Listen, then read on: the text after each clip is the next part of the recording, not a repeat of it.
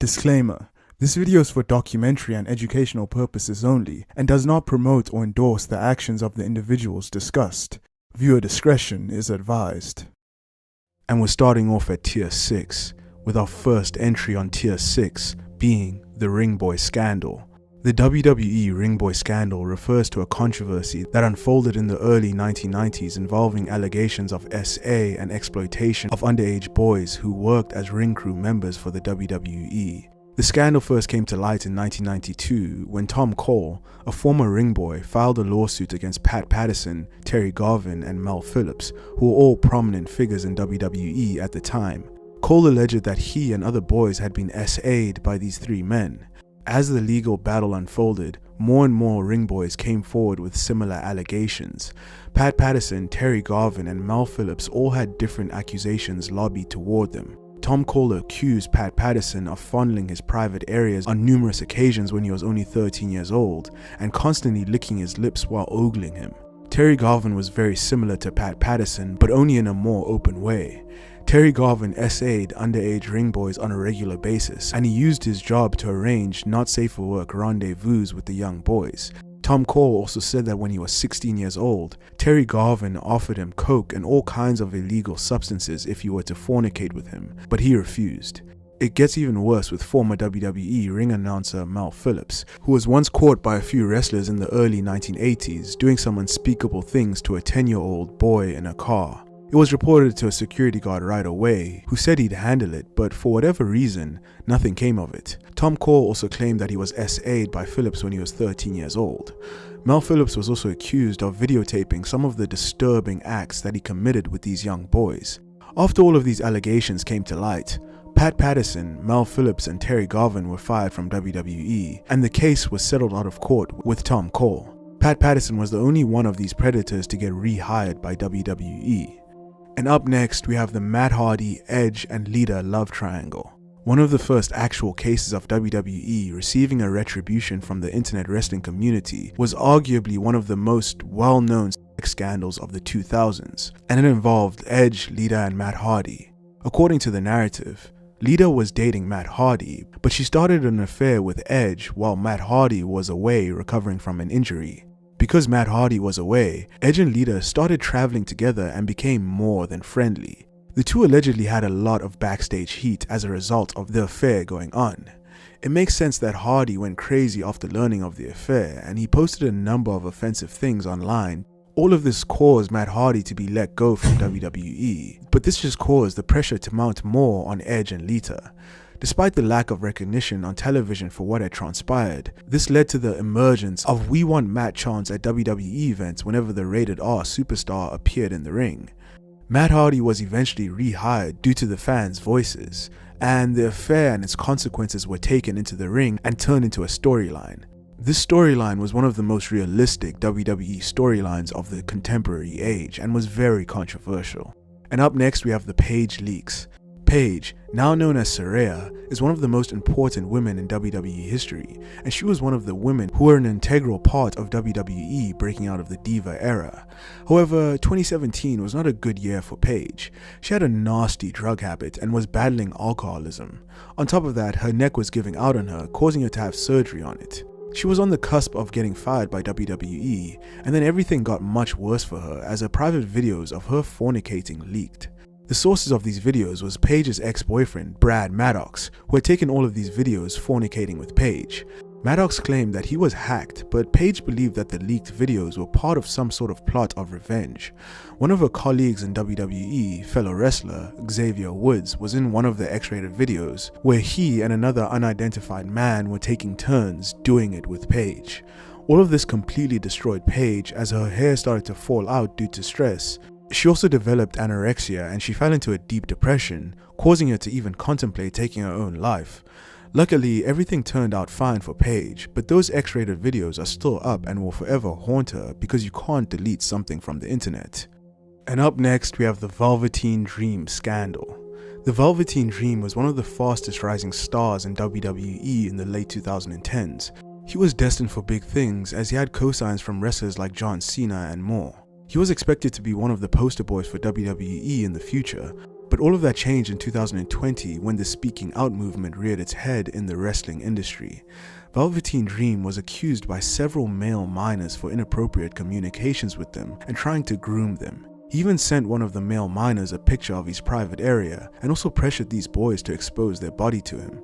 WWE looked into all of these accusations, but they didn't find anything wrong with what he did because all of the boys he was talking to were 16 or 17 at the time, and it is legal in Florida for someone who is under 23, like the Velveteen Dream was when he was talking to them, to engage in relations with someone who is 16 or 17.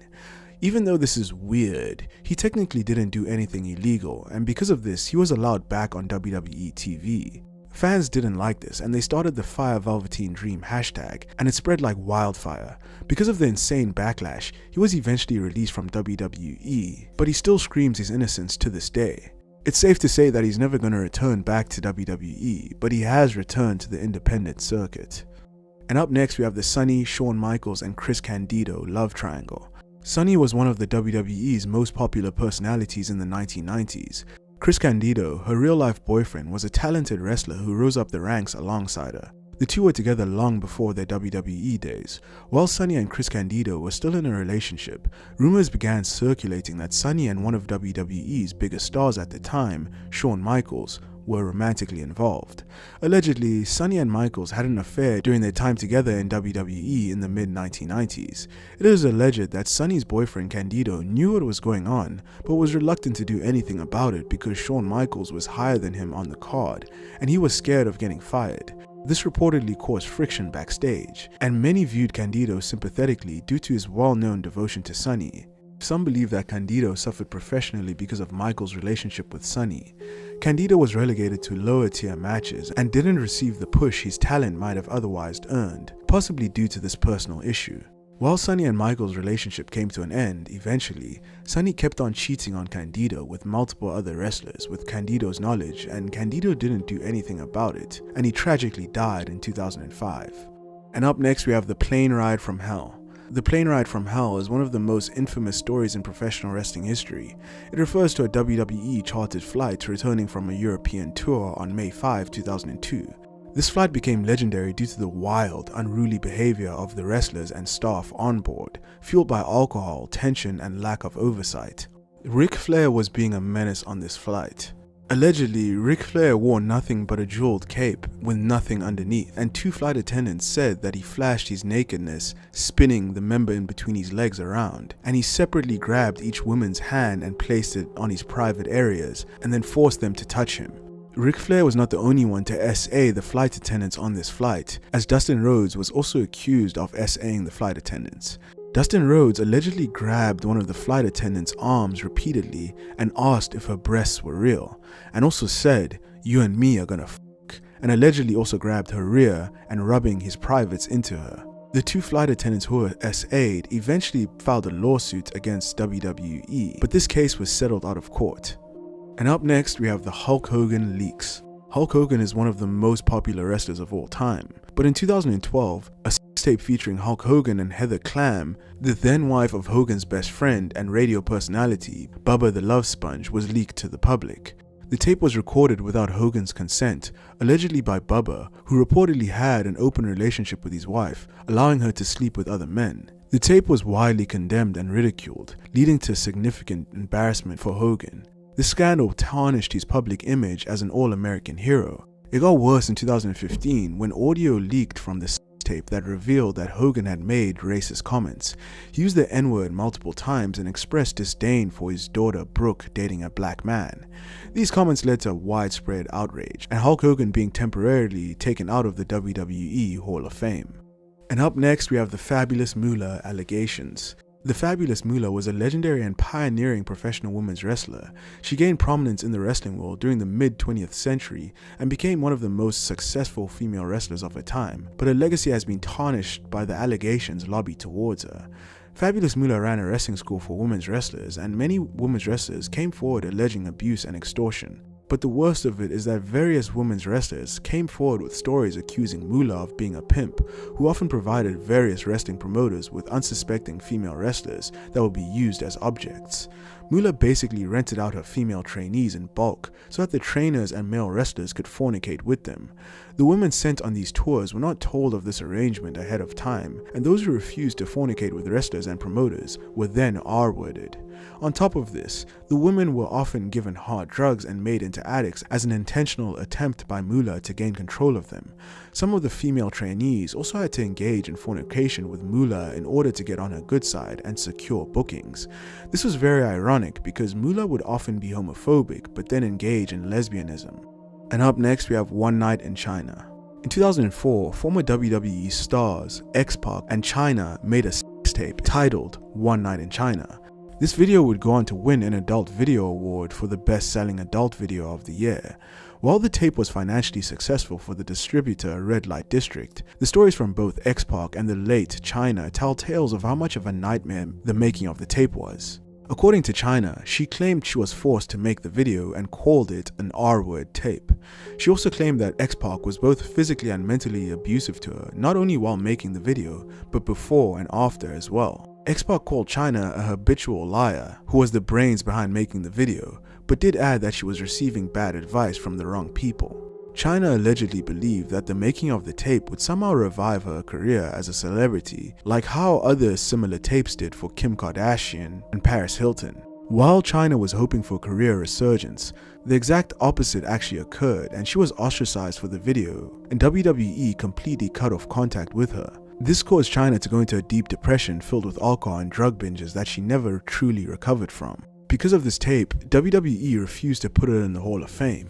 She unfortunately died in 2016, but she was inducted into the Hall of Fame alongside D-Generation X in 2019. But still to this day, she has not received an individual induction into the WWE Hall of Fame.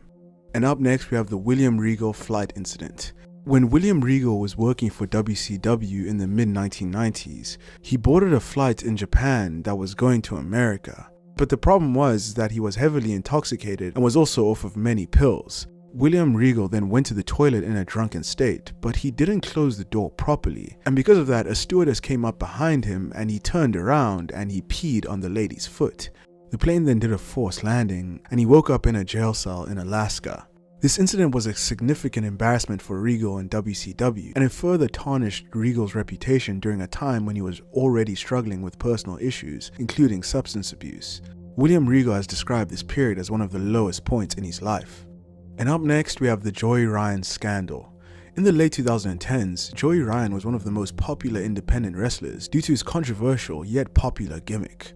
While he was with TNA, the speaking out movement came about in 2020, and Joey Ryan had 18 different accusations against his name from 16 different women and 2 men for things like SA, R-word, and harassment.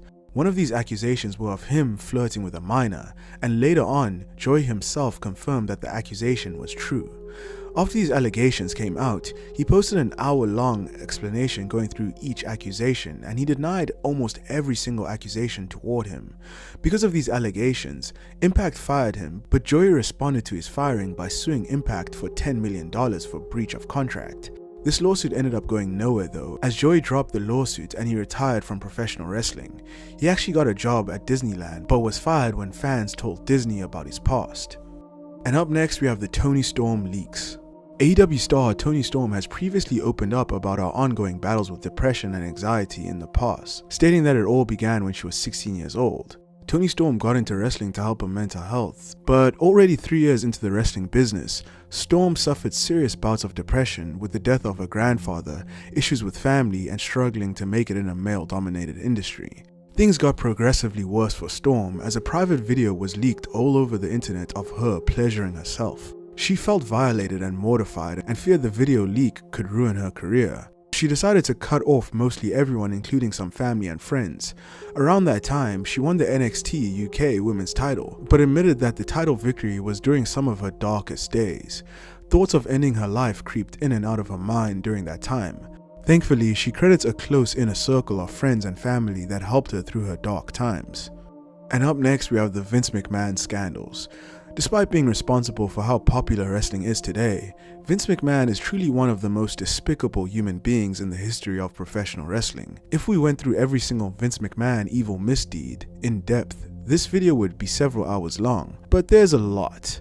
From WWE's first female referee Rita Chatterton accusing him of R-word in 1986, to him SAing a tanning salon employee in 2006, and him doing the exact same thing in 2011 to a different tanning salon employee, to it being revealed in 2022 that he paid over $15 million to several different women for SAing them repeatedly over the years, all the way to 2024 with it being revealed that Vince trafficked a former WWE employee named Janelle Grant.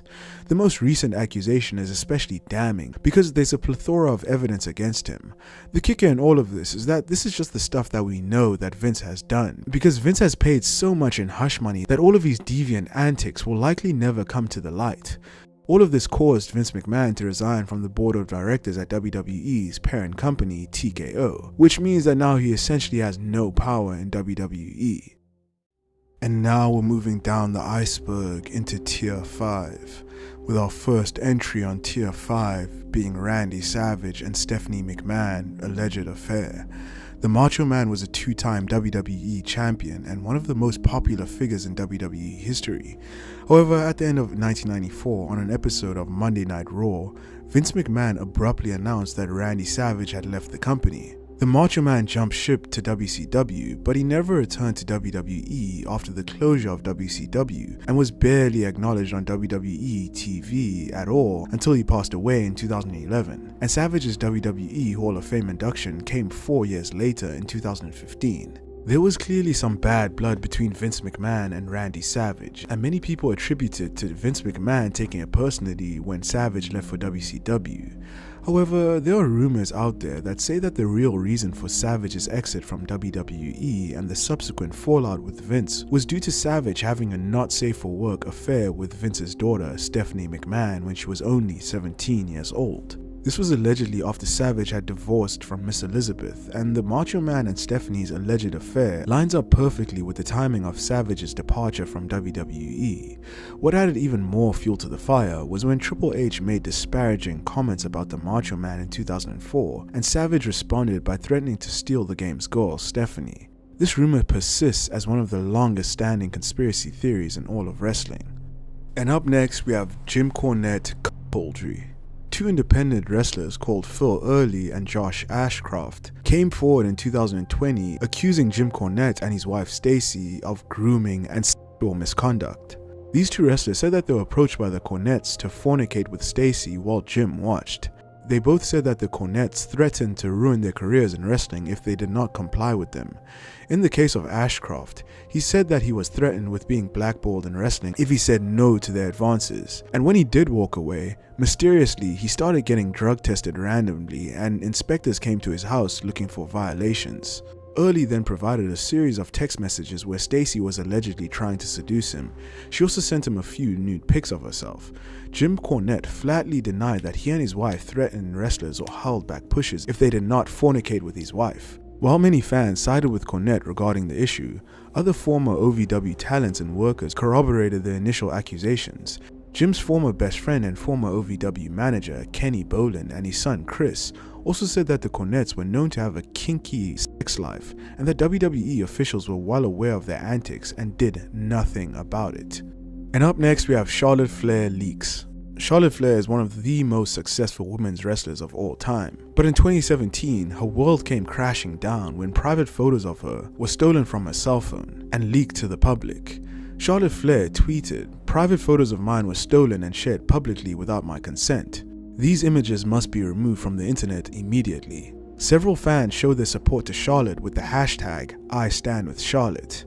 And up next we have Rocky Sr., a serial cheater. Former pro wrestler and the father of Dwayne "The Rock" Johnson, Rocky Johnson, had a rocky relationship with his wife, Atta Maivia, during their 25-year marriage. Their marriage was a very turbulent one, as Rocky carried on several affairs while traveling on the road. It was alleged that Rocky had one affair that lasted for nearly as long as his marriage to Atta, with a woman by the name of Luann Crable. A 15-year-old Dwayne Johnson found out all about the affair and allegedly stole one of Crable's credit cards and fraudulently charged over $3,000 of it. Atta became so depressed and upset over Rocky's infidelities that she allegedly tried to take her own life. According to The Rock, his parents had a huge verbal fight over Rocky's mistresses that caused Atta to get out of the car she was in with Johnson. It was her teenage son Dwayne who helped pull her off the road and to safety. There was also an incident where Rocky slept with a 19-year-old girl from one of his stops in the Tennessee territory. Rocky was arrested on an allegation of R-word, but those charges were eventually dismissed. Rocky and Atta finally divorced in 2008. And up next we have the Seth Rollins leak. In early 2015, Seth Rollins was on fire, but a wild series of events eventually unfolded that put question marks around Seth Rollins. His social media was purportedly hacked, resulting in his account posting a very revealing photo of NXT prospect Zara Schreiber, whom he was seeing at the time.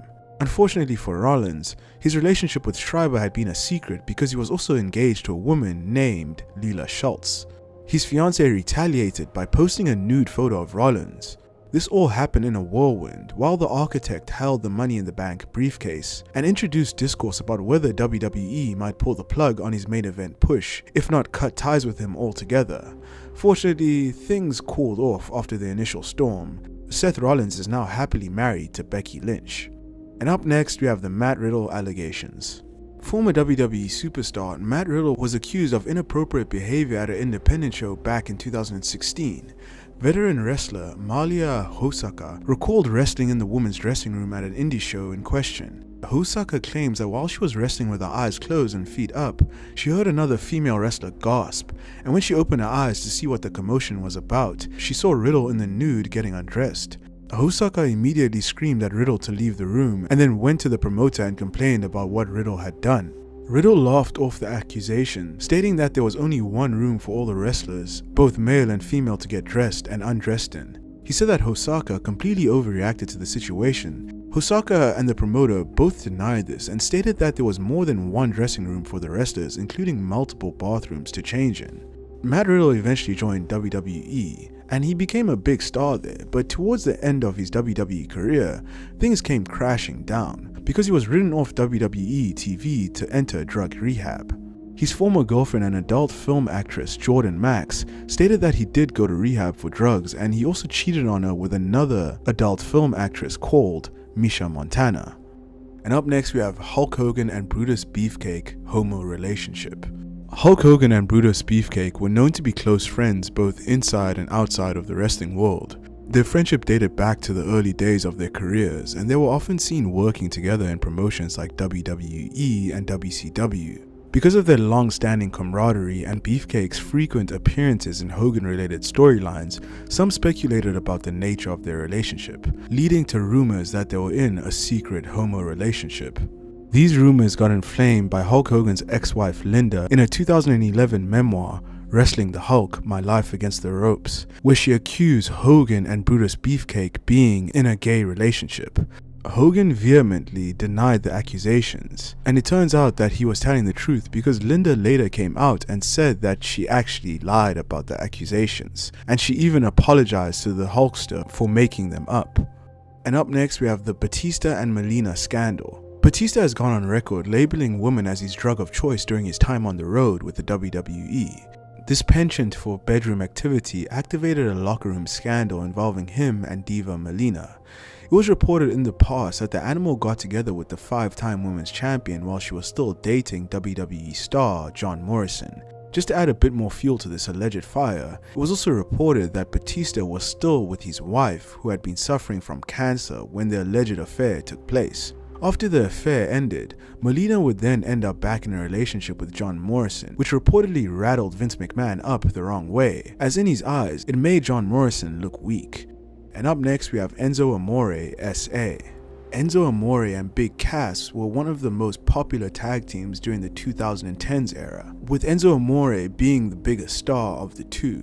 Unfortunately, in January of 2018, a woman publicly accused Enzo Amore of SAing her in a hotel room in Phoenix, Arizona in 2017. The accuser, identified as Philomena Sheehan, claimed that Amore and his friends had lured her into the room where the alleged assault took place. She also stated that she was incapacitated and unable to give consent. Sheehan shared her account on social media, detailing the alleged incident. Her post quickly went viral, leading to significant backlash against Amore. WWE initially suspended Amore, stating their zero-tolerance policy for matters involving SA, but then, just a day after suspending him, WWE announced that they had terminated Amore's contract, citing his failure to inform the company of the ongoing police investigation prior to the public accusation. While the WWE did not explicitly state his guilt, the company made it clear that withholding such information breached their trust. The Phoenix Police Department conducted an investigation into the allegations, but after several months, they concluded that there was insufficient evidence to proceed with the charges, and the case was officially closed, with no charges against Enzo Amore. And up next we have Marty Scurll. Marty Scurll was a popular independent wrestler, and he also had an important role in making the Elite popular. So in a way, even though he never wrestled for AEW, he helped to place the building blocks for AEW. He ultimately chose not to sign with AEW and instead became a booker and wrestler for Ring of Honor. But his world came crashing down in 2020 when he was accused of SA by a woman named Kitten. She alleged that Scurll SA'd her when she was intoxicated over 5 years ago when she was 16 years old. The girl's father confirmed the allegations by revealing a series of texts between the two. Scurll allegedly convinced Kitten to go back to his hotel room after a show in the United Kingdom. She accused Scurll of pressuring her to give him oral, but he did not penetrate her as someone walked in on them in the room. Scurll would later admit to the encounter and said that 16 years old is the age of consent in the United Kingdom. Scurll faced significant backlash, and despite staying with ROH for a while, him and ROH decided to mutually part ways. And up next we have Sable sues for SA. In 1999, WWE star Sable filed a $110 million SA lawsuit against the company. According to the court documents, Sable accused WWE management of asking her to go topless in an evening gown match. When she refused, she said that Vince McMahon called her a prima donna. Sable also claimed that male wrestlers would routinely walk into the women's locker room by accident. She said that some of those male wrestlers would cut holes in the walls to gawk at the women dressing or taking a shower. Wrestlers would also play pranks by stealing her belongings and hiding them or throwing her stuff in the toilet. The case was ultimately settled out of court, however. And up next we have the Jimmy Savile accusations. Jimmy Savile was a cultural icon on British TV screens for nearly half a century and was even knighted by the royal family. He was also very involved in humanitarianism as he raised millions of pounds for charities across the UK. Little do people know that Jimmy Savile was also a former pro wrestler from the late 1950s to the early 1970s and had over 100 professional wrestling bouts. However, there were allegations of child abuse going back to the early 1960s. Over the years, news sources heard the allegations, but they didn't report them. At the BBC, where he worked at a lot, the truth was reportedly an open secret, with several reportedly having physically seen or being involved with Savile's horrific exploits, but essentially staying silent. Savile died in 2011, but almost a year after his death, many allegations against him started to surface, and it was revealed that Savile SA'd kids and adults at 28 hospitals. Savile was effectively allowed free reign of the hospitals where he committed various disturbing acts against women and children. The age range of his victims were from the age of 5 to 75 years old, and the number of victims is said to be around 450, making him one of the most prolific predators in British history, and one of the most notorious ever professional wrestlers. And now we're moving down the iceberg into Tier 4, with our first entry on Tier 4 being the Jerry Lawler allegations. Jerry Lawler, in addition to being a legendary Memphis wrestler, was one half of the greatest announcing duos in the history of the business. Jim Ross doing play-by-plays plus Jerry Lawler doing comedic heel commentary was absolute gold, but in 1993, Lawler faced a scandal that could have destroyed his career. Lawler was charged with the R-word of a 13-year-old girl, and although these charges were eventually dropped, Lawler did plead guilty to harassing a witness in the case who was a 14-year-old girl who was going to testify against him. Initially, WWE suspended Lawler, but then they let him back into the fold after the worst charges were dropped. And up next we have the Brandy Rhodes leaks. The husband and wife duo of Cody Rhodes and Brandi Rhodes have been together for a long time, wrestling across several different promotions. In 2014, while they were both employed by WWE, Cody as an active wrestler and Brandi a ring announcer known as Eden Styles, a huge incident took place where Brandi Rhodes' nudes were leaked. The leaks of Brandi showed several nude photos of herself in the mirror. And up next we have the Umaga SA. Shelly Martinez revealed that while she was employed by WWE back in 2006, she was SA'd by another wrestler. The wrestler in question was the late Umaga. According to Martinez, the two were friends, but Umaga apparently wanted more out of the friendship. She was dating another wrestler at the time and claimed that she wasn't interested in Umaga that way. One night, members of the roster got together to party and Shelly had a bit too much to drink. She says that while she sat on the couch, Umaga allegedly climbed on top of her and started to touch her chest and privates. Shelly claimed that all she remembers was praying that she wouldn't get R-worded and she was able to somehow push Umaga off of her. The next day, Shelly went to her friend Melina and told her about the incident, and some male wrestlers overheard her. Shelly claims that those wrestlers were friends with Umaga. They shouted at Melina to smarten her up, and then Shelly then claimed that she became enraged and ran up to the unnamed wrestlers in question and yelled in their face. And up next we have Alberto Del Rio cheating. When Alberto Del Rio returned to WWE in 2015, it was rumored that he started an affair with Charlotte Flair. The two were supposedly not in any kind of relationship. It was purely physical. Of course, the main issue was Del Rio was already a married man with kids. Alberto was married to a former model named Angela Valque. While Alberto reportedly fooled around with Charlotte, he began another affair with Paige.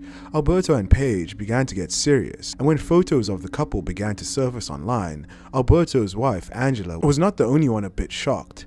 Charlotte found out just like everybody else did, and most likely felt blindsided by it. That started backstage tensions between Charlotte and Paige, who were formerly good friends. Vince McMahon was allegedly told of the tensions between Paige and Charlotte and decided to book them in a match against each other. Apparently, Vince McMahon thought the real-life animosity between the two would make great television. And up next we have Kenny Omega poses with a PDF file. Jason Rance was a professional wrestler who primarily wrestled in Florida on the independent circuit. However, his wrestling career came to a screeching halt in 2010 when he was arrested and later convicted for engaging in not safe for work activities with a 15-year-old girl in 2008 when he was 25 years old. He was then registered as a sex offender. Following his conviction, Rance underwent therapy and was prohibited from interacting with minors during his probation. After completing these legal requirements, he resumed training minors at his wrestling school, Team Vision Dojo in Orlando, Florida. The dojo issued a statement asserting that Rance had fulfilled all legal obligations and had informed parents about his past. In 2018, Rance's involvement in the wrestling community drew significant criticism when he participated in a dark match at the CEO x New Japan Pro Wrestling event in Daytona Beach, Florida. The event organizer was Kenny Omega, and Kenny Omega even posed for a picture with Jason Rance and others. Omega faced backlash for including Jason Rance in this event and also taking a picture with him. And up next we have Alexa Bliss fooling around backstage.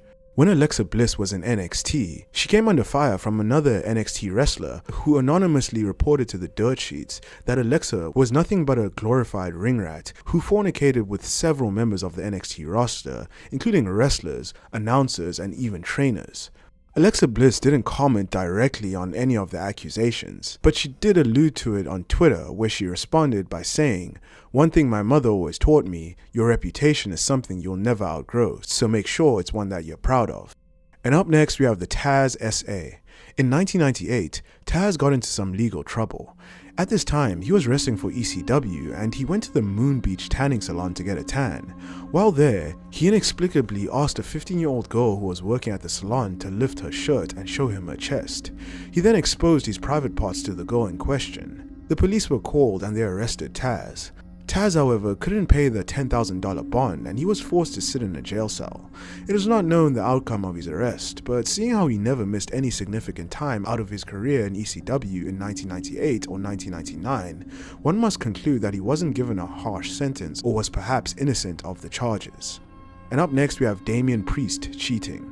WWE star and former World Heavyweight Champion Damian Priest has been accused by an ex-girlfriend of cheating on her. The twist to the story is that the girlfriend stated on social media that Priest not only cheated on her, but did so with 2 of her sisters.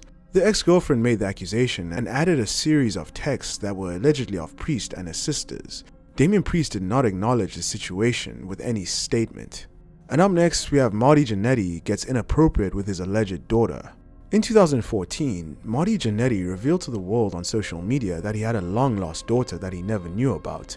After a few years of trying to bond with his daughter, Jannetty apparently went through with a DNA test, and as it turned out, the DNA test revealed that Jannetty and the girl were not father and daughter. What makes the situation so bizarre was that in the summer of 2017, Jannetty went on social media again, and this time he asked all of his friends and followers if it was okay to fornicate with this girl now that the two aren't related by blood.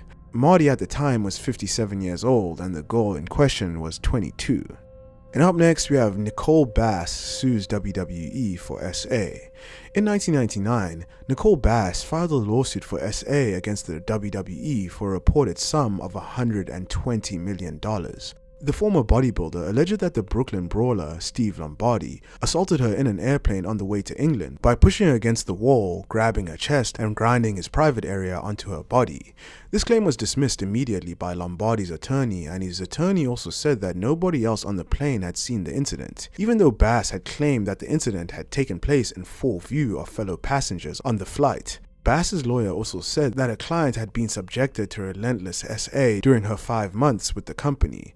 The WWE and Vince McMahon said that they only fired her because she wasn't very good at her job.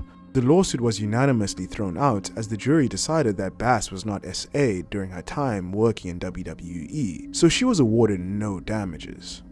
And up next we have John Cena, a cheater.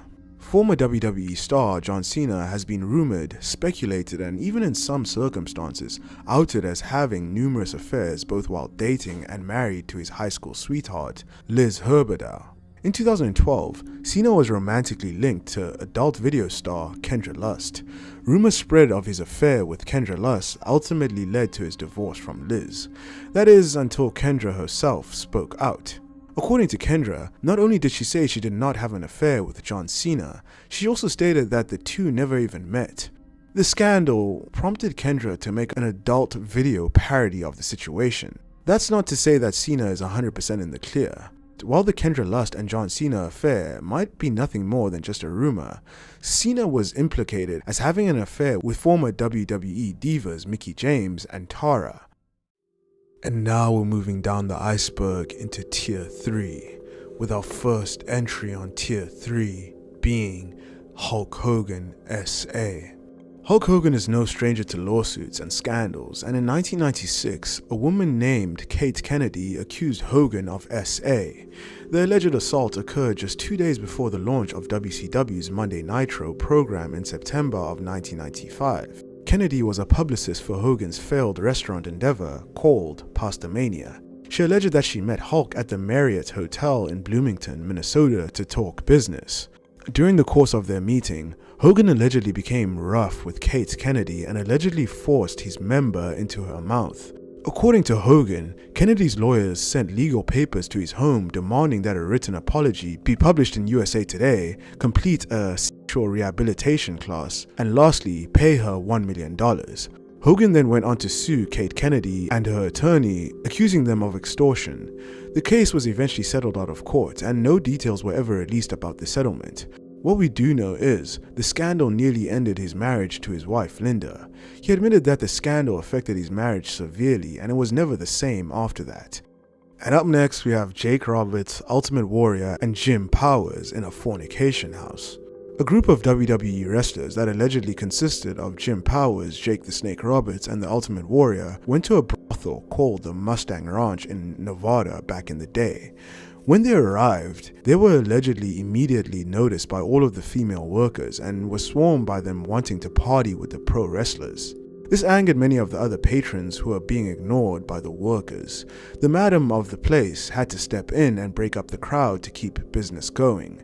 She supposedly handed each wrestler a voucher of sorts to go into a back room with a female free of charge. The Ultimate Warrior was allegedly insulted by the offer and refused the voucher, saying that he had a lot of money and didn't need a handout. Jake Roberts allegedly grabbed Warrior's voucher for himself.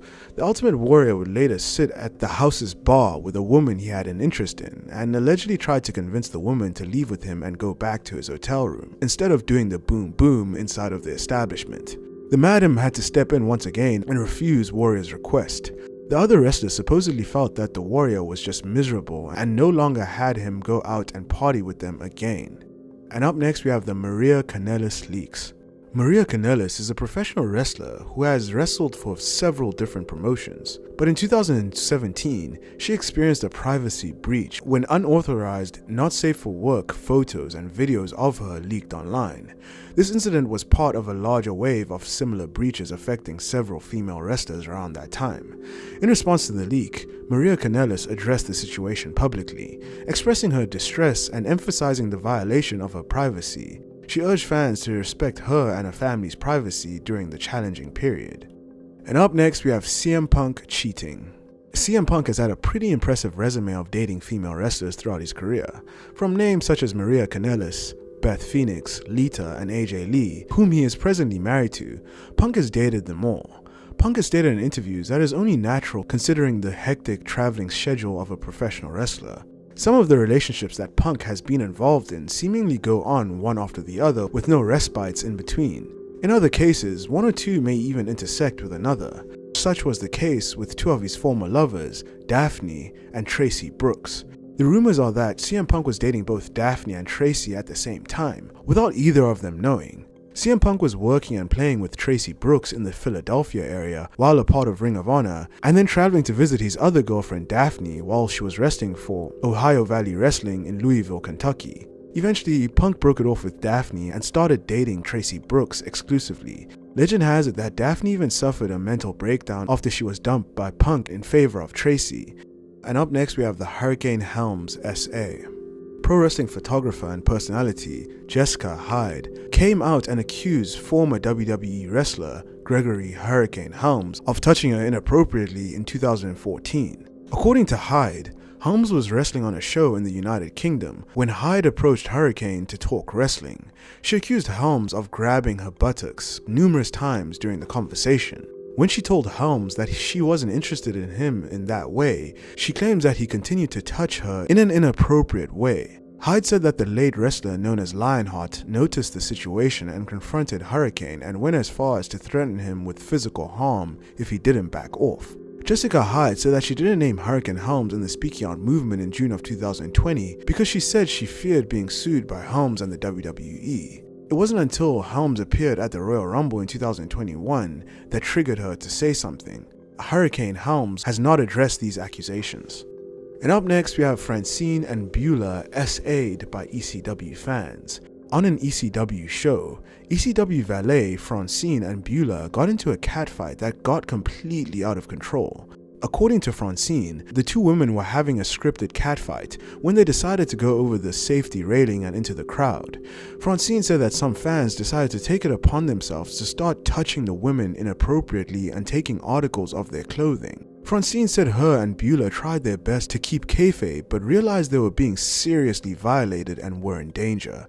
Luckily, ECW's security team got to them in time and rushed them to the backstage area. Francine said that she would never do that spot again and she lost a lot of respect for ECW's fan base for a long time afterward. And up next we have Kelly fooling around backstage. In a June 2011 radio interview, WWE star Randy Orton accused former WWE diva Kelly of being an extremely promiscuous woman in the locker room. Orton said that he could name at least 10 wrestlers she fooled around with during her WWE tenure. Two names that he mentioned were Edge and Dolph Ziggler, but from past knowledge she also had relationships with Justin Gabriel and Test. Kelly also briefly dated actor Jimmy Pevin, who she met while he was a guest of Monday Night Raw. And up next we have Chavo Guerrero cheating. In March of 2011, Chavo Guerrero Jr. allegedly started texting his friend Drew McIntyre, boasting that he had slept with a woman other than his wife of then 13 years. To prove his boast, he texted a picture of the woman's thong panties as a trophy. Drew McIntyre responded by jokingly saying that he was playing with himself in the gym over the pic. Apparently, Drew's then wife, Taryn Terrell, discovered the text on Drew's phone and in a moment of rage, posted the conversation on her Twitter feed. Drew and Taryn eventually got a divorce, and despite Chavo's alleged admittance to infidelity, is still married to his wife. And up next we have Rick Steiner, S.A.'s Leah Meow. In 2000, former professional wrestler Christina Lorme, aka Leah Meow in WCW, and Kimona Wanalaya in ECW, went to Turner Human Resources and filed an harassment complaint against the dog-faced gremlin, Rick Steiner.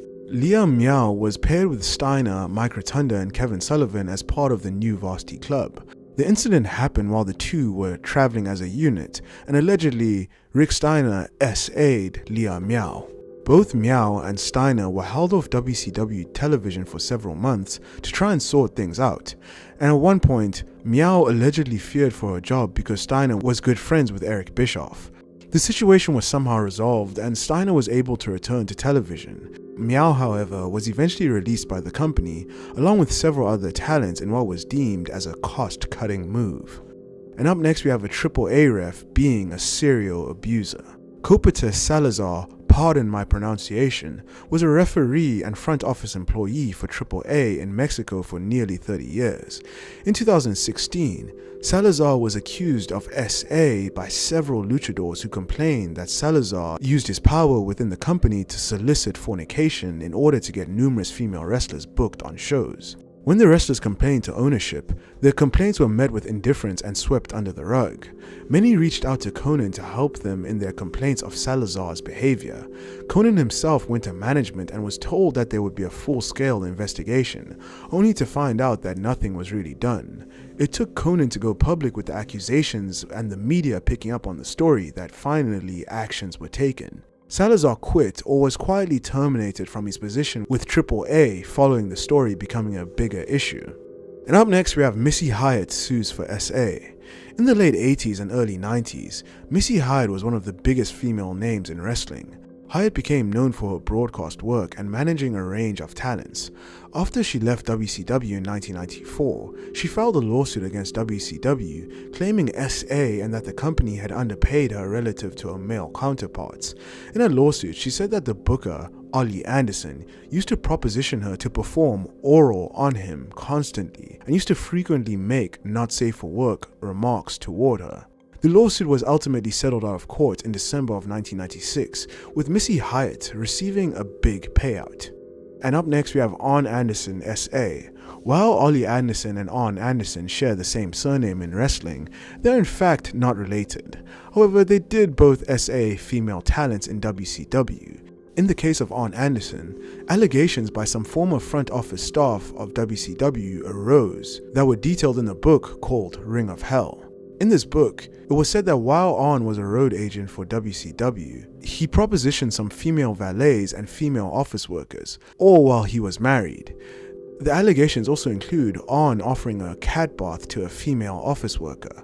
A cat bath was allegedly Arn's code word for oral. The book also alleged that WCW women's wrestler Major Guns was coerced by Anderson to do these lewd actions. And now we're moving down the iceberg into tier 2. And up next we have Raven caught with a 15-year-old girl. During his days in ECW, Raven brought 3 girls back to his motel room. According to Raven, he fornicated with 2 of the women while the other, a 15-year-old girl, just slept there. One of the 2 adult women were rumored to be ECW ring announcer Joe Gertner's wife. Regardless of who the 2 adult women really were, there was an issue of a 15-year-old in that same room. Police were called, and when they showed up to the room, Raven was naked and the underage girl was still in there with him. Raven was arrested, and after a few hours of questioning, the police determined that there was no real evidence of SA with the teen, and he was subsequently released. As for that teenage girl, it turned out to be future wrestler/valet Becky Bayless, aka Cookie in TNA Wrestling. And up next we have Trish Stratus and Lillian Garcia's secret lesbian relationship. It's been rumored before that former WWE ring announcer Lillian Garcia and WWE Hall of Famer Trish Stratus were once more than just friends. It all allegedly took place in 2000 when both Lillian and Trish Stratus were relatively new to the WWE. Both were apparently spotted at an appearance together and holding hands, which is not a big deal at all, but then rumors started to swirl around that they were spotted kissing at a club not long after that. Considering the different climate back in 2000, it was allegedly not looked upon positively by the male-dominated locker room, and both were ostracized for the alleged affair. To further fuel those rumors, The Rock once conducted an interview with Lillian Garcia on SmackDown. In the interview, The Rock said he knew Garcia liked pie. As Rock fans know, pie meant a woman's private part in Rock code. The couple allegedly split up due to pressure from management, but still remained good friends. And up next we have AJ Lee cheating. Former WWE diva AJ Lee was trained by Jay Lethal. The two would fall in love and begin dating in 2007 and would eventually get engaged. This is where this love story takes a turn for the worse. AJ Lee would sign with WWE after getting a tryout with the company. And while employed early on with the WWE, it was heavily rumored that AJ Lee fell for fellow WWE wrestler Trent Beretta. She allegedly began having an affair with Beretta, and this would cause her to split from her former mentor and fiancé Jay Lethal. Lee and Beretta would remain an item for a while until it was alleged that a woman who Beretta was seeing on the side sent some nasty messages to AJ. The couple would split in 2012 and Beretta ended up being released by the company. And up next we have the Art Barr scandal. Art Barr was an American professional wrestler who found his greatest success in Mexico's AAA promotion. He was not the man who invented the frog splash, but he was the one who brought the popularity of the frog splash to a wide audience in the USA. In 1989, Art Barr R-worded a 19-year-old girl after a wrestling event. Under polygraph, Barr admitted that the girl did not consent to fornicate with him, but insisted that he believed that she would have had they been in a different location.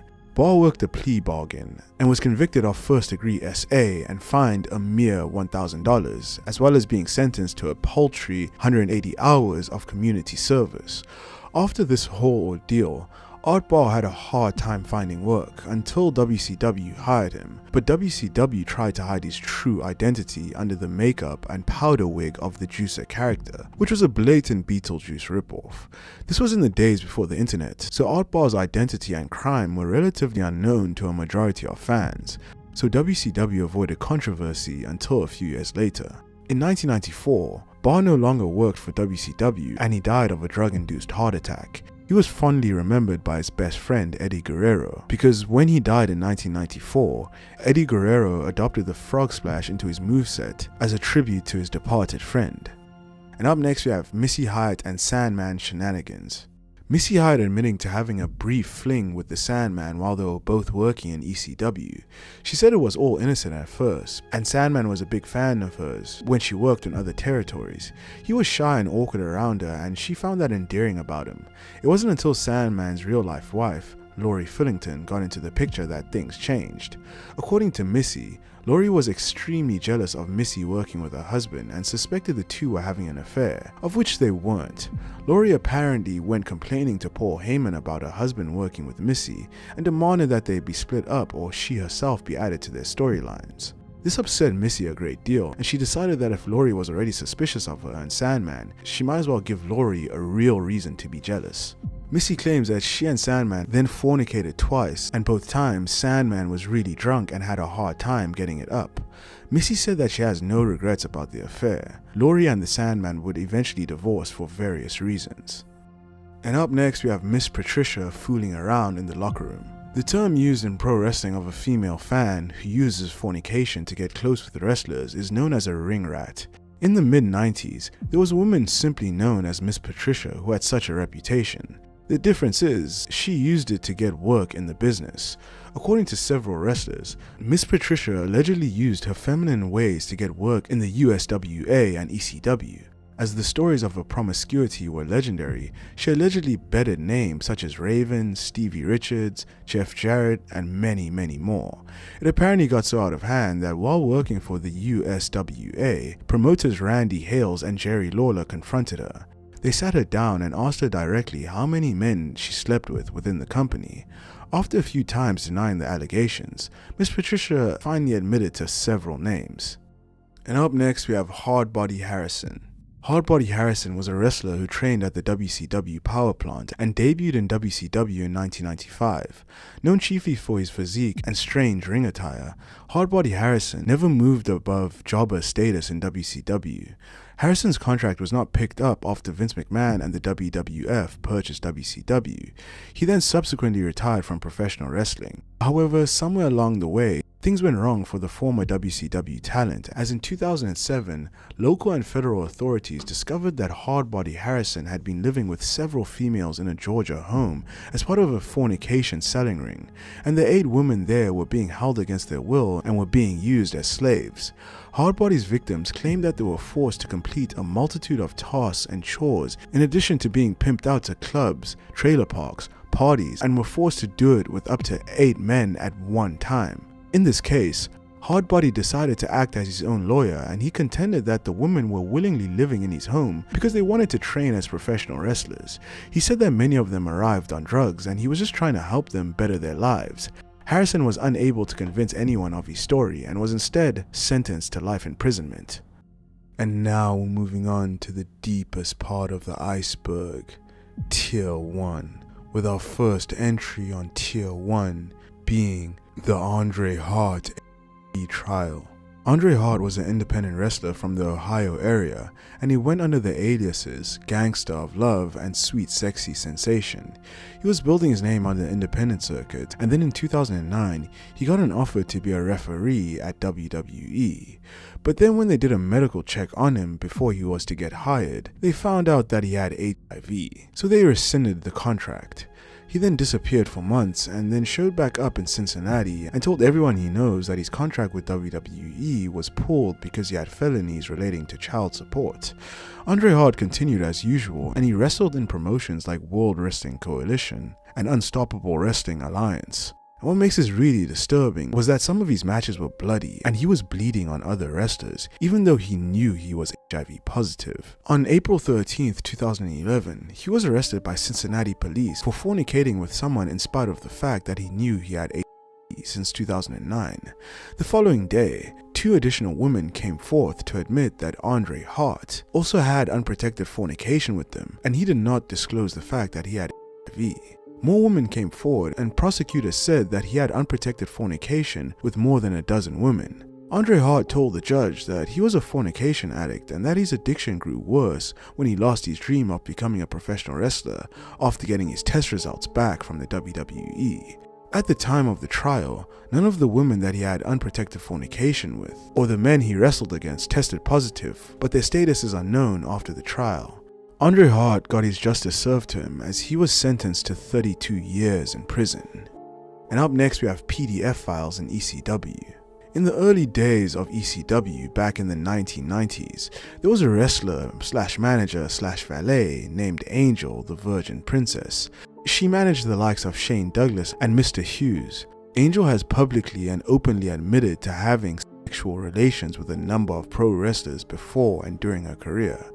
The who's who of wrestlers she allegedly slept with includes guys like Arn Anderson, Stan Lane, Sid Vicious, Ric Flair, and Paul Heyman. While groupies, valets, wrestlers, and officials sleeping with one another is nothing new in the business, the bigger story is how old Angel was when she started giving her body to these men. According to her, she was allegedly around 13 years old when she was having consensual fornication with many of these wrestlers. She also admits being totally in love with Paul Heyman during this time. Admittedly, Angel recognized that she looked much older at the age of 13 than most teens that age did. Angel also claimed that all of the wrestlers that she fornicated with before she turned 18 all knew of her age, and many simply didn't care. And up next we have Rob Feinstein falls for underage decoy. Feinstein was the owner of RF Video, which was a video distribution company to ECW. Feinstein was looking to find a wrestling promotion that will allow RF Video to continue selling DVDs and VHS tapes about pro wrestling, after the original ECW was bought out by WWE in 2001. Feinstein, as a result, created his own wrestling promotion that will allow him to sell more DVDs, and the company that he created was Ring of Honor. Ring of Honor is an important part of wrestling history, and it was once home to many wrestlers who have become legends. Ring of Honor would go on to form a wrestling alliance with TNA at the time, and they would band together to produce some of the best wrestling product outside of the WWE. However, in early 2004, it was revealed through an internet-based sting operation that Feinstein was a predator. He was looking to obtain lewd favors from someone off the internet who he believed was a 14-year-old boy. In reality, it was an adult posing as a minor. When these shocking turn of events were revealed and publicized by various news sources, this caused a large scandal for Ring of Honor, as the founder of the company was revealed to be a predator. When the news broke, TNA ended their relationship with ROH out of the fear that this negativity could affect their reputation. In the end, Feinstein resigned as the CEO of Ring of Honor in March of 2004.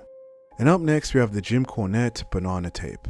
In 1995, Jim Cornette was working with WWE and had some problems in his personal life as his wife wanted a divorce. The problem with his wife eventually went to a court, and part of the evidence that Cornette's wife had was a video of a dominatrix shoving a banana into the orifice on the backside of Jim Cornette. Yes, you heard that right. It was later revealed that when Vince McMahon found out about this, he found it hilarious and made sure to rib Cornette relentlessly for it.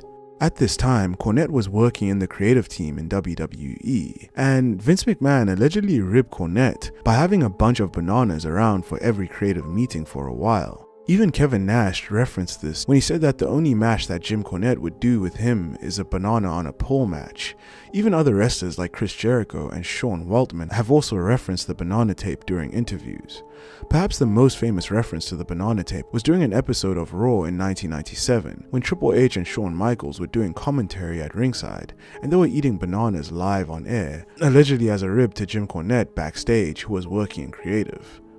And up next, we have Grizzly Smith PDF file. Grizzly Smith was an American professional wrestler who had an over 20-year career in the wrestling industry and held various backstage positions in promotions such as Mid-South Wrestling, the WWE, and WCW. He was the father of professional wrestlers Jake the Snake Roberts, Rocking Robin, and Sam Houston. His most famous child, Jake the Snake Roberts, was conceived in a very disturbing way. While Grizzly Smith was dating Jake the Snake's grandmother, Grizzly R-worded the woman's 12-year-old daughter, who became pregnant with Jake Roberts. Grizzly then convinced Jake's grandmother to allow him to marry her 12-year-old daughter, and so he forced the 12-year-old girl, Jake's mom, to marry him. Jake the Snake's childhood was filled with trauma and abuse, as he constantly suffered SA from his stepmother. Grizzly knew all about it but did nothing to stop it, sometimes even allegedly encouraging it. Roberts also claimed that Grizzly would travel around the country and often sleep with underage girls. Grizzly Smith was a serial PDF because he even began to SA his own children. One of his daughters, Rocking Robin, disclosed that she suffered SA by her father from the age of 8 to 14 years old, and she threatened to shoot him with his own gun in order to make him stop. Rockin' Robin believes that her other sister, Jolynn, was also assaulted by Grizzly Smith. The aftermath of these harrowing events resulted in a downward spiral into substance abuse for all of Grizzly's children. Jake's well-documented descent into drug addiction serves as a poignant testament to the profound impact of childhood trauma. And up next, we have the murder of La Parquita and Expectrito 2. Alberto and Alejandro Jimenez were twin brothers who were dwarfs, and they were established athletes in the AAA promotion in Mexico. There, they competed under the ring names of La Parquita and Expectrito 2. Despite being little people and having a very short height, they managed to make it to the WWE and had a pretty successful wrestling career, but it was all cut short in 2009 when the twin brothers were found dead in their hotel room. It was reported that the two dwarf brothers checked into a hotel after a Sunday night wrestling show, and allegedly two female fornication sellers approached the wrestlers and were invited back to their hotel room. In the hotel room, the two women spiked the men's alcohol with what was believed to be eye drops.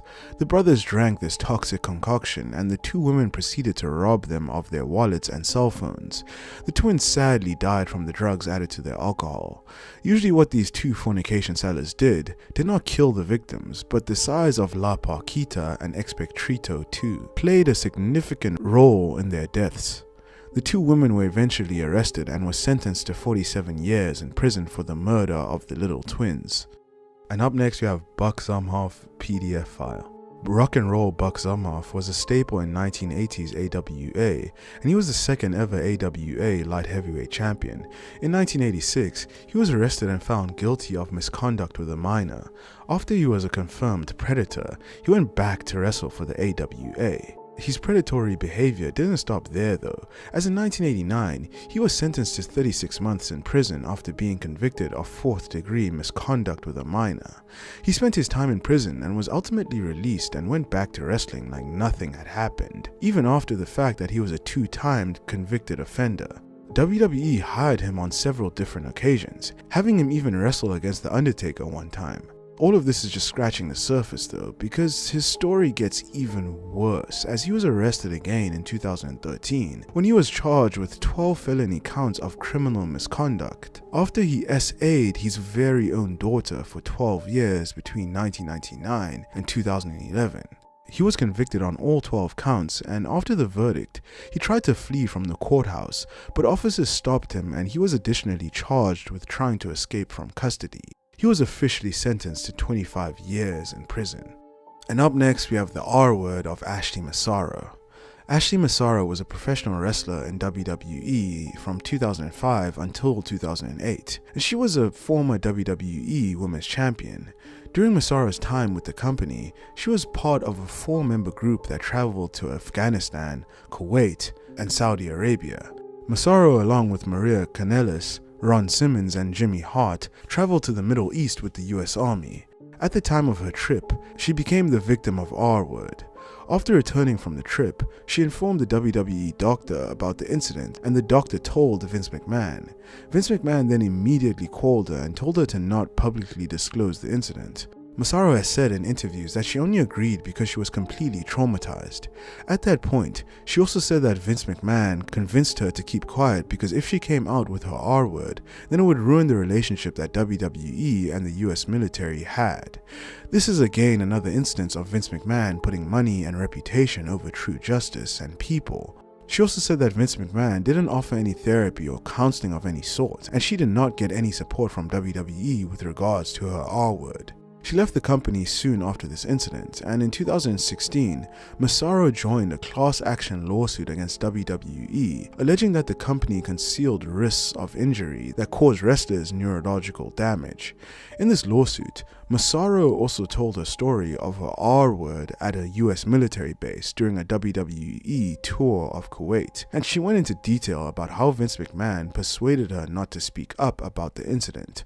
The lawsuit was dismissed in 2018, however. This whole ordeal sent Massaro into a deep depression, and just a year after the lawsuit was dismissed, Massaro was found deceased in her New York home, and it turns out that Massaro had actually taken her own life. And up next we have the Messiah Scandal. XPW was a controversial wrestling promotion based in Southern California, run by Rob Black, who was also involved in the adult film industry. The Messiah joined XPW in 2000 and quickly became a fan favorite due to his charisma and willingness to perform in extreme matches. He was known for his edgy Messiah persona, and he became one of the promotion's top stars, holding the XPW World Heavyweight Championship and the King of the Deathmatch Championship simultaneously. However, things soon began to simmer behind the scenes. In 2001, Messiah was abruptly fired from XPW. The reason was Rob Black discovered that Messiah had been involved in an affair with his wife, Lizzie Borden, who was also a prominent figure in the promotion. This revelation led to Messiah being ostracized from XPW, and then he moved on to other promotions where he continued to build his reputation as a talented and fearless performer.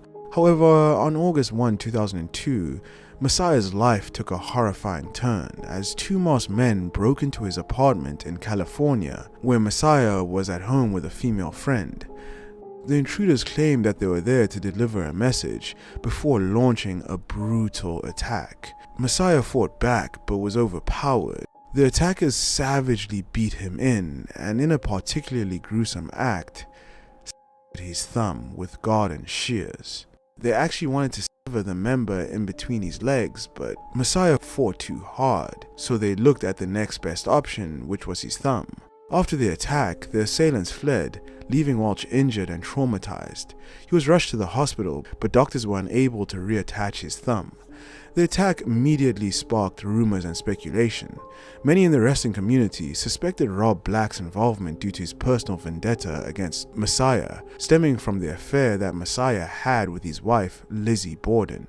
Black was known for his controversial behavior and connections to the adult film industry, adding fuel to the conspiracy theories. Despite the suspicions, no concrete evidence linked Rob Black or anyone else to the crime. The case gained national attention when it was featured on America's Most Wanted, but the attackers were never identified and the case remains unsolved to this day. And Messiah continued to wrestle, just without a thumb. And we're starting off at the tippity top of the iceberg, Tier 6. And up next, we have CM Punk buries WWE. CM Punk is no stranger to shooting from the hip, especially on the mic. From his world-famous work-shoot pipe bomb promo to his numerous memorable promos that blur the line between fiction and reality. However, there was once a time where CM Punk legitimately shot on WWE, and it was on the Art of Wrestling podcast with his longtime friend Colt Cabana in 2014. After being eliminated by Kane in the 2014 Royal Rumble and leaving Raw the next evening, CM Punk left WWE under unknown circumstances. He was quiet for a while after his departure, and wrestling fans were clamoring to see why he left. The Art of Wrestling podcast featured CM Punk's candid interview, which has since become one of the most well-known shoot interviews ever. CM Punk talked about his suffering during his final years in WWE. He also complained publicly about his booking, claiming that he was excluded from WrestleMania main events and top slots. He also complained publicly about his annoyance with Vince McMahon and the organization, and his accusations against Dr. Chris Amon, the WWE doctor at the time. CM Punk claimed that Amon was to blame for Punk's MRSA staph infection. Additionally, Punk also accused Amon of providing medical care that exacerbated a lump on Punk's back. WWE sued Punk and Colt Cabana as a result of this interview. CM Punk and Cabana prevailed in the litigation, but at a price. Following the trial, it was discovered that both men had sued one another over the way the case was handled. The long-standing bond of friendship between Colt Cabana and CM Punk was torn apart by the lawsuit.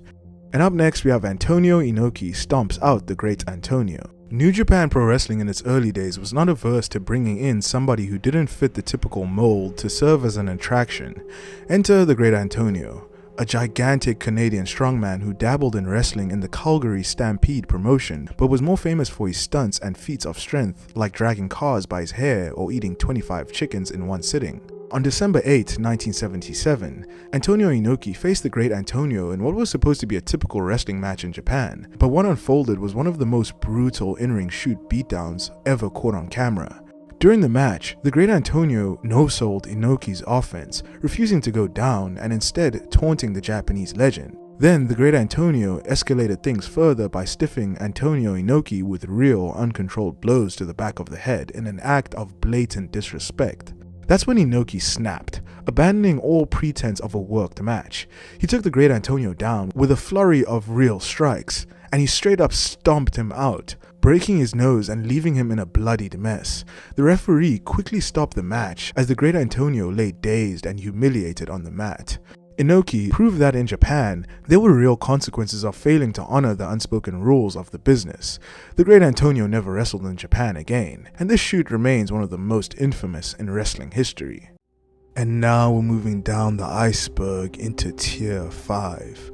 And up next, we have CM Punk and Hangman Adam Page shoot. In 2022, when CM Punk was in AEW, he was in a program with the AEW champion at the time, Hangman Adam Page. However, backstage, the two had beef stemming from Hangman not taking Punk's advice and from Hangman believing that Punk was trying to get his friend Colt Cabana fired. In one promo segment, Hangman Adam Page started shooting on Punk by saying that he has no respect for him and what he's done since he's got to AEW, and he said that Punk talks a big game about workers' rights, but he showed the exact opposite since he got to AEW. On the surface, it seems like Adam Page said nothing wrong, but unbeknownst to fans, Punk actually took a big issue with what Adam Page said in his promo. He saw it as Hangman going into business for himself, because it wasn't what they agreed upon beforehand. Fast forward some time, and in CM Punk's infamous all-out post-scrum press conference, he absolutely blasted Hangman Adam Page in one of the most talked-about shoot interviews of all time. What did I ever do in this world to deserve an empty-headed, dumb like Hangman Adam Page to go out on national television and go into business for himself. Punk's shoot interview led to the infamous all-out brawl where CM Punk and the Elite got into a vicious backstage fight, leading to CM Punk and the Elite getting suspended. And up next we have the Andre the Giant and Akira Maeda shoot. Right next to Brock Lesnar on the list of people you wouldn't want to be in a shoot with would be Andre the Giant, especially a drunker than usual Andre, like the one that turned up to face Akira Maeda for New Japan in 1986.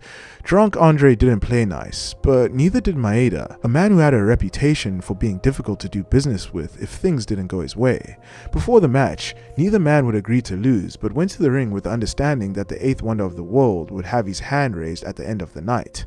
According to legend, New Japan boss Antonio Inoki, who Maeda had had issues with in the past, let Andre know that his opponent that night could use a little straightening out. Come bell time, the two didn't have a plan or a proper finish in place, and it was apparent from the beginning that they weren't on the same page. Andre lumbered around and tried to swat his smaller opponent away, while Maeda successfully completed a couple of takedowns and tried to wear the Giant down with some very real leg kicks. It went on for an eternity, much to the bewilderment of the crowd. Eventually, Andre either got bored or realized that he needed another pint or 12 and lay down on the mats before signaling for Akira to cover him. Inoki stormed out and tried to get things going the way that they should, but his presence infuriated Maeda, who decided to walk out instead. The match was officially declared a no contest. And up next we have Bob Holly demolishes Rene Dupree. Bob Hardcore Holly had a reputation within the wrestling industry for sometimes taking liberties with people in the ring, especially rookies, and was considered by many to be sort of a bully. He famously put the boots to eventual Tough Enough Season 2 winner Matt Cappotelli, and there were numerous stories of him working extra stiff with young talent such as Randy Orton, who was booked against Holly on numerous house shows when he was promoted to the main roster in 2002. While such incidents were in a working context, his attack on Rene Dupree during a match on a November 21, 2004 house show in Syracuse, New York was premeditated and very real. On the show, Holly and Charlie Haas were challenging Dupree and Kenzo Suzuki for the WWE Tag Team titles in a hardcore match. According to reports and Holly's own autobiography, Holly started hitting Rene with stiff shots, followed by a vicious chair shot to the head, after which Dupree fled the scene, only to be hunted down by Holly backstage, where the beating continued before it was broken up. Got in the ring and started pounding the shit out of Rene with a chair. Rene's blocking it, the chair shots, and he gets out of the ring, and Bob chases him backstage. He gets back there, whacks him a few more times. It was like, holy crap, man, what is going on? Why did he do that? Now, for context, Holly claims that he had warned Dupree beforehand about what was coming. As for the reason for the beatdown, Dupree had previously gotten a speeding ticket while driving a rental car registered in Holly's name. Dupree failed to either pay it or inform Holly about it, leading to some legal headaches for Bob Holly. Holly was reprimanded and fined after the incident, though showed no remorse for his actions. And up next we have PCO destroys TNA Digital Media Championship. PCO is a wrestler who has had a long career wrestling for the likes of WWE and WCW, and in 2022 he joined TNA, eventually winning the TNA Digital Media Championship. In early 2025, PCO was in action at the People vs GCW show, winning a kickoff rumble during the promotion's Hammerstein Ballroom show. Following his win, PCO grabbed the Digital Media Championship, placed the belt on a chair, and proceeded to hit the title repeatedly with a sledgehammer. GCW's ring announcer MLJ was eventually able to calm PCO down, at which point the former ROH World Champion cut a promo on TNA, saying that he was the reason the promotion had sold out one of their biggest shows and that he had sold the most t-shirts out of anyone on the TNA roster. Before PCO's promo finished, the live feed cut to a video package. It was reported that PCO is done with TNA after his contract expired at the end of 2024, and him destroying the TNA Digital Media Championship was legitimate. GCW have claimed that PCO went into business for himself in destroying the TNA Digital Media Championship. The indie promotion claimed that PCO insinuated that he was doing something that was part of a storyline for the next TNA TV tapings, and GCW didn't know the incident was going to play out how it happened.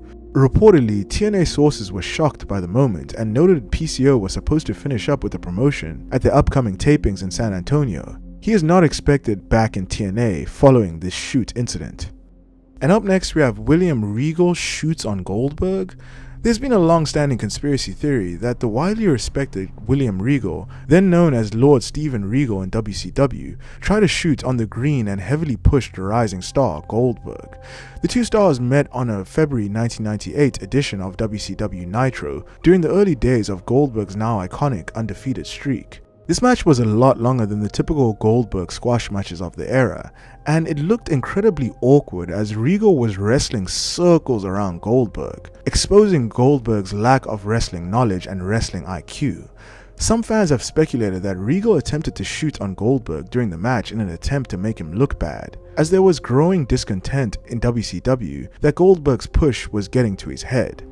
This conspiracy theory believes that Regal tried to check Goldberg's ego. What reinforces this conspiracy theory is that Regal was fired from WCW shortly after this match. And now we're moving down the iceberg into Tier 4, with our first entry on Tier 4 being New Jack brutalizes a 72-year-old man. We all know New Jack's thirst for violence was never quite satiated, and this brought him to his next victim, opponent, Gypsy Joe, who was 72 years old at the time of their match. On the day of the match between the two, Gypsy Joe came up to New Jack and he said that he could teach him a few things. Jack saw this as condescending and got ticked off about it.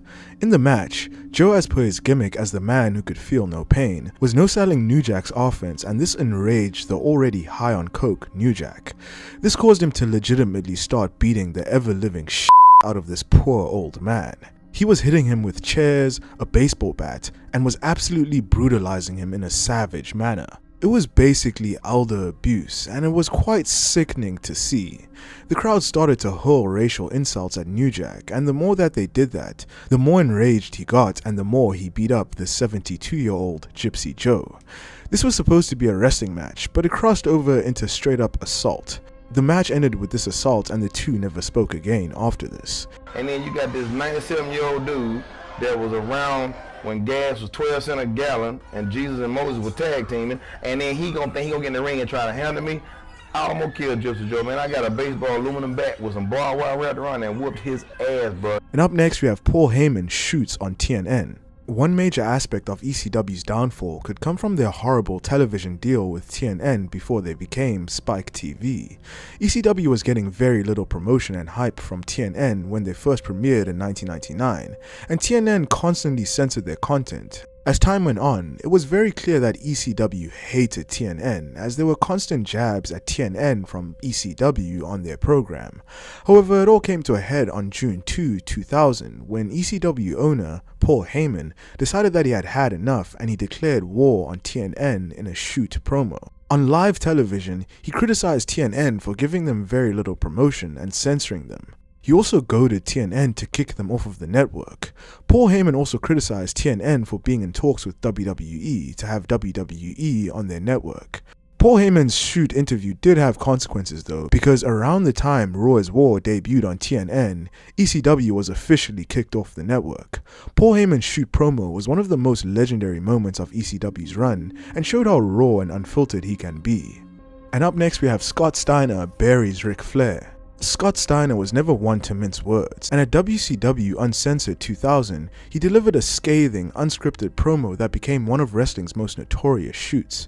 While cutting a promo in the ring, Steiner went off script and torched Ric Flair, calling him a jealous old bastard and mocking his signature "woo" catchphrase. Steiner accused Flair of holding younger talent back and being a political manipulator behind the scenes, a reputation that Flair had long battled. He also lambasted Flair, labeling him as a fraud who stole Buddy Rogers' gimmick. As a cherry on top, Steiner criticized his own company WCW and said that he would much rather watch WWE. What made the promo even more explosive was that it was aired live, with WCW management caught completely off guard. Steiner's words weren't just part of a storyline, they reflected the real-life tension between the two.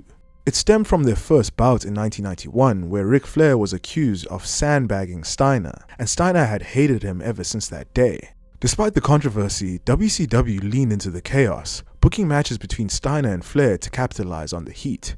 But for fans in the know, Steiner's promo wasn't just entertainment, it was a window into the very real backstage politics that plagued WCW in its dying days. And up next we have the original Screwjob. Wendy Richter was riding high as the face of WWF's women's division, thanks to her role in the Rock and Wrestling Connection alongside pop icon Cyndi Lauper. But behind the scenes, Richter was in a contract dispute with Vince McMahon, refusing to sign a new deal until she got fair pay. At the brawl to end it all, Richter defended her women's title against a masked wrestler named the Spider Lady. What Wendy didn't know that under the mask was none other than the fabulous Moolah, acting on Vince's orders. During the match, Moolah shot on Richter, putting her shoulders to the mat in a fast count that Richter tried to kick out of, but the ref ignored it. It was basically the original screwjob before the Montreal screwjob. The bell rang and Richter was screwed out of her title. Realizing what had happened, Richter immediately snapped. She ripped off the Spider Lady's mask, exposing Moolah to the crowd, and then started swinging, trying to physically attack her right there in the ring. The tension was real, and it was clear to everyone watching that this wasn't part of the script. After the confrontation, Richter stormed out of the ring, refusing to acknowledge the loss, and left the company that night, still in her gear. She wouldn't return to WWE for decades. And up next we have the Acolytes demolish the Public Enemy. In 1999, ECW veterans Public Enemy, Rocco Rock and Johnny Grunge signed with the WWF, but their hardcore reputation didn't impress everyone backstage. They were booked to face the Acolytes, Bradshaw and Farouk, on Sunday Night Heat. But here's where things quickly went south. Public Enemy rubbed the locker room the wrong way, reportedly trying to rework the match's finish and refusing to take a table spot. In the WWF, that kind of behavior didn't fly, especially with the likes of Bradshaw, known for policing the locker room. They turn to me and say, hey, we're not going to do that spot on the table. Well, that's the finish. They didn't offer any alternative. So Ron turns to me, he goes, what was that? And I said, they don't want to go to the table. And he said, well, we'll take the table to them. When the bell rang, this wasn't your typical stiff match. It was a shoot. The Acolytes didn't just work snug, they straight up assaulted Public Enemy in the ring. No choreography, no pulling punches, stiff clotheslines, relentless strikes, and absolute domination. The beating was so ruthless that it was clear to fans that something wasn't right. Bradshaw even powerbombed one of them through a table, the very same spot they tried to avoid. This wasn't just about winning a match, it was a public humiliation. The message was loud and clear. Respect the locker room or you'll pay the price. Public Enemy never really bounced back from this. Their WWF run was dead on arrival and they were released shortly after. And now we're moving down the iceberg into Tier 3. And up next we have the Great Sasuke annihilates the Dirt Bike Kid. In the summer of 1999, a Japanese professional wrestling promotion called Michinoku Pro Wrestling invited an American wrestler by the name of the Dirt Bike Kid to participate in a masked tournament, where all the competitors had to wear masks. One of the first matches on the bracket was the Dirt Bike Kid versus the Great Sasuke. For the Dirt Bike Kid, this was an important match for him because not only was he facing one of Japan's GOATs, but he was also going up against the owner of Michinoku Pro Wrestling. To the Dirt Bike Kid, he found it odd that he was selected to wrestle in this tournament because he didn't consider himself as a masked wrestler. He also seemed rather upset that his match was projected to be quick, with Sasuke winning by submission. In an act of rebellion, when Dirt Bike Kid entered the ring, he immediately took off the mask, making the Great Sasuke super heated before the match had even started. The match started out normally, but about a minute or so into it, the Dirt Bike Kid was hitting all types of offense, doing many over-the-top high spots. After a few moves, Sasuke started to get a little bit annoyed and was half-assing it but still selling. Eventually the Great Sasuke snapped and he stopped taking offense and started kicking the hell out of the Dirt Bike Kid in the legs and in the torso. This was especially painful because the Dirt Bike Kid was nursing an injury on his ribs, and the Great Sasuke knew about this even before the match. After kicking the crap out of the Dirt Bike Kid, Sasuke picked him up and he put him in a standing chokehold. The Dirt Bike Kid flailed his arms around like crazy and the ref called for the bell. After the match, you could tell that the Dirt Bike Kid was really messed up. Sasuke lingered around the ring, staring at the Dirt Bike Kid, and as the Dirt Bike Kid stood up, Sasuke put up his hands in a boxing stance ready to throw it down. But the Dirt Bike Kid put his hands up for mercy and extended his hand for a handshake, but Sasuke just let his fighting guard down, denied the handshake, and exited the ring. And up next we have the Kevin Nash and PCO shoot. You may have heard this before, but sometimes Canadian wrestlers have big problems losing in Montreal. Jean-Pierre Lafitte, now known as PCO, was among them, as he took umbrage with being asked to do a certain clean job to the WWE champion Kevin Nash, then known as Diesel, at a 1995 house show. PCO successfully got the finish changed to a double countout, but neither Kevin Nash nor any other members of the locker room at the time were happy that management had acquiesced to PCO's demands simply because they were in Montreal. The next night in Quebec City, the two were once again working a match for the WWE title when PCO supposedly hurt Big Daddy Cool after coming off the top rope with a leg drop. Having seen enough, Nash then decided to throw a few live rounds and the match briefly descended into some sort of semi-shoot until the jackknife powerbomb finish. He jumped off the top rope to drop a leg and his ass landed on my head. I mean, I was pissed as it was. I got up, I kicked him, punched him a couple of times. I kicked him as hard as I could when I sent him off. The two then had a backstage fight until things were broken up. Needless to say, PCO didn't stick around for too long after this incident. And up next we have Akira Maeda kicks Riki Choshu in the face. Riki Choshu and Akira Maeda were both prominent figures in the world of Japanese wrestling and in New Japan Pro Wrestling. During the scheduled multi-man match that they had, tensions between the two escalated and the match began to devolve into a real fight. While Choshu was putting another wrestler in a submission hold, Maeda came up around him and kicked him square in the face, making his eye bleed and breaking his orbital bones. Choshu initially no-sold this, but after realizing what had just happened, he flipped the out. The exact cause of the altercation isn't definitively known, but it's believed that it stemmed from a combination of personal and professional rivalries, differing wrestling philosophies, and possibly disagreements over the match's outcome. The brawl between Choshu and Maeda spilled outside of the ring, and other wrestlers and stars had to intervene to separate the two. This incident had significant repercussions in the world of Japanese wrestling, as Akira Maeda was subsequently fired from New Japan Pro Wrestling after this incident. And up next we have Rick Steiner gets taught a hard lesson. Rick and Scott Steiner had reputations for being a handful in the ring, both when tagging together and working as singles wrestlers. With their amateur experience and hard man auras, there were a few who were willing to fight them back when things got rough in the ring.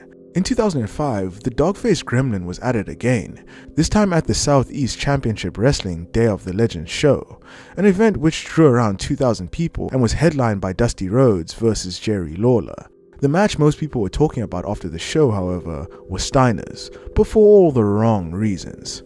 Rick Steiner teamed up with Eric Stevens to take on Dustin Rhodes and Vordal Walker, and during the bout, threw a couple of shoot kicks at the relatively inexperienced Walker before trying to wrestle him to the ground. This was a mistake as Vordal was trained in martial arts, judo and submission wrestling, and easily handled the situation, throwing a couple of kicks on his own before wrestling Steiner to the ground and neutralizing him with a choke.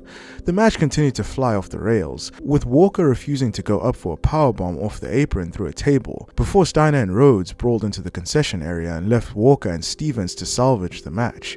Eventually, Rick and Dustin returned and finished the bout while their partners wandered backstage. According to an interview Vordal gave after the show, Steiner had refused to cooperate and plan everything with him before the match took place, and was apparently nonchalant after the bout too. 2 years later, the pair crossed paths once again at an independent show and got into another fight, which Walker also won as well. And up next we have Rikishi violates Russ McCullough with a chair. The Heartland Wrestling Association was a Midwestern independent professional wrestling promotion based in Cincinnati, Ohio, and was a former developmental territory for WCW and WWE during the 1990s and 2000s. In 2001, WWE fan favorite Rikishi was involved in a tag match in this promotion, in which he shot on a wrestler called Russ McCullough. In this match, McCullough was on the same team as Haku, and they were setting up for a spot in which Russ would hold Rikishi and Haku would go for a super kick.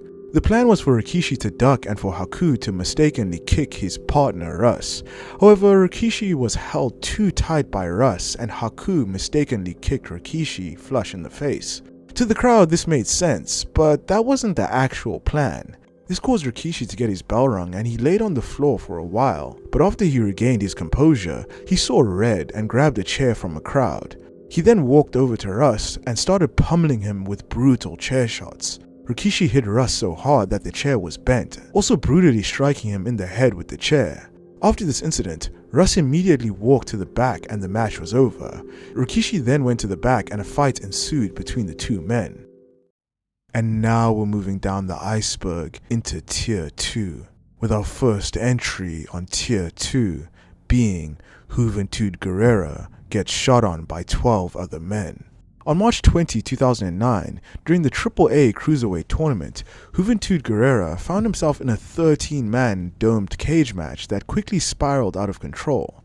Even though Guerrera had incredible in-ring talent, he also carried a reputation for rubbing people the wrong way backstage. By this point, tensions had boiled over and the match had turned into something far more personal. With heat from nearly everyone in the AAA locker room, Juventud became the target of a relentless beatdown as soon as he entered the cage. This wasn't just stiff wrestling, it was a coordinated effort to humiliate and punish him in front of a live crowd. The wrestlers ignored typical in-ring safety, delivering brutal shots and making sure Juventud felt every bit of resentment they harbored. Even though this was very embarrassing, the humiliation didn't end when the match ended. After the match, reports surfaced that someone had took a shit in Juventud's bag, a final act of disrespect symbolizing how deep the animosity ran. Jack Evans and Conan, both key figures in AAA, were linked to the toxic backstage environment that led to the public takedown. This incident remains one of wrestling's most infamous examples of real-life heat spilling over into the ring. And up next we have Samoa Joe buries Scott Hall. At TNA Turning Point 2007, Samoa Joe delivered one of the most infamous shoot promos in TNA history. Scott Hall, scheduled to wrestle in the main event, no-showed the event at the last minute, citing food poisoning, but in all reality, he was actually just struggling with substance abuse problems.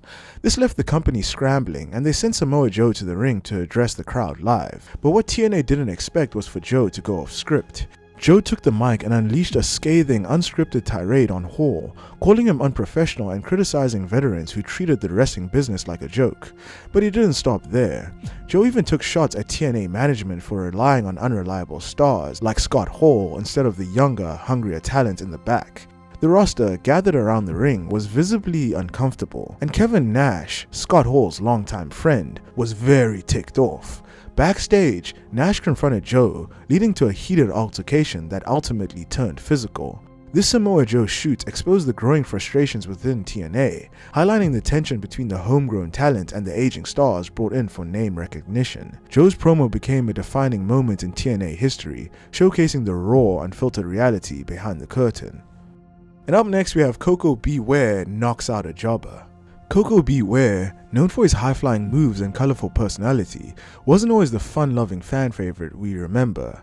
On February 1, 1986, during a routine squash match, Koko unexpectedly shot on his opponent, a jobber called the Patriot, who likely had no idea what was coming. It's unclear what sparked Koko's aggression, but it's been alleged that the Patriot said something to Koko that he didn't like before the match.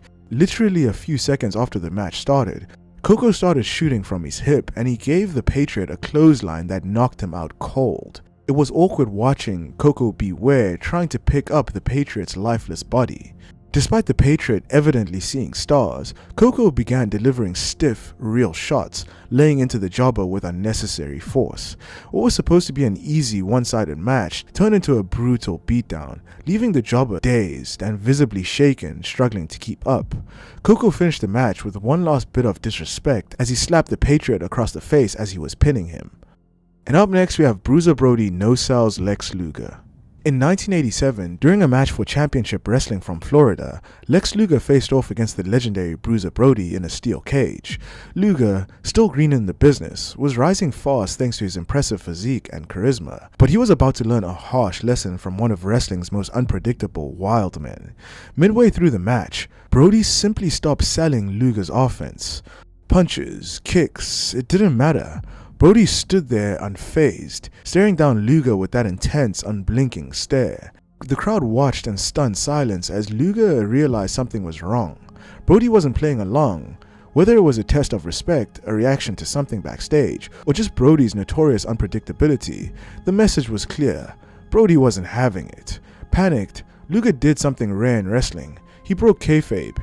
He straight up climbed out the cage and legitimately walked out the match, fearing things might escalate into a real fight.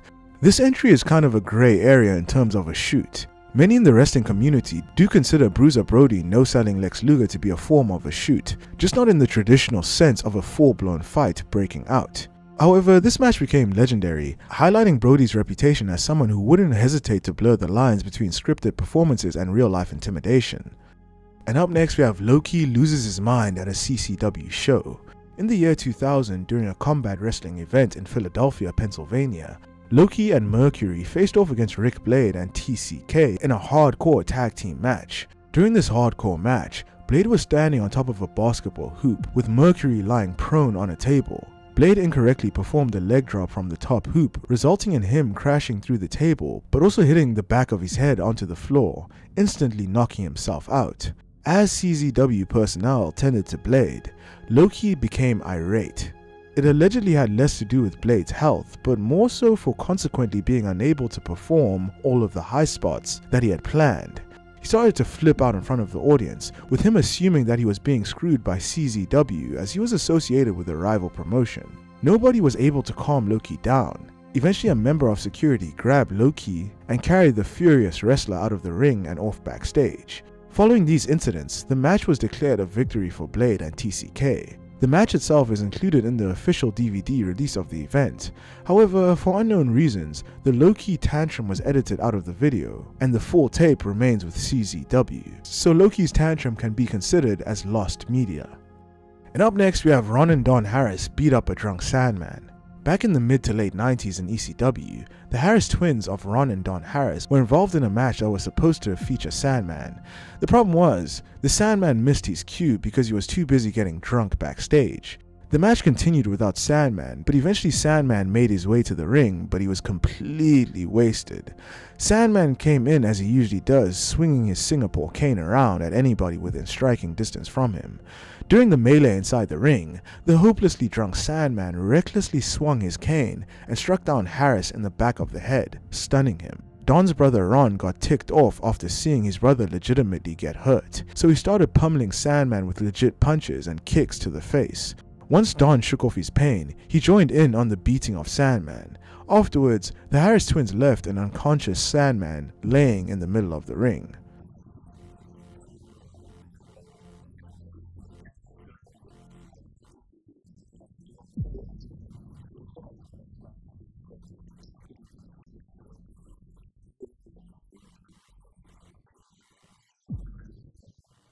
And now we're moving down the iceberg into the deepest tier, Tier 1. And up next we have Riki Dozan f***ed up Masahiko Kimura. Masahiko Kimura was a world-famous judoka who not only blazed the trail for the creation of MMA in Japan, but his love for pro wrestling was evident.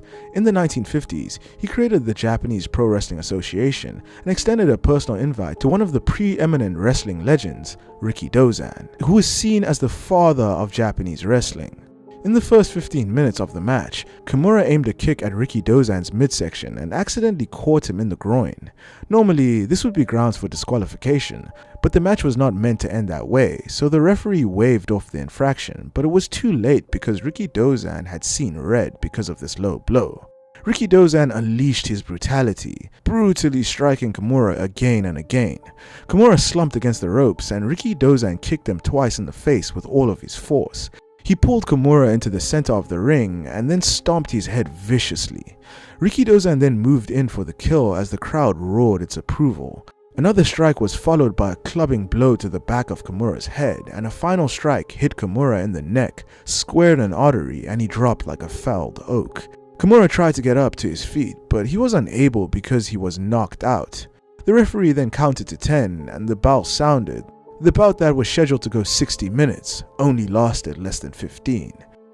And we're starting off at the tippity top of the iceberg, Tier 6, with our first entry on Tier 6 being the Kevin Sullivan murderer theory.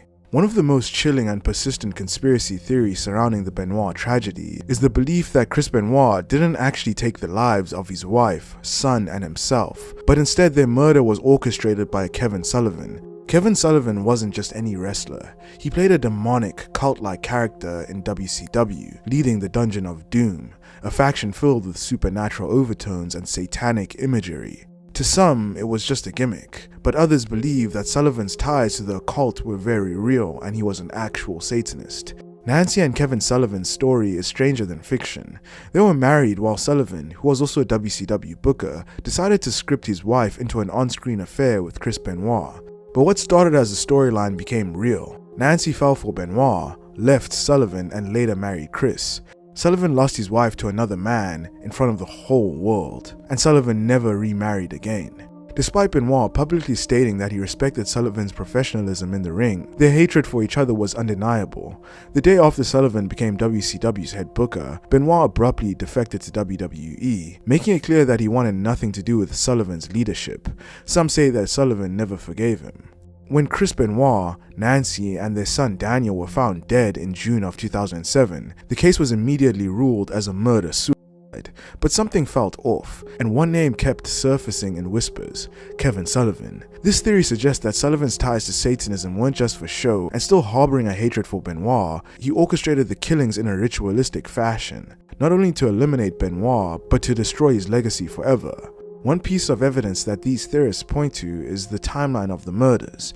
Nancy Benoit officially divorced Kevin in June of 1997, and exactly 10 years later, almost to the day, she was found dead in her home, along with Chris Benoit and Nancy and Chris's son Daniel. Was this a coincidence or a message? Sullivan has denied any involvement, and there's no concrete evidence linking him to the crime, but for those who believe in the darker forces behind wrestling, this theory refuses to die.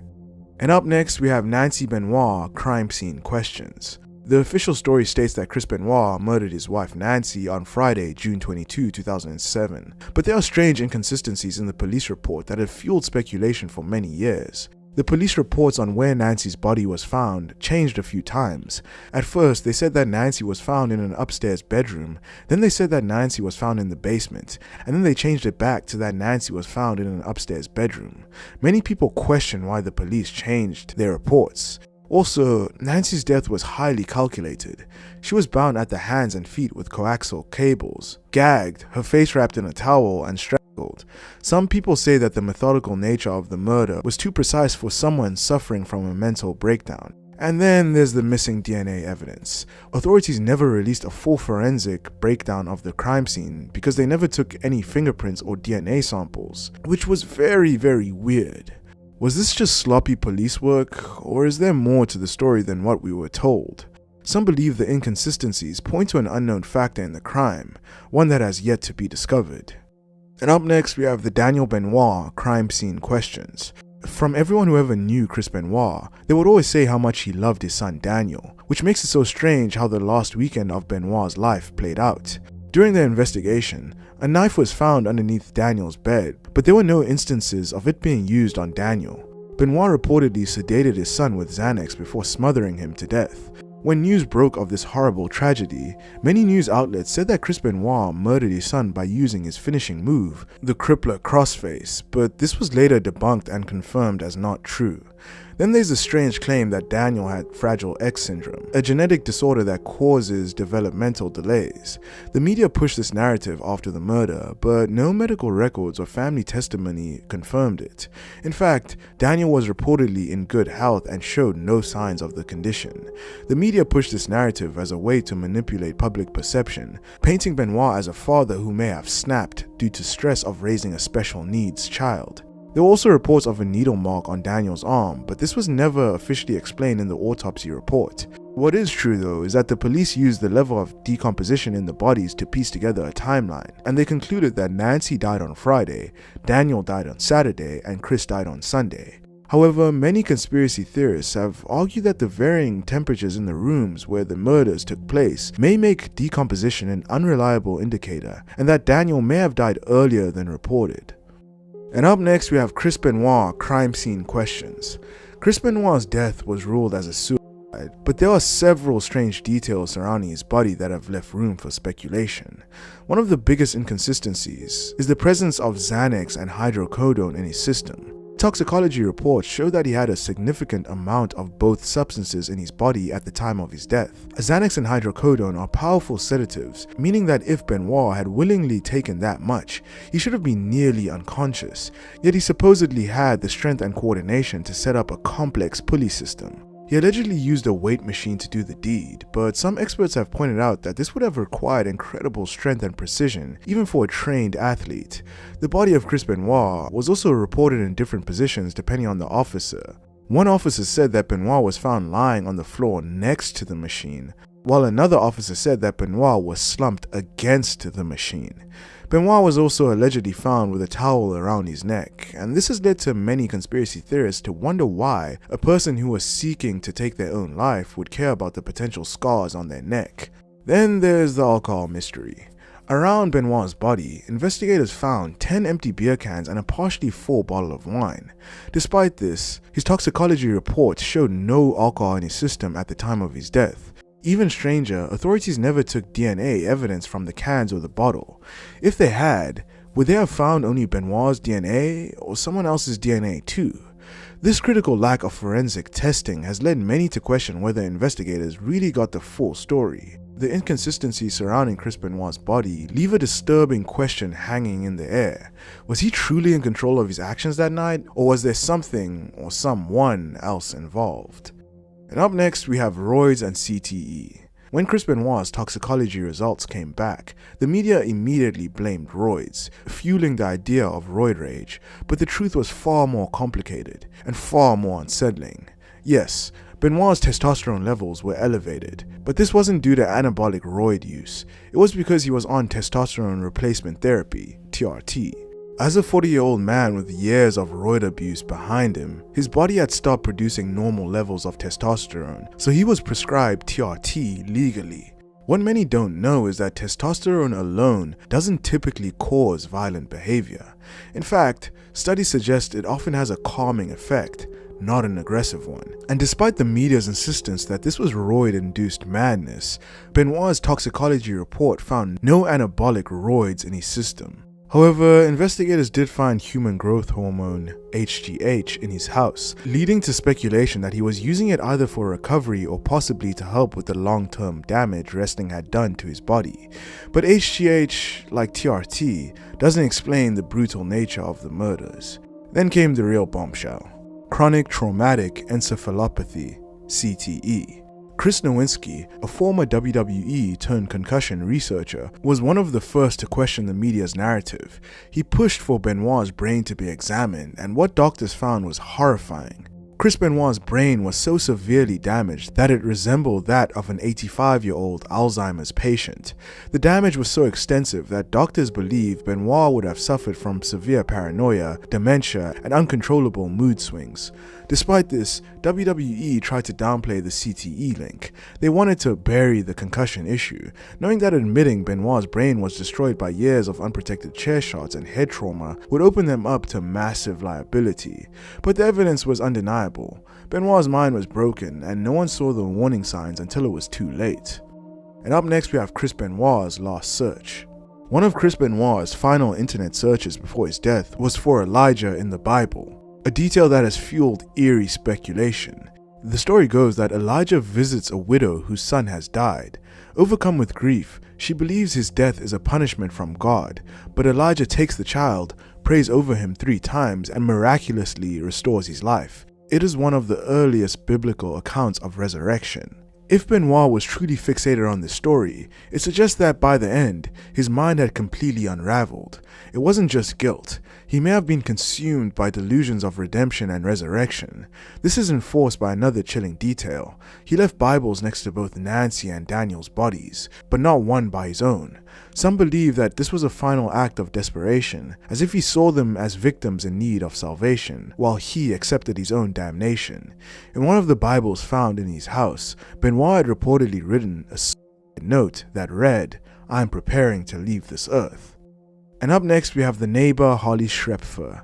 One of the more overlooked but bizarre details in the Benoit case involves his neighbor, Holly Schrepfer, and her involvement in the discovery of the crime scene. Before his death, Chris Benoit sent a text to Chavo Guerrero saying that his dogs were in the enclosed pool area. But when police arrived, the dogs were actually roaming free in the garden. What makes the neighbor Holly Schrepfer's role strange is that law enforcement asked her to secure the dogs and sent her inside the house before securing the scene.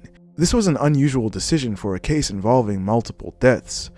Normally, once foul play is suspected, civilians are kept out to avoid contamination, yet Holly was allowed to enter before officers even knew what they were dealing with. Holly could have very well contaminated the crime scene. Holly Schrepfer's role in the aftermath of the Benoit tragedy is another eerie piece of an unsettling puzzle. And up next we have Chris and Nancy's fights. Chris and Nancy Benoit's relationship was far from perfect. While it may have seemed like a love story from the outside, behind closed doors, their marriage was marked by tension, explosive arguments, and allegations of domestic violence. Over the years, these fights grew in intensity, eventually leading to a tragic breaking point. One of the earliest documented signs of trouble came in 2003, when Nancy filed for divorce and requested a restraining order against Chris. In official court documents, she accused him of emotional and physical abuse, stating that he had been violent toward her. She also alleged that Chris would break furniture and throw things during arguments, leaving her and Daniel scared for their safety.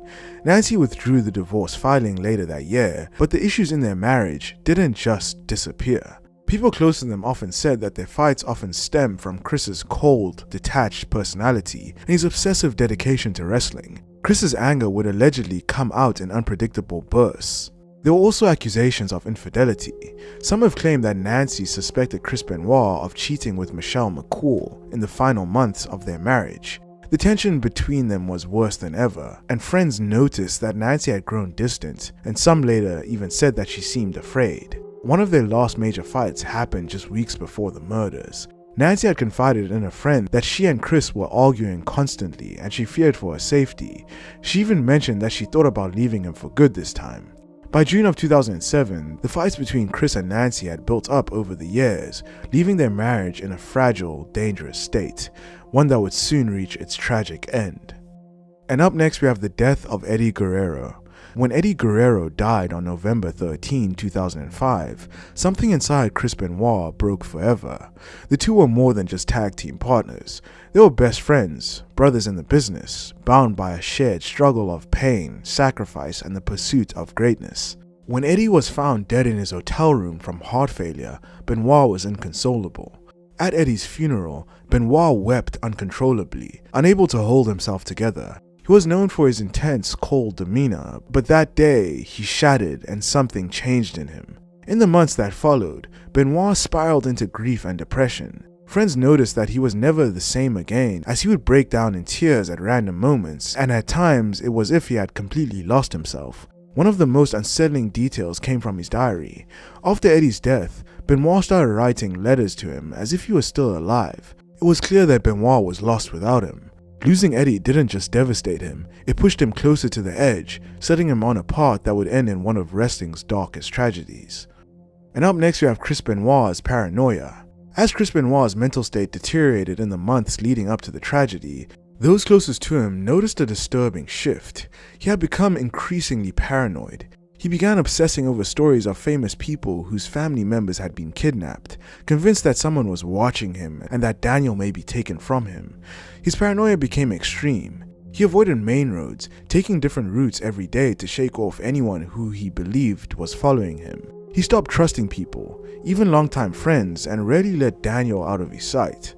This fear of something happening to his family led Benoit to take out a life insurance policy on himself, naming his ex-wife and children as beneficiaries, a decision that infuriated Nancy. It wasn't just the policy that upset her. Benoit also opened a Canadian bank account in his ex-wife's name without telling Nancy. This discovery caused one of their biggest fights yet, and it only added to the tension between them. Some believe that Benoit's growing paranoia was more than just anxiety. It was a sign of his crumbling mental state. Some also believe that he had a good reason to be paranoid because somebody was actually following him. And up next we have the Chavo Guerrero phone call. One of the more mysterious and debated moments leading up to Chris Benoit's death is a supposed phone call with Chavo Guerrero, a call that has been referenced in online discussions for many years. According to internet speculation, Chavo spoke to Benoit on the Friday, and during their conversation, Benoit heard a knock at the door. He went to answer it, but then Chavo allegedly heard a scuffle before the call was abruptly cut off. When he tried to call back, Benoit didn't answer. Moments later, Chavo received a text from him stating that he had been having trouble with his phone. This version of events, however, only seems to exist in unverified online discussions. It is said to have come from a WWE magazine interview with Chavo Guerrero, but no one has ever been able to find that interview. No archived copies exist, and WWE has never publicly acknowledged the story. What is known for certain is that Chavo did have a conversation with Benoit on the Saturday, but the actual details are very different. In reality, Benoit left a voicemail for Chavo, apologizing for missing his flight and sounding groggy and fatigued. When Chavo called him back, Benoit blamed food poisoning for his absence and signed off with an uncharacteristic "I love you," something Chavo later found deeply unsettling. And now we're moving down the iceberg into Tier 5, with our first entry on Tier 5 being the Wikipedia edit mystery. On June 25, 2007, just after midnight, an anonymous user updated Chris Benoit's Wikipedia page to state that he had missed a WWE event due to the death of his wife Nancy. This was nearly 14 hours before police discovered the bodies in Benoit's home. Even more chilling, the edit was traced back to Stamford, Connecticut, the location of WWE's headquarters. The discovery of this edit made the internet go on fire. Many believe that it was evidence of a cover-up, or that someone close to WWE knew about the deaths before they were officially reported. Had information leaked before the authorities even arrived? And had WWE insiders tried to control the narrative? The situation became serious enough that the police got involved. Investigators eventually tracked the edit down to a 21-year-old college student named Matthew Greenberg, who lived in Stamford at the time. When questioned, Greenberg insisted that it was just a coincidence. He claimed that he had no inside knowledge and had simply added the information based on internet rumors that he had heard. Greenberg was let go after questioning and the case was dropped. WWE denied any involvement and the story was chalked up as a bizarre coincidence. But even with an explanation, the mystery lingers. The odds of a random Wikipedia edit predicting a murder hours before it was officially discovered are astronomically low. Was it truly a case of blind speculation, or was Matthew Greenberg involved in the murder and he knew more than he was willing to admit? The Wikipedia edit remains one of the strangest, most unsettling details in the Benoit case, an anomaly that still doesn't sit right with many people to this day. And up next we have Chris Benoit's locker room bullying. In his early WWE days, The Miz faced significant challenges integrating into the locker room culture. An incident that stands out involves The Miz eating chicken in the locker room, leading to severe repercussions. According to reports, Chris Benoit accused The Miz of dropping chicken crumbs onto a fellow wrestler's bag, which was seen as a sign of disrespect. In response, Benoit banned The Miz from the locker room, forcing him to change in hallways and even public restrooms for approximately 6 to 7 months. This punishment persisted until The Undertaker intervened, inviting The Miz back into the locker room and effectively ending his exile. Justin Roberts, a former WWE ring announcer, recounted distressing experiences of bullying during his tenure from Chris Benoit. In his memoir, Roberts detailed an incident where Chris Benoit tackled him in an airport, applying a crippler crossface submission hold. Despite Roberts tapping out, Benoit refused to release him, leaving Roberts in significant pain for days. And up next we have Chris Benoit appears in the WWE Thunderdome. During WWE's Thunderdome era in 2020, where fans' live video feeds were broadcasted onto virtual screens, a bizarre, unsettling moment occurred. Chris Benoit's face appeared not once, but twice. The first incident happened shortly after the Thunderdome concept launch. A fan managed to display an image of Benoit's face on the screen, causing immediate controversy. WWE quickly cut the feed, but the damage was done. The internet had already captured screenshots. A second occurrence followed not long after, with yet another Benoit image making it onto the broadcast. After this, WWE tightened its security, implementing stricter monitoring of fan feeds to prevent further incidents. The appearances of Benoit's images in the Thunderdome sparked debates. Some saw it as a dark joke, while others viewed it as an attempt to force WWE to acknowledge a figure that they had erased from history. And up next we have Paul Heyman on Chris Benoit. During a live interview in front of a live crowd, Paul Heyman was discussing his career when a fan interrupted, referring to Chris Benoit as "my boy." 3 people died in that house that night. Only one person had the choice behind it. The other 2 didn't have a choice to die. So if that's your boy, f*** you. And up next we have David Benoit. In a candid interview with Chris Van Vliet, David Benoit, the eldest son of Chris Benoit, shared personal insights into his father's life and the tragic events of June 2007. This conversation marked David's first on-camera interview, where he addressed topics that had remained unspoken for years. David spoke warmly of his father, recalling cherished memories that highlighted Chris Benoit's dedication both as a wrestler and a parent. He described moments that showcased his father's softer side, contrasting the intense persona fans saw in the ring. David addressed the harrowing events that led to the loss of his father, stepmother Nancy, and half-brother Daniel. Inspired by his father's legacy, David also revealed his aspirations to enter the wrestling world. He mentioned undergoing training and even considered performing under the ring name Chris Benoit Jr. However, he acknowledged the complexities and sensitivities surrounding the Benoit name in the wrestling industry. When asked about the possibility of his father being inducted into the WWE Hall of Fame, David expressed his belief that Chris Benoit deserves recognition for his contributions to wrestling. And up next we have the TLC 2013 editing mistake. Since 2007, WWE has made every effort to erase Chris Benoit from history. His matches are either removed, heavily edited, or strategically cropped to avoid showing his face. His name is never mentioned, his accomplishments are ignored, and any footage of him is treated like a forbidden relic. But in 2013, WWE slipped up, and for a brief moment, Benoit's past resurfaced. For TLC 2013, a promotional package aired highlighting Randy Orton's rise to becoming the youngest World Heavyweight Champion at SummerSlam 2004.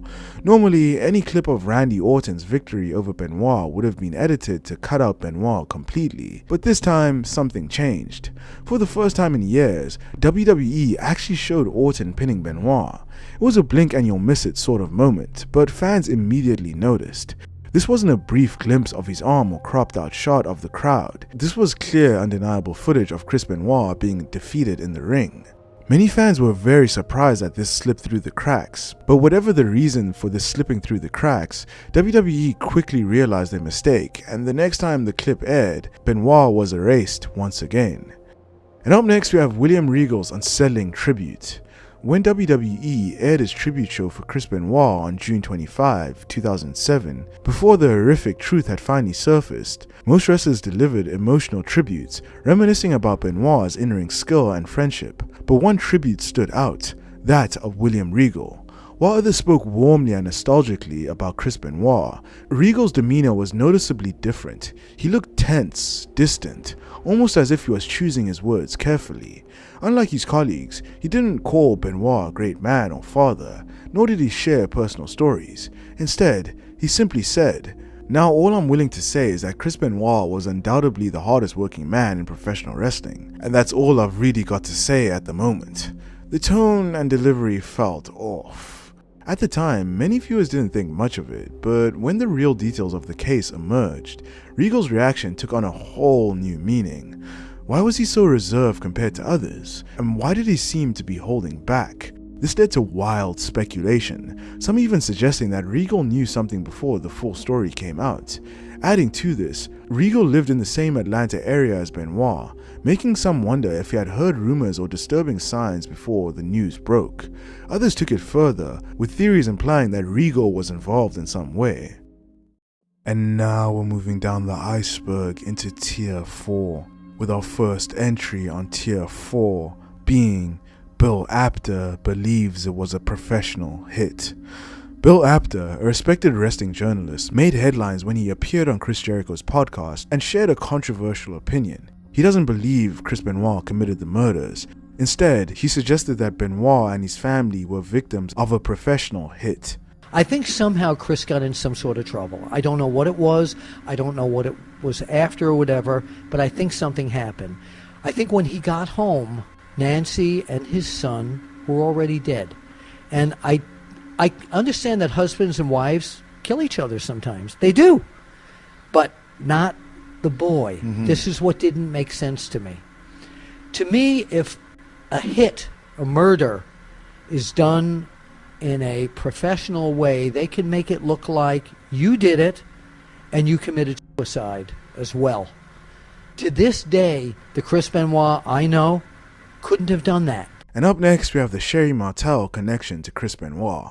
On June 15, 2007, Sherry Martel was found unresponsive at her mother's home in Alabama. The cause? An accidental overdose with multiple drugs including oxycodone in her system. For Nancy Benoit, this loss was devastating. Sherry wasn't just a colleague, she was a close friend, someone who had walked the same path in the wrestling world. Already struggling with a crumbling marriage, Sherry's death only added to the emotional weight Nancy was carrying. 1 week later, Nancy and her son Daniel were dead. What seemed like two unrelated tragedies took on a darker meaning when reports surfaced linking Sherry Martel and Chris Benoit to the same doctor, Dr. Phil Astin. Astin was Chris Benoit's personal physician, supplying him with testosterone, painkillers, and other prescription drugs. After the Benoit tragedy, he was investigated for recklessly overprescribing medication, with authorities linking him to 3 patient deaths: Chris Benoit, Johnny Grunge, an ECW wrestler who died in 2006, and a third undisclosed name, reported to be Sherry Martel by Dave Meltzer of the Wrestling Observer newsletter. Astin was later sentenced to 10 years in prison, but by then, the damage was done. And up next we have Chris Benoit's foreshadowing promo. In what is now considered one of the most unsettling promos of his career, Chris Benoit once stood backstage, his face covered in blood, his expression cold and intense. Looking straight into the camera, he delivered a line that, in retrospect, feels deeply disturbing. He said this: "My wife and children will not be watching Raw because I am going to do something that is unthinkable. I will leave you with my anger. Sleep well." At the time, the promo was meant to be just another intense, rage-filled moment from one of wrestling's most serious competitors, but after the horrific events of 2007, these words took on a far deeper meaning. Hearing those words now, knowing what was to come, sends chills down the spine.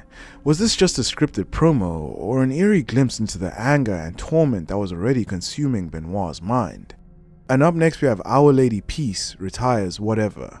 Chris Benoit's WWE entrance theme, Whatever by Our Lady Peace, became one of the most recognizable songs of its time, but following the horrific events of June of 2007, the band made a conscious decision to retire the song forever. In an interview with the Huffington Post, frontman Rain Maida and guitarist Steve Mazur admitted that they couldn't bring themselves to play the song anymore.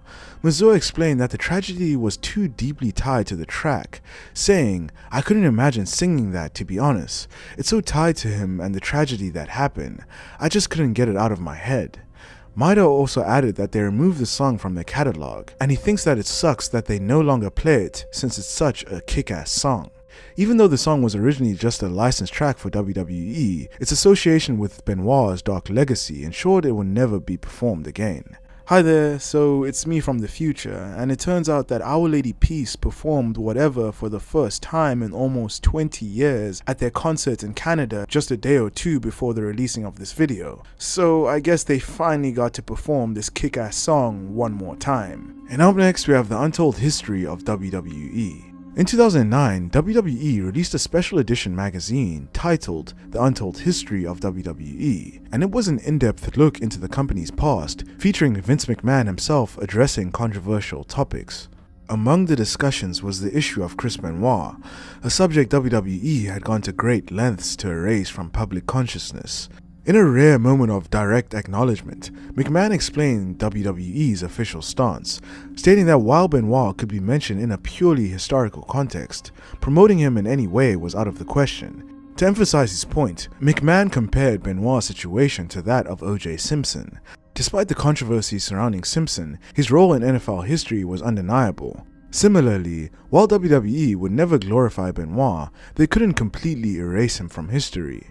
And up next we have Chris Benoit's lost voicemail.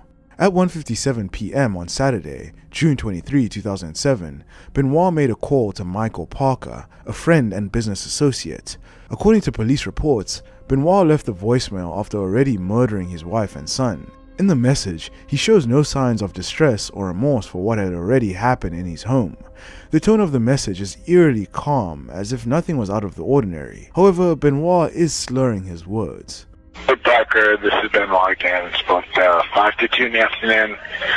So I'm bullshit with you, man. Find out what happened.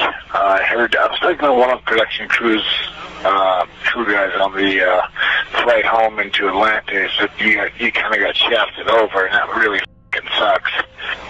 But, you know, if there's anything I can do at all, man, please give me a call and let me know. And,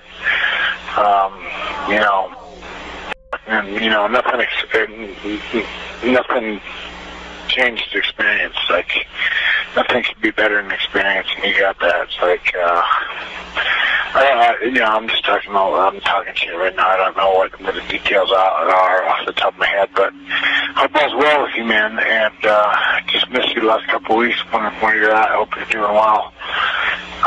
If you can, when you get the chance, give me a call. Take care, man. Hope all's well. Bye. The timing of the call raises disturbing questions. If Benoit had already taken the lives of his wife and child, why was he making a casual phone call about work matters? Was he trying to maintain normalcy? Was his mind already detached from reality?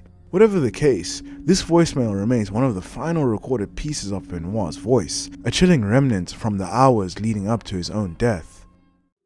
And now we're moving down the iceberg into Tier 3, with our first entry on Tier 3 being Vince McMahon is the father of Daniel Benoit theory. In a highly controversial interview, former professional wrestler Billy Jack Haynes put forth a shocking theory regarding the tragic events involving Chris Benoit and his family. Haynes alleged that Vince McMahon, the chairman of WWE, was the biological father of Benoit's son, Daniel. According to Haynes, upon learning this information from his wife Nancy, Chris Benoit was driven into a violent rage, leading Chris to take the lives of Nancy, Daniel, and himself. Vince McMahon was fucking his wife. They had an argument. She said she was fucking Vince, and that kid is not yours. It's Vince McMahon's kid.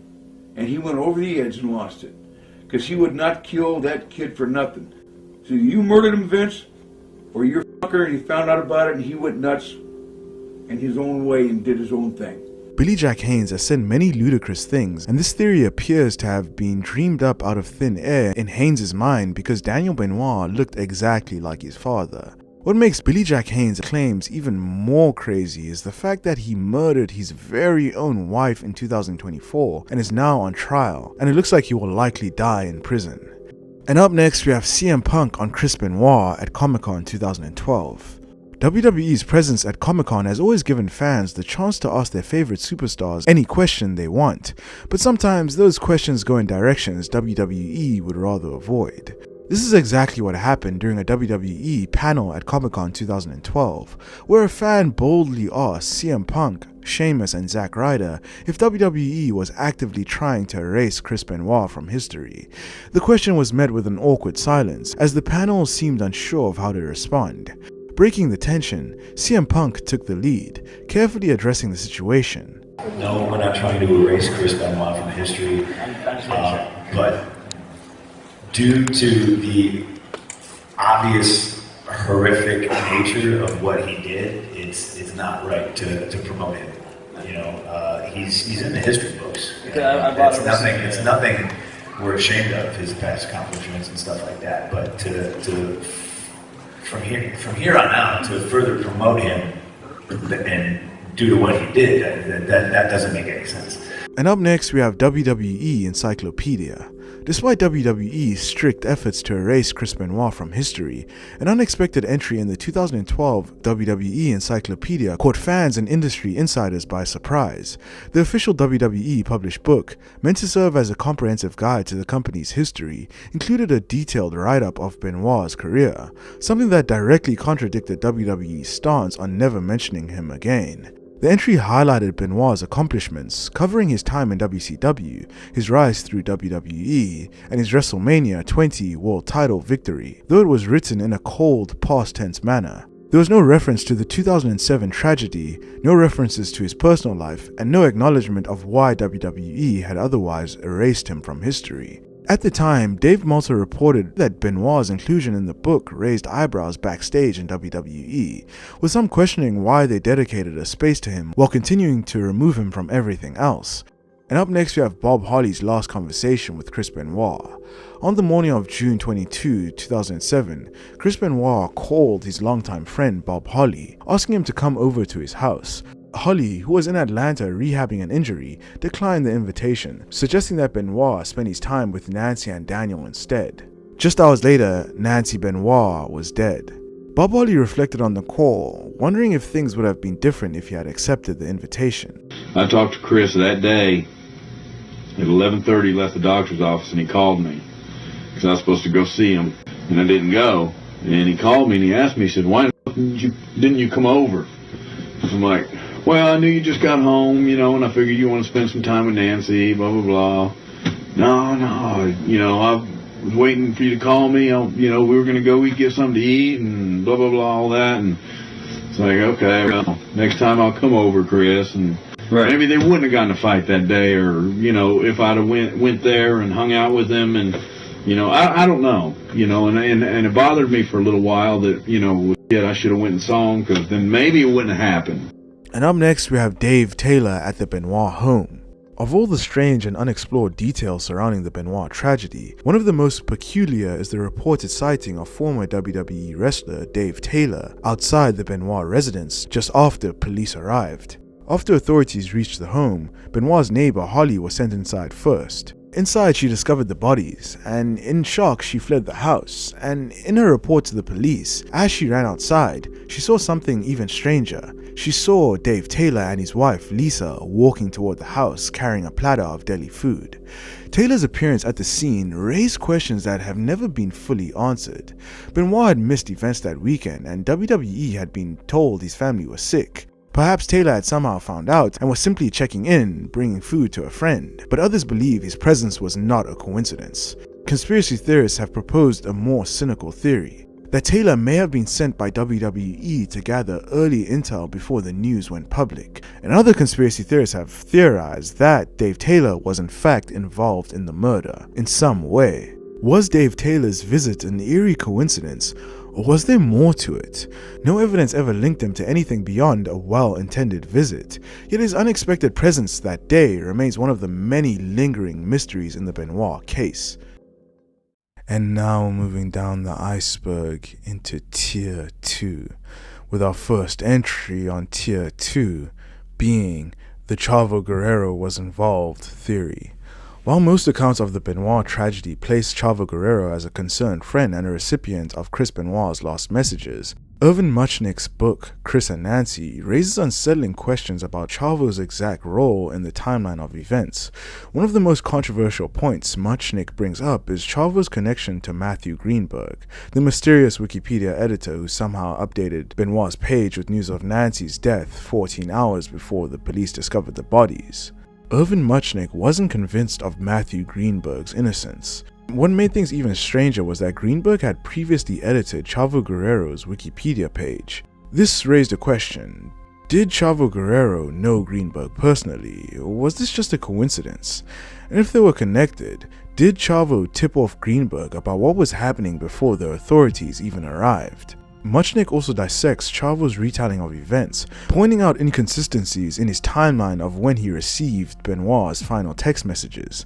In different accounts, Chavo gave conflicting times for when he read the messages, leading Muchnick to speculate that he may have known more than he let on. And also, why would Chris send Chavo a text message of his address if Chavo already knew where he lived, considering that Chavo was at Chris's house the previous weekend? Of course, there's no hard evidence that Chavo had any involvement to the tragedy, but the strange link between him and Greenberg, and the unclear timing of the messages, remain one of the most bizarre loose ends in the Benoit case. And up next we have Finn Balor as the Pegasus Kid. Before he was known as one of the most intense wrestlers in wrestling history, Chris Benoit wrestled under a mask in New Japan Pro Wrestling as the Pegasus Kid. Adopting this persona in 1989, Benoit wore a distinctive blue and silver mask, engaging in classic battles with Japanese legends. Eventually, he unmasked and continued wrestling as the Wild Pegasus, but the Pegasus Kid gimmick remained forever tied to him. Nearly 2 decades later, in 2006, a new Pegasus Kid emerged. This time, it was Finn Balor, then wrestling as Prince Devitt. However, Balor quickly abandoned the persona and was never seen again.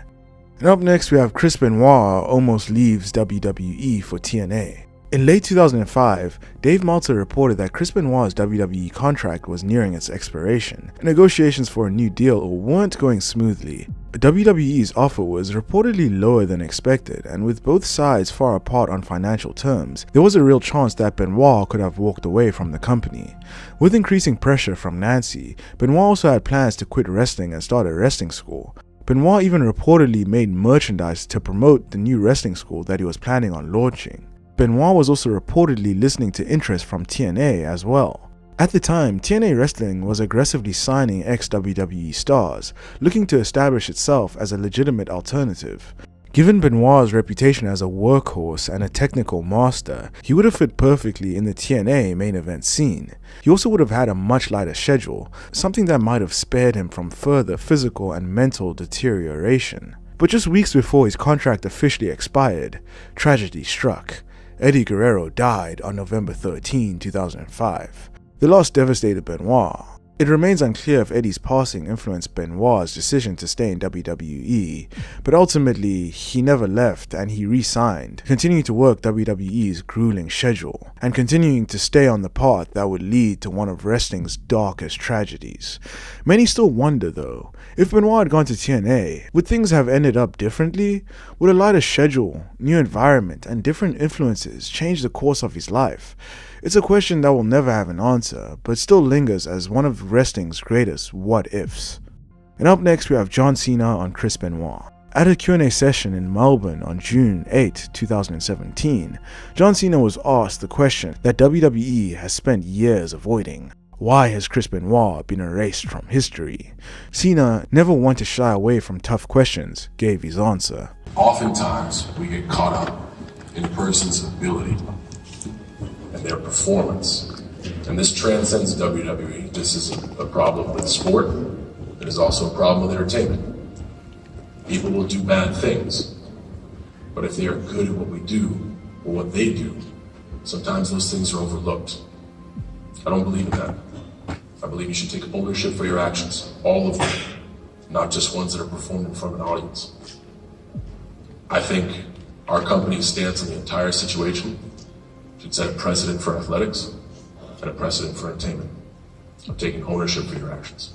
And up next we have Chris Benoit's father's skepticism. In the aftermath of the tragic events of June of 2007, Michael Benoit, Chris Benoit's father, expressed skepticism about the circumstances surrounding the deaths. He found it difficult to reconcile the image of his son with the actions described in the reports.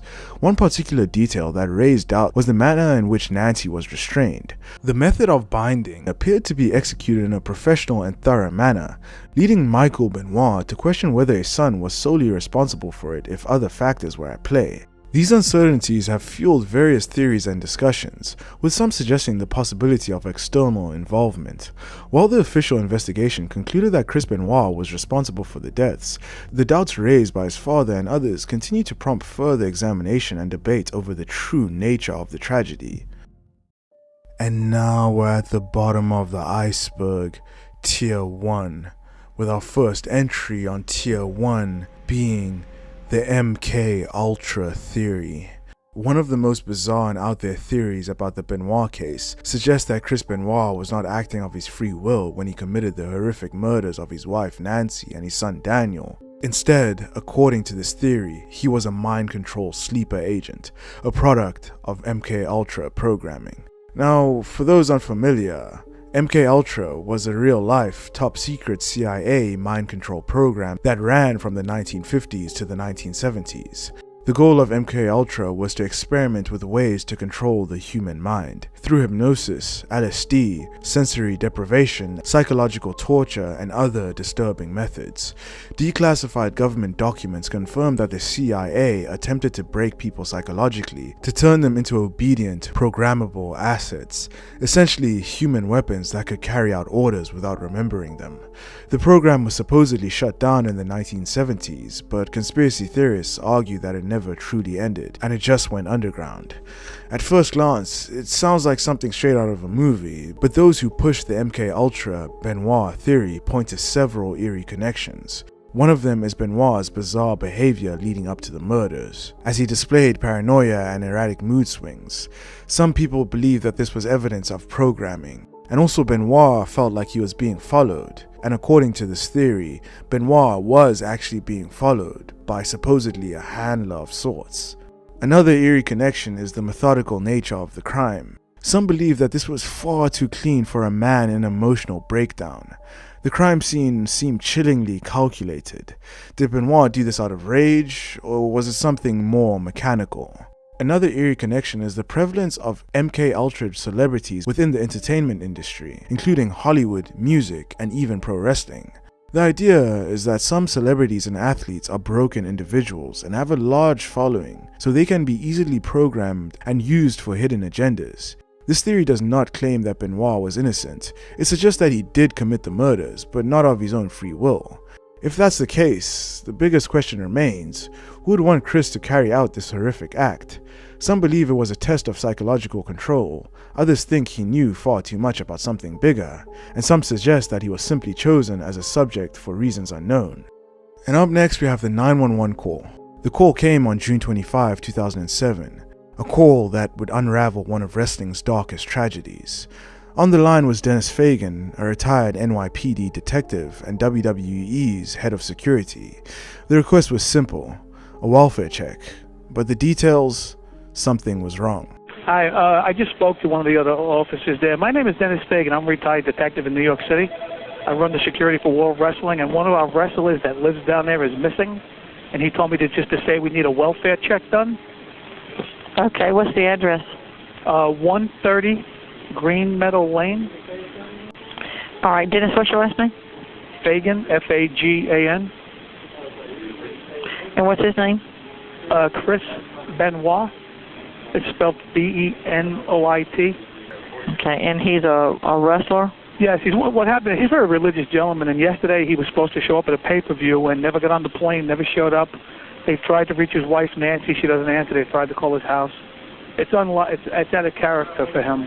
So at 3 o'clock this morning, there was a message left for one of the other wrestlers, and basically it says, the dogs are in the backyard, the back door is open, goodbye. And that was it.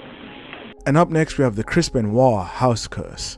There's something deeply unsettling about a home where so much horror unfolded, a place once filled with the family's laughter and life, now forever overshadowed by the darkness of what happened inside its walls. Chris Benoit's house at 130 Green Meadow Lane in Fayetteville, Georgia was once nearly worth $900,000, a reflection of Chris Benoit's success and status. But after the tragedy of June 2007, it became something else entirely. A property that no one wanted to touch, a house with a history people wanted to forget. For 2 years, the house sat untouched, a silent monument to the horrifying events that had taken place inside. Then in 2009, the house sold for a mere $287,000, a fraction of its original value. The buyer, an anonymous owner, someone who took possession of the house but seemingly didn't want attention drawn to it. Despite its dark past, the house was never torn down. To this day, people still live there, trying to move on from its infamous reputation. The house continues to attract unexpected visitors, curious onlookers who want to stand outside the gates and see it for themselves. The new owners have enforced a strict rule. No one is allowed past the gates, and pictures are only permitted from a distance. But those who visit the area describe something strange. Not ghosts or flickering lights, but something heavier, more real. A thick, intense aura, an unshakable feeling that something isn't right within the air. And up next we have the missed calls for help. On Friday, June 22, 2007, someone inside the Benoit home tried to reach out for help, a last, desperate attempt to escape the nightmare that was unfolding. At 9:25 p.m., police reports say that a call was placed from the Benoit home phone to 411, an information service used to request contact numbers. The request? The Fayetteville Police Department. But instead of an emergency line, an obsolete non-emergency number was given, and it was never dialed. Who made this call? Was it a scared Nancy, frantically trying to get through to someone before it was too late? Or was it Daniel, a terrified 7-year-old boy witnessing the unthinkable, trying to reach out for help the only way he knew how? Or was it Chris, because outsiders were in his home, threatening the safety of himself and his family? Whoever it was, they were trying to save themselves. Just 7 minutes later, at 9:32 p.m., another call was made, this time to their next door neighbor, Holly's cell phone, but there was no answer. A minute later, another call, but still no answer. No voice messages were left and no calls were returned. Had Holly picked up? Had the police number been correct? Had a single call been answered that night? This story could have ended very differently. On Saturday the 23rd, after Nancy and Daniel were dead, Chris Benoit left Holly a voicemail, telling her that Daniel was too sick to attend his horse camp. An odd excuse considering the camp only ran on weekdays, something Nancy would have known. At 3:01 p.m, Holly called back and they spoke for 9 minutes. Chris seemed eerily calm, explaining that Nancy and Daniel had food poisoning. He sounded like a man keeping a story straight, ensuring that no one would check in on them. Holly wouldn't realize it until much later, but this call wasn't just small talk. It was an attempt to isolate Nancy even further, to keep Holly from calling, from stopping by, from uncovering the horror inside that house. And now we're at the bottom of the iceberg, with our last entry being the Vince McMahon sacrificed Chris Benoit theory. The theory goes that Chris Benoit was not just a troubled wrestler who snapped, he was a chosen sacrifice. Vince McMahon, as a high-ranking Freemason, orchestrated his death by sending a professional hit on Chris Benoit and his family as an offering to the Dark Forces, ensuring the future success for WWE as a transition into its PG era. But before we go deeper, we need to answer a question that's at the heart of this theory. What is Freemasonry and why is it linked to occult rituals? Freemasonry is a secretive fraternal organization that traces its origins back centuries, with deep connections to ritualistic ceremonies, numerology, and power structures across the world. Many conspiracy theorists believe that Freemasons hold influence over politics, information, entertainment, and global events, pulling strings behind the scenes. One of the core beliefs in Freemasonry is ritual sacrifice. Some believe that high-ranking Freemasons, especially those in the entertainment industry, must sacrifice a life to ensure their own prosperity. Vince McMahon has long been rumored to be a Freemason, a theory fueled by his unchecked power in the wrestling business, his strange rituals in WWE storylines, and the timing of key deaths that benefited his company. One of these key deaths that theorists point to is Owen Hart, as a few months after Owen Hart died, WWE went public. Theorists believe that Owen Hart was sacrificed by Vince McMahon in order to ensure the success of WWE when they went public. This theory suggests that this time, Vince McMahon sacrificed Chris Benoit to usher in the PG era, because as soon as Benoit died, WWE ditched the blood and guts product that they were known for and adopted a more family-friendly PG product. Some believe that this was no coincidence. Nancy and Daniel were found with a Bible placed next to them, a seemingly religious gesture, but some believe that this has deeper meaning. Conspiracy theorists argue that placing the Bibles next to each body was not a sign of remorse, but a symbolic offering. Conspiracy theorists say that there is a lot of numerology and occult symbolism in Benoit's death. To understand why theorists believe Benoit's death was a Masonic sacrifice, we need to look at the numerology and hidden patterns used as evidence. The name Christopher Benoit has numerological values that match key Masonic numbers. The number 290 appears multiple times in Benoit's life and death, and it matches significant Freemason events. Benoit died exactly 290 years after the founding of the Premier Grand Lodge of England, the very birth of modern Freemasonry. Another piece of evidence is the eclipse sacrifice theory. This theory suggests that Benoit was not just murdered, he was ritually sacrificed during a significant astrological period. Benoit's death happened 64 weeks and 4 days after a major solar eclipse, a timing that conspiracy theorists claim aligns with other occult sacrifices in history. Eclipses are often linked to major Masonic rituals, representing rebirth through destruction. And then there's the connection to Eddie Guerrero's death. Eddie Guerrero died exactly 84 weeks before Benoit, a number that holds deep occult meaning. Is this just a coincidence, or was Benoit chosen as an offering, his life taken to ensure McMahon's empire would continue to thrive? Of course, there is no hard evidence that McMahon was ever involved, but for those who believe in the darker forces behind the wrestling industry, Benoit's death wasn't just another tragedy. And we're starting off at the tippity top of the iceberg, Tier 6, with our first entry on Tier 6 being Owen Hart. Owen Hart, the brother of Bret Hart, was a fan favorite and a technical wrestling genius with natural charisma that made him beloved both in and outside the ring. Owen built his reputation through his blend of athleticism and personality, but no amount of skill or experience could prepare him for what would happen on May 23, 1999. At WWE's Over the Edge pay-per-view in Kansas City, Owen, performing under his comedic Blue Blazer gimmick, was set to make a superhero-style entrance. The stunt called for him to be lowered from the rafters, then unhook the harness in a dramatic fail just before landing. But something went terribly wrong. The harness system WWE used that night was different. It was designed for a quick release rather than a controlled descent. It was meant to allow Owen to detach smoothly, but the mechanism was too sensitive. As he was being suspended high above the ring, an accidental trigger released the latch, and Owen fell over 70 feet, plummeting at full speed. He crashed chest first into the top rope, near the turnbuckle, before hitting the mat. The impact was catastrophic. Fans in the arena saw his lifeless body lying in the ring, but many watching at home had no idea what had just happened. Jim Ross, WWE's commentator for that night, was handed an impossible task, breaking the news to the audience. Medics had rushed in, but Owen had suffered blunt force trauma to the chest and suffered from massive internal injuries. He was rushed to the hospital, but there was nothing doctors could do, and he was pronounced dead at just 34 years old. Despite what had just happened, WWE chose to continue the show. Matches went on, even as wrestlers broke down backstage, struggling to comprehend what had just unfolded. The next night, Raw aired as a tribute to Owen, with his colleagues struggling through their words and some openly crying on TV. The fallout was immediate. Owen's widow, Martha Hart, sued WWE, blaming their negligence for his death.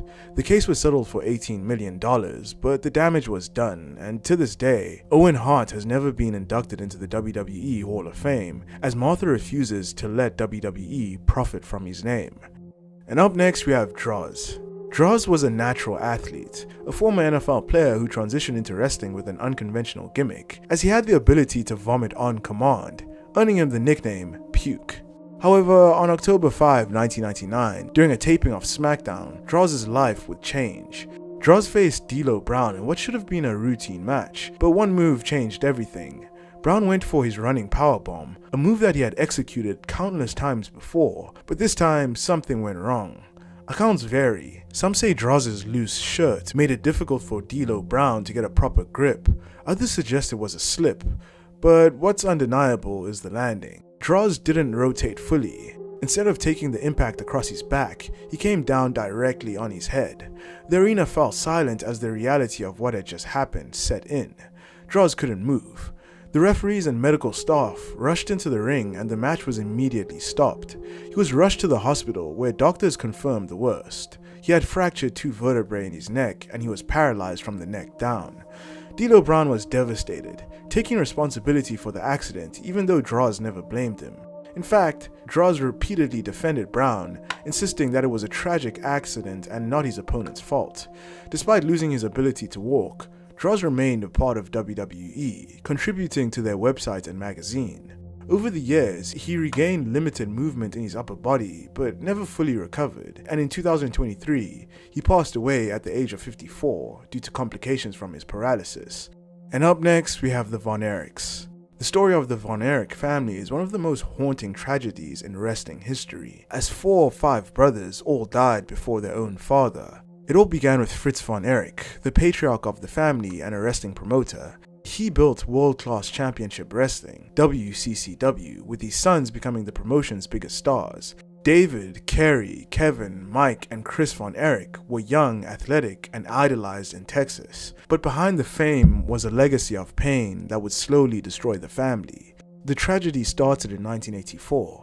David Von Erich, considered by many as the best wrestler of the family and a future world champion, died suddenly at 25 years old while on tour in Japan. The official cause was acute enteritis, but many rumors have swirled that it was a drug overdose covered up by the company. His death shook the family, but it was just the beginning, because in 1986, Mike Von Erich suffered a shoulder injury, leading to toxic shock syndrome after a botched surgery. His mental and physical health deteriorated, and feeling like he could never live up to his family's legacy, he committed suicide at just 23 years old. 3 years later, Chris Von Erich, the youngest and most physically fragile of the brothers, followed the same tragic path. Then came Kerry Von Erich, perhaps the Von Erich with the most success in wrestling. He was a former NWA World Heavyweight Champion, and he even wrestled in WWE as the Texas Tornado for a while. But after a motorcycle accident in 1986, he secretly wrestled with a prosthetic foot, a fact hidden from fans for years.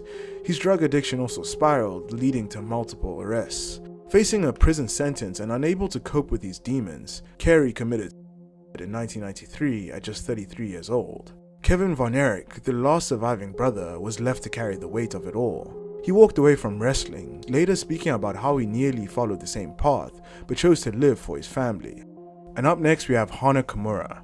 Hana Kimura was a rising star in Japanese wrestling, and as a part of Stardom, she was one of the promotion's most popular wrestlers, earning championships and a devoted fan base. But her fame extended beyond wrestling. She was also cast in the Netflix reality TV show Terrace House. In 2020, a scene aired where Hana had a heated exchange with a cast member over a ruined wrestling costume. The backlash online was immediate and brutal. Fans online turned on her, bombarding her with hateful messages, many urging her to kill herself. The harassment was relentless, and instead of stepping in to protect her, Terrace House's producers leaned into the villain narrative, letting the abuse spiral out of control. Hana tried to push through the storm, but the weight became unbearable, and on May 23, 2020, at just 22 years old, Hana Kimura committed suicide, posting a series of heartbreaking messages before she passed. The wrestling world was shattered, and the Japanese public was forced to confront the dark consequences of cyberbullying and media exploitation.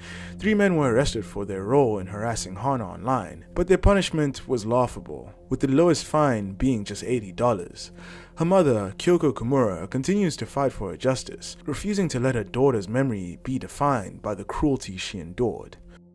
And now we're moving down the iceberg into Tier 5, with our first entry on Tier 5 being Brian Pillman. Brian Pillman was a wild card in professional wrestling, a man whose loose cannon persona blurred the lines between fiction and reality. But behind the chaos of his character was a body breaking down.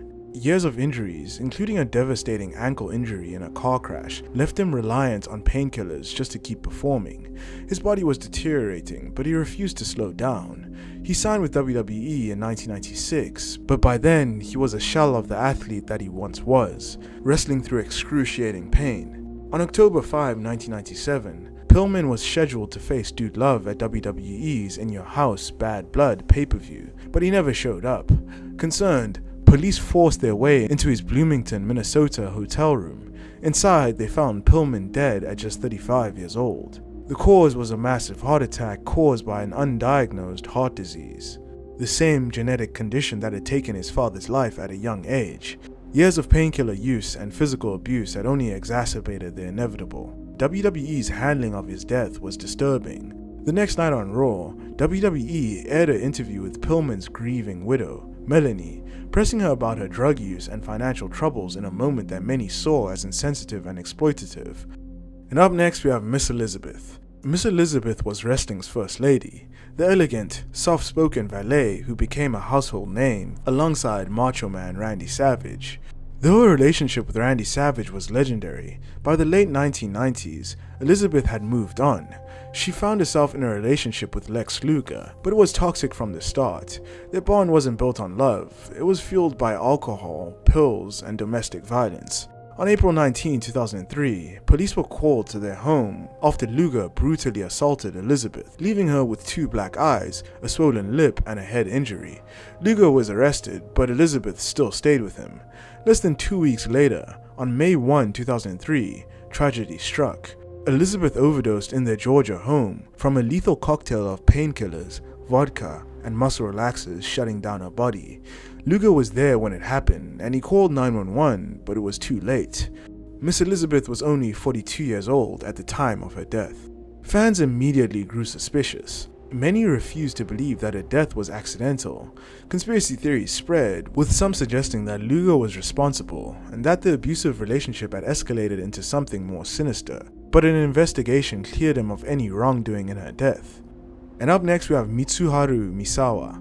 Mitsuharu Misawa was more than just a legend, he was the heart and soul of Japanese wrestling. He had a long and storied career, but the end of his career was defined by one brutal reality. His body was breaking down and he refused to stop. On June 13, 2009, at the age of 46, Misawa wrestled his final match in Hiroshima for Pro Wrestling Noah, the company he founded after leaving AJPW. He teamed with Go Shiozaki to challenge for the GHC Tag Team Championships against Bison Smith and Akitoshi Saito. The match was like many others in his career, hard-hitting, intense, and dangerous. But then, nearly 30 minutes in, Saito delivered a routine back suplex, a move that Misawa had taken hundreds of times before. But this time, something was different. Misawa didn't get up. He lay motionless in the ring, unresponsive as panic set in. Wrestlers and officials rushed to his side. CPR was administered, but nothing worked. He was rushed to Hiroshima University Hospital, but there was nothing doctors could do. Misawa was pronounced dead.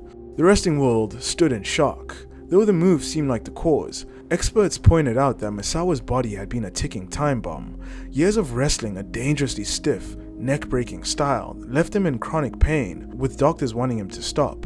In fact, his neck was so damaged that it essentially collapsed upon impact. Despite Misawa's family publicly defending Saito, many fans blamed him, sending harassments and death threats. But in reality, Misawa's death was years in the making. And up next we have Umaga.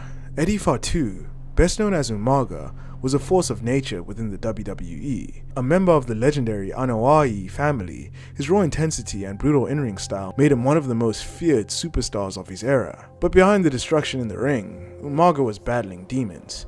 WWE's grueling schedule and the physical toll of his matches led to a reliance on painkillers and other substances.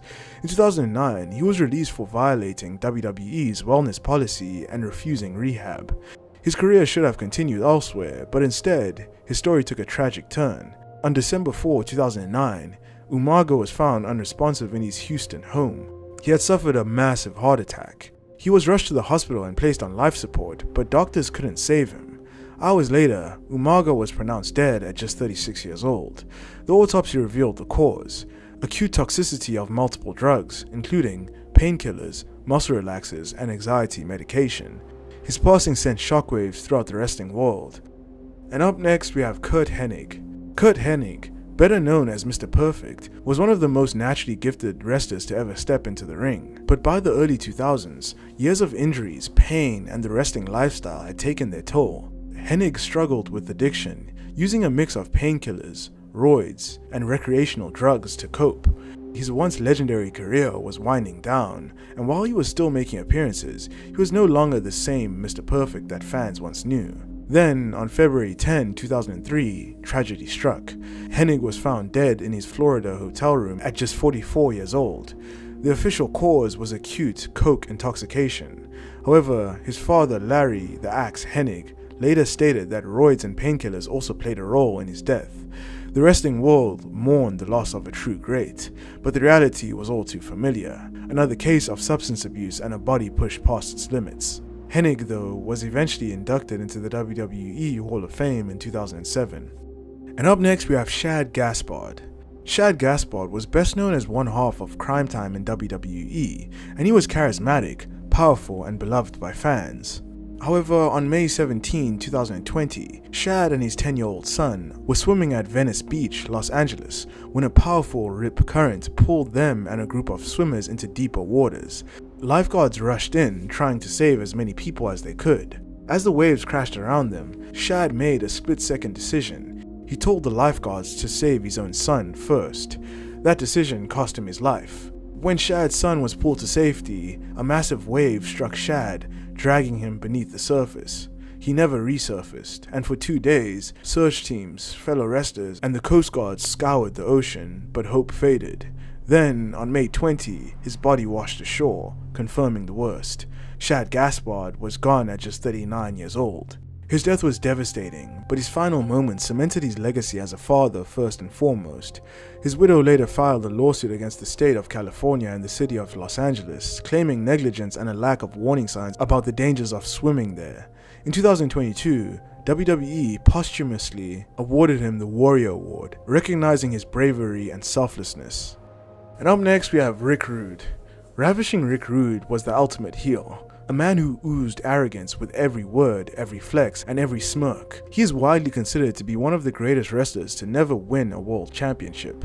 However, in 1999, Rude was in training for a return back to the ring, pushing himself to recapture his former glory, but his body had already endured years of punishment, and he relied on medications to keep himself going. Then, on the morning of April 20, 1999, tragedy struck, as his wife found him unconscious. By the time help arrived, it was too late, and Rick Rude was dead at just 40 years old. The autopsy revealed that Rick Rude had suffered heart failure due to an overdose of mixed medications, and the most prominent one was GHB. His death was ruled as an accident. And up next we have Hayabusa.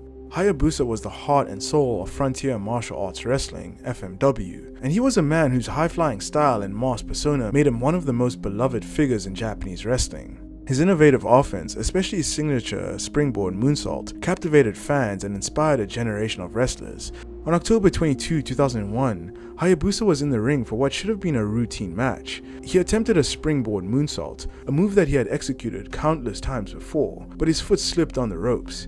He didn't get the height he needed, and instead, he fell straight down, landing head first on the mat. The damage was instant and catastrophic. He fractured 2 vertebrae in his neck, rendering him paralyzed. The accident not only ended his career on the spot, but it was also one of the key reasons FMW shut down the following year. Without its ace, the promotion couldn't survive. For the next 14 years, Hayabusa was confined to a wheelchair, a painful reality for a man who had once soared through the air with ease. But in 2015, a miracle happened. After years of therapy and determination, he was able to stand and walk a few steps, an emotional moment that proved his spirit was still unbreakable. But the triumph was short-lived, as on March 3, 2016, just 1 year after that miraculous display, Hayabusa passed away at the age of 47 due to natural causes. And up next, we have Daphne. Daphne was one of wrestling's unsung heroes, a performer ahead of her time who blended gothic charisma with hardcore toughness.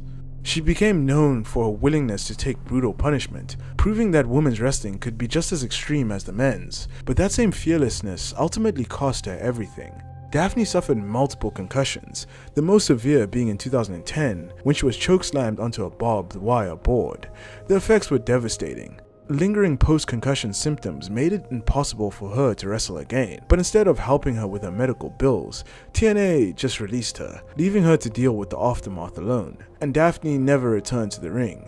The years that followed were filled with pain and isolation. The effects of head trauma, financial struggles, and mental health battles weighed on her. Then, on 1 September 2021, fans witnessed something horrifying. Daphne went live on Instagram, visibly distressed, reading what appeared to be a final note, and urging her brain to be donated for CTE testing, and she was holding what looked to be a... Fans immediately flooded social media, begging for someone to reach her in time. Law enforcement rushed to her home, but it was too late. Daphne had herself at just 46 years old. And now we're moving down the iceberg into Tier 4, with our first entry on Tier 4 being Yokozuna. Yokozuna was a force unlike any other in WWE history.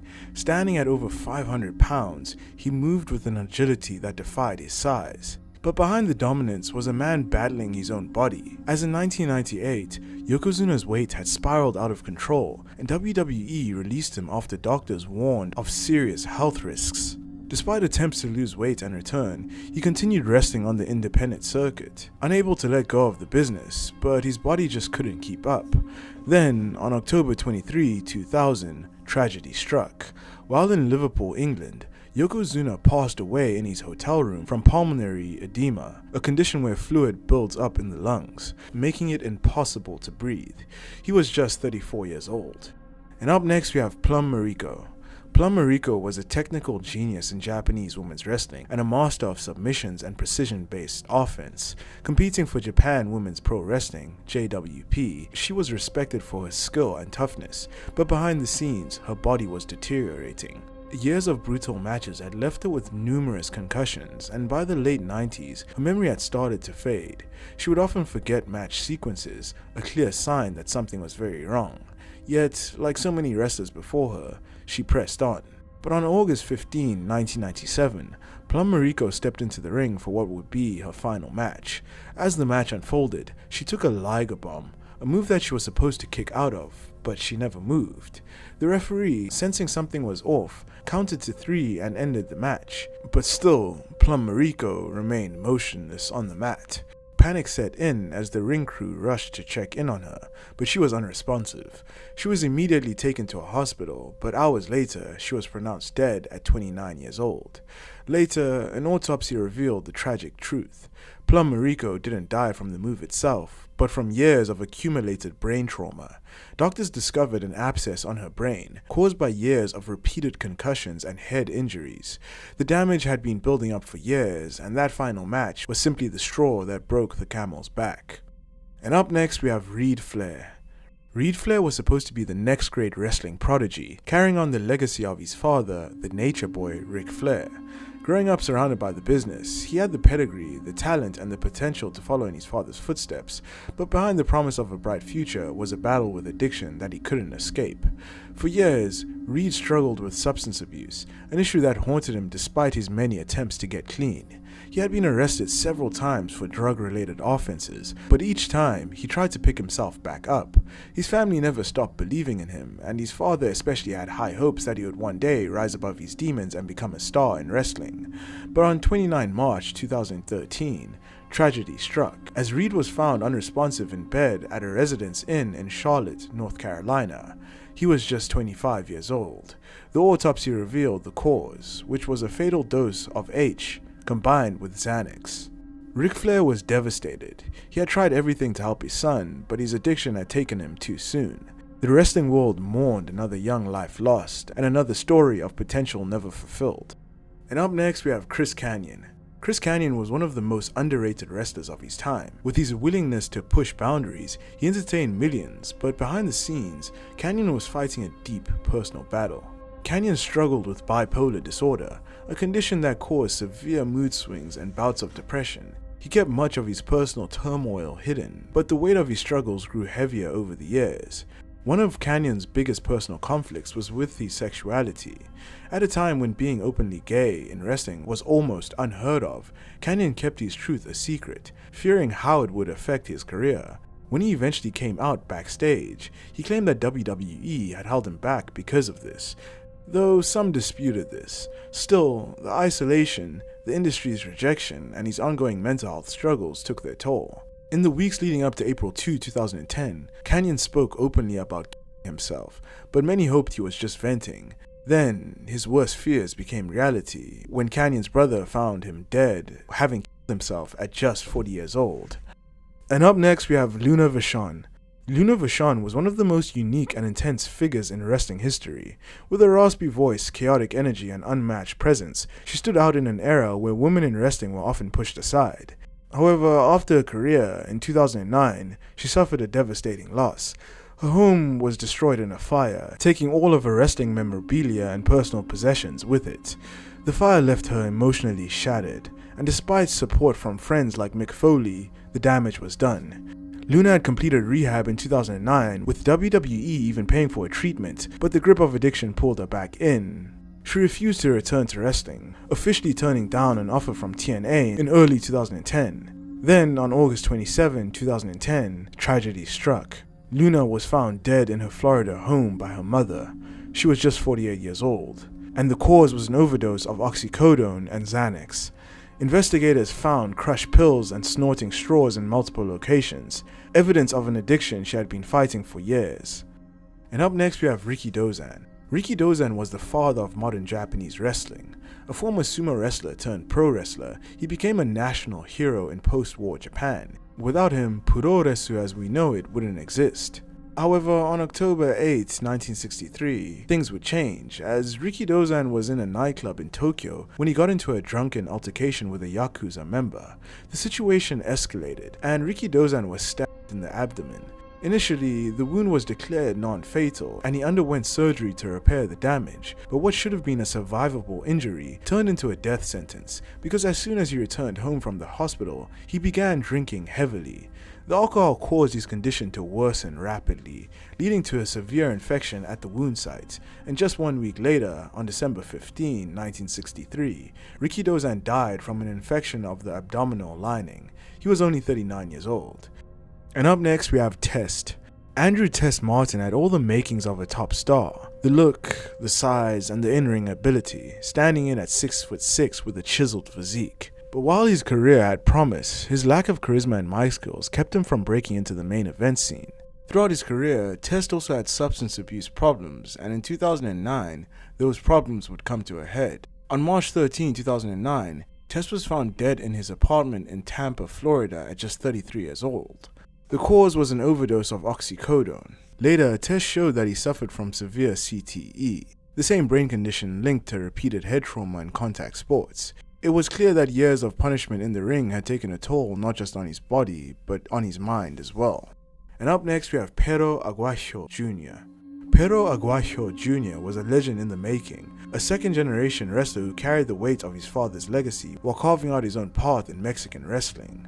He was a trailblazer in AAA and CMLL, but in 2015, his career came to a sudden and tragic end in the most unthinkable way. Aguayo wrestled his final match in Tijuana, teaming with TJ Perkins against Rey Mysterio Jr. and Extreme Tiger.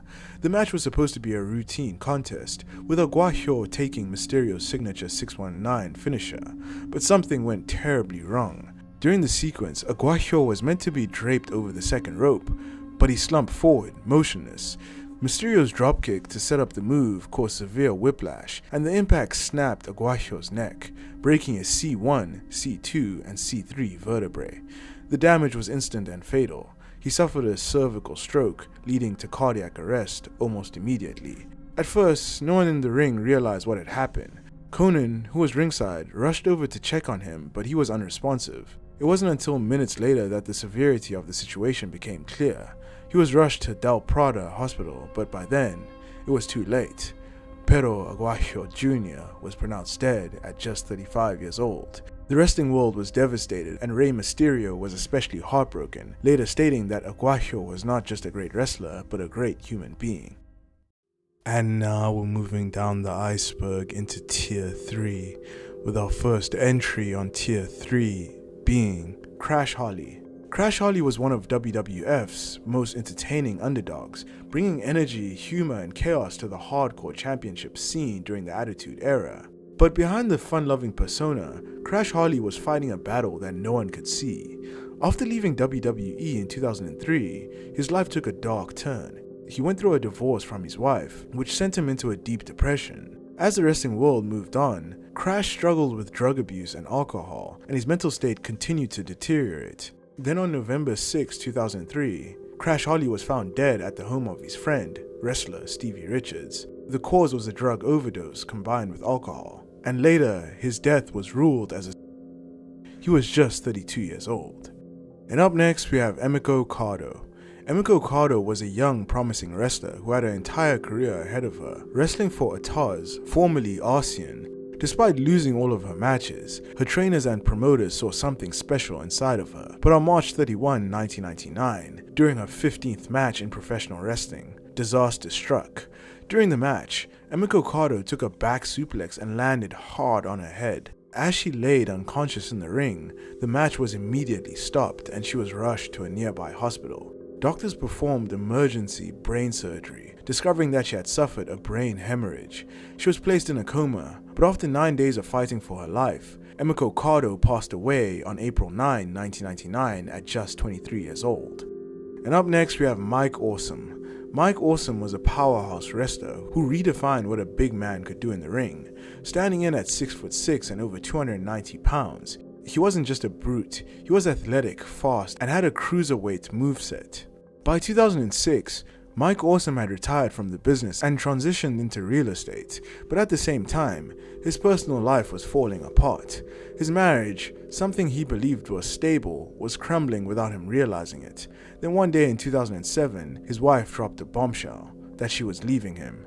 This news shattered Mike Awesome, and in the heat of the moment, he allegedly did some domestic violence on his wife. She called the police and Awesome was arrested. While in jail, he called his wife, only to hear the final blow, that she was divorcing him, taking their 2 children and leaving him with nothing. When Awesome was released from jail, he returned home to a devastating sight.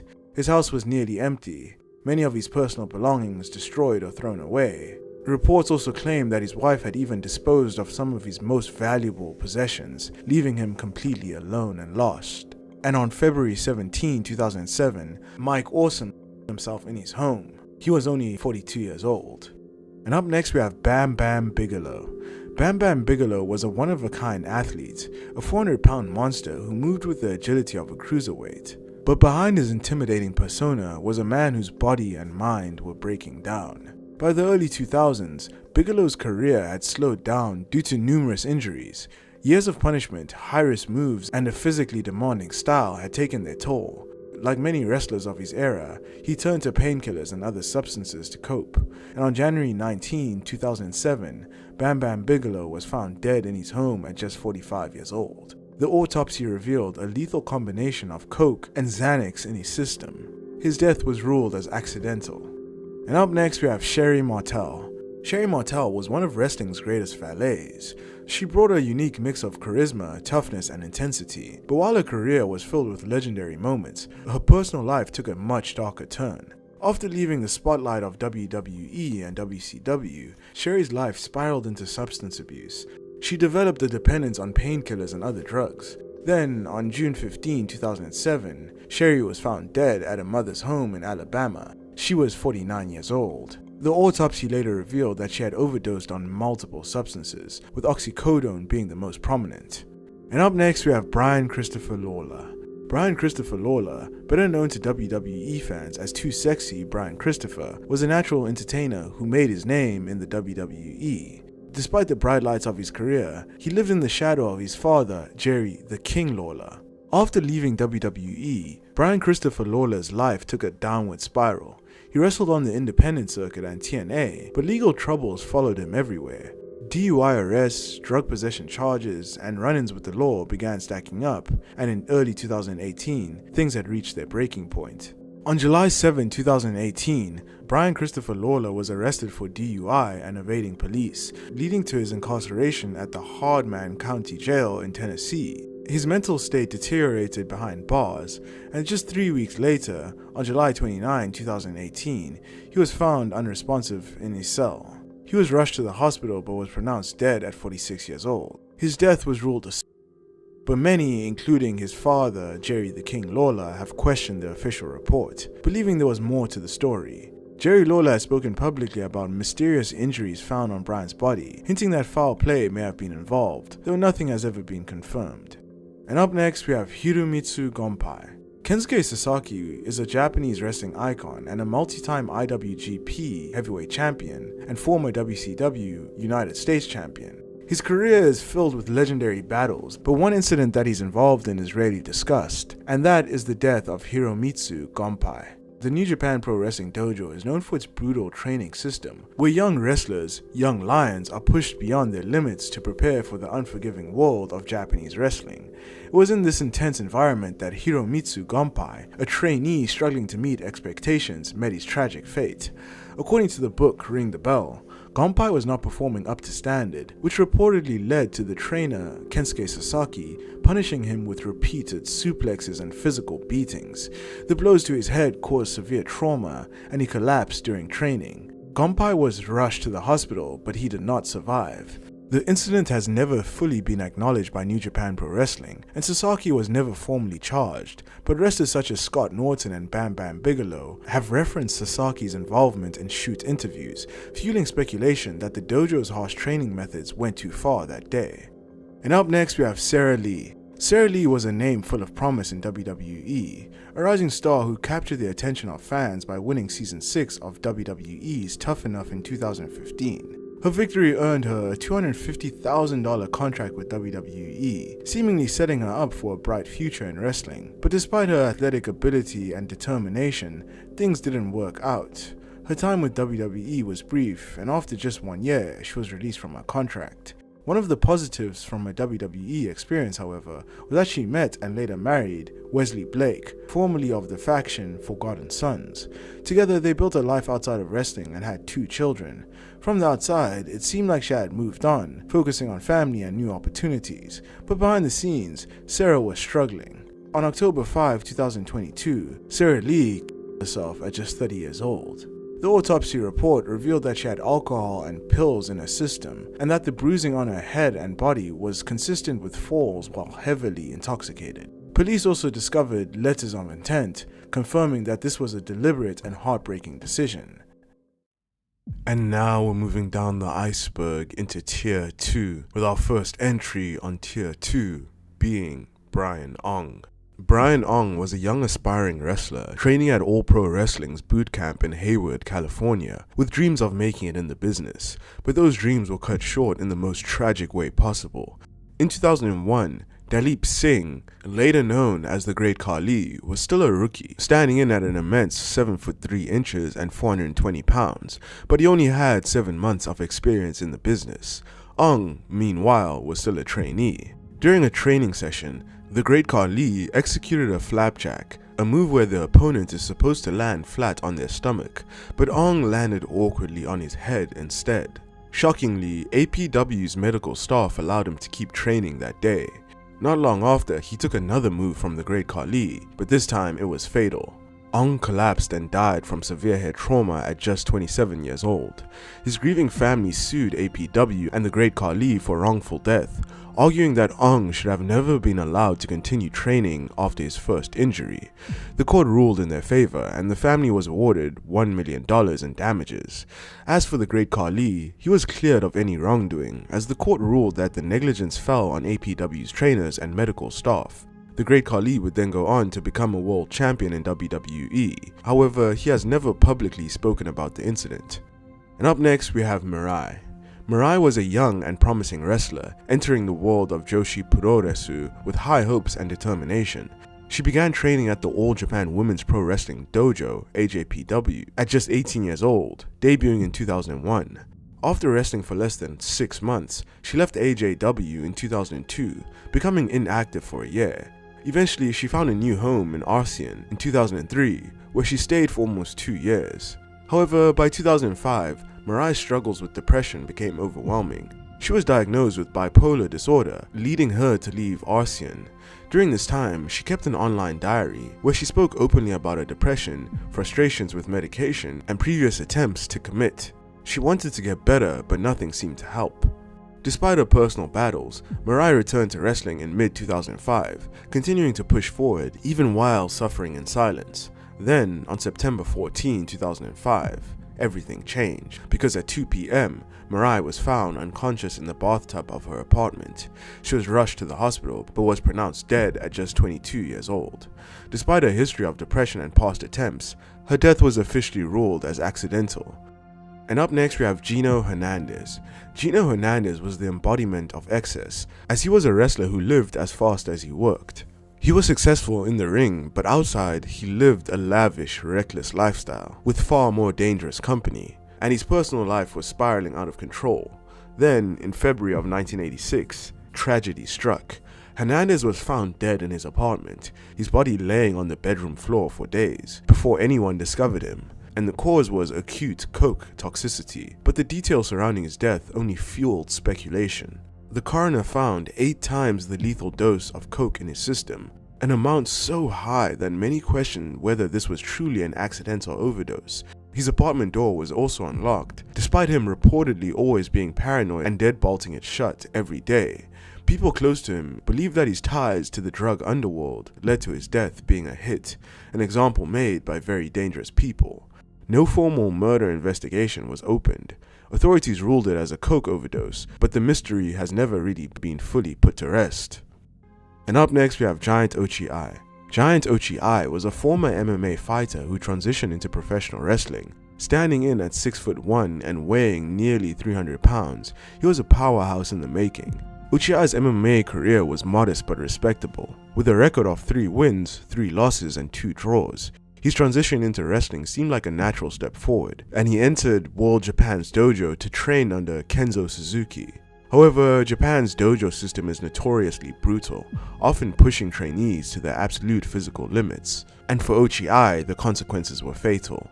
During an intense training session in July of 2003, Ochi collapsed and lost consciousness. He was rushed to the hospital, where he slipped into a coma. For over a month, he remained unresponsive, but then on August 8, 2003, he passed away at just 35 years old. An autopsy later revealed the cause of death, and it was an acute subdermal hematoma, a fatal brain hemorrhage caused by severe trauma. The fallout was immediate and severe. Kenzo Suzuki was fired from World Japan and was allegedly blackballed from every major promotion in Japan, as many people pointed toward him for Ochi's death. Riki Choshi was the owner of World Japan, and the Japanese media also turned its attention to him, questioning the safety and brutality of his dojo. Ochi's family publicly accused Choshi of negligence, stating that he failed to take responsibility for what happened. With controversy mounting and its reputation shattered, World Japan folded by the end of 2003, less than a year after the tragic incident. And up next we have Dino Bravo. Dino Bravo was a Canadian wrestling icon, a powerhouse who dominated the Canadian wrestling scene in the 1970s before making his mark in WWE. But while his in-ring career made him a legend in Canada, his life after wrestling is where things went wrong. By the early 1990s, Bravo had retired and settled into life outside of the ring, training up-and-coming wrestlers in Montreal. However, training wrestlers didn't provide the financial security he needed, and rumors began circulating that Bravo had turned to illegal cigarette smuggling, a highly lucrative but dangerous business controlled by the mafia. And then on March 10, 1993, Dino Bravo was found dead in his home, shot 11 times. The brutal nature of the attack left no doubt. This was a targeted hit. Shortly before his death, Bravo reportedly confided in Bret the Hitman Hart, telling him that he knew his days were numbered. But despite speculation to his connections to organized crime, no one has ever been formally charged or arrested for his murder. And now we're moving down the iceberg into the deepest tier, Tier 1, with our first entry on Tier 1 being the Renegade. When Hulk Hogan arrived in WCW, the company wanted to recreate the magic of his WWE feuds, including his rivalry with the Ultimate Warrior. But rather than bringing the Warrior in, WCW decided to manufacture their own version of him. And so, the Renegade was born. Portrayed by Rick Wilson, the Renegade was WCW's attempt at a homegrown warrior, complete with the face paint, tassels, bodybuilder physique, and high-energy mannerisms. He was marketed as WCW's next big star, debuting in 1995 as Hogan's Alley, and even went on to win the WCW Television Championship. But the act never truly connected to the fans, who saw him as nothing more than a cheap imitation. As time pressed on, his push faded, and by 1996, he was relegated to a jobber. His credibility never recovered, and by December 1998, he was released from WCW. With no job and no major promotion willing to sign him, Wilson spiraled into depression. To cope, he began using GHB, a severe depressant. His mental health continued to decline, and without wrestling, he felt that he had nothing left. Then, on February 23, 1999, just 3 months after his WCW release, Rick Wilson committed. He was only 33 years old. And up next we have Abismo. Abismo was one of Mexico's most beloved lucha libre stars. He was a key figure in AAA, and he was known for his high-flying moves, charismatic presence, and intense rivalries. But behind the mask, his personal struggles remained hidden, and on March 20, 2009, it all came to a head. On this day, Abismo was traveling on a bus to Mexico City, and then in the middle of the night, around 1:30 a.m., he reportedly became agitated and panicked, demanding to be let off the bus, despite the pitch-black, unfamiliar surroundings. The bus driver complied, and Abismo stepped into the darkness alone. Shortly after, he sent a text message to his wife, stating that he was lost in the hills. Concerned, his wife contacted the local wrestling promoter, Vicente Martinez, who immediately organized a search party, but hours turned into a full day and no sign of Abismo could be found. Then on March 22, the worst fears were confirmed. Abismo's lifeless body was discovered floating face down in a river near El Rosario, Sinaloa. An autopsy ruled the cause of death as drowning, and no foul play was suspected. However, medical experts speculated that his panic attack may have been linked to roid abuse, though this was never confirmed. The circumstances of his final moments remain a mystery, leaving more questions than answers. In a bizarre and disturbing twist, on the same night he died, a wrestler wearing Abismo's mask competed at a AAA wrestling show. It was later revealed to be an imposter, sparking outrage and national media coverage. The local promoter responsible for the show was suspended for 2 years for allowing such a disrespectful hoax to take place. And up next we have Shoichi Arai. Shoichi Arai was not a wrestler, but his impact on the wrestling world was undeniable. As the owner and promoter of Frontier Martial Arts Wrestling, he spent 7 years running the promotion, trying to keep it afloat despite financial struggles. As in the early 2000s, FMW was in dire financial trouble. Desperate to keep the company alive, Arai made a fateful decision. He turned to the Yakuza for financial help. The Japanese mafia loaned him approximately $1 million, but FMW collapsed in 2002, leaving Arai drowning in debt with no way to pay them back. Fearing for his life and his family's safety, Arai went into hiding, knowing that the Yakuza wouldn't let the debt go unpaid. With no other options, he devised a tragic plan.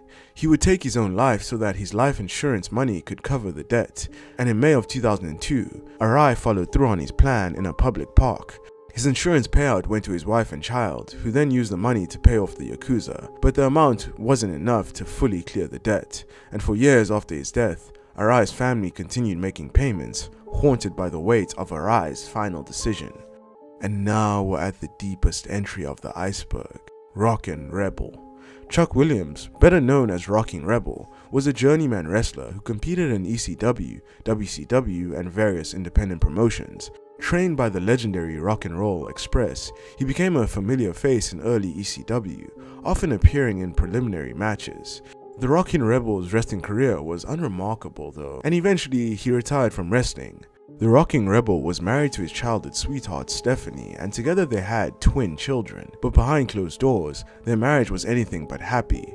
Reports indicate that the Rockin' Rebel was abusive, controlling, and domineering, creating a toxic and dangerous household. Eventually, his wife had had enough, and she filed an order of protection against her husband, but before she could fully break free, tragedy struck in the worst possible way, because on June 1, 2018, the Rockin' Rebel snapped. The Rockin' Rebel murdered her in cold blood before taking his own life, and then the next morning, their two 10-year-old twins, just innocent children, discovered the bodies of their parents, an unspeakable trauma that they will carry for the rest of their lives. And we're starting off at the tippity top of the iceberg, Tier 6. And up next we have John Cena buries the Nexus. In the summer of 2010, WWE introduced one of the most shocking and promising factions in years, the Nexus. They were rookies from the first season of NXT, led by Wade Barrett, and they made their debut in the most brutal way possible. On June 7, 2010, during an episode of Monday Night Raw, they stormed the ring, destroyed everything in sight, and viciously attacked John Cena, in an angle that many fans felt went too far. After this, the Nexus had all the momentum. They were young, hungry, and rebellious, and a faction that could have dominated WWE for years. But instead, their push was abruptly killed off at SummerSlam 2010, all thanks to John Cena and his imaginary golden shovel. At this pay-per-view, the Nexus faced Team WWE in an elimination-style match. Originally, the plan was for the Nexus to win the match, keeping their dominance intact, but Cena used his backstage influence to change the finish. In the final moments, despite facing a 2-on-1 disadvantage, Cena miraculously defeated both Justin Gabriel and Wade Barrett, single-handedly crushing the Nexus's credibility. Even Chris Jericho and Edge, two veterans of the business, called out Cena afterwards, saying that he had ruined months of build-up. Justin Gabriel later confirmed that Cena refused to put the Nexus over, essentially killing their momentum in one night. After the loss, the faction was never the same, and within months, members were quietly pushed out and Wade Barrett was demoted to an afterthought. By the end of the year, the Nexus was no more. And up next we have the worst call-ups in NXT history. The purpose of NXT is to foster in the new generation of WWE talent. However, things sometimes don't go as planned when wrestlers are called up to the main roster. And there have been a bunch of instances where wrestlers just didn't work out when they got the promotion. One group is the Ascension, who dominated NXT's tag division but were buried on the main roster with a corny Legion of Doom knockoff gimmick. Another is Karrion Kross, who was a two-time NXT champion, but his main roster run started off with him losing to Jeff Hardy in a quick fashion and then him getting repackaged into a goofy gladiator. And then came EC3, who came in with a top 1% gimmick, but was given very limited mic time, zero character, and reduced to a silent jobber. And then there's Bo Dallas, who was the longest reigning NXT champion at the time, but on the main roster, he became a comedy jobber and disappeared into catering. There's also Bobby Roode, who was glorious in NXT, but once he hit the main roster, he was either stuck in a random tag team or lost in mid-card hell. And then there's 2020's Retribution, that started off as a chaotic faction with a purpose, but WWE killed them with awful names like Slapjack and T-Bar, and terrible booking. And then there's Tucker from Heavy Machinery. He had decent chemistry with Otis, but then WWE randomly split them up, turned Tucker heel, and then fired him months later. And then there's Tyler Breeze, a fan favorite in NXT, but his selfie stick gimmick fell flat on the main roster, turning him into a perennial enhancement talent on the main roster. There was also Keith Lee, the man who was limitless in NXT, and when he first got called up, he showed a lot of promise, but then WWE gave him a bland new gimmick, Bad Gear, and called him Bearcat, killing his momentum instantly. This is a graveyard of wasted potential, proving that not every NXT success story survives the main roster machine. And up next we have the Wednesday Night Wars. In 2019, wrestling fans witnessed the beginning of a modern day war, not between WWE and WCW, but between NXT and AEW. When AEW debuted on Wednesday nights, WWE immediately moved NXT to the same time slot, sparking what became known as the Wednesday Night War. At first, NXT put up a fight, as NXT stacked the show with top-tier talent, even bringing in main roster stars to boost ratings. But despite their efforts, AEW consistently won in viewership. Dynamite felt fresh, unpredictable, and filled with rising stars. Triple H was in charge of NXT at the time, and he downplayed the losses by famously saying that it's a marathon and not a sprint. And his words rang true, because even though NXT seemed like they lost the battle in 2021 when they moved to Tuesdays, the war wasn't over, and over time AEW's momentum began to slow, while NXT's underwent a transformation. And now in 2025, NXT is back on top and stronger than ever, consistently outdrawing AEW in the ratings. And up next we have Jada Parker's Double Controversy. In early 2025, WWE NXT star Jada Parker found herself at the center of two major controversies that sent shockwaves throughout the wrestling community. The first incident erupted when Jada Parker liked an Instagram post discussing the US House passing a bill to ban trans athletes from participating in women's sports at federally funded schools. Fans perceived her endorsement of the post as transphobic, leading to significant backlash.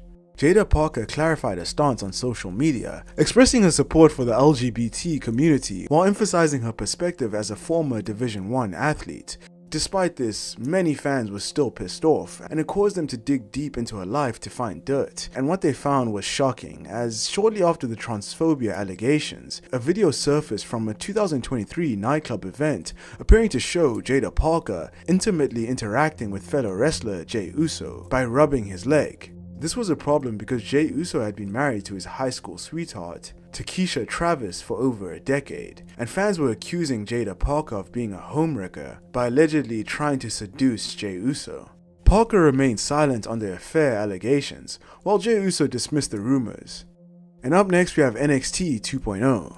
In late 2021, NXT 2.0 was born. Not by choice, but by force, because after seemingly losing the Wednesday Night War to AEW, and because of Triple H's health issues, Vince McMahon took control of NXT, killing the black and gold era that had made the brand a haven for top indie talent. Vince and his team rebranded NXT into a developmental-only show, focusing on younger homegrown talent instead of established independent wrestlers. But there were many problems with NXT 2.0. Gone were the workhorse wrestlers and indie darlings, and instead, the roster was filled with young, gimmicky, over-the-top characters that felt more like a return to WWE's cartoony 1990s era. These weren't characters that fans were used to, they were experiments. Even worse, the match quality took a massive hit. Many of the new recruits had little wrestling experience, leading to sloppy matches and awkward promos. Fans immediately turned on NXT 2.0, frustrated by the downgrade in talent and the bizarre presentation. There was also a color change. The gritty black and gold logo was replaced by a bright rainbow aesthetic, which fans mocked as looking like a Nickelodeon show rather than a wrestling brand. WWE eventually backtracked, ditching the rainbow colors in late 2022 and returning to a more serious presentation. And up next we have NXT Season 2. Before NXT became WWE's developmental brand, it was a bizarre game show style competition, and if you thought Season 1 was bad, Season 2 took the cringe factor to a whole new level. Season 2 of NXT had many standout stars, but instead of giving them the chance to showcase their wrestling skills, WWE forced them into humiliating obstacle courses, ridiculous challenges, and pointless promo segments. The show felt like less of a path to superstardom and more like a glorified circus act. One of the biggest disasters of the season was Michael McGillicuddy, whose Genesis of McGillicuddy promo remains one of the worst promos in WWE history. Instead of cementing himself as a future star, he fumbled through his words so badly that fans mocked him for it for years.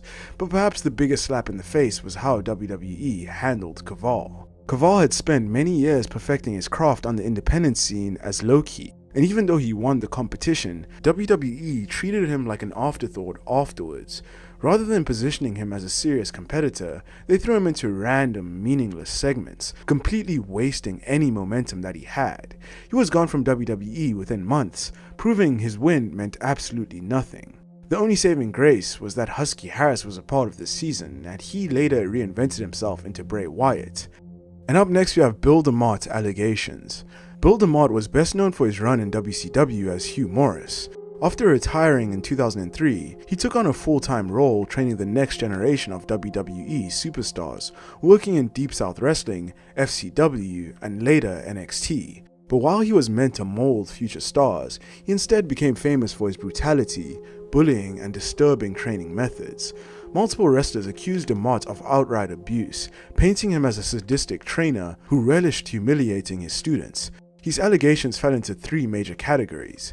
The first category is verbal abuse and racism, as he allegedly berated trainees with homophobic slurs like the F word.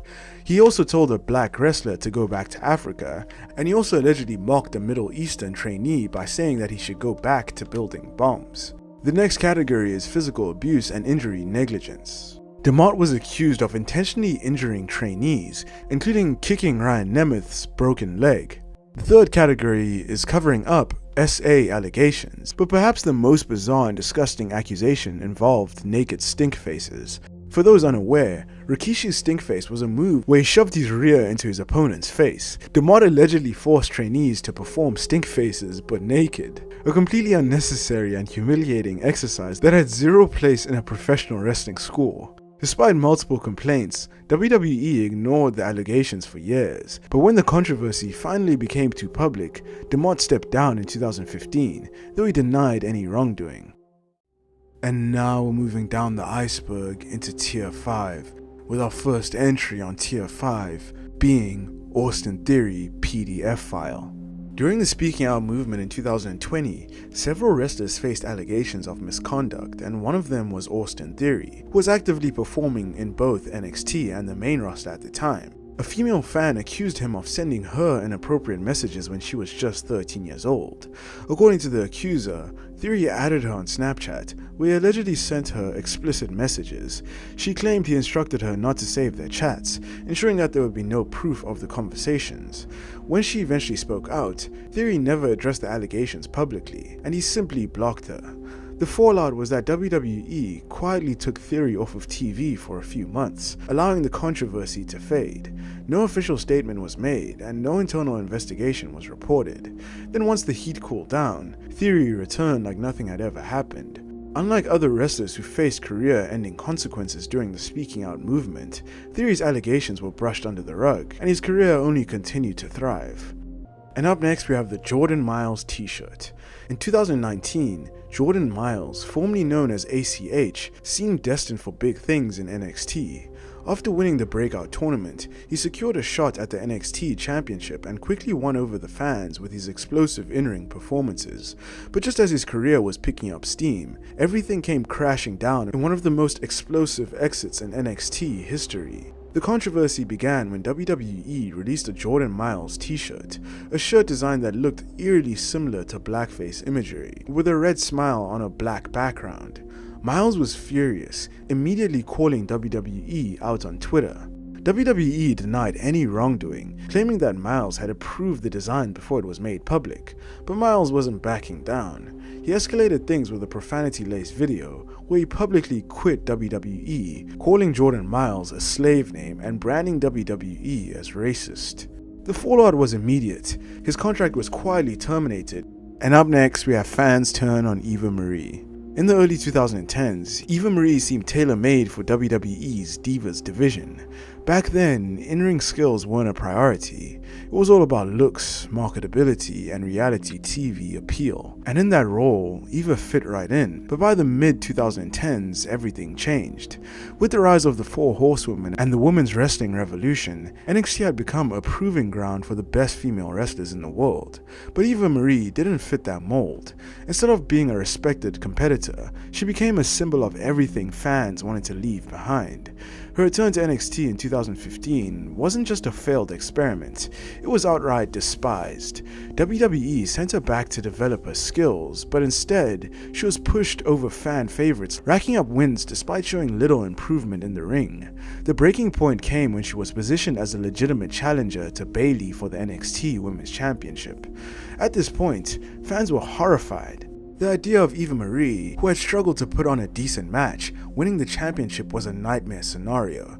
Thankfully, it never happened, but her presence alone was enough to derail NXT's momentum. By spring of 2016, WWE pulled the plug on her time in NXT, sending her back to the main roster, not because she had improved, but because they had exhausted every effort to make her work in NXT. And up next we have Tessa Blanchard in NXT. Before her infamous TNA run, the daughter of wrestling legend Tully Blanchard, Tessa Blanchard had a brief stint in NXT from 2016 to 2017. She wrestled a handful of matches, and while her time in WWE was limited, there was no denying that she had the potential to be a future star. But she didn't work out in WWE for a few reasons. In 2017, Blanchard was set to compete in the inaugural Mae Young Classic.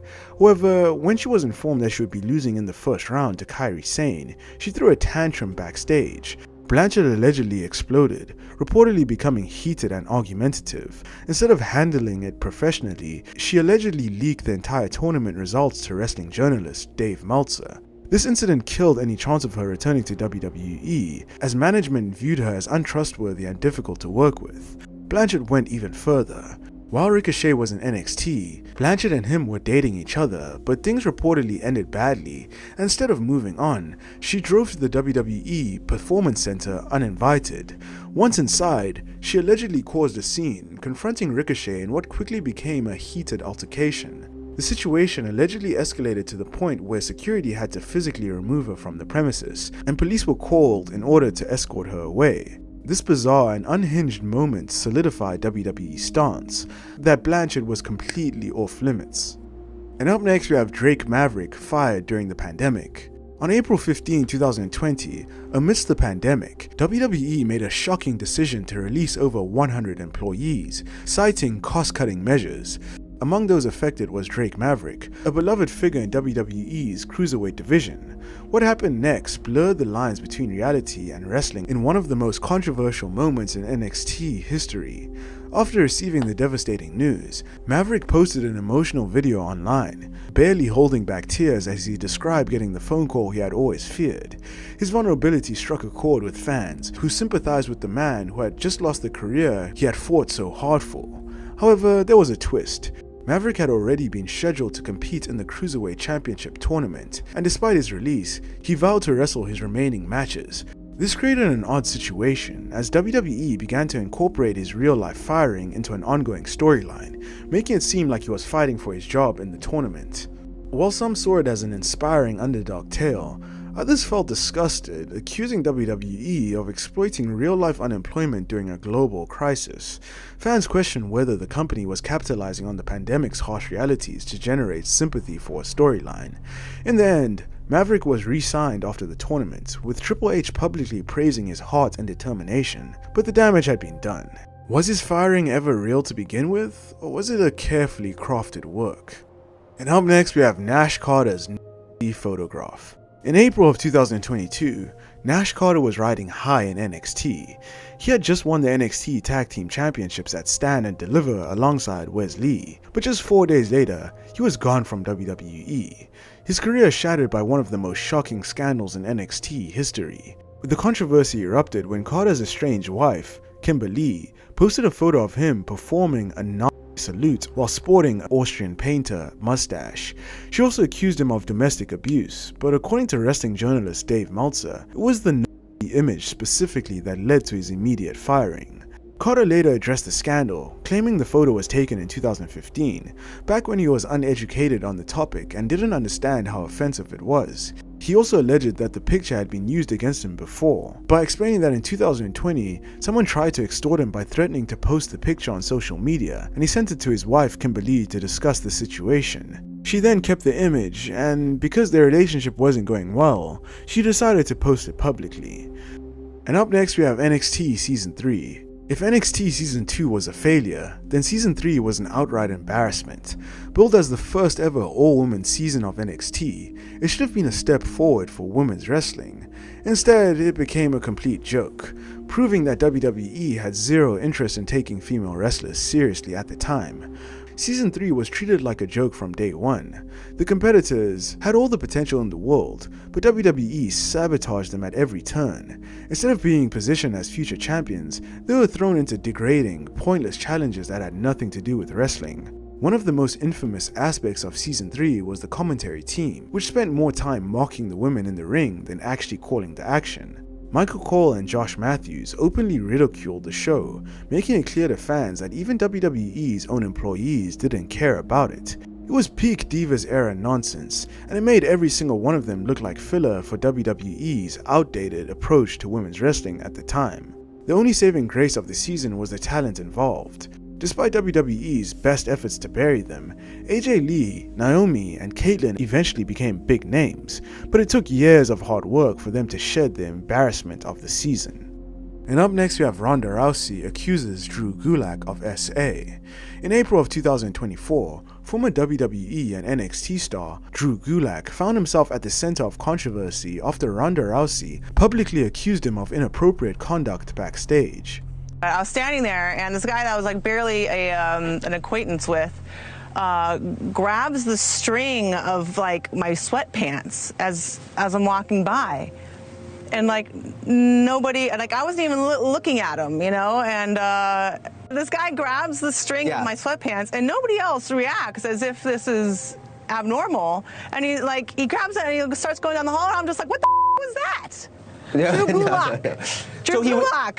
That's who it was. Yes. At the time of the allegations, Gulak was a key figure in WWE's NXT system, working as both a wrestler and a trainer for developmental talent. However, as the controversy gained traction, he was quietly removed from NXT programming, fueling speculation about his future.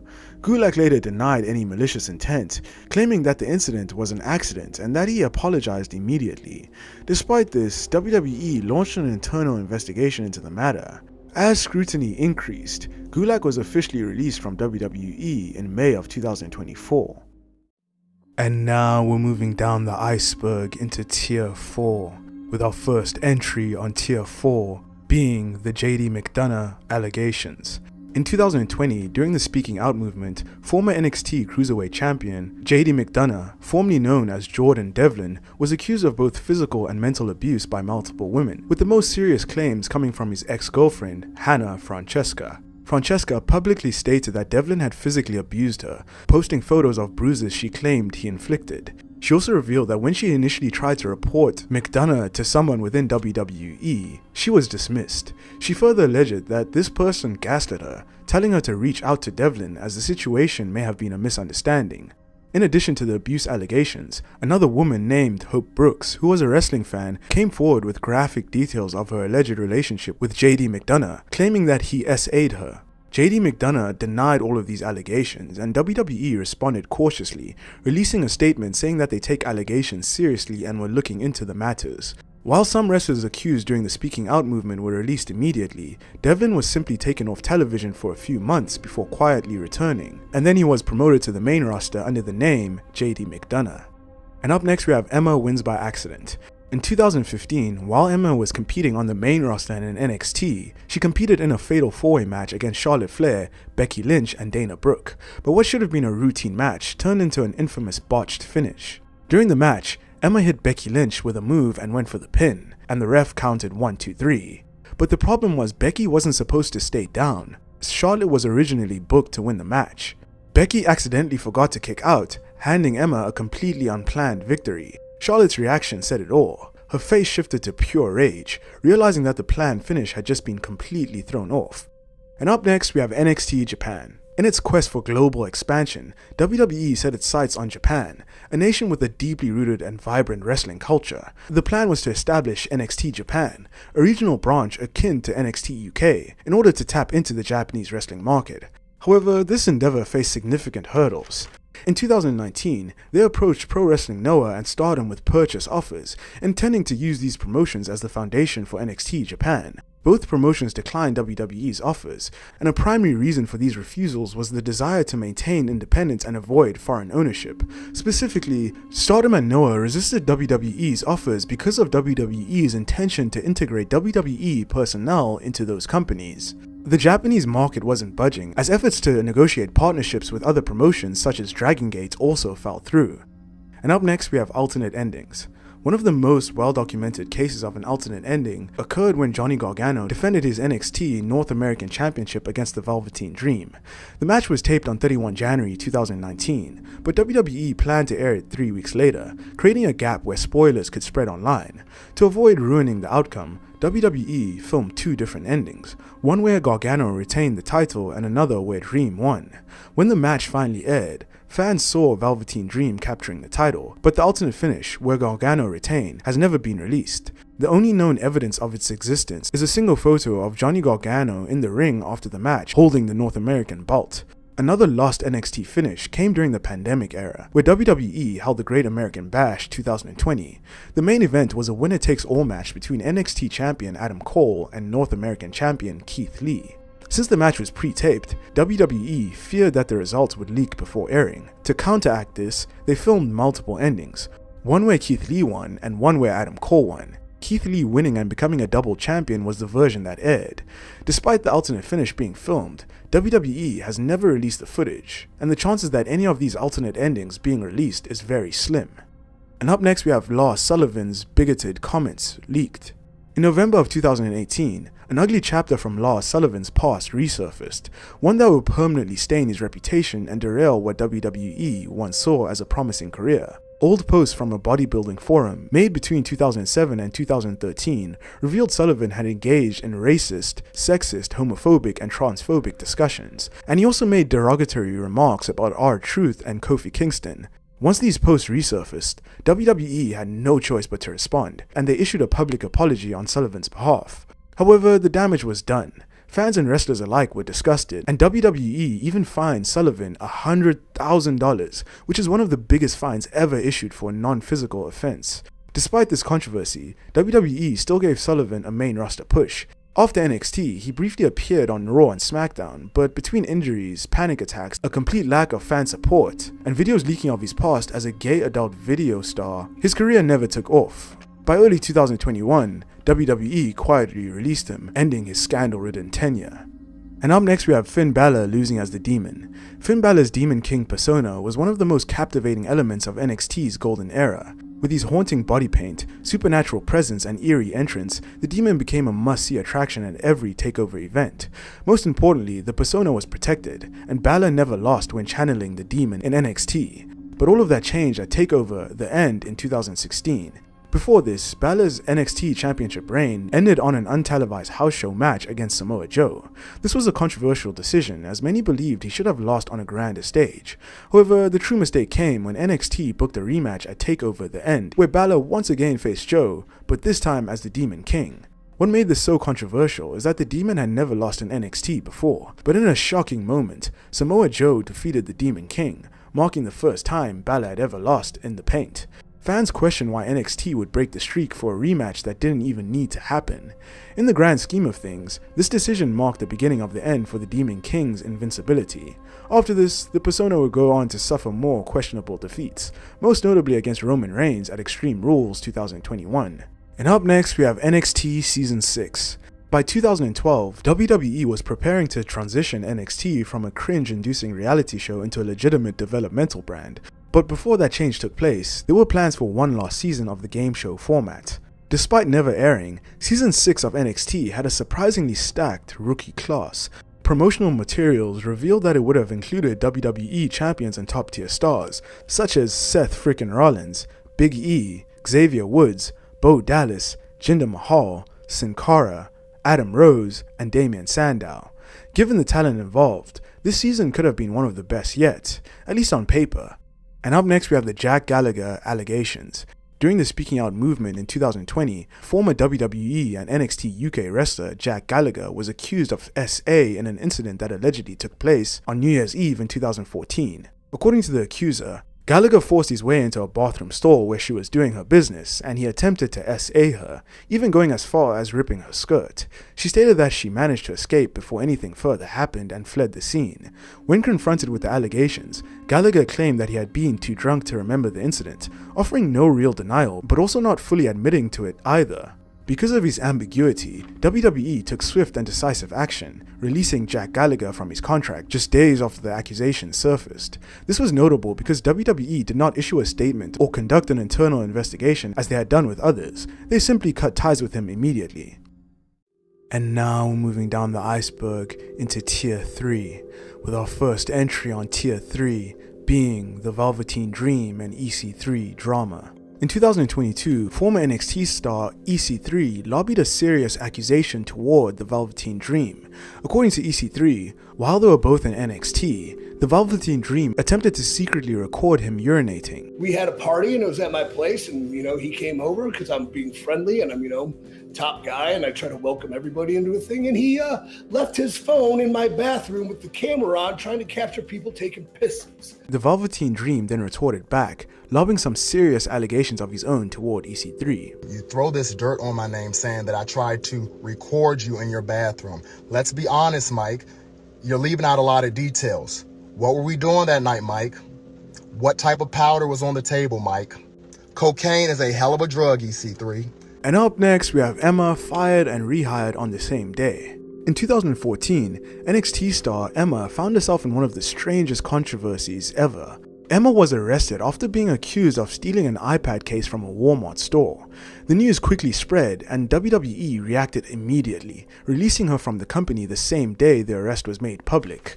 However, after further investigation, it was revealed that Emma had actually paid for her other items through the self-checkout machine, but the iPad case hadn't been scanned properly. This meant that the entire situation was a technical error rather than intentional theft. Realizing that they had overreacted, WWE quickly reinstated her just a few hours later, making this one of the fastest firings and rehirings in WWE's history. Despite the ordeal, Emma's WWE career never fully recovered, as the arrest, even unintentional, tainted her image. Though she continued wrestling in NXT and the main roster, she never received a major push and was eventually released again in 2017. And up next we have NXT UK killing the UK indie scene. Prior to NXT UK's establishment, the UK indie circuit was experiencing a renaissance of sorts, with promotions like Progress Wrestling, Revolution Pro, and Insane Championship Wrestling gaining significant traction and cultivating a dedicated fan base. However, the inception of NXT UK led to a paradigm shift. WWE's strategy involved signing many of the top British wrestlers to exclusive contracts, effectively limiting their availability to perform for independent promotions. The talent acquisition strategy depleted the indie scene of its marquee performers, leading to a noticeable decline in the quality and draw of local shows. On top of stealing all the major English talent, the pandemic and the speaking out movement in 2020 really hurt the UK indie scene. This confluence of factors culminated in a significant downturn for the British independent wrestling scene. And up next we have the Josh Bredel controversy. In 2015, a rookie wrestler named Josh Bredel emerged as the male winner of Tough Enough Season 6, earning a WWE contract and a ticket to the Performance Center, where he was rebranded as Bronson Matthews. The assumption was that he'd soon debut on NXT TV, following in the footsteps of past winners who had successfully transitioned into WWE's system. But that never happened. While he did work a handful of non-televised live event matches, his career went downhill before it could even begin. Not because of his in-ring ability, but because he couldn't keep his mouth shut. In January of 2016, he made what would become a career-ending mistake, mocking a group of main roster talent known as the Social Outcasts, consisting of Bo Dallas, Heath Slater, Curtis Axel, and Adam Rose. He referred to them as the social jobbers, an insult that would instantly put a target on his back.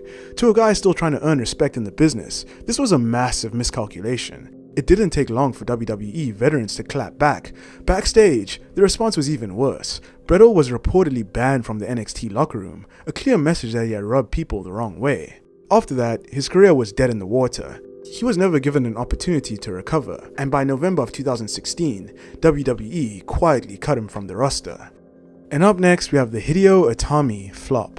When WWE signed Kenta in 2014, they weren't just bringing in another wrestler. They were acquiring one of Japan's top stars, someone whose hard-hitting, innovative style had influenced an entire generation. From CM Punk's Go to Sleep to Bryan Danielson's Running Knee, Kenta's impact was immeasurable. He had everything needed to thrive in NXT. Or at least that's what fans thought. Rebranded as Hideo Itami, he was immediately placed into a high-profile spot, but what followed wasn't dominance. It was one of the most frustrating what could have been stories in NXT history. This was because almost as soon as he arrived, his body began betraying him. Injury after injury robbed him of momentum, consistency, and screen time. At one point, he was supposed to compete in a #1 contenders match at TakeOver Unstoppable, but a shoulder injury forced him out, with WWE even turning his real-life setback into a storyline attack. By the time he returned, NXT had evolved past him. The brand was now headlined by different stars like Finn Balor, Kevin Owens, and Samoa Joe, and Itami had faded into the background. His once explosive style seemed diluted, and his push disappeared. It felt like he had become an afterthought in a company that once had big plans for him. With nothing left for him, he requested his release in 2019, officially leaving WWE after 5 years of missed opportunities and unfortunate timing. And up next we have Cora Jade accuses Darby Allin of abuse. AEW's Darby Allin, known for incorporating his love for skateboarding into his wrestling persona, posted a video of himself at a skate park. A fan then suggested he should have a skateboard match with NXT's Cora Jade, who also used a skateboard in her gimmick in NXT. Rather than brushing off the idea politely, Allin took a shot at Jade, responding with, "Skating is a huge part of my life, not a fake character for TV." The comment was clearly meant to discredit Jade, implying that a skateboarding persona was manufactured, unlike his real-life passion for skating. However, Jade didn't let it slide. She fired back with a response that took things to a whole new level of controversy. As she said, "Being a good person with no abuse allegations against me is a huge part of my life and not just a character I play on TV." The subtweet was razor sharp, referencing the speaking out allegations made against Darby Allin by indie wrestler Hawley Cromwell, who accused him of both physical abuse and SA. Adding to the personal sting, Jade and Cromwell had previously been tag partners on the indie scene, making it clear that Jade had no respect for Allin. Both tweets were quickly deleted, but by then the damage had been done, as screenshots circulated online and fans took sides, with some backing Darby Allin and some praising Jade for calling him out. And up next we have the Joe Coffey allegations. In July of 2020, NXT UK star Joe Coffey was suspended by WWE after being accused of SA during the speaking out movement. Unlike others in WWE, Coffey was not immediately fired but was suspended indefinitely, signaling that WWE was investigating the allegations. Adding to the controversy, former wrestler Sierra Loxton took to Twitter, revealing that she had to block Coffey on social media because he wouldn't leave her alone. She also claimed to have heard stories that he had SA'd 3 women, sending unsolicited eggplant pictures, crude voice notes, and even engaging in stalking behavior. While WWE never publicly elaborated on the full details of the investigation, Coffey quietly disappeared from programming following his suspension.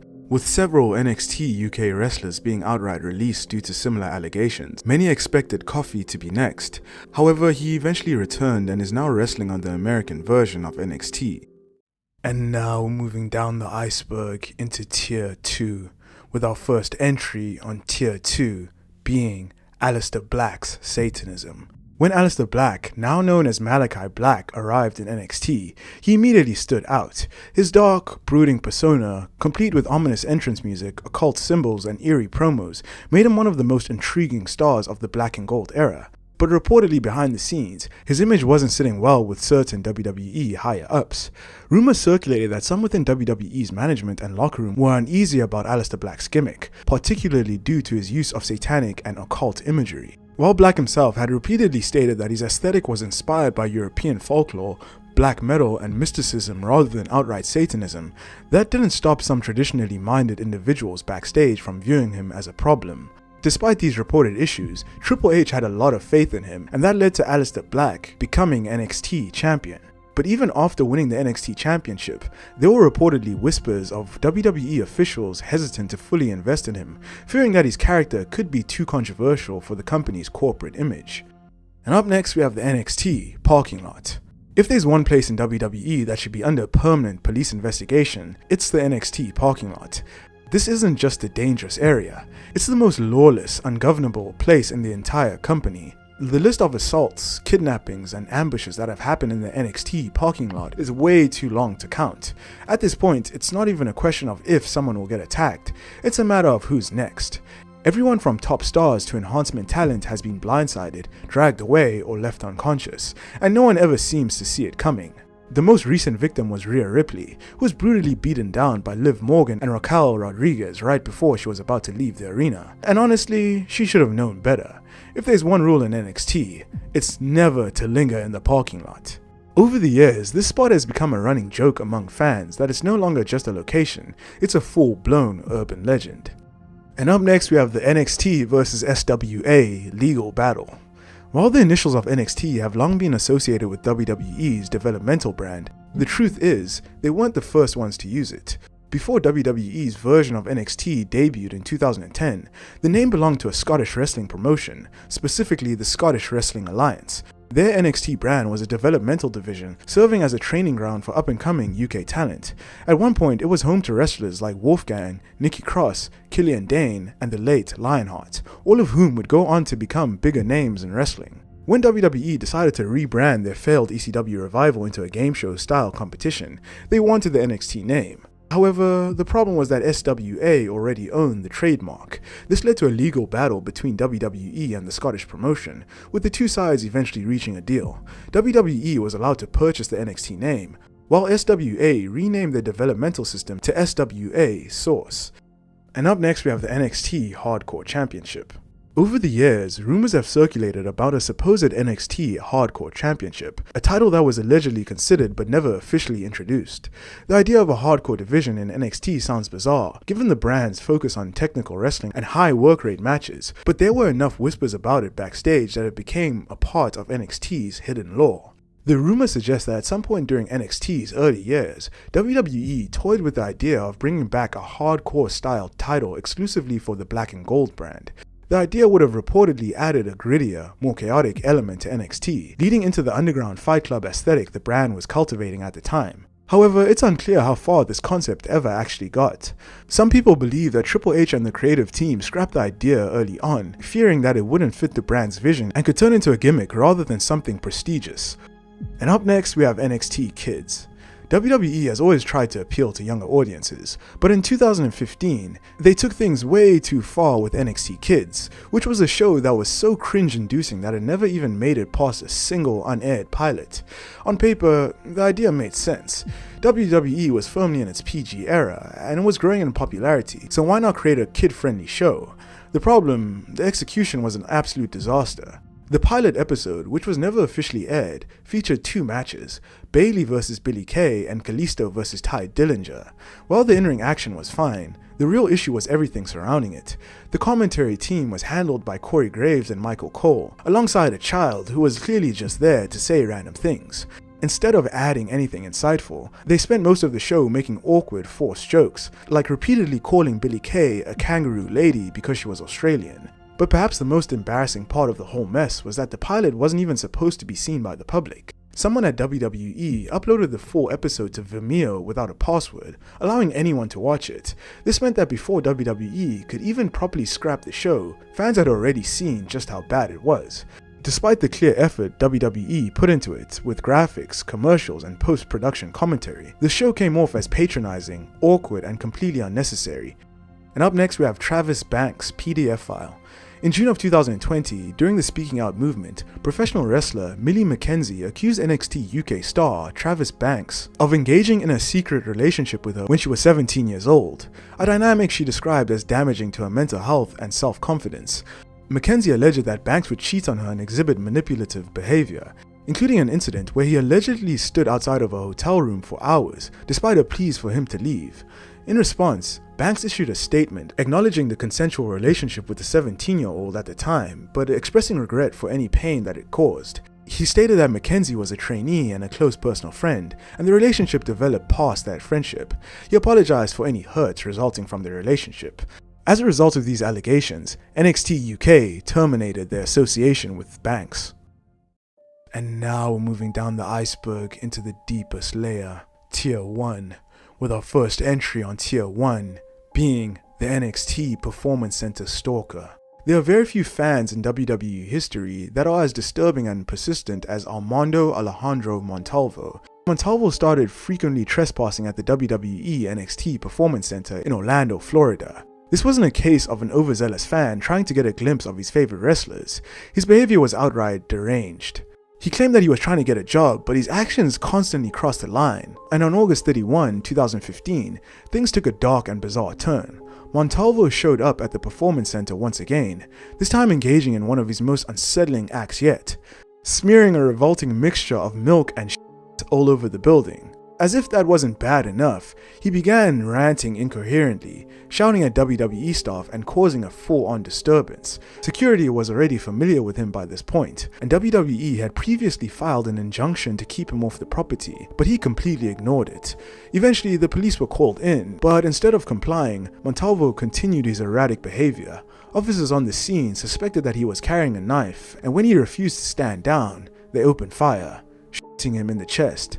Miraculously, Montalvo survived the gunshot wound, but that didn't stop him, because over the years, he continued to violate restraining orders, showing up near WWE facilities, ranting on social media, and making bizarre claims about his connection to WWE. Then, in 2020, during a live broadcast of WWE Raw, Montalvo made another unwanted return. This time, he was caught trespassing near the Performance Center again, but instead of staying quiet, he streamed the entire ordeal on Facebook Live. As he ranted about WWE, security was forced to intervene and he was arrested on trespassing charges once again.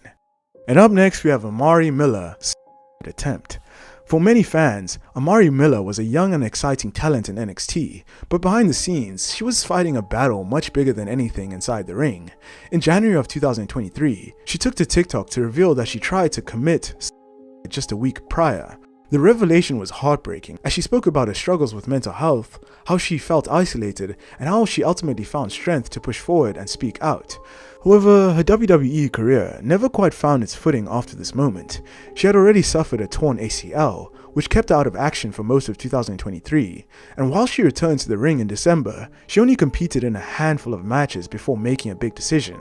By February 2024, Miller and WWE mutually agreed to part ways. She revealed that there was no bad blood between her and the company, her contract simply wasn't renewed, and creative had no plans for her moving forward.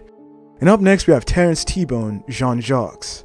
While WWE's developmental system has produced some of the biggest names in wrestling, it also has had its fair share of troubled talents, and Terrence T-Bone Jean-Jacques is one of them. A former All-American amateur wrestler, Jean-Jacques was signed by WWE and brought into the Performance Center as an NXT trainee, seemingly on the path of a bright future in professional wrestling. But in October of 2016, his career took a dark turn when he was arrested on multiple serious charges. The charges against him were assault and battery, kidnapping, witness intimidation, destruction of property, and threatening to commit a crime. These stemmed from an alleged altercation with his pregnant ex-girlfriend, Jillian Gilman. Following his arrest, WWE immediately suspended him indefinitely, stating that his future with the company would depend on the outcome of the case. Jean-Jacques later made a public statement on Facebook denying the allegations, though it did little to change the perception of the case. With the weight of the serious allegations hanging over him, he quietly disappeared from WWE, never making a single appearance on NXT television. Jean-Jacques was silently let go and his wrestling career never recovered. And up next we have the NXT perv photographer. Matt Wichlinski was the WWE's strength and conditioning coach down in the developmental brand NXT. While many have said that Wichlinski was an excellent trainer who got wrestlers in top physical condition, others claim that there was another side to him. A few former developmental wrestlers accused Wichlinski of being a predator who continually harassed several of the female NXT talents. A female NXT talent who wanted to remain anonymous accused Wichlinski of taking several pictures of NXT females' rear ends and posting the pics on his various social media sites like Facebook and Instagram. Some of the pics included the Bella Twins, Paige, and Summer Rae. Ivelisse Velez was under an NXT contract during the time when the alleged harassment was taking place. She was rumored to have also been harassed by Wichlinski during her time there. She was allegedly the first female to speak up against the harassment by Wichlinski, and she claims that she was fired for it. An investigation by WWE was launched against Wichlinski, and the outcome was that WWE could not find any concrete evidence to substantiate the claims. And in May of 2016, Wichlinski was fired from WWE and replaced as strength and conditioning coach. And up next we have NXT's far-right referee. Drake Wuertz was once a highly respected referee in NXT, but behind the scenes, his increasingly erratic behavior, extreme political views, made him into one of the most controversial figures in NXT history. Wuertz reportedly had nuclear heat backstage, with multiple wrestlers and staff feeling uncomfortable around him. One of the biggest sources of tension stemmed from his defiant stance against pandemic precautions, and at the time, many in WWE saw a big problem with this. But his issues didn't just stop at the health protocols. There were also accusations that he was racist. Perhaps the most notorious incident came during an NXT In Your House event in 2020, when Triple H gave a speech in support of the Black Lives Matter movement. When Triple H gave a speech in support of the BLM movement, emphasizing that all peoples, regardless of race, gender, and religion, were welcome in WWE. Reportedly, when Wuertz heard this, he became visibly upset, aggressively gathering his belongings and storming out of the arena. Beyond that, multiple wrestlers of color reported feeling targeted or uncomfortable around Wuertz. At one point, former NXT talent, Ezra Judge, nearly got physical with him over the comments he had made. Reports also indicated that several wrestlers complained to WWE officials about his behavior and rhetoric, citing concerns over the way he interacted with minorities. By the time 2021 rolled around, Wuertz's presence in NXT had become so toxic, reports circulated that he was banned from NXT's home arena for a couple of weeks. With an overwhelming number of complaints stacking against him, WWE released him. And we're starting off at the tippity top of the iceberg, Tier 6. With our first entry on Tier 6 being the Curse of the Von Erichs. Few wrestling families have been as celebrated or notorious as the Von Erich family. They were a dynasty of brothers who were wrestling royalties in the late 70s and early 80s. They seemed destined to truly take over the wrestling world, but after they faced tragedy after tragedy, their wrestling legacy was forever tainted. Their tragic story is so famous, in fact, that there's a movie starring Zac Efron called The Iron Claw about their story. The Von Erich curse is often thrown around a lot, but not much is known about the true origin of this curse. This theory stems from Fritz Von Erich, the patriarch of the Von Erichs. During his career, Fritz wanted to portray a bad guy and he chose a non-character to attract more heat from crowds. Fritz chose this gimmick even though he had no history or connection to Germany. The theory goes that in 1958, a female ghost of a Holocaust survivor put a curse on Fritz as revenge for making light of Nazis. The ghost explained that while she was alive, she had survived the atrocities of the Holocaust, but she had lost 5 of her 6 children in the concentration camps. As retribution, the ghoulish figure placed the same curse on Fritz, one that would see him suffer the same gruesome fate as her. Over the next 40 years, the curse actually materialized, as 5 of the 6 Von Erich boys all died before their own father. And up next, we have time-traveling fans. One of the eeriest theories floating around the world of pro wrestling is that time travelers have attended WWE shows. It all starts at WWE SummerSlam in 1988, when a fan held up a sign that read, Demolition will topple the Twin Towers. At the time, it was a reference to the tag team Demolition facing off against Akeem and the Big Boss Man, known as the Twin Towers. But this was a full 13 years before the horrific events of 9/11, making this sign feel far more disturbing in hindsight. Another unsettling moment happened during a match between JBL and Rey Mysterio, when a fan held up a sign that said, "Triple H fears CM Punk." At that point, CM Punk hadn't even debuted in WWE, and his eventual real-life heat with Triple H wouldn't occur until several years later. Then there's the Mankind vs. The Rock segment in 1999, when someone in the crowd held up a sign that said, "Enzo is a jabroni." Enzo Amore wouldn't appear on WWE television a whole 14 years later. And in 2003, during a Matt Hardy appearance, a fan held up a sign that read, "V1 has been deleted." It seemed meaningless at the time, but in retrospect, it eerily foreshadowed the broken Matt Hardy gimmick, which wouldn't come into existence for another 13 years. And up next, we have the Mr. Perfect Mandela Effect. There's a phenomenon known as the Mandela Effect, where a large group of people remember something one way, only to find out that it never happened like that at all. It gets its name from the belief that Nelson Mandela died in prison in the 1980s, something countless people from around the world vividly recall, even though he only officially passed away in 2013. Some say it's faulty memory, but others believe it's something far more disturbing. There's a theory that the Mandela Effect is actually evidence of the multiverse, a sign that we've slipped through alternate timelines where certain things really did happen differently. And now, it's happening in wrestling.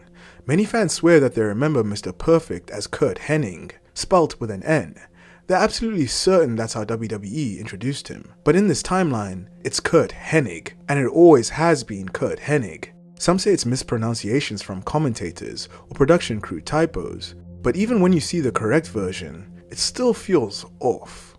And up next, we have Chris Jericho abducted by aliens. Chris Jericho, one of wrestling's most iconic performers, once made a bizarre confession on Howie Mandel's podcast. Jericho said he believes that he may have been abducted by aliens, and he wasn't joking. Jericho recalled an incident where he experienced a massive loss of time. He was out driving, and at some point, something shifted, and 3 hours just magically had gone by. One moment he was aware of his surroundings, and the next, hours had just vanished. He had no memory of what happened in between. There were no drugs, no alcohol, no logical explanation. He described it as kind of a blackout, but without the fogginess. Since then, he's openly stated that he believes that it may have been an extraterrestrial encounter. He's not the only one, because many others, not just in wrestling, have reported similar experiences with regards to alien abduction. And up next, we have CM Punk Ice Cream Bar's Mandela Effect. In the late 80s and early 90s, WWE released a now legendary line of ice cream bars that featured the images of superstars like Andre the Giant, Hulk Hogan, and Randy Savage printed on the front. Then in 2011, during the height of his rebellious rise, CM Punk cut a promo in the ring with Vince McMahon the week after he did his pipe bomb promo. He demanded the return of those ice cream bars and insisted that there be one with his face on it. And if you ask a lot of fans today, they'll tell you what happened. WWE actually released an ice cream bar with Punk's face on it. Fans saw it and they remember it, but here's the thing, it never happened.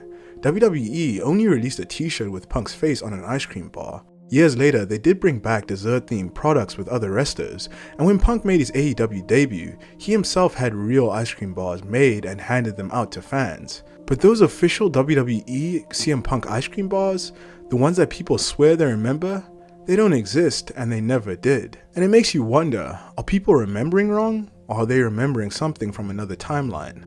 And up next we have the ghost of Owen Hart haunting Kemper Arena. On May 23, 1999, professional wrestling changed forever. Owen Hart, the beloved brother of Bret Hart, died during a live WWF pay-per-view as part of his entrance as the Blue Blazer. Owen was said to be lowered from the rafters by cable, but the release mechanism triggered too early and he fell nearly 80 feet, striking the ropes and then the ring. He was rushed to hospital, but it was too late. Ever since that tragic night, the Kemper Arena has been plagued by chilling rumors. Many believe that Owen's spirit still haunts the place where his life ended. A news article confirmed this, saying, employees have claimed to have seen him in the rafters wearing the same costume he was wearing for his gimmick, as well as the cable before he began the descent. There have also been reports of flickering lights and other power sources that seem to go on and off in some areas of the arena. Maybe it's just bad wiring or stories passed around to stir up old emotions, but others believe that something deeper is at play. No formal paranormal investigation has been done, maybe out of respect or maybe out of fear. And up next we have the Hell in the Cell Mandela effect. Some Mandela effects are subtle, just a single word off. But when the word is tied to violence, legacy, and one of WWE's most iconic structures, it sticks with you. Many longtime wrestling fans claim that when WWE introduced its most brutal match type, it was called Hell in the Cell. It makes sense, right? It wasn't just any cell, it was the cell. The one where careers ended and legends were made. And yet, that's not the same name. It never was. From the very beginning, the match has always been called Hell in a Cell, officially without exception. But here's where it gets weird. You can find old promotional material and even some media articles that reference it as Hell in the Cell. So what happened? Was it just a mistake? Or is this another case of the Mandela effect, a glitch in our collective memory? And up next we have John Cena actually sold his soul. In early 2024, John Cena made headlines when he appeared naked on stage at the Academy Awards, using nothing but a giant envelope to cover himself while presenting an award. It was part of a comedic bit, meant to promote his new film, Ricky Stanicky, an R-rated comedy where Cena plays a bizarre, over-the-top character, but not everybody saw it as a joke. Some believe that it wasn't just a publicity stunt, but something far much darker, a humiliation ritual. In conspiracy circles, public acts of embarrassment, especially by powerful celebrities, are sometimes seen as initiations into elite circles, not just for fame, but for access. This theory suggests that the Oscar stunt was a public display to signify his loyalty to the hidden forces behind Hollywood. And the eeriest part, in WWE's current storyline, John Cena is a heel after selling his soul to The Rock. To some, that's just storytelling. To others, it's a reflection of reality, a subtle confession disguised as fiction. And now we're moving down the iceberg into Tier 5, with our first entry on Tier 5 being Daniel Bryan, Time Traveler. One of the most bizarre cases of time travelers in wrestling is to do with Bryan Danielson, formerly known as Daniel Bryan, in WWE. It goes back to the late 80s. During a classic WWF show featuring the Brainbusters, Arn Anderson and Tully Blanchard, managed by Bobby the Brain Heenan, versus some other wrestlers. In the background, there's a man, an employee, but when the viewers look closer, they notice something deeply unsettling. The man bore an uncanny resemblance to Daniel Bryan, not just any version of him, but the Wyatt family Daniel Bryan. A look that Bryan wouldn't adopt until decades later during his brief time aligned with Bray Wyatt. And yet, there he was, in the crowd in the 1980s. Some say it's just a look-alike, and others believe it's Bryan Danielson himself. And up next we have Jon Moxley Ghost Clock. While touring in England, Jon Moxley claimed that he had an encounter with the other side. It happened at a hotel, but not just any hotel. It was a creepy castle hotel, the kind that feels centuries old, with walls that seem to watch you. Moxley went to work out in the gym's hotel, and he was on a tight schedule because the tour bus would be leaving soon, so he kept checking the wall clock to keep track of time. But that's when things got a little bit strange. He noticed the clock's hands were moving backwards, ticking in reverse. But in true Mox fashion, he shrugged it off and kept training, until something else happened. As he glanced at the clock one more time, it suddenly froze, both hands snapping to midnight. That was it for Moxley. He dropped what he was doing and got the hell out of there. But what's even more chilling is that he also claimed that other people at the hotel reported strange, ghostly encounters too.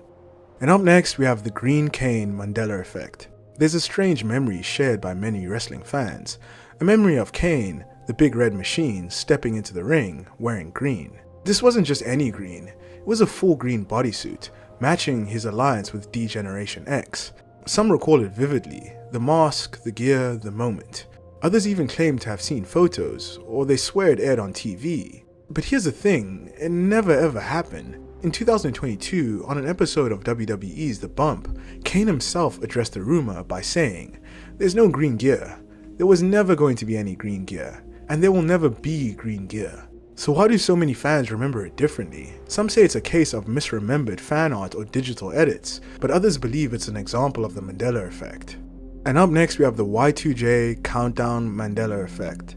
The Y2J countdown clock was the iconic digital timer that signaled the arrival of Chris Jericho to WWE. A lot of fans will claim that it went on for months, that week after week, the countdown ticked away in the background of Raw, building tension, hyping Jericho's debut as the millennium drew near. But here's the thing, that never happened. The clock first appeared on June 28th, 1999, and Jericho debuted just 6 weeks later on August 9th. That's it, so why do so many people remember it lasting so much longer? Some say it's because Jericho reused the countdown gimmick for later returns and fans just blurred the timeline, but others believe it's something much deeper, another case of the Mandela effect. And up next we have Paige and the Whistling Ghost. Before she ever stepped into a WWE ring and became the youngest Divas champion in history, Paige had an encounter with something not from this world. When she was just 13 years old, she was walking up the stairs one quiet evening in her family home, and that's when she heard it. A faint whistling just behind her. She turned, but no one was there. She kept walking, and again the whistling followed. Panicked, Paige sprinted up the rest of the stairs and slammed the door shut behind her, but the spirit wasn't done. She heard footsteps approaching the door, and then silence. Terrified, Paige screamed. Her mother rushed in, and after calming her down, she revealed something chilling. One of the previous owners had died in that house, and according to her mom, the ghost wasn't ready to move on. To this day, Paige still swears by what she experienced. And up next we have The Undertaker and Muhammad Hassan Mandela Effect. This one involves The Undertaker, and it's one of the most infamous angles of the Ruthless Aggression era. In 2005, during a controversial segment on SmackDown, The Undertaker was attacked in the ring by a group of masked men, part of Muhammad Hassan's storyline faction. The angle aired on the exact same nights as the London bombings, which led to massive backlash against WWE for its chilling timing. But there's something else, something strange. Many fans vividly remember The Undertaker being carried out by those men. It's an image that stuck with people, a lasting visual, and they know they saw it, but it never happened. The man who was carried out that night was Sean Daivari, Hassan's manager. Still, thousands and thousands of fans insist on that image, that scene where the dead man was taken by force, like a sacrifice. So what is going on? Some say it's a simple case of confusion, others believe it's yet another Mandela effect. And now we're moving further down the iceberg into Tier 4, with our first entry on Tier 4 being Chris Jericho's Strange Kentucky People. In his 2007 autobiography, A Lion's Tale Around the World in Spandex, Chris Jericho discussed his time working in Smoky Mountain Wrestling. During a show in Paintsville, Kentucky, Chris Jericho received a videotape from a female fan, and she claimed that it contained all of his SMW matches. In actuality, it contained a bizarre tribute to him, with the tape being commonly referred to as the Strange Kentucky People. The tape in question had incestual, not safe for work themes between the girl and her family, as well as her and her family doing some very outlandish things. Some people have speculated that the family inside the Strange Kentucky People tape were actually demon-possessed, and that's what makes this entry so eerie. Jericho commented on the tape's content, stating that he was unsure why the fan gave him the tape, but proclaimed that it was more entertaining than a tape of his SMW matches. According to Jericho, the recording ended up on the tape trading circuit. However, while the tape theoretically could still be in the possession of an avid tape collector, no footage or images of it have ever resurfaced. It has now become a holy grail among wrestling tape traders. And up next we have the Nikki Bella AC Ghost. Nikki Bella, former WWE star and reality TV icon, was in Nashville, Tennessee celebrating Vicky Guerrero's birthday with friends from the business. It was a fun night. Normal, nothing out of the ordinary, until she got back to her hotel room. She noticed something strange right away. The room was freezing, but the air conditioner was off. She brushed it off, maybe the system was glitchy. She went into the bathroom, ready to take off her makeup and call it a night. But that's when she heard it. The AC suddenly roared to life, loud and at full blast. Nikki walked over to the thermostat, but what she saw wasn't numbers. The screen was flickering. The numbers had been replaced with letters, trying to spell something. A word, a message, something. But that was enough, and she ran out of the room to Renee Young's door across the hall. No explanation ever came. Maybe it was just a faulty unit. Or maybe something out of this world was trying to say something. And up next we have the Shawn Michaels heel turn Mandela effect. The breakup of the Rockers is one of the most unforgettable moments in WWE history. Shawn Michaels turns on his tag team partner, Marty Jannetty, in the infamous barbershop segment. The betrayal, the glass, and the birth of the Heartbreak Kid happened in that moment. A lot of fans have a version of how it all went down. Shawn hit Jannetty with a super kick that sent him crashing through the barbershop window. That's the moment that they remember, the sweet chin music through the glass. But here's the truth. That never happened.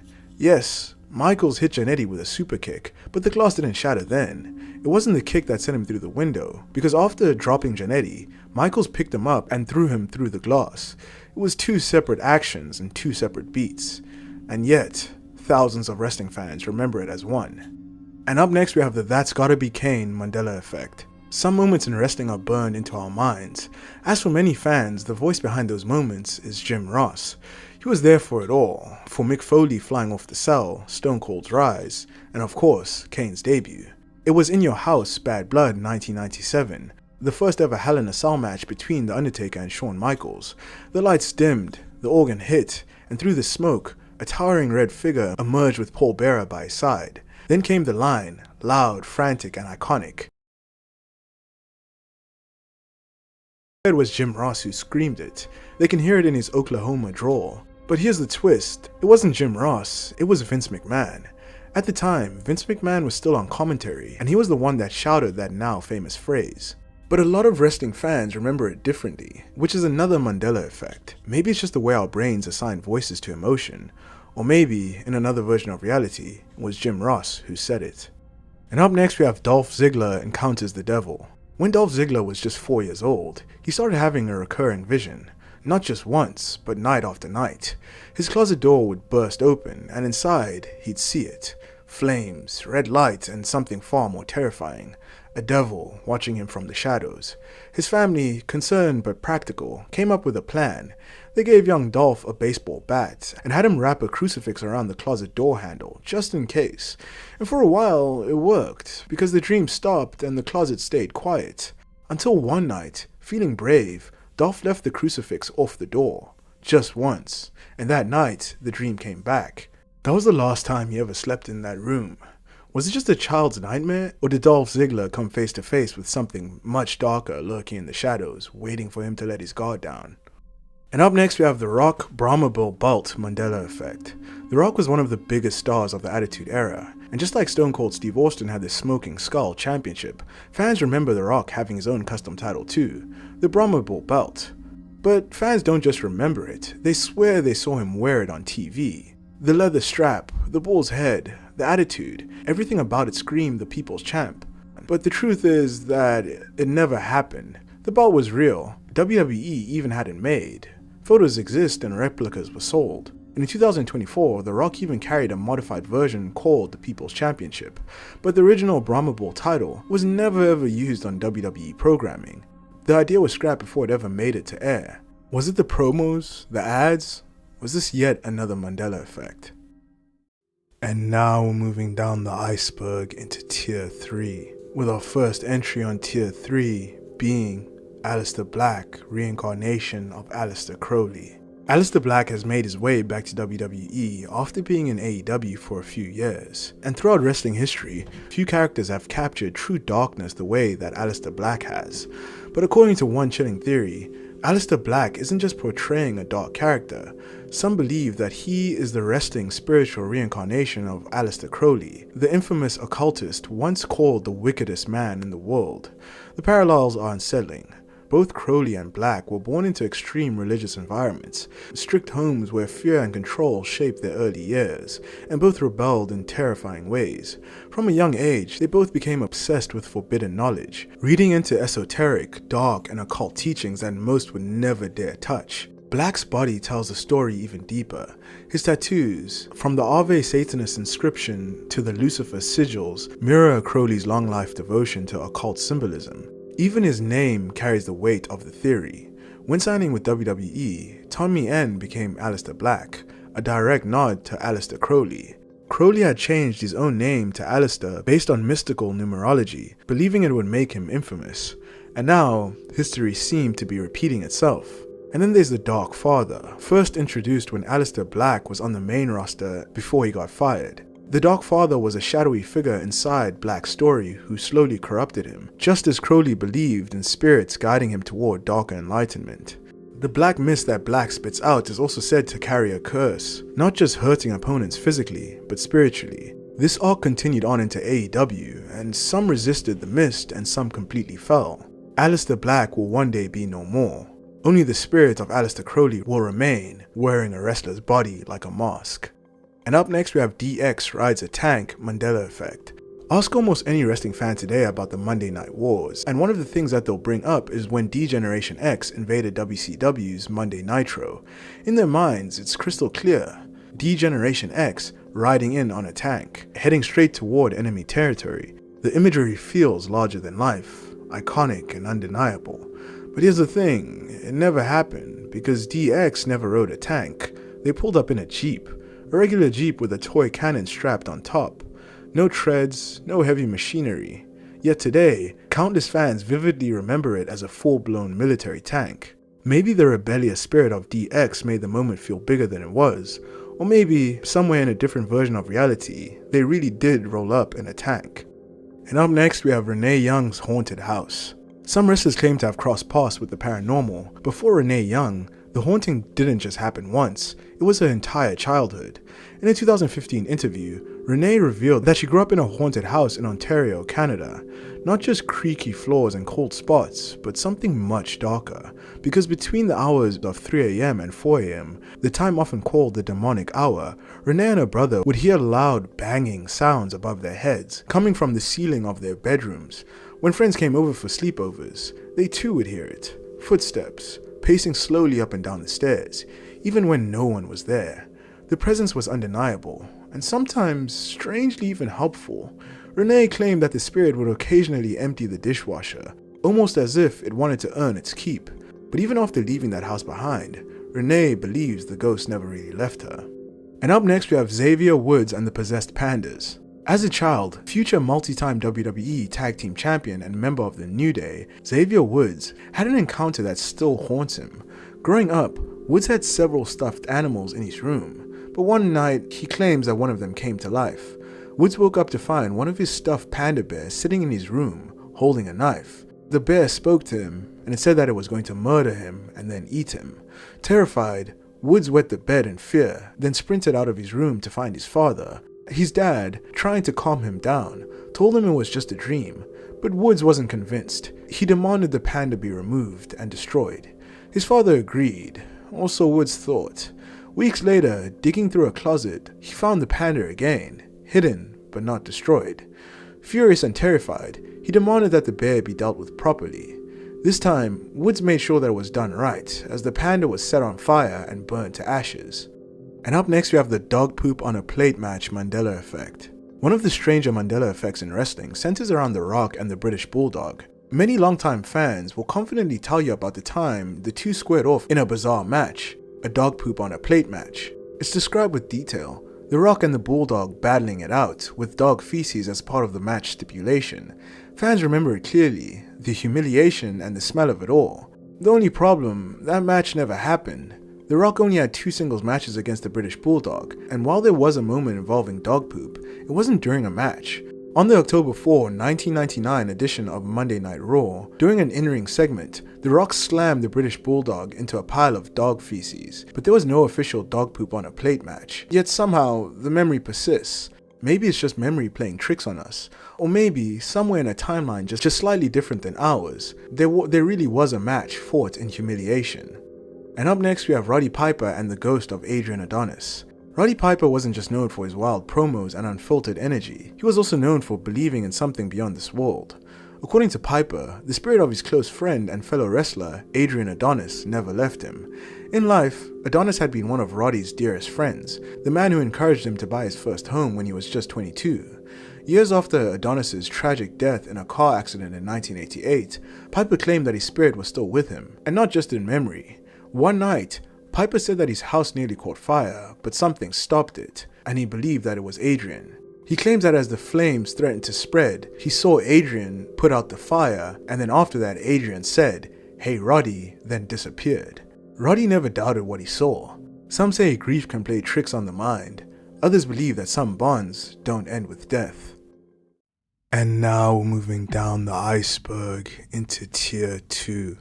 And up next we have the Intercontinental Championship South America Mandela Effect. Some Mandela effects are simple misrememberings, others believe something more chilling, physical traces of a world that no longer exists.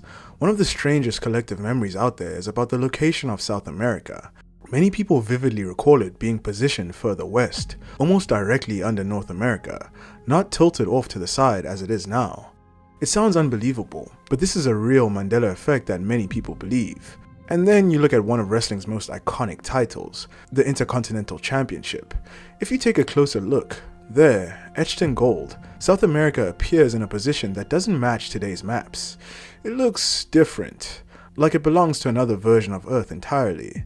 For believers, the old Intercontinental title is residual evidence, a physical artifact from a parallel timeline where geography itself was different, a world where South America hadn't shifted to its current place. Skeptics chalk it up to design error, but others feel a deeper chill. And up next we have Baron Corbin's Ghost Room and the man in the grey suit. Former WWE superstar Baron Corbin revealed on Not Sam Wrestling that he's had 2 ghost encounters, and both left their mark. The first took place in a house where he and his roommates lived, and a certain room in the house they nicknamed the Ghost Room. And this was not for no reason, because at night they would hear it. A woman's laughter, faint but undeniable. Doors creaking without a cause. Weird sensations like someone standing just out of sight. All of his roommates experienced it too. The second encounter was a little different. While he was at his grandmother's house, Corbin saw something he could never explain. A man wearing a grey suit standing there like a smudge on film. Almost real, but not quite. He rubbed his eyes and then he was gone. But then he went downstairs and the figure was there again. This time, it felt terrifying. Corbin claims that he doesn't know what he saw that day. A lost soul? A guardian? Or something much darker. And up next we have the Chavo Guerrero's Sinbad Mandela effect. One of the most iconic Mandela effects of all time is the mysterious movie called Shazam, a 90s film that tens of thousands of people around the world vividly remember. The memory is oddly specific. Sinbad, the comedian, playing a bumbling but lovable genie in a family comedy. But here's the glitch. There was no such movie. There was never a Shazam starring Sinbad, only Kazam with Shaquille O'Neal, which for many is not the movie they remember. Then it got weirder. A few years back, an image surfaced online, a VHS copy of Shazam, seemingly real. People thought it was proof, the forgotten tape that validated their memories, but when it was examined more closely, it wasn't what it seemed. The image was photoshopped, and the body on the cover wasn't Sinbad's at all. It was actually Chavo Guerrero, the wrestler. It was a hoax, but a seemingly convincing one. Still, for many believers, it wasn't a joke. It was residual evidence, a glitch in the fabric of memory. And up next we have Adam Rose haunted by a baby. Wrestling has had its fair share of dark backstories, but Adam Rose, a former WWE superstar, carries a story that isn't just unsettling, it's spiritually terrifying. What many people don't know is that Adam Rose is South African, and he grew up in a household deeply connected to the spiritual world, as his father was a priest, and that came with experiences most would never believe. One story in particular stuck with him. When Adam Rose was younger, him and his family claimed to be hearing thumping sounds on the roof of their home. Not random creaks, but steady, deliberate pounding, like someone was up there, alive. They checked, but nothing. No intruders, no animals, no explanation. But that's when Rose's father stepped in. What he found, according to Adam, wasn't just a ghost. It was actually something demonic. Adam's father then proceeded to do an exorcism, and then something terrifying happened. Small baby handprints began to appear on the ceiling, as if a child was trying to break through from the other side. According to Rose, a child had died in that attic, and whatever remained behind was desperate to tell its story. No one ever found the full truth, but those tiny handprints, smudged in desperation on the ceiling, left a mark that Adam Rose could never forget. And up next we have wrestlers refusing to stay at the 5-star hotel. In Milwaukee, there's a hotel that athletes quietly fear, not because of the service or the rooms, but because of something far more unsettling. The 5-star hotel, built in 1893, is a grand historic building, and one of the most notoriously haunted hotels in America. Major League Baseball players have spoken openly about it. Bryce Harper, Carlos Gomez, Giancarlo Stanton, and others have shared stories of unexplainable things happening in that hotel, like objects moving on their own, also things like lights flickering, phantom knocks on the door, whispers from nowhere, and even shadowy figures on the edge of the bed. Some players are so disturbed by the 5-star they've refused to stay there ever again, choosing to book different accommodations out of their own pocket, no matter the cost. And while wrestlers might not share their stories publicly, they talk too. When WWE comes through Milwaukee, it's alleged that many wrestlers intentionally avoid the 5-star because of the things that they've heard. Wrestlers pay for the hotel rooms out of their own pockets, and they intentionally avoid the Feister. So when Milwaukee hits the wrestling schedule, wrestlers make sure to sleep anywhere else. And now we're at the bottom tier of the iceberg, Tier 1, with our first entry on Tier 1 being The Clique is Illuminati. In the mid-90s, a group of 5 men quietly took over the wrestling world. Shawn Michaels, Triple H, Scott Hall, Kevin Nash, and Sean Weltman, together known as The Clique. Their mission was simple: rise to the top of the wrestling industry at all costs. And they did. Triple H and Shawn Michaels became untouchable in WWE. Meanwhile, Hall and Nash were running the scene in WCW. But this conspiracy suggests that the success wasn't just about politics or talent. It was something much darker. According to this theory, the Clique sold their souls to the devil to achieve power, fame, and total control. The evidence, it's symbolic, but unsettling. NWO's iconic Too Sweet hand gesture is said to resemble devil horns, a quiet nod to the forces they're allegedly aligned with. And the faction names were even more suspicious. The New World Order shares its name with a notorious conspiracy theory about a hidden elite working to establish global totalitarian control, and Degeneration X, a name that in its theory symbolizes cultural decay. A movement meant to glamorize rebellion, degeneration, and spiritual disconnection, all tools to weaken the masses, especially the youth. Together, these factions served a purpose: to normalize chaos, promote moral decay, and clear the way for control by a higher, darker power. Some say it was just branding, while others believe it was intentional programming, crafted by a group who knew exactly what they were doing. And when you look at the influence they had, the power they wielded, the doors that opened, it makes you wonder, how much do they really give up to get to the top? And up next we have Vince McMahon as a Freemason. Behind the empire that is WWE stands one man, Vince McMahon, a visionary, tyrant, and a legend. And according to some, a man who owed his power to something far more sinister than ambition alone. There is a theory, whispered in the dark corners of wrestling lore, that Vince McMahon was not an entertainment mogul, he was a high-ranking Freemason. But to understand all of this more, we have to delve deeper into what Freemasonry is. Freemasonry is a secretive fraternal organization that traces its origins back centuries, with deep connections to ritualistic ceremonies, numerology, and power structures across the world. Many conspiracy theorists believe that Freemasons hold influence over politics, information, entertainment, and global events, pulling strings behind the scenes. WWE, under his command, wasn't just a wrestling company, it was a tool, a vessel for larger agendas. This theory finds its roots in several chilling details. The rise of WWE into a cultural monopoly mirrors the Masonic ideal of domination through influence. It's alleged that inside the Titan Towers, WWE's corporate headquarters, there is rumored to be a Masonic lodge, a chamber reserved for private rituals, initiations, and Masonic ceremonies. It is said that this room exists outside of public tours, hidden away behind innocuous doors, waiting for the right moment and the right people. This theory gained even more traction after Vince McMahon's sudden and dramatic retirement in July of 2022, a move that many saw not as a personal decision, but as a humiliation ritual, a standard method used within secret societies to signal the transition of power. The ritualistic elements were hard to ignore. The numerology tied to his retirement also fit into this theory. Dates, announcement times, and gematria connections pointed towards the numbers 33, 47, and even 666, all heavily significant in occult and Freemasonic traditions. To the untrained eye, Vince's fall looked like karma, or the natural ending of a long, controversial career. To others, it looked like a planned ritual, marking the closing of one era and the opening of another. And up next, we have the Ultimate Warrior sacrificed. The death of the Ultimate Warrior in 2014 shocked the wrestling world, but some believe it wasn't just a tragic coincidence. They believe it was a ritual sacrifice, hidden in plain sight. The timeline is unsettling. On April 5th, the Warrior appeared at the WWE Hall of Fame ceremony. The next day, on April 6th, he appeared at WrestleMania 30. The next day, on April 7, he delivered a haunting speech on Monday Night Raw, speaking about spirit, legacy, and death.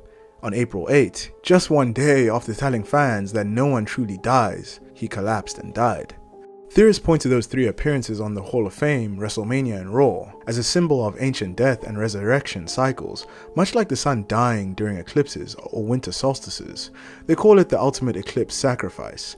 In occult traditions, solar eclipses often symbolize death, cosmic resets and transitions of power. Through the lens of Masonic numerology and gematria, eerie patterns appear. The word sun shares numeric connections to the warrior's age of death, which is 54.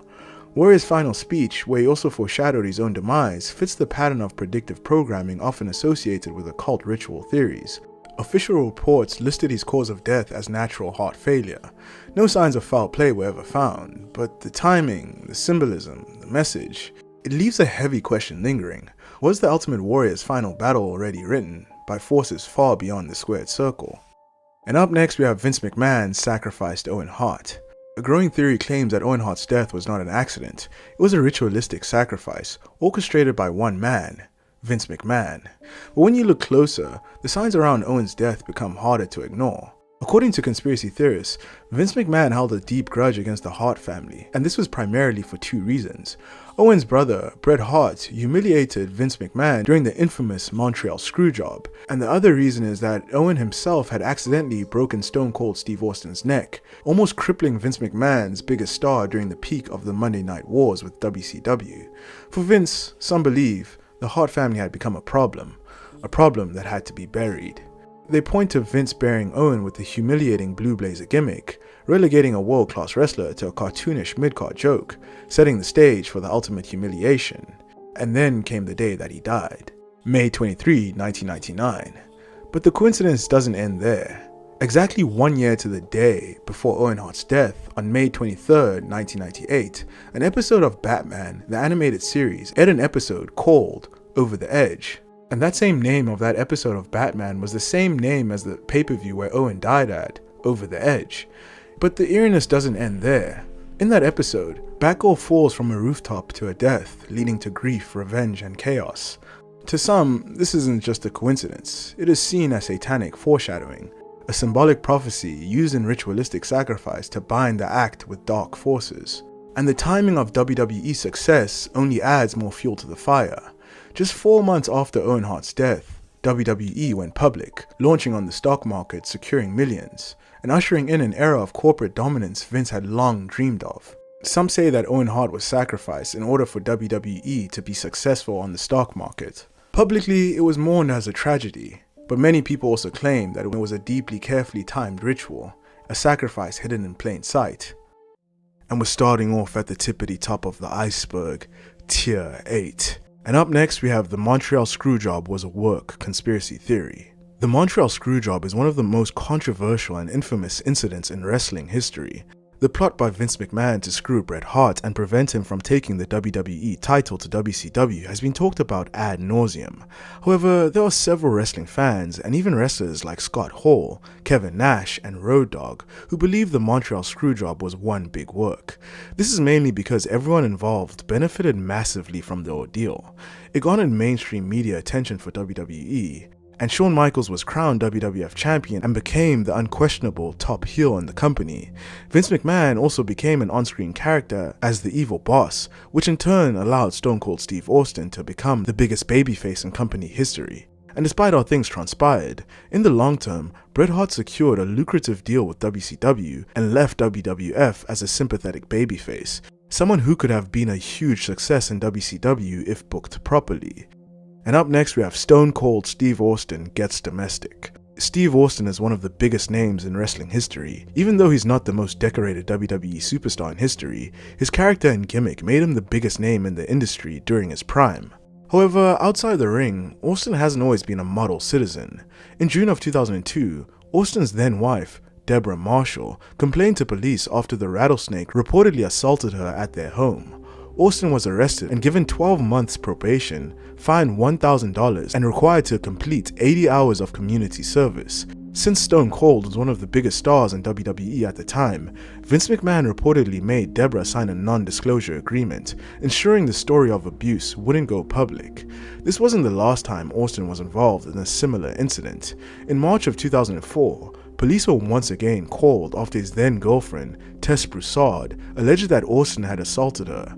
No arrests were made and no charges were filed in that case. Despite Austin's history of alleged abuse against women, he remains one of the biggest draws in WWE history, even though he only makes sporadic appearances and no longer competes. And up next, we have the Vince McMahon sent Scott Hall and Kevin Nash to destroy WCW conspiracy theory. Kevin Nash and Scott Hall had performed for Vince's WWF in the 90s as Diesel and Razor Ramon, but they jumped ship to WCW at a time when Eric Bischoff was given more control of the company. Nash and Hall debuted for WCW as the Outsiders, with the implication that they had been sent by Vince McMahon and the WWF to kill WCW. This storyline was pushed even further when Hulk Hogan joined the team at Bash at the Beach 1996 to form the New World Order.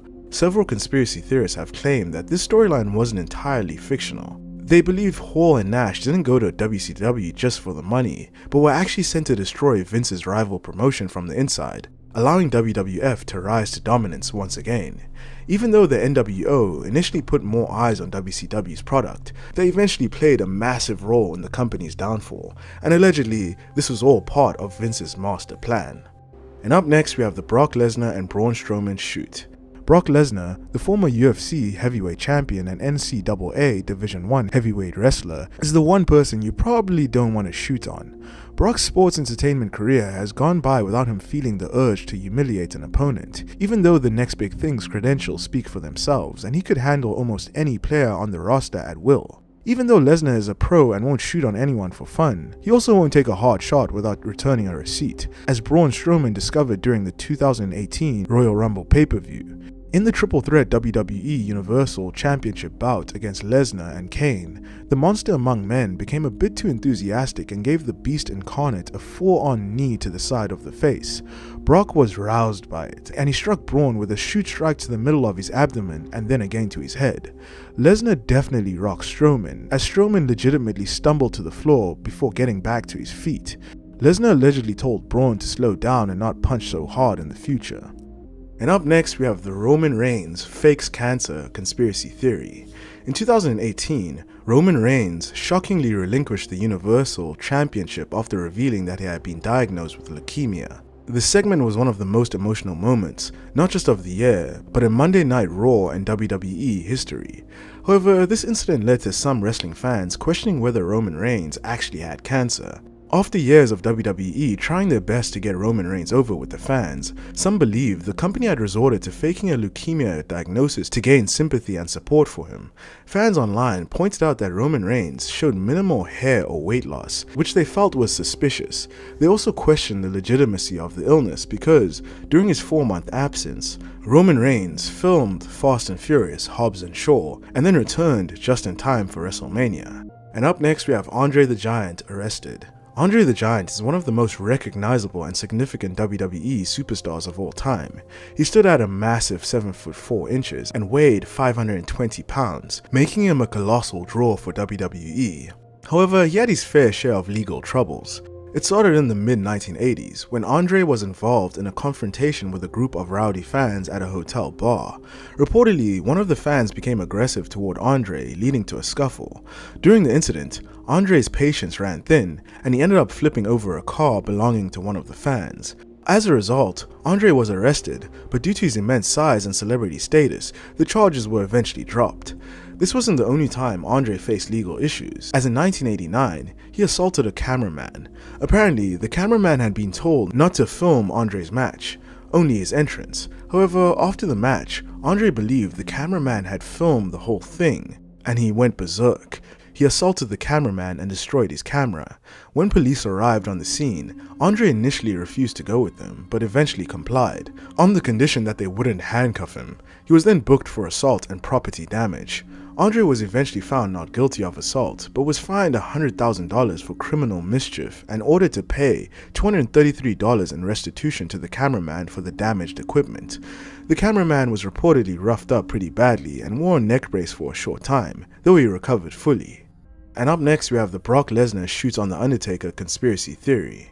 Brock Lesnar famously defeated The Undertaker at WrestleMania 30, much to the dismay and shock of wrestling fans around the world. This conspiracy theory suggests that Brock was actually supposed to lose the match, but instead, he thought, screw it, I'm taking the win, and went into business for himself. According to this theory, Brock dumped the tired, aging Undertaker on his head, causing him to suffer a concussion and then legitimately pinning him, ending the streak for real. What makes this theory especially interesting is that Paul Heyman himself was the one who first brought it up publicly and heavily implied that Brock Lesnar stole the win that night. And up next we have Daniel Bryan fakes retirement conspiracy theory. Daniel Bryan was forced to temporarily retire in 2016 after suffering from at least 10 documented concussions throughout his career. While Bryan was genuinely hurt, this conspiracy theory suggests that his retirement wasn't truly necessary and that he was pushed into it by WWE management. At the time, Bryan was pulling in top-level numbers and had fans firmly behind him, but Vince McMahon reportedly didn't see him as the guy and instead wanted to build the company around Roman Reigns. Bryan was seen as a threat to that plan, constantly overshadowing Roman, who was still struggling to get truly over with the crowd. So, according to this theory, WWE refused to clear Bryan, not because he wasn't healthy, but because they wanted to keep him out of the spotlight. Daniel Bryan pursued experimental therapies and extensive rehab, eventually getting cleared by multiple independent doctors, but WWE still refused to clear him. At the time, the company was involved in a concussion-related lawsuit, and Bryan had a history of downplaying his injuries, giving WWE another excuse to keep him shelved. But the situation shifted as Bryan's WWE contract neared its expiration date. He made it clear that he would return to the ring, with or without WWE, and even New Japan Pro Wrestling showed interest in signing him. Another layer to this conspiracy theory is that WWE only cleared him at the last minute to stop him from wrestling elsewhere. A move made out of business desperation, not concern for his health. And up next we have Vince McMahon covers up a murder. In the 1980s, Superfly Jimmy Snuka was one of the top baby faces in WWF. In 1983, Snuka was romantically involved with Nancy Argentino, despite being married at the time. The two were staying in a motel in Pennsylvania while WWF was in town for a television taping. After returning to his motel, Snuka called an ambulance for Nancy. When emergency personnel arrived, she was rushed to the hospital, but it was too late. Nancy Argentino was pronounced dead shortly after. The coroner's report concluded that she had died from a traumatic brain injury, consistent with a moving head striking a stationary object. The autopsy revealed more than 24 cuts and bruises all over her body. The forensic pathologist stated that the case should be investigated as a homicide. Snuka was immediately considered the prime suspect. According to police interviews, Snuka initially told at least 5 people, including the responding officer, that he had shoved Nancy, causing her to fall and hit her head. He later changed his story, saying he was misunderstood and that she had slipped and hit her head while stopping along the highway to use the bathroom. In yet another version, he claimed that he returned from the tapings and found her unresponsive in bed, prompting the emergency call. Just 3 weeks after Nancy's death, the case went cold. This happened after a mysterious meeting between Jimmy Snuka, Vince McMahon, and the local district attorney. There is no official record of what was discussed in that meeting, but in Snuka's autobiography, he claimed that Vince McMahon showed up with a briefcase full of money. Snuka claimed that he didn't know what happened to that briefcase full of money, but he maintained that he never hurt Nancy. These chilling revelations led to the case being reopened in 2015, over 32 years later. Snuka was arrested and charged with third-degree murder and involuntary manslaughter. However, the case was ultimately dismissed. Snuka was declared mentally unfit to stand trial, as he was suffering from dementia and battling stomach cancer. Just 2 weeks after the charges were dropped, Snuka passed away in Florida at the age of 73. And up next we have Radio WWF. Radio WWF was a professional wrestling radio show produced by the WWF, now WWE. It provided live commentary for pay-per-views and covered news and discussion surrounding the wrestling industry as a whole. The show ran for a period of time but was eventually cancelled, likely due to low station syndication. Each version of the show struggled to attract enough stations to carry it. Because of this, recordings of Radio WWF are scarce, and what remains has become coveted media among fans who are interested in alternate pay-per-view commentary and rare WWF broadcasts. While a few Radio WWF recordings have surfaced online, they are extremely limited compared to the number of shows that were produced, making them somewhat of lost media from a forgotten corner of wrestling history. And up next we have RVD arrested while being WWE Champion. In 2006, Rob Van Dam was on fire. At ECW One Night Stand, Rob Van Dam pinned John Cena and won the WWE Championship. 1 week later, Paul Heyman awarded RVD the ECW Championship as well, making him a double champion. WWE had big plans for Rob Van Dam. His popularity wasn't at an all-time high, and he was finally getting the main event push that fans had long demanded. But unfortunately, that momentum came to a screeching halt when RVD got in trouble with the law. While driving from Virginia to Philadelphia with Sabu, RVD was caught speeding well above the limit. Under normal circumstances, that might have just meant a ticket, but things escalated quickly when the officer smelled marijuana and decided to search the car. The search turned up 18 grams of marijuana, painkillers, and a few other substances. Both RVD and Sabu were arrested, and for Van Dam, the timing couldn't have been worse. Vince McMahon was furious. Within days, RVD dropped the WWE Championship to Edge, and the very next night, he lost the ECW Championship to The Big Show. WWE also handed him a 30-day suspension. Though he returned after the suspension, RVD never regained his main event status, and his big push had ended just as quickly as it began. And up next, we have fan slaps Alexa Bliss's backside. Sometimes, fans get a little too excited when interacting with their favorite WWE stars, and that can lead to weird or downright inappropriate moments, like what happened to Alexa Bliss in August of 2017. After finishing their match at a WWE live event, Nia Jax lifted Alexa Bliss over her shoulder and began walking backstage. Bliss had her head down and likely had no idea where she was headed. But just as Jax turned near the ramp, a young fan reached out and slapped Alexa Bliss on her backside. A year later, in an interview, Bliss revealed that she and Nia laughed off the incident backstage, but while it may have seemed harmless in the moment, it's a clear example of inappropriate fan behavior. And up next, we have Jeff Hardy 2009 arrest. In 2009, just weeks after leaving WWE, Jeff Hardy's personal demons caught up to him in a major way. On September 11th, Hardy was arrested at his home in North Carolina, and what authorities found was nothing short of shocking. Police uncovered a massive stash of drugs, over 200 Vicodin pills, 180 Soma tablets, 555 milliliters of roids, and a stash of coke. On top of that, they found drug paraphernalia and other substances scattered around the house. Hardy was immediately charged with multiple felonies related to drug trafficking and possession. For many fans, it was a brutal wake-up call, and Jeff had always walked a thin line between charismatic daredevil and self-destructive soul. But this arrest pulled the curtain back completely, revealing just how bad things have gotten. The timing only made it feel darker. Some fans speculated that WWE knew about his issues and pushed him out to avoid being connected to the fallout. Jeff eventually pleaded guilty and avoided serious jail time, but the incident cast a long shadow over his legacy. And up next we have Tommy Dreamer almost murders Paul Heyman at WrestleMania 17. After ECW folded in 2001, one of the company's top stars, Tommy Dreamer, fell into a deep depression. He had stuck with the promotion through the highs and lows, even going as far to invest all of his money and some of his parents' money in an effort to keep ECW alive. But what crushed him most was seeing his former boss, Paul Heyman, now working comfortably for WWE. Dreamer had once turned down a $750,000-year deal from WCW out of loyalty to Paul Heyman and ECW.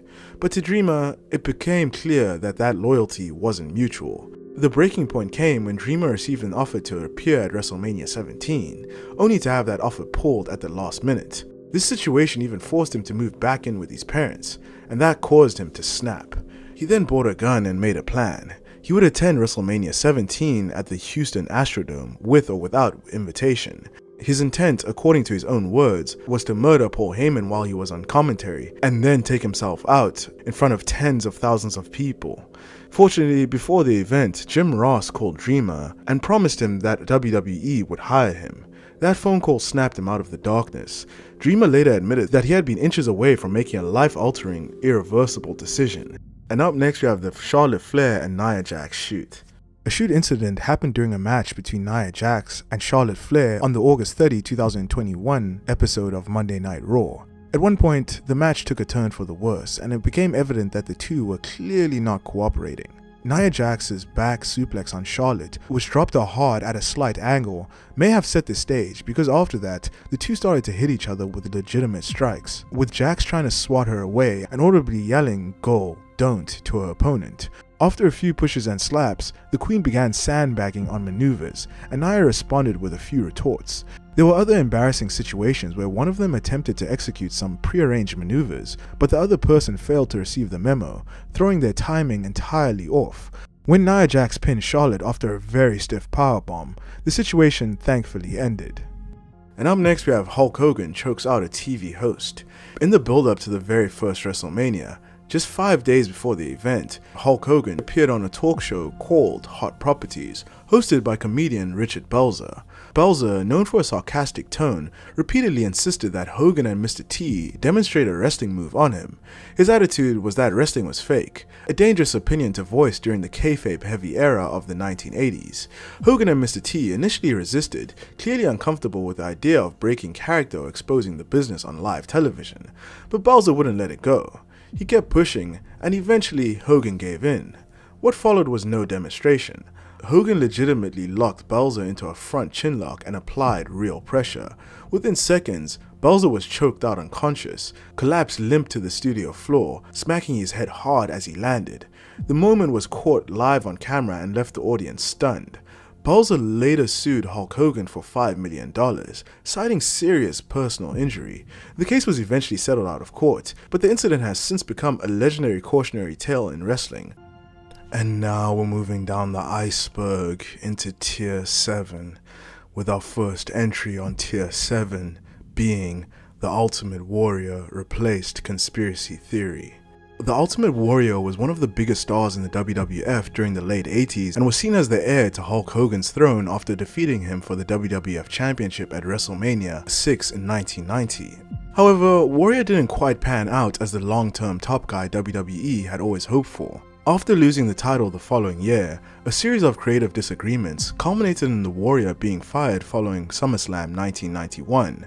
Though Warrior was eventually rehired in 1992, fans noticed something odd. He looked different. He had shorter hair, appeared significantly leaner, and carried himself differently in the ring. This sparked a long-running conspiracy theory that Jim Hellwig, the man behind the original Ultimate Warrior, had died and that a replacement performer had been put under the paint. Some fans even speculated that it was Kerry Von Erich, better known as the Texas Tornado, who had taken up the mantle of the Warrior. The timing of Von Erich's push, his similar physique, and the coincidental absence of both men at various times only added fuel to the theory. And up next we have DX Blackface. One of the most infamous and controversial moments in WWE and in D-Generation X's history was the segment where DX mocked the Nation of Domination by wearing blackface. It's a moment WWE would very much like fans to forget.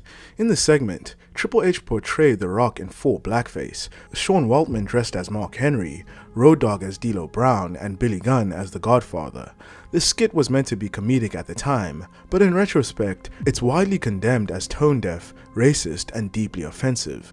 WWE has since scrubbed the segment from all official platforms, but for those who remember, or for those who have seen the footage resurface online, there's no denying that it happened, and it remains one of the company's most shameful moments. And up next we have the Vince McMahon sent Vince Russo to kill WCW conspiracy theory. In the mid to late 1990s, Vince Russo was the head writer for WWE and played a major role in shaping the direction of the Attitude Era. His edgy, unpredictable storytelling style was a defining feature of WWE's resurgence at that time. According to Russo, he left WWE in the summer of '99 because he felt the addition of SmackDown stretched his creative limits too thin and would water down his work. Shortly after, Russo jumped ship to WCW, replacing Eric Bischoff at a time when the company was already in decline, with falling ratings, poor pay-per-view numbers, and dwindling attendance. Under Russo's creative control, things didn't get better. They got even worse. His time in WCW was marked by chaotic storytelling, bizarre swerves, and questionable decisions, including booking himself as the WCW World Champion. Fans and critics alike believe that Russo's vision only accelerated WCW's downfall. This gave birth to one of wrestling's most persistent conspiracy theories, that Vince McMahon sent Russo to kill WCW on purpose, a Trojan horse designed to sabotage the competition from within. This theory claims that Russo's reckless booking wasn't just bad, it was intentional. Whether or not that's true, Russo's time in WCW did coincide with the company's final downward spiral, and to this day, some fans believe that Vince McMahon's fingerprints were all over it. And up next we have the Drew McIntyre and Tiffany domestic incident. Before he became a world-traveled indie star, and long before his redemption arc in WWE, Drew McIntyre was the chosen one, handpicked by Vince McMahon himself. He was once viewed as the future of the company. But in 2010, everything changed. Drew's promising rise came to a halt after a disturbing domestic incident involving his then-wife, Taryn Terrell, known to WWE fans as Tiffany. In August of that year, police were called after an alleged physical altercation between the two, but in a twist that many fans don't realize, Drew wasn't the aggressor, he was the victim. Tiffany was arrested and suspended indefinitely by WWE. Though the details of the fight were kept mostly under wraps, the damage was already done. Taryn was eventually released from the company and the couple split, but Drew never recovered his standing. Despite his innocence, Drew's reputation seemed to suffer behind the scenes. Once seen as a future world champion, McIntyre was quietly demoted to the lower card, eventually becoming part of the comedic, career-killing faction 3MB. For years, he was just a punchline, another lost opportunity in WWE's long history of failed pushes. It wouldn't be until much later, after leaving the company and reinventing himself as Drew Galloway, that he'd begin to reclaim his name. And up next, we have the Kurt Angle and Daniel Puder shoot. This shoot incident all went down on the November 4th, 2004 episode of SmackDown. During the show, Season 4 finalists of WWE's Tough Enough were challenged to a squat thrust competition, which contestant Chris Norocki ultimately won. His prize was an unexpected, off-the-cuff shoot match against the Olympic gold medalist and grappling legend Kurt Angle. As you'd assume, Angle made pretty quick work of Norocki, legitimately fracturing his ribs and awarding him a one-way paid ticket to the ER. All jacked up, Kurt then extended the shoot challenge to the others, and Daniel Puder took him up on it. After a quick face-off in the ring, the two locked up. Soon, Puder legitimately had Kurt Angle in a Kimura lock. Daniel had gained the full position and could have broken Kurt's arm and sent him into surgery if he wanted. This was obviously not how anyone expected things to go, so veteran referee Jimmy Corderas quickly counted to 3, even though Puder bridged out at 2. As it turned out, Kurt Angle was reportedly less than happy about what transpired, as he felt that he was made to look like a chump to a relative nobody, and he was also angry at the fact that Puder could have legitimately broken his arm. The boys in the locker room were also less than very happy about it, and they sought out to get revenge for the sake of Angle and the wrestling business. So at the next Royal Rumble, the first 4 entrants were Puder, Eddie Guerrero, Chris Benoit, and Bob Holly. The 3 men beat the crap out of Puder for a few minutes, then threw him over the top rope. Puder's wrestling career never really took off after this incident, and he was soon gone from WWE. And up next we have the downfall of Sunny. Once dubbed the blonde bombshell of WWE, Sunny was one of the biggest stars of the 1990s. Often considered WWE's first true diva, she was so popular that, by the late 90s, she had earned the title of the most downloaded woman on the internet. But while fans saw a glamorous figure on screen, behind the scenes, her life was unraveling. During her WWE run, Sunny struggled with substance abuse, which eventually led to a firing. She had a short stint in WCW, but that too ended quickly, surrounded by rumors of drug use, including an incident where she was allegedly found passed out in the showers after ingesting Nubane, a powerful painkiller. From 2001 to 2003, Sunny shifted into adult modeling, regularly posing nude for Missy Hyatt's Wrestling Vixen's website. She eventually disappeared from the spotlight for a while, only to return in 2016, this time starring in an adult film under a contract with Vivid Entertainment. The controversy wasn't the film itself, but the fact that she wore her WWE Hall of Fame ring during the shoot. But Sunny's story turns from sad to deeply disturbing with her long history of criminal behavior. Her legal troubles began escalating in 2012, with 5 arrests in just 4 weeks, ranging from disorderly conduct to third-degree burglary and multiple violations of protective orders.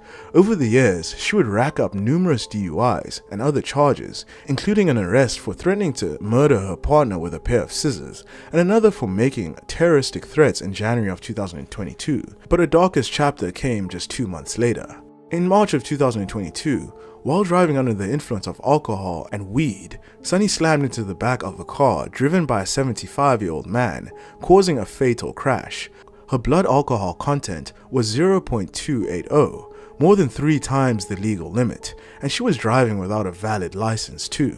This incident led to her being sentenced to 17 years in prison, marking a tragic final descent for someone who once stood at the very top of the wrestling world.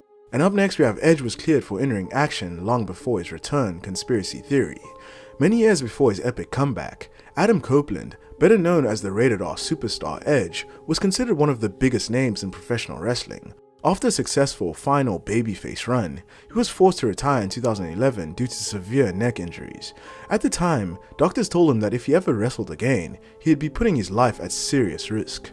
Edge stayed retired for nearly a decade until he shocked the world by returning to WWE for the 2020 Royal Rumble, a comeback fans thought that they'd never see. But according to some conspiracy theorists, Edge may have been cleared to wrestle years early, sometime in the mid-2010s. This theory claims that WWE was aware of his improved health but refused to bring him back, fearing that another injury could lead to catastrophic consequences, both physically and legally.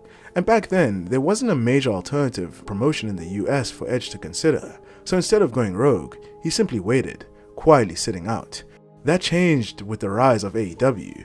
Rumors began swirling that AEW was interested in signing Edge, and suddenly WWE moved fast.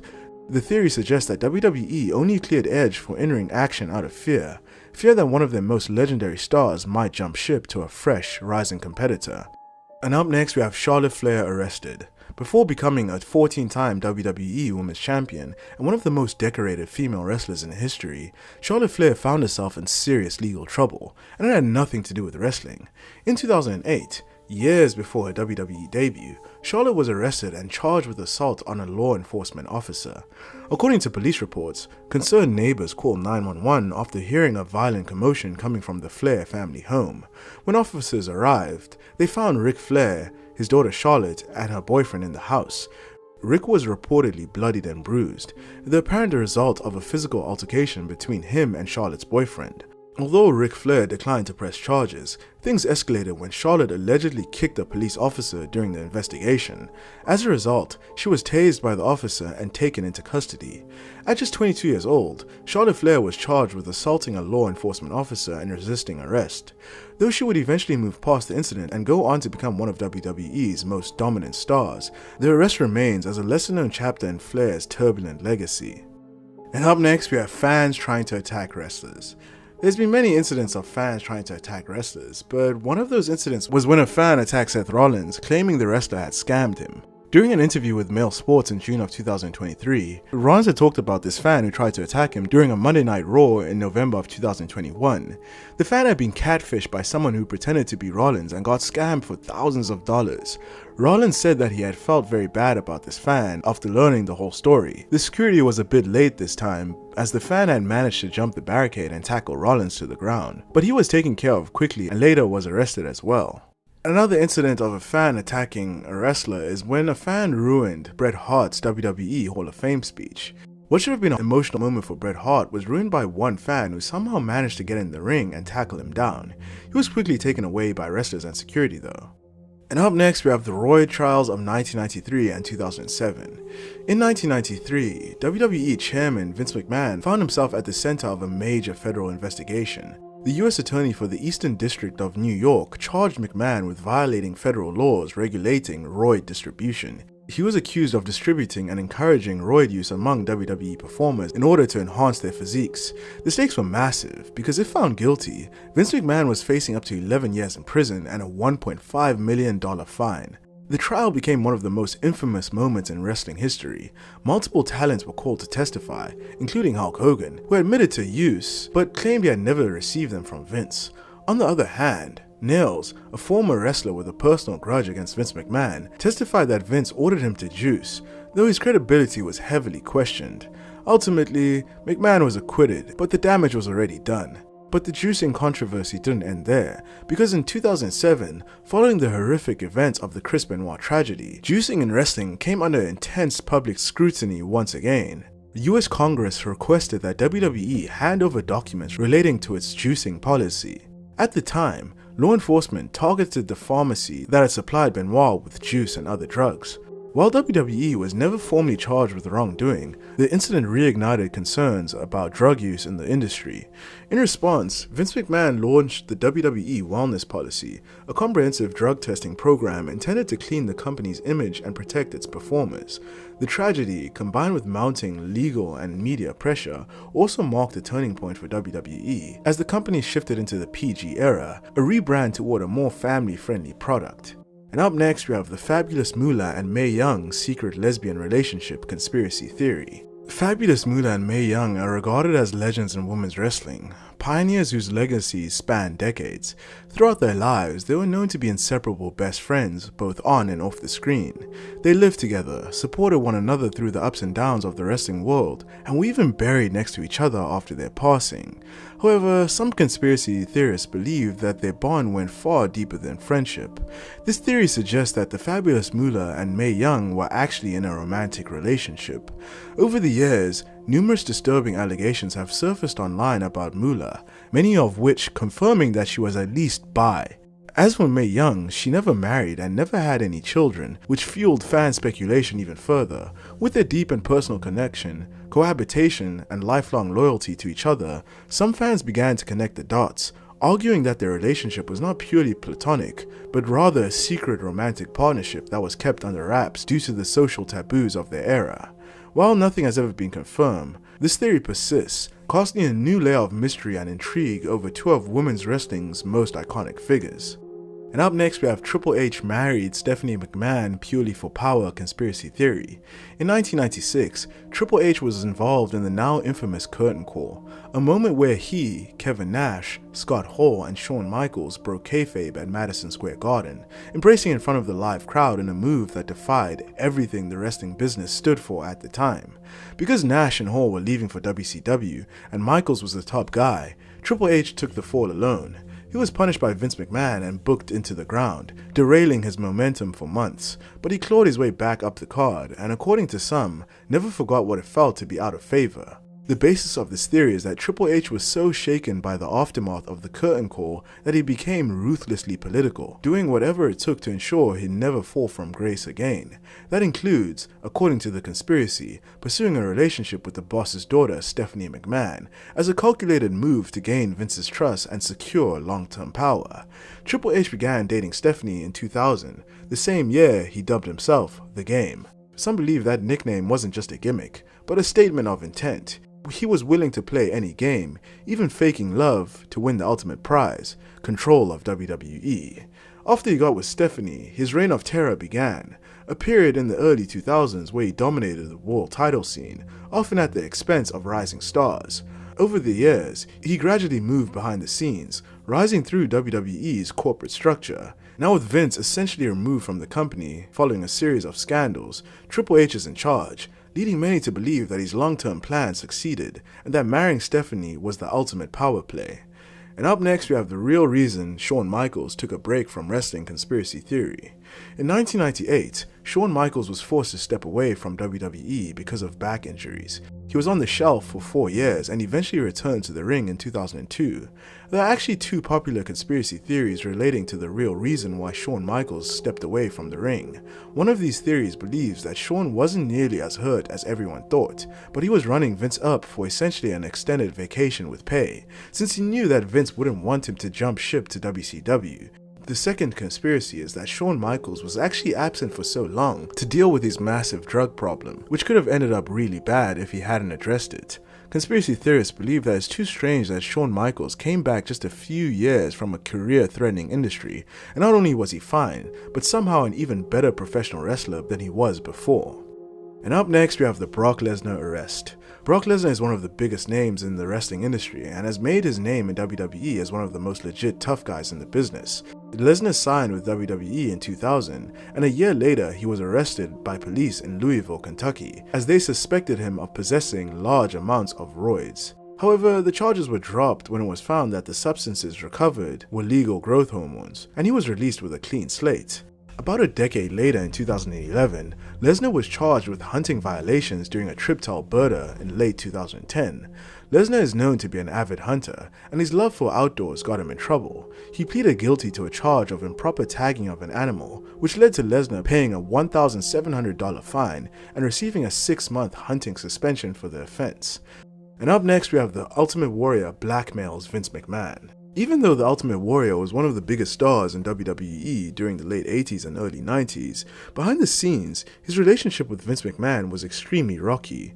The most infamous example of this came in 1991, just before SummerSlam. Warrior was scheduled to be in the main event, teaming with Hulk Hogan, but according to reports, Warrior refused to perform unless Vince paid him a massive lump sum of money up front. Warrior demanded $550,000, claiming he deserved it for his role in the upcoming show and for his drawing power. Warrior refused to go through with the match unless his demands were met, essentially holding Vince and the entire show hostage. Not wanting to ruin the event, Vince gave in and paid Warrior the money, but as soon as the show was over, he fired him. While the Warrior would return to WWE later, the incident permanently damaged his reputation with management and became one of the most notorious backstage power plays in wrestling history. And up next we have the Mark Jindrak Evolution Lost Media. Evolution was a professional wrestling stable that was prominent between 2003 to 2005, consisting of Triple H, Ric Flair, Randy Orton and Batista. Before Evolution had officially formed, Batista was slated to be in the group. However, when Batista suffered 2 tricep injuries that took him out of action for months, WWE considered replacing him with Mark Jindrak. They even filmed vignettes featuring Jindrak as the 4th man in Evolution's Titantron, but because Jindrak was replaced in Evolution before ever making his debut with the stable, the vignettes featuring him were never used in the final Evolution Titantron. The iconic Titantron with the helicopter and nightclub clips ended up only containing the trio. When Batista was ready to return, WWE simply spliced footage of him into the original vignette. To this day, the footage of Jindrak in those early Evolution vignettes have never been released. And up next we have Shawn Michaels beat up by 6 Marines. Many times in the 90s, Shawn Michaels would get into a lot of trouble, but he was always surrounded by the clique. They often acted as a barrier for Michaels, keeping him grounded and out of trouble to the best of their ability. However, in the autumn of 1995, the rest of the clique were off on a European tour, while Michaels was working the US house show circuit. After one of the shows, Michaels went to a club with a few wrestlers, and after heavy drinking and partying, he decided that he wanted to find a girl to hook up with. He targeted a girl on the dance floor and approached her, but was quickly confronted by her boyfriend, who just happened to be a US Marine. Despite being warned not to talk to her, Michaels went ahead anyway, and the two got into a scuffle.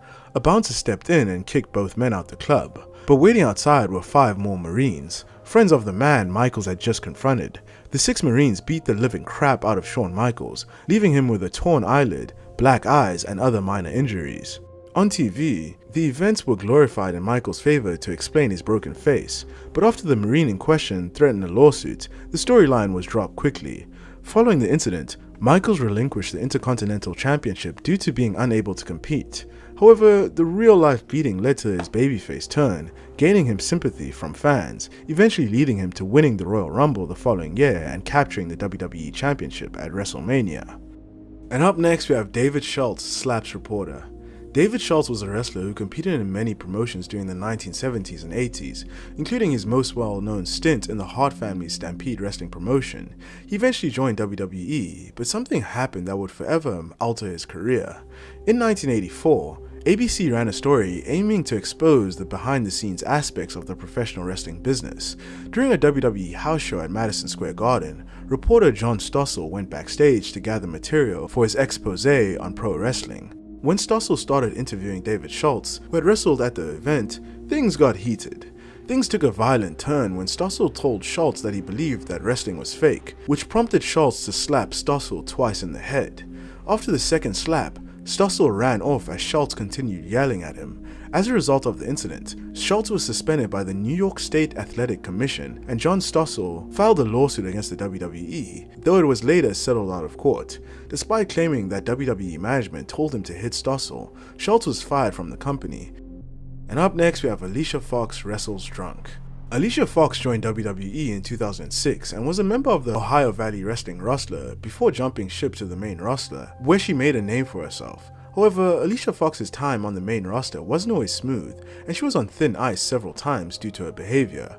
The worst of these incidents came in 2019, when she showed up to a live event intoxicated, under the influence of alcohol. She was scheduled to wrestle a match, and Arn Anderson was the agent assigned to the match that she was involved in. Despite her condition, Arn Anderson allowed her to compete, which led to major backlash. When WWE chairman Vince McMahon found out, he was furious. As a result, Arn Anderson was fired from WWE, despite having worked with the company for almost 20 years. And up next we have Nails assaults Vince McMahon. In December of 1992, during a TV taping in Green Bay, former WWE wrestler Nails confronted Vince McMahon backstage over unpaid compensation. According to Nails, he had been promised money that had never materialized, and something broke inside him when he decided to demand what he was owed face to face. Nails said that he burst into Vince's office, demanded payment, and grabbed Vince McMahon by the neck, lifting him off his chair, with Vince McMahon allegedly being thrown to the ground and punched. After the assault, Nails went straight to the phone to call the police, accusing Vince McMahon of assault.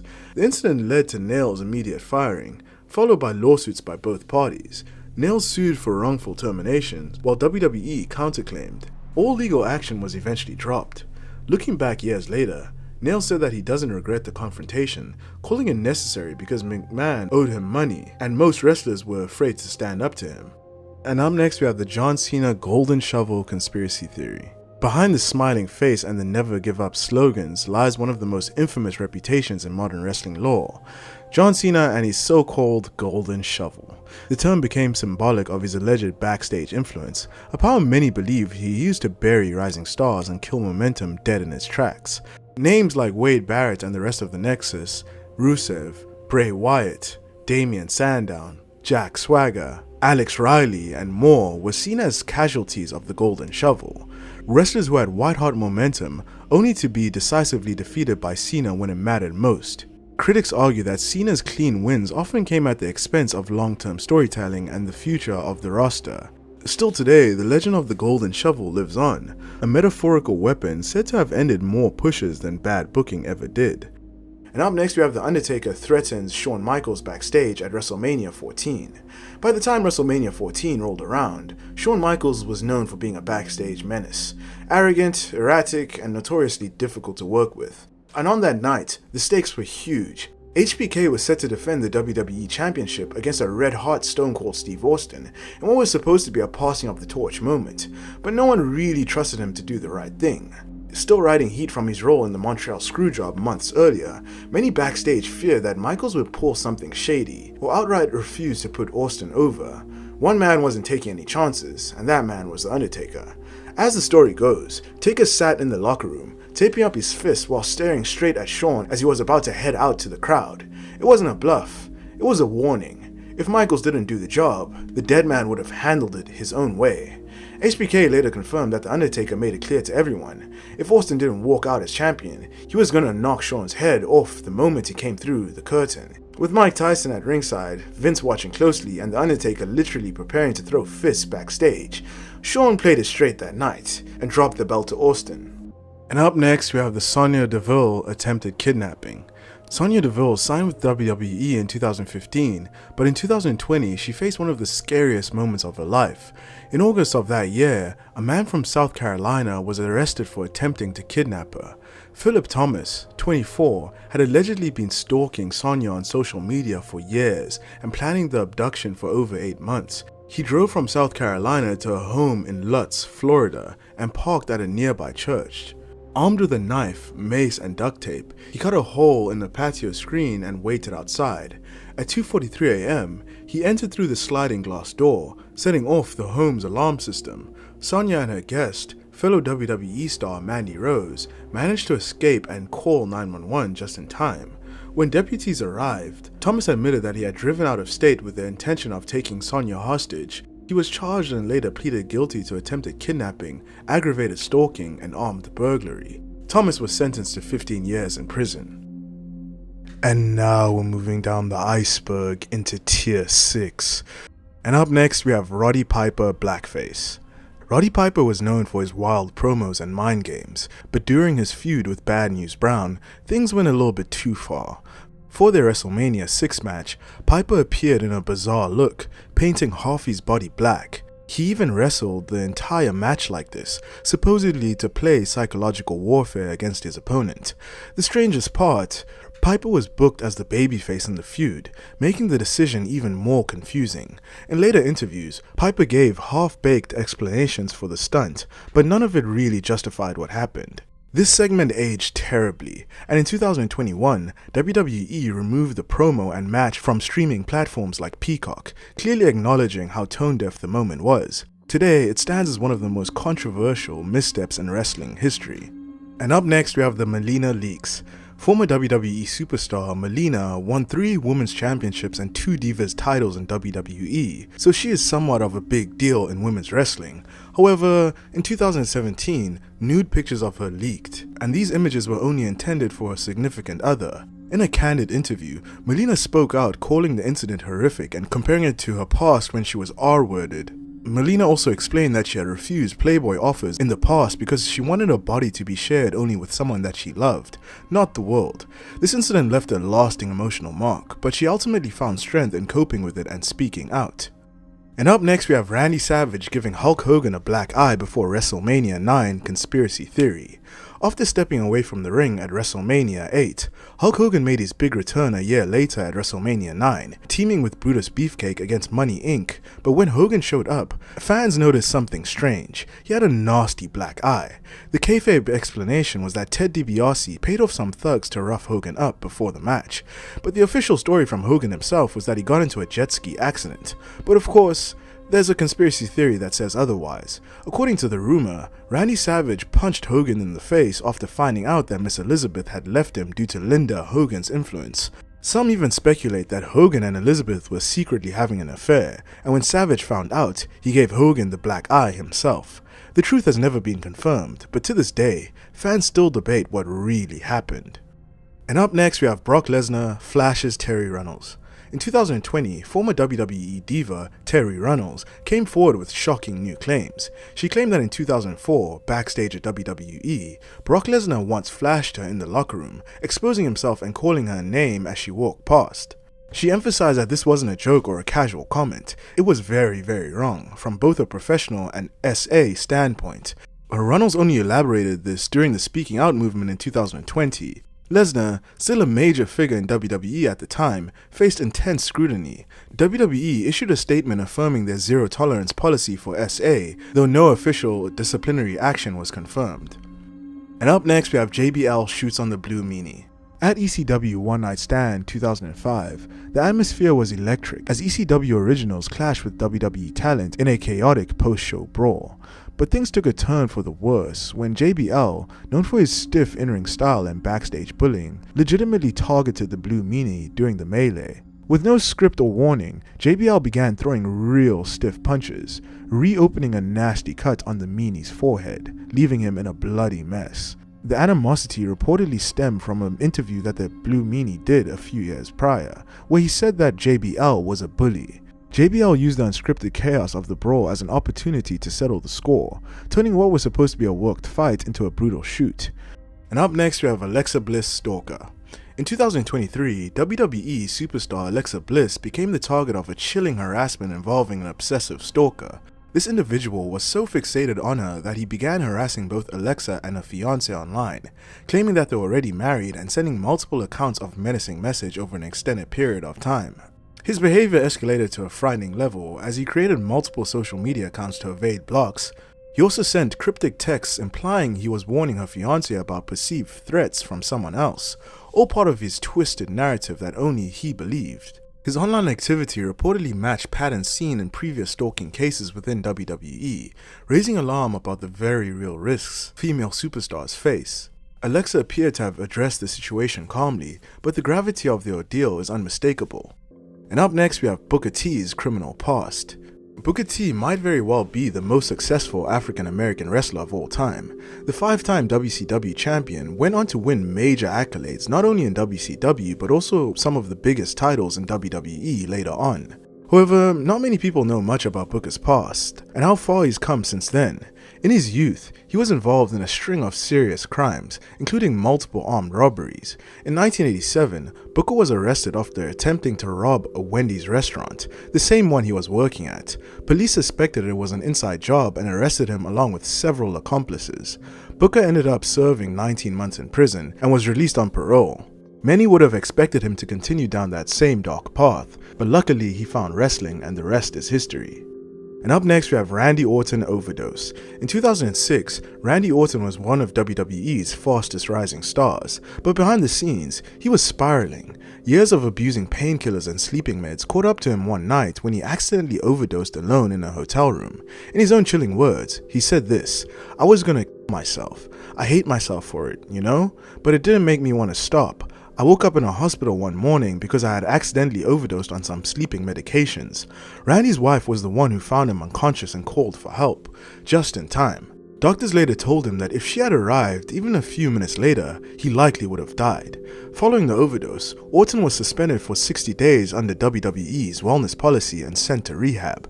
It became a turning point in his life and career, helping him get clean and eventually find stability. And up next we have Screwed, the Bret Hart story lost media. After releasing The Self-Destruction of the Ultimate Warrior, a DVD that infamously buried Warrior more than celebrated him, WWE initially planned to do something similar with Bret Hart. Their next target was a documentary titled Screwed, the Bret Hart Story, intended to paint Bret in a negative light following his controversial exit from the company.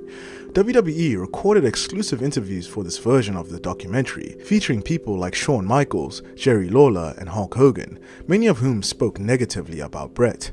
However, WWE eventually decided to change course. The negative portrayal was scrapped, and instead, they reworked the project into a more respectful documentary that portrayed Bret in a much more positive light. To this day, the original interviews and footage recorded specifically for Screwed, the Bret Hart story have never been released to the public. And now that Bret Hart has reconciled with WWE and made peace with several wrestlers who once criticized him, it's highly unlikely that WWE will ever make that original footage available. And up next we have Alberto Del Rio abusing women. In 2016, when Alberto Del Rio was in WWE, he made his relationship with WWE superstar Paige public, but the two quickly became known for being one of the most toxic couples in wrestling history. Around the time they got engaged, Del Rio and Paige were involved in a public domestic dispute at an Orlando international airport, where a witness claimed Del Rio had roughed her up. The couple eventually called off their engagement, and in the years that followed, Paige opened up about the dark reality of their relationship. She stated that she was often trapped in her room for 6 to 7 hours, getting physically assaulted every few minutes. She described trying to fight back, but said it became a cycle of daily abuse. Years after his relationship with Paige ended, Del Rio began dating another woman, but on 9 May 2020, he was arrested, this time for allegedly battering and SAing this woman.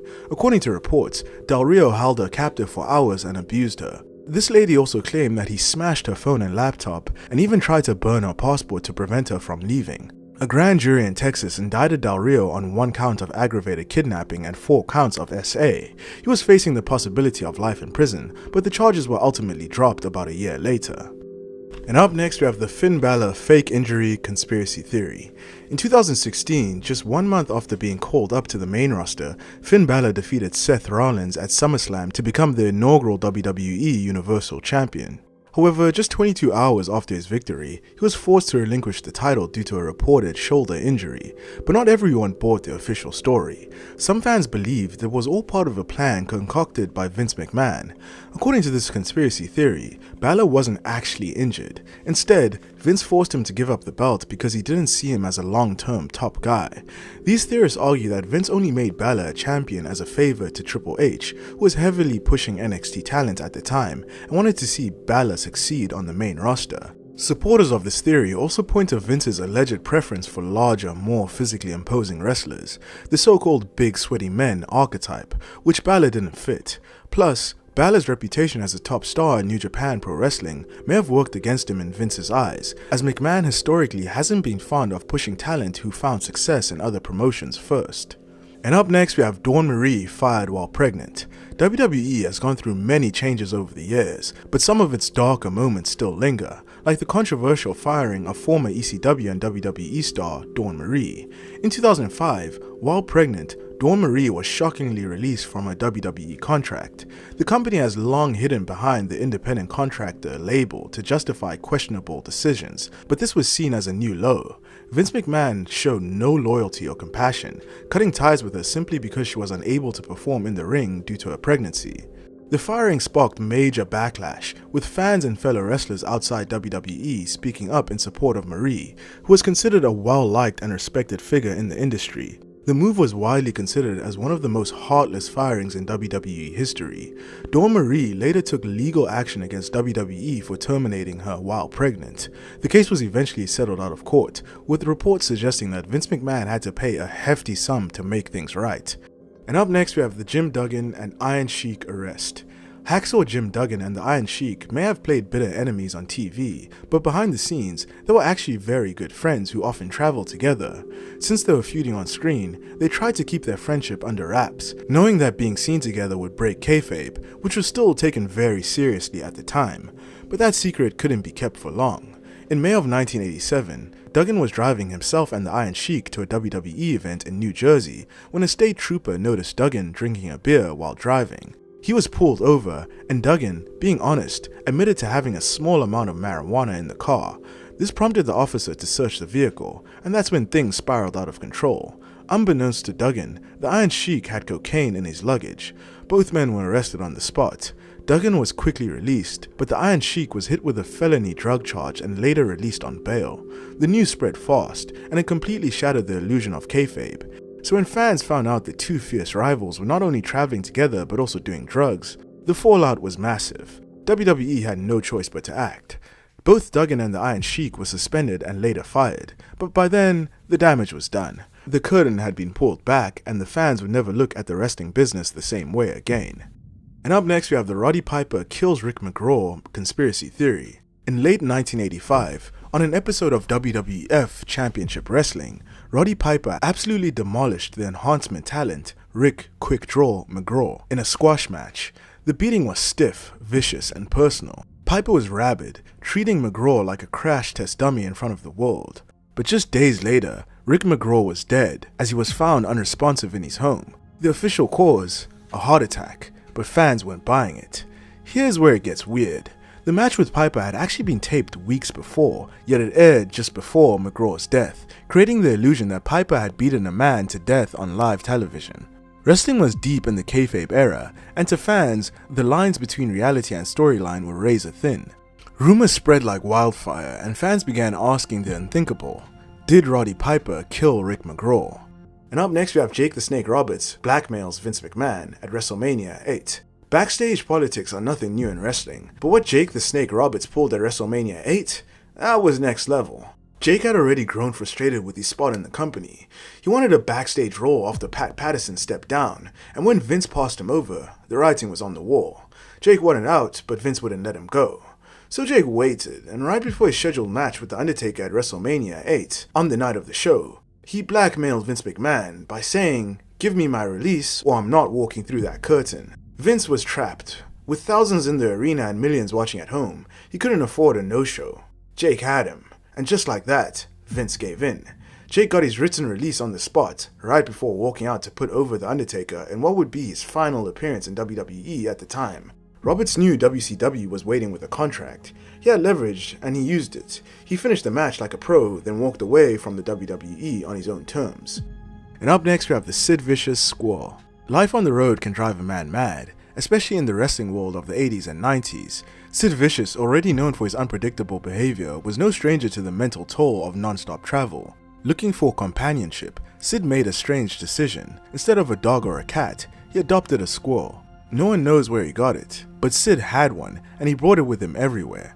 Backstage, in the locker room, and on the road. The animal was reportedly treated like a loyal pet, until the day things got out of hand. In what's become one of wrestling's most bizarre backstage stories, Sid was dared by fellow wrestlers to drop the squirrel down in his pants, a twisted rib that took a dark turn fast, because within seconds, the squirrel did what squirrels do best, it went for the nuts. Sid allegedly screamed in pain as the creature clawed and bit at him. He ripped his pants open, and what was waiting for him was a wound that was so bad that Sid had to be rushed to the hospital. He allegedly received multiple stitches and a round of rabies shots. The incident has never been officially confirmed, but it circulated for years in locker room whispers. And up next we have Vader attacks TV host in Kuwait.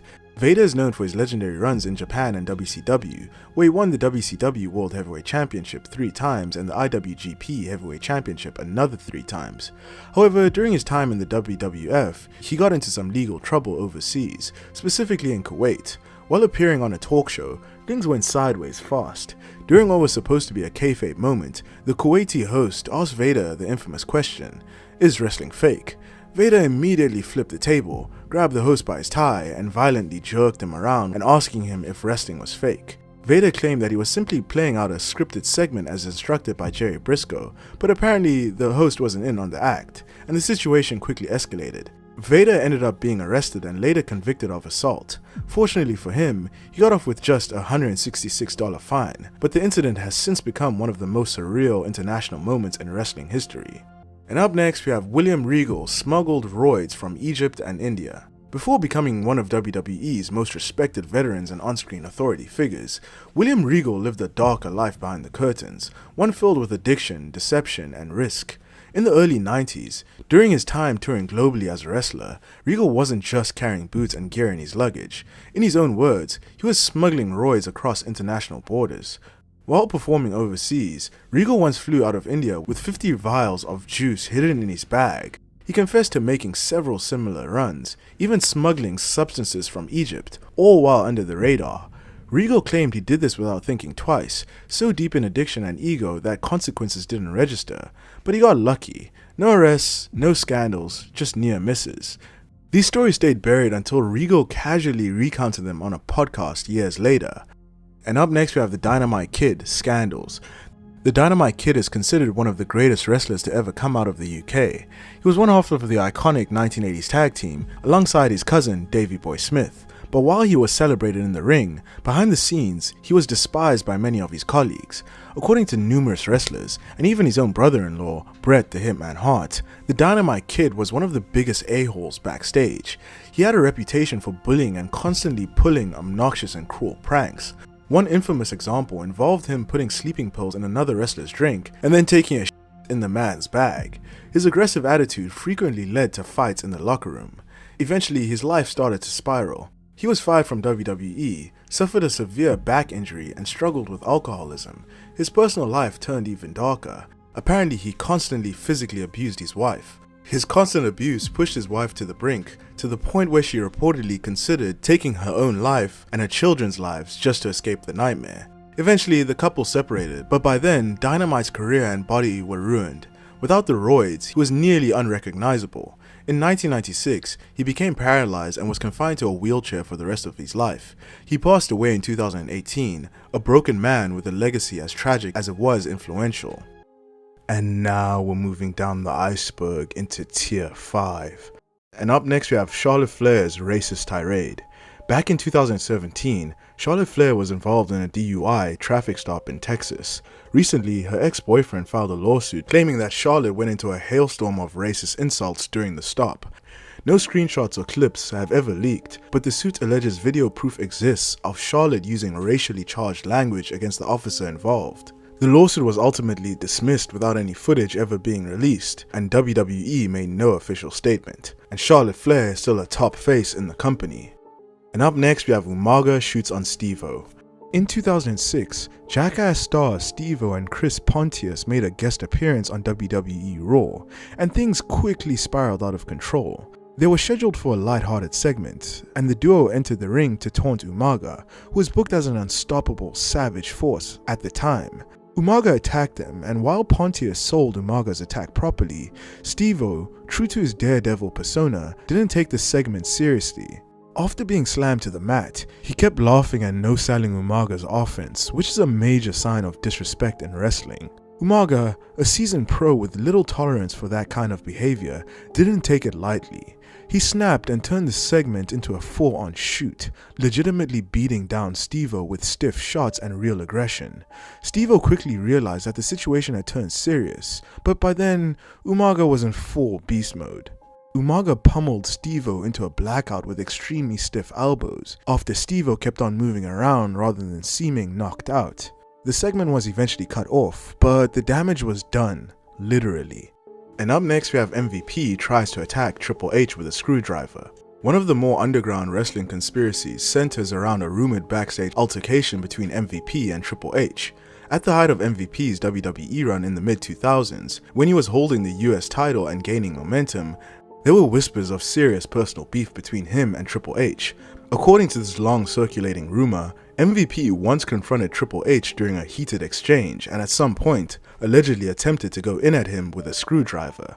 The altercation was supposedly quickly shut down, buried by WWE management, and never spoken of publicly again. There's no documented evidence, no official reports or confirmations, but the incident has lived on in hushed tones across forums and backstage whispers. It's no coincidence that despite MVP's popularity and skill, his push stalled in WWE, and he eventually left WWE altogether. And up next we have the Lex Luger screwed himself out of a WWE Championship conspiracy theory. Lex Luger seemed destined for greatness in WWF. He was practically Vince McMahon's ideal superstar. When Hulk Hogan departed the company in 1993, Vince McMahon handpicked Luger as the new All-American hero. It genuinely felt like Luger was being groomed to be WWF champion. According to long-standing conspiracy theories though, the plan was for Luger to win the WWF championship at WrestleMania 10. Allegedly, once Luger was informed of his upcoming title win, he went out drinking at a bar and ended up bragging to random people that he'd be winning the belt at the showcase of the Immortals. When word got back to WWE officials, Vince McMahon reportedly scrapped the plan out of frustration and handed the moment and the title to Bret Hart instead. Luger has denied the story over the years, but it's not an outlandish theory. After all, it wouldn't be the first time backstage leaks cause major changes. Even the outcome of the 1997 Royal Rumble was altered because Vince Russo spilled the planned finish. Whether it's fact or folklore, many fans still believe that Lex Luger talked himself out of history. And up next we have Kurt Angle's stalker. In 2003, Kurt Angle and his family were terrorized by a woman named Dean Sidon, who became fixated on the wrestling star. According to Angle, the situation escalated severely, and it got to the point where she was even terrorizing his family. Police reports reveal that Sidon followed Angle's schedule across the country, called his wife with death threats, and even interfered with hotel bookings and travel plans. At one point, she left messages claiming that she was expecting Angle's child. She was finally arrested and briefly detained, and Angle says that he was relieved when it happened. And up next we have Bull Nakano fired for coke possession. Bull Nakano wasn't just another wrestler, she was a trailblazing force known for her distinctive hair, face paint, and dominance in the women's division. After capturing the WWF Women's Championship in Tokyo in late 1994, she held it until April 1995. But shortly after dropping the title, WWE quietly cut ties with her. This was because Nakano was found in possession of coke and was fired. There was no press conference, no tribute show, nothing. She vanished from programming without a word. At the time, the women's division was already fading away, and Nakano's scandal only deepened the demise. Though the charges were serious and her departure abrupt, many fans have since reconnected with Nakano's legacy. She was even inducted in the WWE Hall of Fame in 2024. And up next we have the Shane McMahon helicopter crash. In July of 2017, WWE's Shane O'Mac, son of Vince McMahon and risk-taking on-screen performer, survived a terrifying incident. His helicopter made an emergency water landing in the Atlantic Ocean near Gilgo Beach, Long Island. Here's how it went down. The chopper took off from Westchester County Airport, then suddenly experienced engine trouble mid-air. The pilot issued a mayday, and the aircraft landed hard in the water. Lifeguards and kayaks and the Coast Guard responded swiftly. Thankfully, both Shane and the pilot were rescued, uninjured. A witness on the beach described a big splash with rescuers rushing toward the bobbing helicopter to carry Shane and the pilot ashore. Though miraculously unhurt, the crash was scary and dramatic for a McMahon to survive intact, because if they were in another place and there was no water below them, Shane McMahon very well could have died that day. And up next we have MVP's criminal past. Before becoming a star in WWE, MVP's life could have taken a drastically different path. At just 12 years old, he joined a street gang, which led to a 6-month stint in juvenile detention following a robbery, but things only escalated from there. As a teenager, MVP, real name Hassan Hameen Assad, was involved in a series of armed robberies and kidnappings, resulting in an 18-year prison sentence. He ultimately served 9.5 years due to good behavior before being released. While many would have been swallowed by that past, MVP turned his life around, rising through the ranks to debut in WWE in 2005 with a flashy, unique gimmick that made him one of the standout mid-carders of his era. Despite his success, the shadows of his past still follow him. Due to his criminal record, MVP remains banned from entering several countries, a fact that has impacted his international wrestling career to this day. And up next we have the Ken Patera and Mr. Saito arrest. Ken Patera and Mr. Saito were both stars in the World Wrestling Federation during the 80s, but in 1984, their careers took a wild detour. While traveling together in Wisconsin, they stopped at a McDonald's late at night. When they were denied service for arriving after hours, Ken Patera allegedly became enraged and threw a boulder through the restaurant's window. The two wrestlers then returned to their hotel, but the situation didn't end there. Police officers soon arrived at their hotel room, and a violent altercation broke out. Patera and Saito physically assaulted the officers and were promptly arrested. Both men were charged with battery of a police officer and sentenced to 2 years in prison.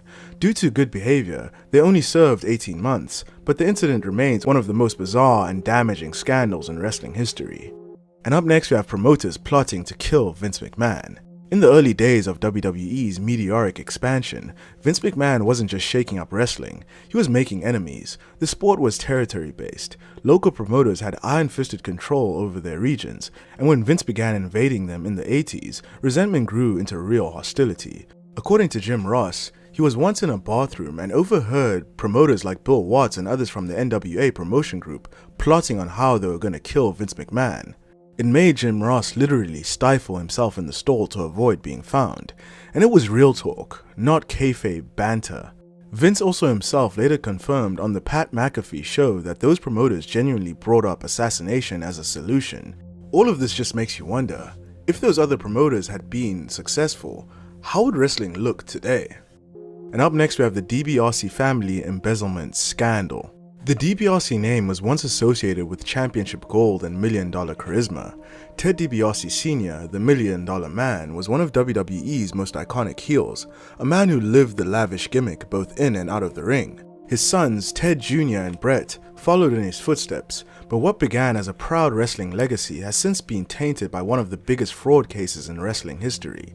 In 2022, the Mississippi Department of Human Services filed a massive lawsuit against the DiBiase family. The allegation?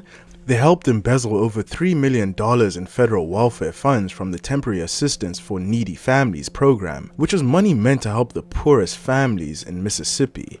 Between 2017 and 2019, Ted DiBiase Jr.'s companies reportedly received more than $3 million from this fund. His father, Ted Sr., and his brother Brett also allegedly received hundreds of thousands through various services that were never actually performed. These weren't just accounting errors, this was an organized scheme. The most serious charges were aimed at Ted DiBiase Jr., who faces 1 count of conspiracy to commit wire fraud, 6 counts of wire fraud, 2 counts of theft concerning programs receiving federal funds, and 4 counts of money laundering. If convicted on all counts, Ted DiBiase Jr. could be sentenced to over 100 years in prison. The case remains ongoing, and wrestling fans around the world are still left stunned by how deep the corruption went. And up next we have Ric Flair tells Natalya to go and kill herself. This one is pretty self-explanatory, but the footage is from a WWE segment reportedly filmed for a live event or dark segment, where Flair is seen cutting a promo that quickly goes off the rails.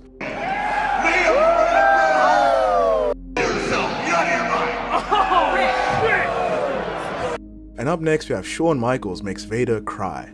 Shawn Michaels' backstage reputation in the 90s was anything but saintly. Known for his attitude and political pull, few were safe from his wrath. One of the most infamous examples of this came during Vader's short-lived WWE push. Vader was supposed to be a monster heel and was even planned to defeat Shawn Michaels for the title at the end of their program, but during one of their matches before the title change, things went south.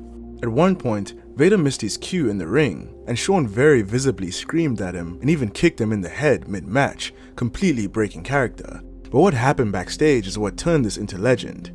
Multiple wrestlers have confirmed that after the match, Shawn berated Vader backstage, calling him stiff, uncoordinated, and unsafe to work with.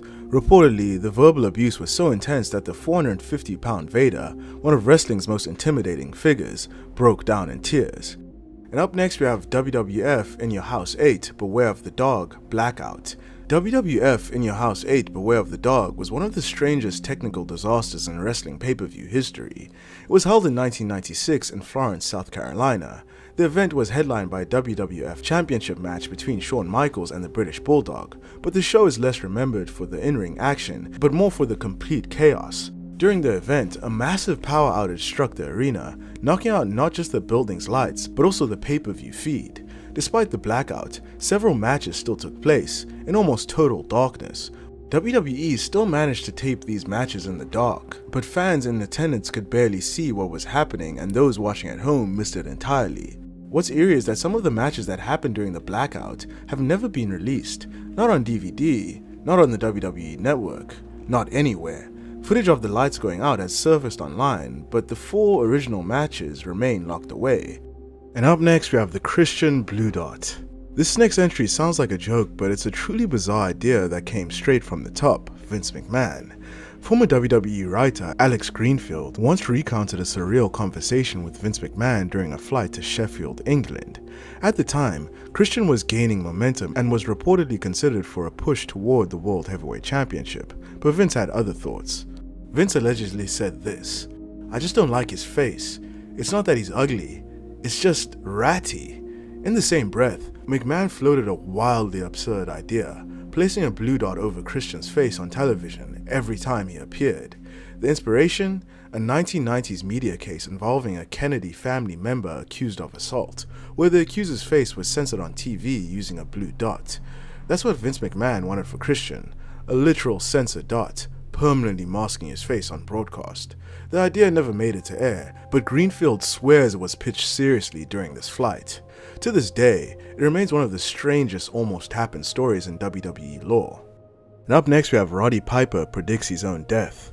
In a chilling 2003 interview with HBO's Real Sports with Bryant Gumbel, Roddy Piper made a statement that would haunt fans for years to come. Reflecting on the toll that wrestling had taken on his body and mind, Piper solemnly declared that he doesn't think he's going to make 65 because he's done too much. He spoke of painkillers, the grind of the road, and the emotional exhaustion of years spent living in the chaos of professional wrestling. It wasn't a dramatic statement. It was calm, resigned, and disturbingly matter-of-fact. 12 years later, Piper died in his sleep at a heart attack at the age of 61, just 4 years short of his own prophecy. Some fans believe Piper knew the damage was already done. Others point to an eerie accuracy of his words as a tragic reflection of how deeply the wrestling industry can wear down even its most resilient legends. And up next we have The Undertaker's Muslim conspiracy theory. This is one of the most strangest and persistent rumors in wrestling lore, the belief that The Undertaker secretly converted to Islam. In 2011, speculation exploded online after a photo surfaced of The Undertaker shaking hands with elderly Muslim passengers on a plane. The image went viral, with some fans claiming that he had not only converted to Islam, but had also taken on the name Muhammad Ishmael. At the same time, The Undertaker underwent a noticeable change in appearance, cutting his long hair and dressing more conservatively in public, which only added fuel to the fire.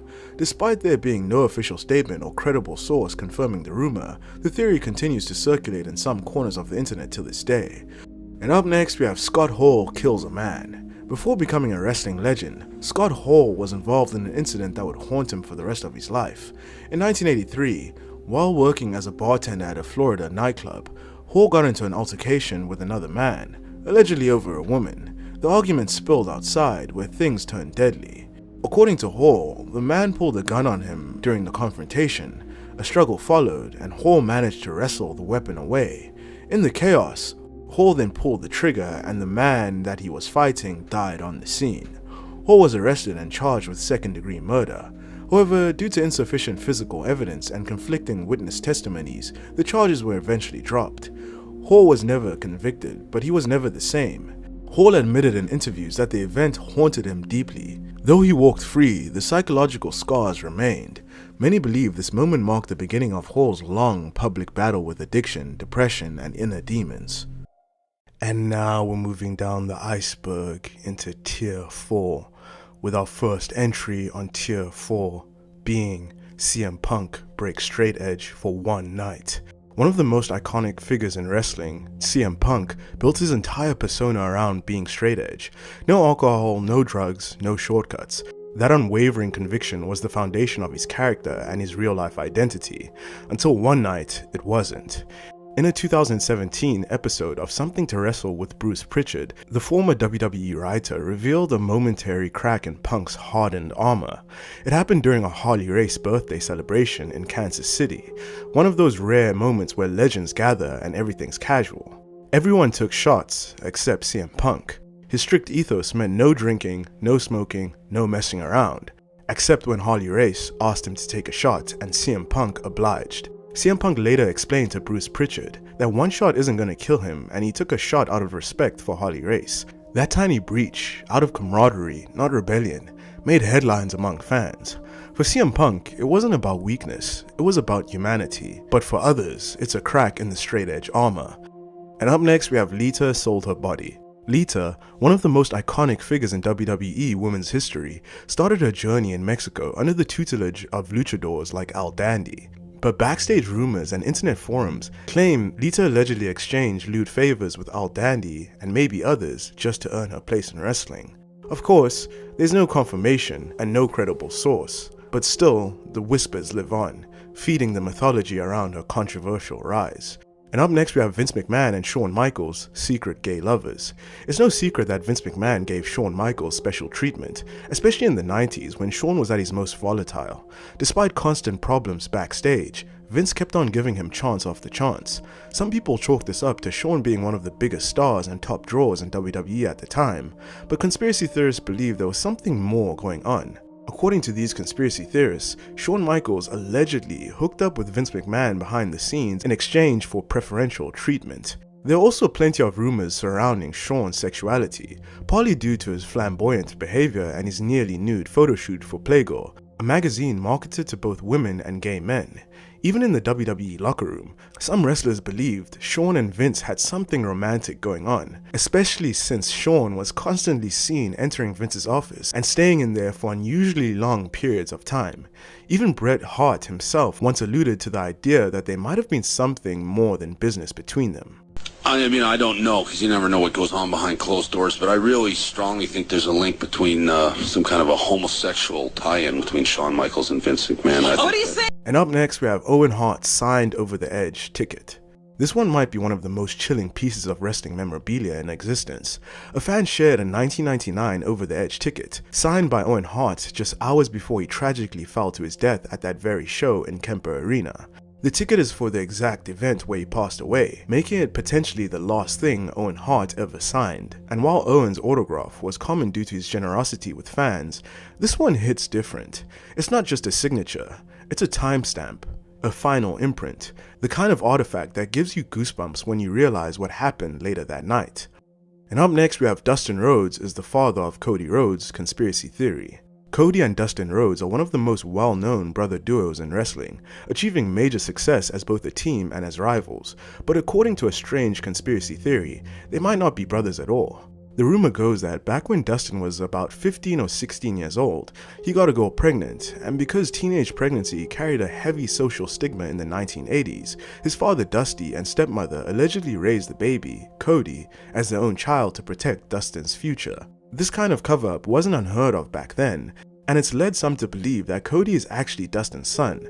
Whether it's true or not, it's one of those eerie what-ifs in wrestling that makes you question everything you thought you knew about wrestling royalty. And up next we have Vince McMahon paid off the Florida government. In April 2020, during the height of the pandemic lockdowns, WWE was the only sports entertainment company in the country that continued running live shows under a statewide stay-at-home order. How? Florida Governor Ron DeSantis bizarrely classified WWE as an essential service, allowing Raw, SmackDown, and NXT to air live from the Orlando Performance Center. Officially, DeSantis said Floridians were starved for content, but conspiracy theorists smell something far darker. On the same day WWE got the exemption, a pro-Trump super PAC run by Linda McMahon, WWE chairman Vince McMahon's wife, pledged $18.5 million to politics in Florida. 3 days later, Vince McMahon was appointed to a Trump Economic Advisory Board. All of this also conveniently paved the way for mass layoffs and cuts within WWE, yet live tapings rolled on. Coincidence or calculated power play? The optics are sinister, leaving many convinced that WWE pulled off a clandestine influence operation. And up next we have the Iron Sheik almost purposefully breaks Hulk Hogan's legs. Long before WrestleMania became the juggernaut it is today, Hulk Hogan's rise was being fought for behind the scenes, and according to one of wrestling's darkest rumors, someone didn't just want to stop Hogan's push, they allegedly tried to cripple it permanently. Back in the early 1980s, Hogan was on fire in the AWA. The fans loved him and the money was there, but Vern Gagne, the traditionalist running the show, refused to put the belt on Hogan. Gagne didn't like his style, and he didn't believe that he deserved to carry the company. So Hogan jumped ship. He then went to WWF, and Vince McMahon made him the face of the brand. WrestleMania was on the horizon, and Hogan was about to change wrestling forever. But all of this rubbed Gagne the wrong way. So much so that according to multiple sources, including the Iron Sheik himself, Vern Gagne offered the Iron Sheik $100,000 to break Hulk Hogan's leg during their match at Madison Square Garden before WrestleMania 1, to make sure to squash Hulkamania. The Iron Sheik declined and the match went on as planned and Hogan's career exploded. And up next we have Vince McMahon's unheard trauma. Beneath the iconic Vince McMahon persona lies a little boy shaped by violence and secrecy. When Vince McMahon was a child, his stepfather, Leo Lupton, physically assaulted Vince very often, and one time Vince even claimed that he almost died after a beating. This put a lot of anger in the little boy, and Vince even lamented that his stepfather died before he could kill him with a pipe wrench. But that's not the whole story. In a rare, painful disclosure during a Playboy interview, Vince McMahon revealed that the abuse wasn't just physical. He was also SA'd, not by his stepfather, but by someone in his family. He described it as a weird experience too horrible to fully explain. What lingered was trauma, an unwavering desire for control. Vince built an empire from that hurt, masking vulnerability with domination. This is not to garner sympathy for the devil, but psychologists say that such childhood horror often ossifies into a relentless will to power. And up next we have Bruno Sammartino wrestles an orangutan. Before he became the longest reigning WWE champion in history, Bruno Sammartino stepped into one of the strangest and most disturbing matches in wrestling history, against a real orangutan. In 1956, long before the bright lights of Madison Square Garden, Bruno found himself at a carnival in Pittsburgh. Promoters offered him $25 if he could last 5 minutes in a cage with the orangutan, but the condition was that he couldn't strike the orangutan, just wrestle it. But the match wasn't a show, it was survival. According to Bruno, the orangutan was incredibly strong, and eventually he finally snapped and punched the animal in the gut. The handlers immediately disqualified him and refused to pay him the money. It sounds like legend, but Bruno himself told the story. Whether it was an exploitation stunt or something much darker, it remains one of the most bizarre and unsettling moments in pro wrestling's twisted past. And up next we have Goldust almost gets breast implants. During the height of the Attitude Era, Goldust was already one of the most bizarre and controversial characters in wrestling, but behind the scenes, he was allegedly willing to take it even further, way further. In an attempt to fully commit to his androgynous, boundary-pushing persona, Goldust reportedly approached WWE management with a shocking idea. He wanted breast implants, not as a costume gimmick, actual surgical breast implants. According to several sources, including Goldust himself, he was so dedicated to the character that he believed going through with the procedure would help him get even more heat from the crowd and solidify his place as one of the most provocative figures in wrestling history. Vince McMahon reportedly turned down the idea, possibly out of fear of backlash from sponsors or simply thinking it had gone too far. But the fact that Dustin even considered permanently altering his body for a gimmick just shows how committed or unhinged he was during that era. And up next we have the Big Show moonsault lost media. Paul White, also known as the Giant or the Big Show, was a professional wrestler who competed primarily within WCW and WWE. He's famous for his large stature, and he's even won 7 world championships throughout his career. During his early years in professional wrestling, he was able to perform athletic wrestling moves like missile dropkicks from the top rope and kip-ups. Additionally, there is footage out there of the Big Show performing a moonsault. When the Big Show was on Talk is Jericho, he discussed how he performed the moonsault during a house show tour of Japan. This resulted in him receiving harsh responses from wrestlers, including Hulk Hogan, who strongly discouraged him from using such moves. The Giant would ultimately use a moveset much more appropriate for his size, following feedback from other wrestlers, and he nixed the moonsault from his arsenal. Many people are said to have seen the footage of Big Show doing a moonsault in his early days, and the Big Show himself confirmed in 2022 that there is a VHS recording of him doing the moonsault, but it remains to be seen if it will ever get revealed. And up next we have JTG taken advantage of in England. JTG is a former WWE wrestler, most known for being one half of the tag team Crime Time with Shad Gaspard. But in his memoir, Damn, Why Did I Write This Book?, he revealed something shocking that happened to him in England. One night after a show, He was at a hotel bar with the boys when he noticed a woman in a red top eyeing him hard. So hard, in fact, that even the locker room leader, who he refused to name, picked up on it. Despite that, JTG decided to sneak out early and head back to his hotel room to sleep. Not long after, his phone rang, and it was the locker room leader. He told JTG that he'd sent the woman up to his room and to not disappoint him. Moments later, she knocked on the door, jokingly calling herself room service. Still tipsy and half asleep, JTG opened the door. She walked in, skipped the small talk, and immediately began initiating things. According to JTG, what followed wasn't exactly consensual. He said that he was too tired and too drunk to resist. After everything, the woman then left with a smile, thanking him for a good time, while JTG lay there, feeling, in his own words, victimized. While the story is told with humor, it's a dark and complex situation that sparked mixed reactions from readers. Whether you see it as an outrageous tour tale or something more troubling, it's one of the more disturbing stories hidden in wrestling memoirs. And up next we have the Jake the Snake and Hulk Hogan Snake Pit segment. There's an infamous segment that hasn't been seen since the 1980s, but it's become legendary. Hulk Hogan and Jake the Snake Roberts were originally set to feud over the WWF Championship, and to kick things off, Jake invited Hogan to his talk segment, The Snake Pit, for an interview. During the segment, Roberts compared Hogan's arms to pythons and then suddenly dropped them with a DDT, setting the stage for their feud. But things didn't go as planned. The crowd exploded, not for Hogan, but for Roberts. Vince McMahon, who was watching closely, panicked, seeing the fans cheer the heel instead of his top babyface and champion. McMahon reportedly pulled the plug on the feud immediately. As a result, WWE shelved the segment, and the footage has never officially been released. While Hogan and Roberts would go on to wrestle several times in '86 and '87, that original Snake Pit segment has never resurfaced. And up next we have Chris Benoit and his former tag team partner die on the same day. Biff Wellington was a Canadian professional wrestler who, like Chris Benoit, trained in the legendary Hart family dungeon and competed in Stampede Wrestling. Wellington and Benoit even teamed up early in their careers, forming a duo that gained recognition in Japan and Canada. What makes Biff Wellington's story so eerie is the timing of his death. He passed away on June 24, 2007. The exact same day that Benoit took his own life after murdering Nancy and Daniel Benoit. The cause of Wellington's death was later ruled to be a heart attack, brought on by years of wrestling injuries and potential substance abuse. However, the fact that two former tag team partners, who trained together at the same legendary wrestling school, died exactly on the same day in entirely different circumstances has led to much speculation and wild conspiracy theories. Some speculate that Wellington's death was more than a coincidence, that perhaps he knew something about Benoit, or that their shared past somehow connected them in death. Of course, there is no actual evidence linking their deaths, but the strange timing has made it one of the many unsettling coincidences tied to the Chris Benoit case. And up next we have Vince McMahon makes Trish Stratus bark like a dog.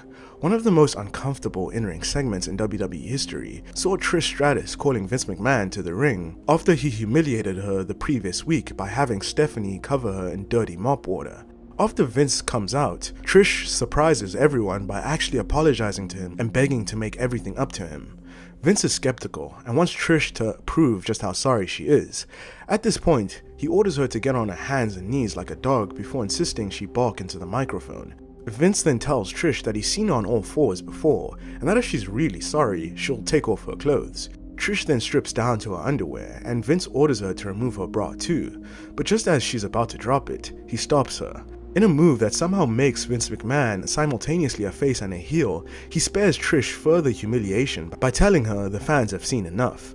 He covers her with a jacket, and Trish says he has no idea how far she'd degrade herself for the right cause.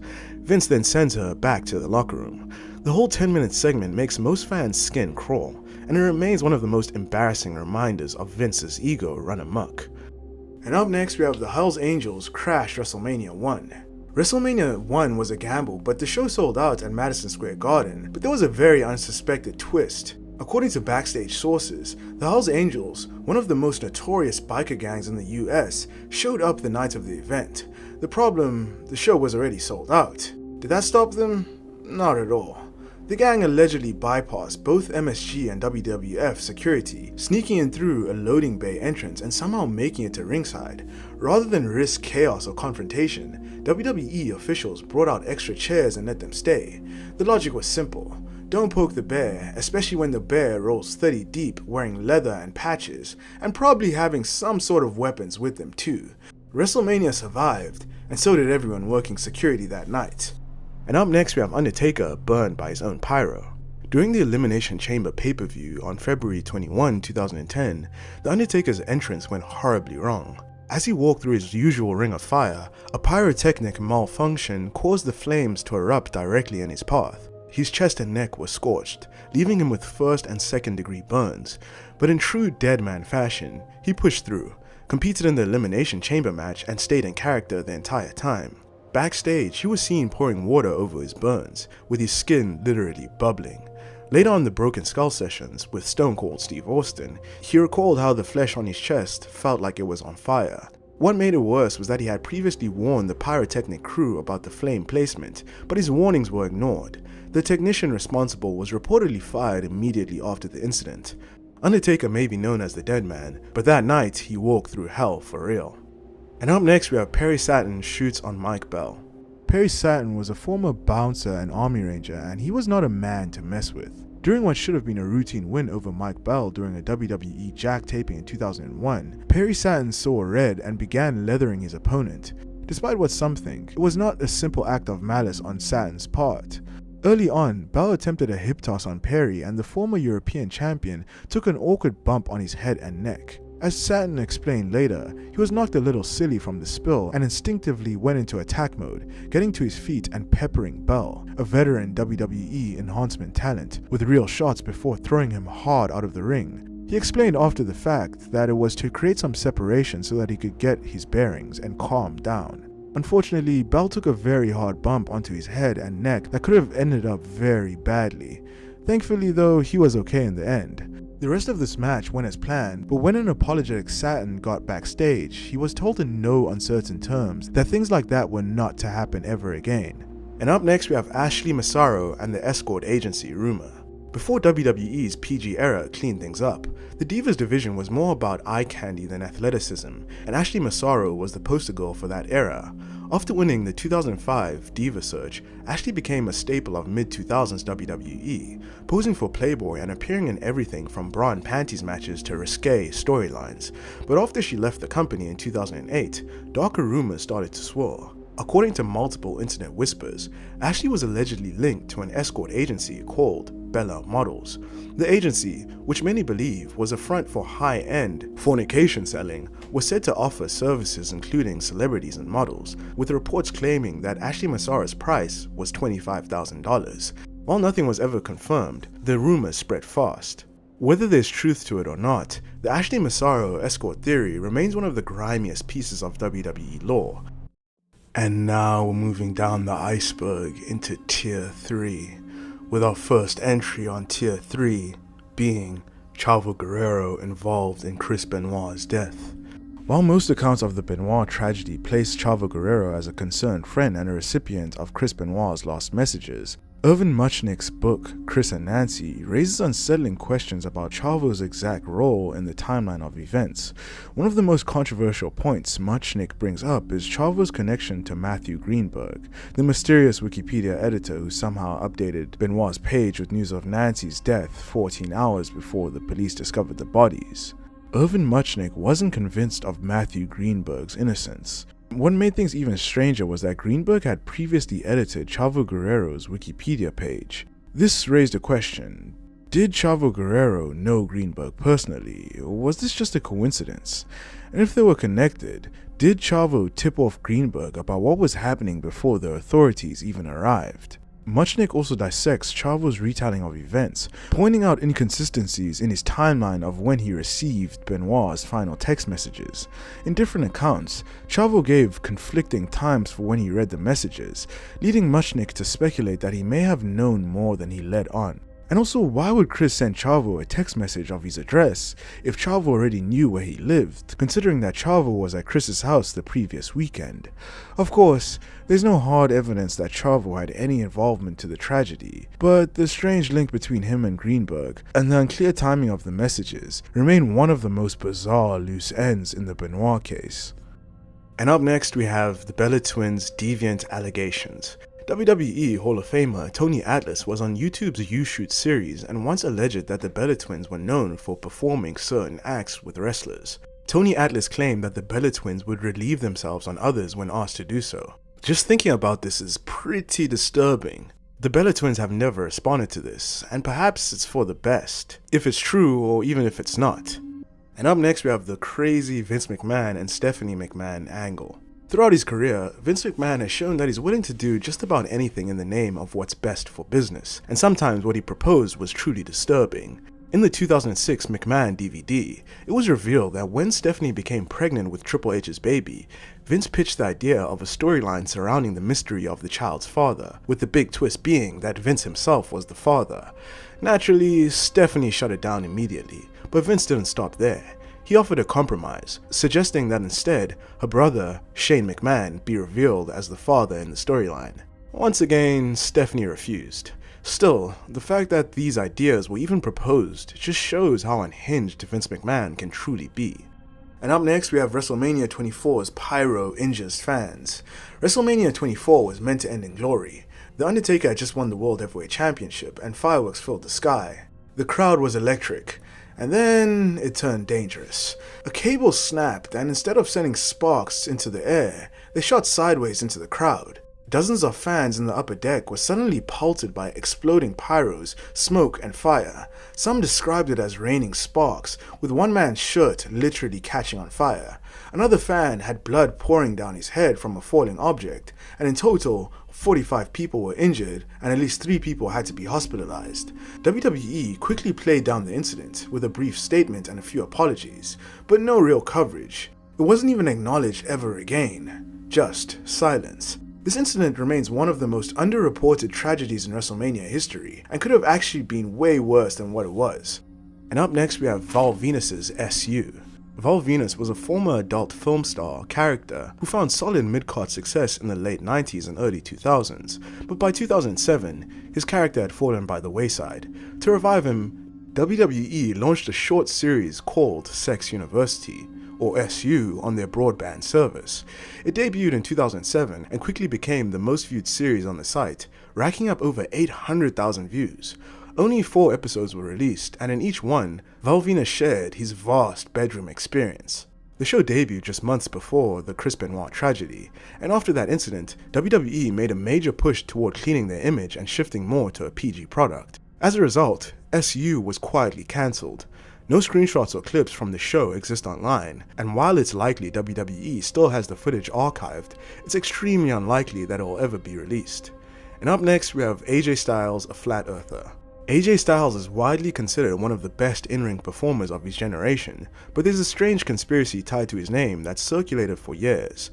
According to various interviews and locker room talk, AJ Styles allegedly believes in the flat earth theory. The rumors first picked up steam after a former WWE commentator, Sam Roberts, hinted that AJ had brought up flat earth ideas during backstage conversations. And in 2017, Daniel Bryan pressed him about it directly, and he dodged the question in a way that only fueled speculation further. This led many fans to believe that he wasn't just being diplomatic, but that he may be actually holding those beliefs privately. WWE, of course, has never acknowledged the rumor, and AJ himself has never confirmed it outright, but in the world of wrestling conspiracies, it's become one of the weirder cult beliefs associated with a top star. And up next we have Bob Holly shoots on Rene Dupree. Bob Hardcore Holly had a reputation within the wrestling industry for sometimes taking liberties with people in the ring, especially rookies, and was considered by many to be sort of a bully. He famously put the boots to eventual Tough Enough Season 2 winner Matt Cappotelli, and there were numerous stories of him working extra stiff with young talent such as Randy Orton, who was booked against Holly on numerous house shows when he was promoted to the main roster in 2002. While such incidents were in a working context, his attack on Rene Dupree during a match on a November 21, 2004 house show in Syracuse, New York was premeditated and very real. On the show, Holly and Charlie Haas were challenging Dupree and Kenzo Suzuki for the WWE Tag Team titles in a hardcore match.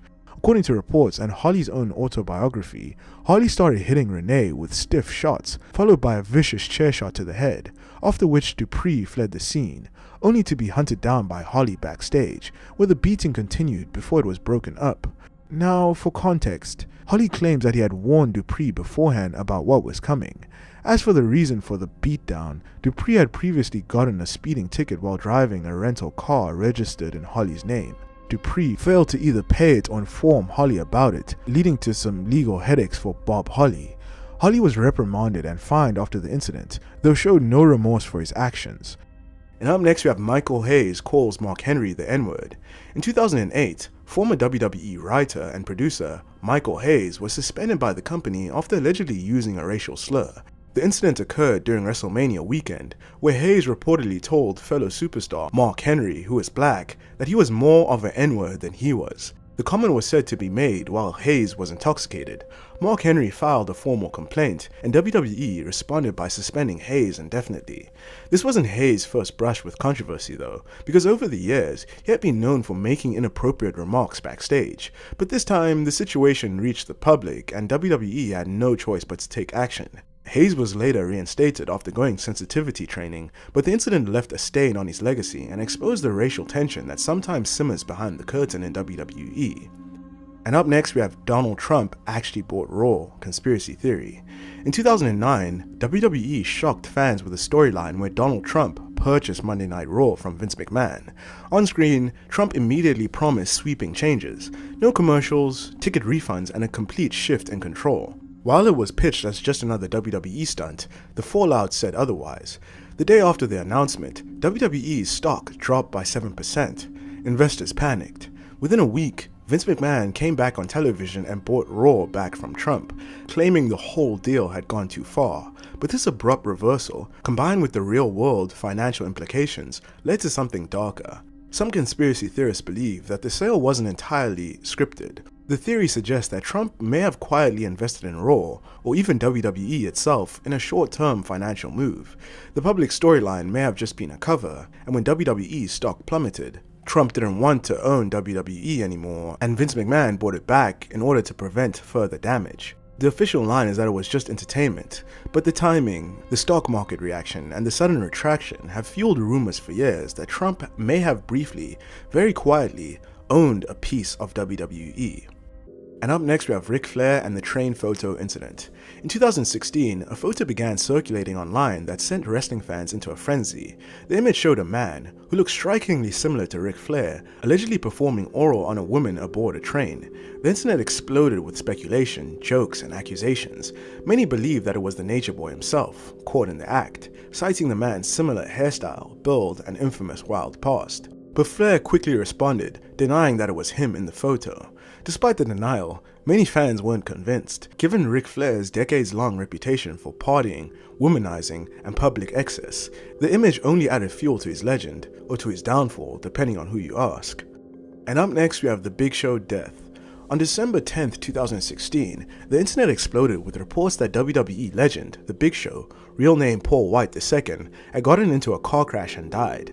A short, poorly written blog post claimed that he had been rushed to the hospital and later passed away. It wasn't long before fans began sharing the post, mourning the death of one of wrestling's most iconic giants. The rumor spread so fast that WWE's own spokesperson, Chris Belletti, had to step in and clarify that the Big Show was alive and well. He also confirmed that the blog spreading the hoax had zero affiliation with WWE. Just a day later, the Big Show posted a photo of himself in the gym, and WWE's official Twitter reposted it to shut down the rumors once and for all. And up next we have the Orlando Jordan allegations. Orlando Jordan's wrestling career has always been surrounded by controversy, and not just because he was bi or because of his flamboyant in-ring character. Back in 2006, around the time of his WWE release, rumors began to swirl that Jordan had been bringing a 16-year-old boy with him to live events. The story gained traction online, but was never officially addressed by WWE. The controversy didn't stop there. In 2010, During Jordan's time in TNA, apparently Jordan was bringing his boyfriend into the locker room, and reports say that Ric Flair publicly confronted Jordan's boyfriend at a bar in front of multiple wrestlers, allegedly because Flair believed the boyfriend had acted inappropriately in front of a high-level executive's wife. Flair also made it clear that he didn't think Jordan's partner belonged anywhere near the locker room, but the darkest allegation came years later, when Australian wrestler Carl Inferi accused Orlando Jordan of making inappropriate advances toward underage backyard wrestlers. Inferi claimed that Jordan invited the young boys to the zoo, to dinner, and even to the movies, and said that he had screenshots to back it all up. The full truth behind these stories remains murky, but Jordan's name continues to appear in online forums and conspiracy lists, leaving fans unsettled about what may have truly gone on behind the scenes. And up next we have Amy Weber bullied by Randy Orton and Edge. Amy Weber's departure from WWE wasn't just a career move, it was a result of deep emotional distress caused by bullying from top stars. It all began when she suffered a tailbone injury. Nothing too serious, she could still walk, but the pain was sharp. A WWE trainer told her to grab some pain pills and ice from the men's locker room, and she obliged, but that moment would spiral into something sinister. Not long after, on a flight back to Alaska, Weber was stretched across 3 seats trying to sleep, when Randy Orton slammed into her chair like a linebacker, knocking her to the floor. He then looked at her coldly and said, "You're gonna learn, bitch." Confused and shaken, she tried to ignore it and went back to sleep, until she was suddenly woken again, this time by someone pouring a drink in her face. She looked up and saw Edge standing over her with a cup in hand. When she confronted him, he denied it, smirking. The humiliation didn't end there though, because both Edge and Orton continued to bully her for days afterwards. Weber eventually snapped. She bought her own ticket, left the tour, and quit WWE without saying goodbye. The story is rarely talked about, but it's a dark reminder of how toxic backstage culture can drive someone away from an entire industry. And up next we have the 1995 Anaheim incident. Just 3 days after SummerSlam 1995, a dark cloud loomed over the WWF when a woman from Anaheim, California, came forward with disturbing allegations. She claimed that on the night of December 29, 1994, after a house show in Anaheim, she was SA'd and physically assaulted by WWF performers. The names she brought forward included Jimmy Del Rey and Tatanka. According to her, they had both been at the bar that night and were involved in the events that left her emotionally shattered. Vince McMahon, still sensitive from recent scandals, swiftly suspended Tatanka for 6 months, while Del Rey, meanwhile, was let go from the company. Kevin Nash would later defend Tatanka, saying that he was merely at the wrong place at the wrong time, placing the blame solely on Del Rey. And up next we have Man Threatens to Kaboom WWE. In 2010, WWE made headlines for a reason no one expected, not because of a storyline or pay-per-view, but because of a kaboom threat. A 22-year-old wrestling fan named Xavier Pagambari was arrested after calling WWE headquarters over 20 times, allegedly threatening to kaboom the entire building and pay them a visit with deathly weapons. Now you might be wondering what sparked this rage. Well, it was the release of Mickie James. According to the reports, Pagambari was so enraged by WWE firing her that he began doing all of this.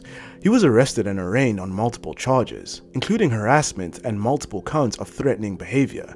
The judge ordered that he have no further contact with WWE, its employees, or go to any of their future events. His lawyer insisted that he never planned to act on the threats, that he was simply a fervent wrestling fan, but the incident became one of the eeriest fan-related moments in WWE history, highlighting just how blurred the line can become between entertainment and obsession. And up next we have the real reason for Dave Lagana's WWE firing. Dave Lagana was once considered one of WWE's rising creative minds. As a writer, he worked closely on SmackDown and ECW, playing a key role in shaping storylines in the early 2000s. But in early 2008, Lagana was suddenly and quietly let go by the company, with little explanation given. The official word was creative differences, but rumors quickly circulated that something more serious had gone down behind the scenes, and the actual reason Dave Lagana was fired was because he approached wrestler Kevin Thorne in the bathroom of a WWE event and offered a lewd proposition of oral. Thorne then went to The Undertaker and complained, who then went to Vince, and Lagana was fired. Lagana was a well-known pervert, and it's been alleged he hit on developmental talent that were male and female, but this was the final straw. And up next we have the Vince McMahon and the Genovese crime family connection. One of the most persistent underworld conspiracy theories in wrestling history suggests that Vince McMahon may have had quiet ties to the Genovese crime family, one of the most powerful mafia families in the United States. The theory claims that during the 80s and early 90s, when WWF was expanding into a bigger empire, Vince allegedly received protection and financial backing from organized crime to fend off rival territories. The speculation mainly stems from the whispers around New York's wrestling scene, where the Genovese family held significant sway. Some believe that the WWF's rapid dominance and certain business protections were too smooth to be coincidence. A few even point to the shady venues, quiet backstage, payouts, and Vince's seemingly untouchable presence during scandals as evidence of mob insurance. Nothing has ever been proven. There are no public investigations tying Vince McMahon directly to organized crime, but to some, it's precisely the lack of paper trail that makes the theory more believable, that Vince McMahon had friends who knew how to keep things buried. And up next we have Moms Against WWE. This strange entry comes from a Twitter account that sent shockwaves throughout the wrestling community.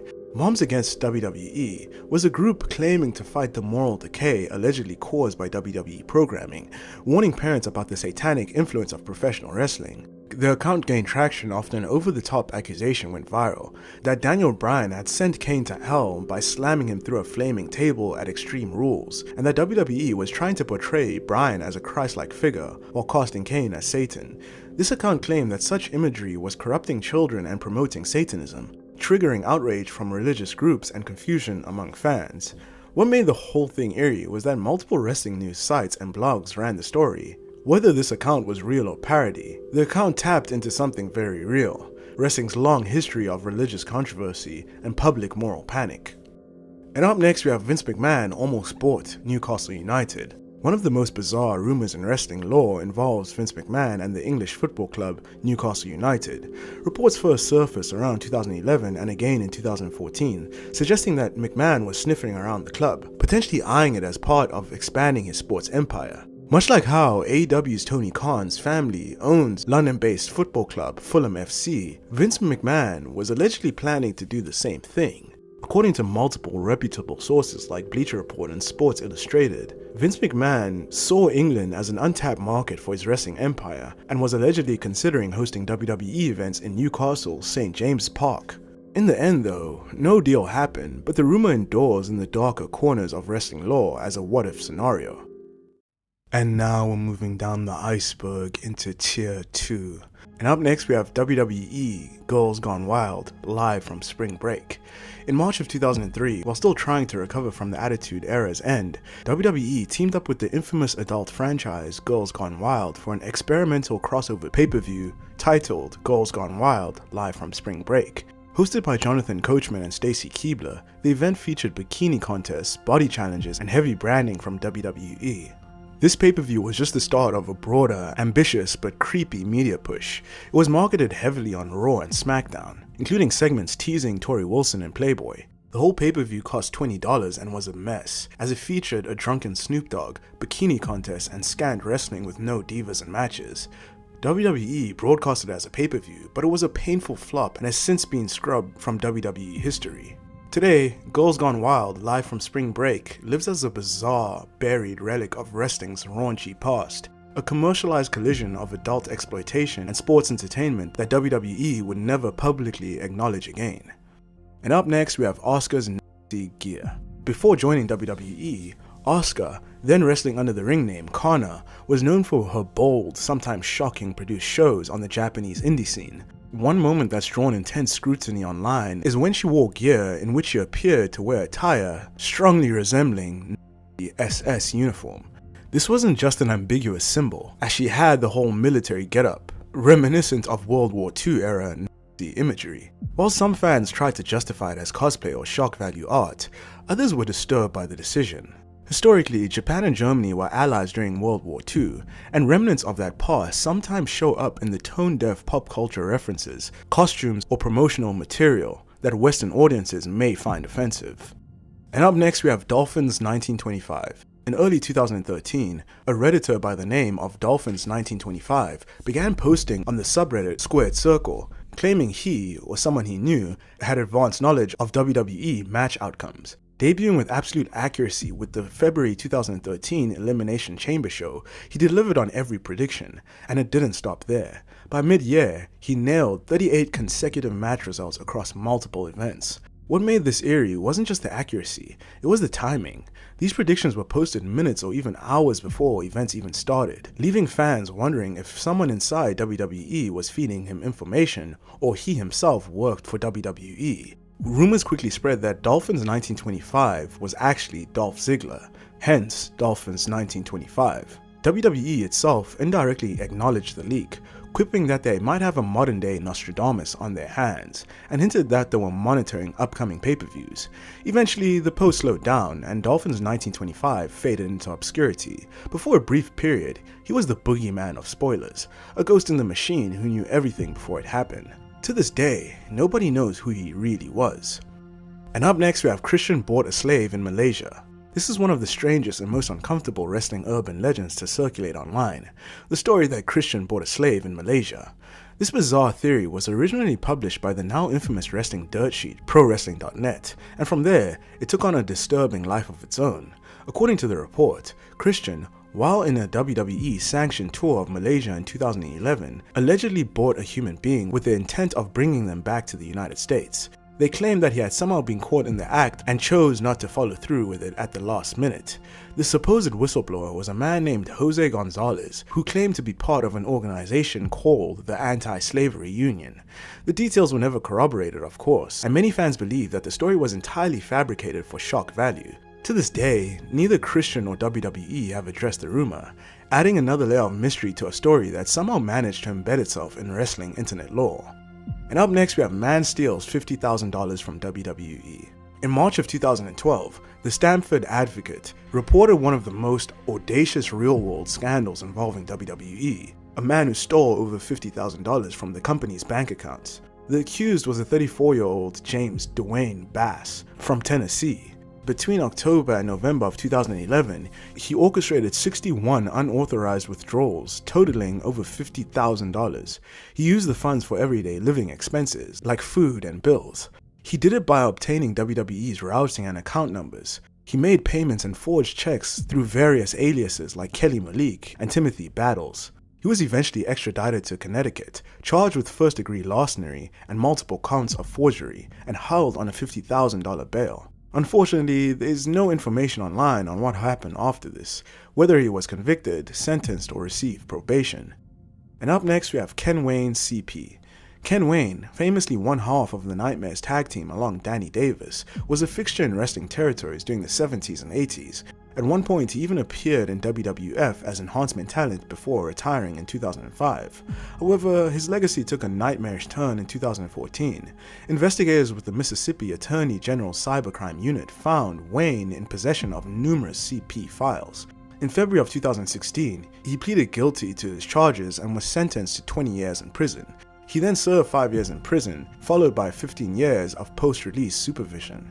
He was also fined, required to pay restitution, and ordered to register as an offender. And up next we have Undertaker is a part of Hell's Angels. One of the more persistent underground rumors in wrestling lore is that Mark Calloway, better known as The Undertaker, was more than just playing a biker on TV. Some believe that his American badass persona wasn't a gimmick at all, but a thinly veiled reflection of his real-life ties to the Hell's Angels motorcycle club. The proof of this is that Undertaker's first tattoo was done in the presence of several Hell's Angels members. Some claim that they were not just observers, but they were comrades and protectors. This incident allegedly planted the seeds for his biker transformation in WWE years later. But it doesn't stop there. Some believe that Taker's legendary backstage influence, his ability to make or break a wrestler's career with a single word, was due not just to his tenure or status in the locker room, but to real-world muscle. That maybe, just maybe, nobody messed with the dead man because they feared more than just being buried on TV or getting fired. And up next we have the Chris Benoit and Eddie Guerrero secret relationship conspiracy theory. This is one of the most controversial fan theories to ever circulate online. The idea that Chris Benoit and Eddie Guerrero were secretly in a romantic relationship. While it's a well-known documented fact that Benoit and Eddie were extremely close in real life, some conspiracy theorists believe their bond ran deeper than friendship. Supporters of this theory point to Benoit's intense grief after Eddie's sudden death in 2005. Benoit was reportedly inconsolable for months, often breaking down and continuing to write letters to Eddie in his personal journal until his own death in 2007. To some, this level of mourning was viewed as unusually intense, too emotional, too personal, and they claim that it suggests that the two were lovers who hid their relationship from the public and even their own families. There's no evidence to support this claim, and most regard it as disrespectful speculation, but like many of wrestling's dark conspiracies, it continues to live on in the shadows of internet forums. And up next we have The Rock sued by teenager. In 2011, a lawsuit was being cooked by then 18-year-old Ronald Basham III of Clarksville, Indiana. He claimed that when he was 7, he was injured when The Rock and Triple H fought outside the ring and caused him injury. During their match, the wrestlers fought in the audience and The Rock allegedly pushed the spectator, which caused the spectator to fall on Basham's leg. He claimed that the family had spent over $37,000 in medical bills due to the injury, including a surgery for a dislocated patella that left the boy with a permanent partial disability. According to the lawsuit, WWE had failed to properly stage the match or provide adequate security. There is no information about the outcome of this lawsuit. And up next we have the Survivor Series 2015 Kaboom threat. WWE's 2015 Survivor Series in Atlanta faced a real-world threat. Reports emerged that Anonymous, the hacker collective, had uncovered plans by a group that rhymes with crisis to target the event at Phillips Arena. Though the FBI confirmed they were investigating, they also stressed that there was no specific or credible information suggesting that an attack was imminent. WWE and local authorities treated the warning with utmost seriousness. Security was fortified and fans were subjected to stricter screenings and earlier entry times. Despite the tense lead-up, the show went on without incident. No attack, no chaos, just the usual wrestling spectacle. And up next we have Ahmed Johnson accuses Steve Austin of racism. In a story that sparked both skepticism and controversy, former WWE superstar Ahmed Johnson once made the bold claim that Steve Austin was behind a racist act committed in the 1990s.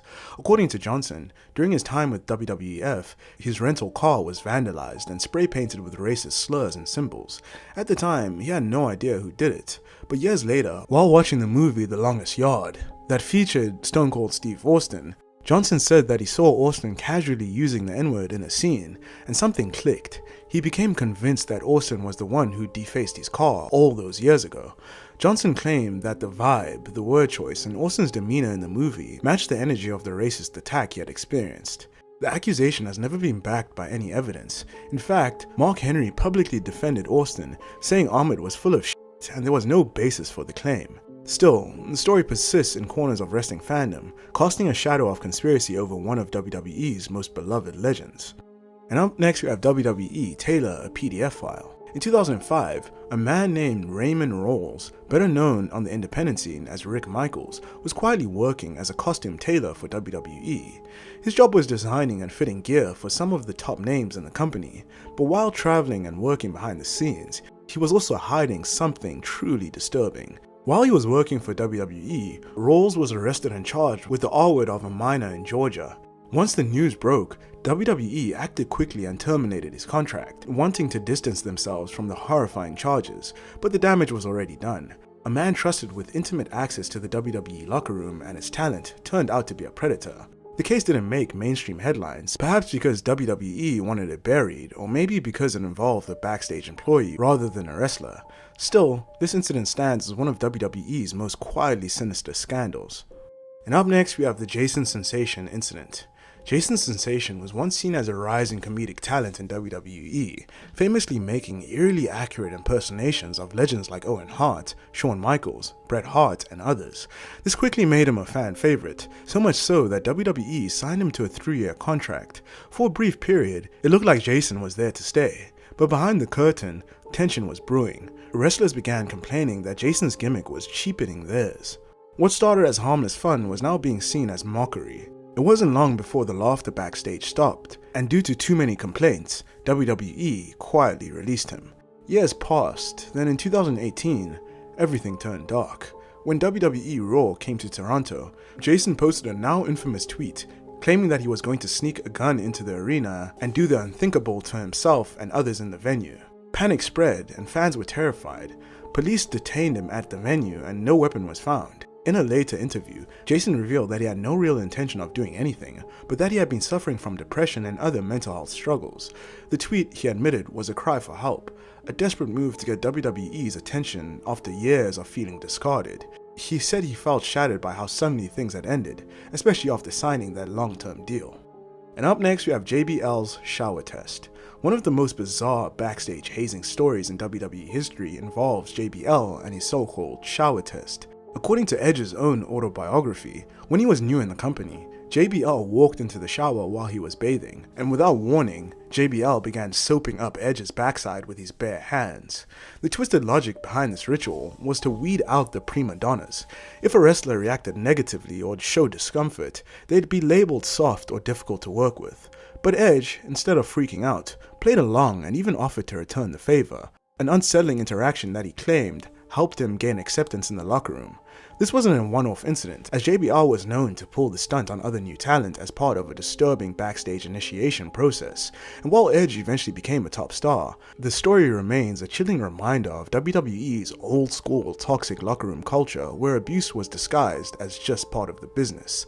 And now we're going down the iceberg into the deepest tier, Tier 1, with our first entry on Tier 1 being Vince McMahon is a Freemason. Behind the empire that is WWE stands one man, Vince McMahon, a visionary, tyrant, and a legend, and according to some, a man who owed his power to something far more sinister than ambition alone. There is a theory, whispered in the dark corners of wrestling lore, that Vince McMahon was not an entertainment mogul, he was a high-ranking Freemason. But to understand all of this more, we have to delve deeper into what Freemasonry is. Freemasonry is a secretive fraternal organization that traces its origins back centuries, with deep connections to ritualistic ceremonies, numerology, and power structures across the world.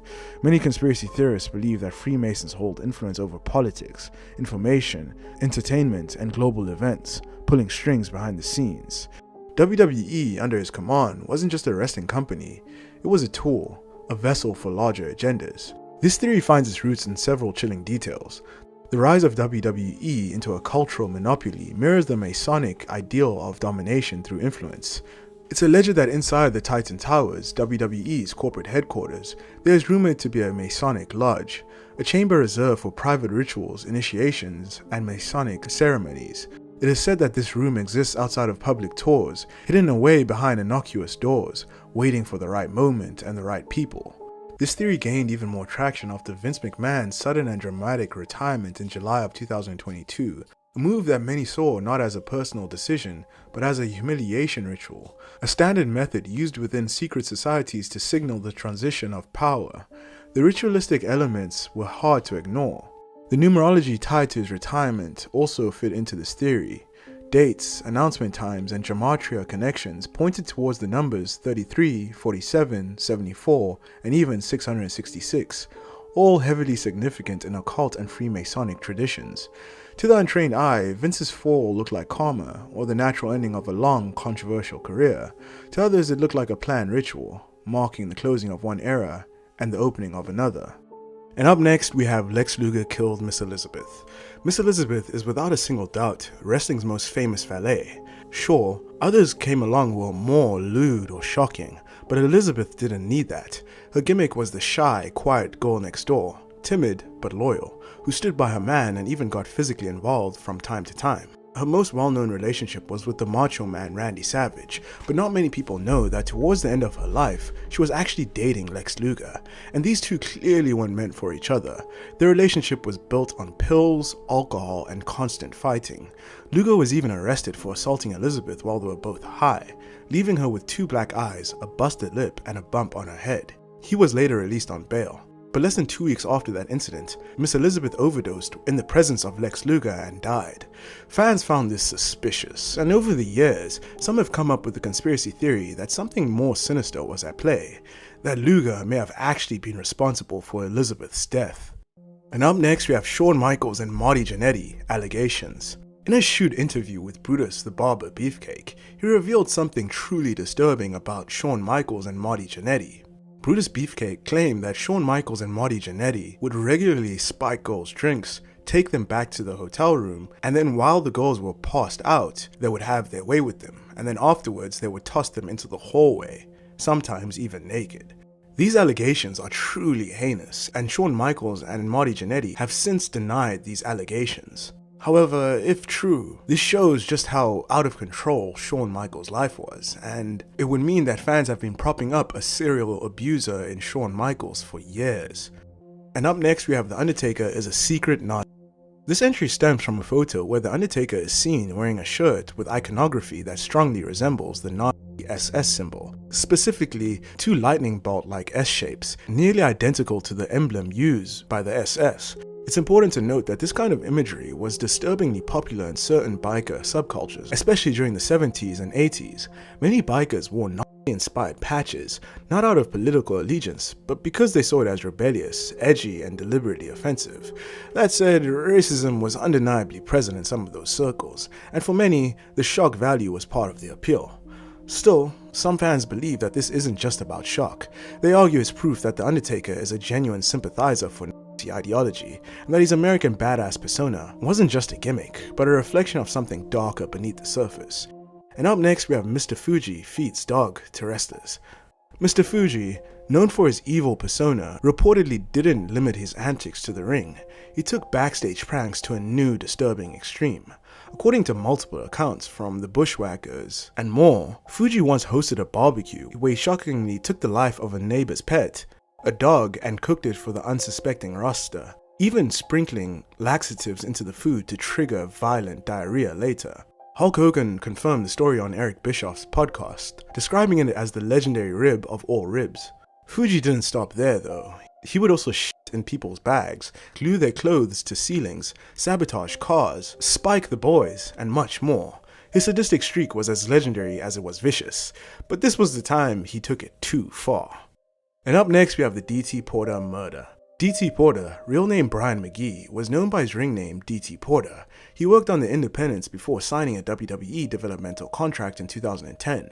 Standing in at 6'7" with an athletic build, he was seen as a potential main roster star. Porter even appeared in 2 WWE house shows, but was ultimately released in 2012 before ever getting called up. And this crushed him.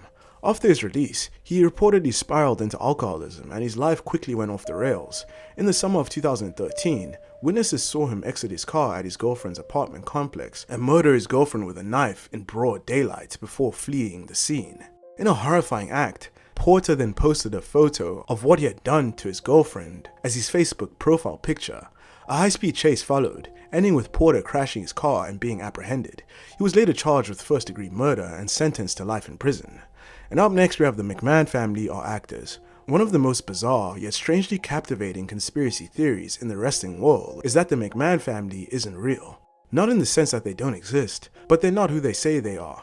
According to believers of this conspiracy theory, Vince McMahon, his wife Linda, and their children Shane and Stephanie are all actors, hired to portray the characters of a powerful wrestling dynasty.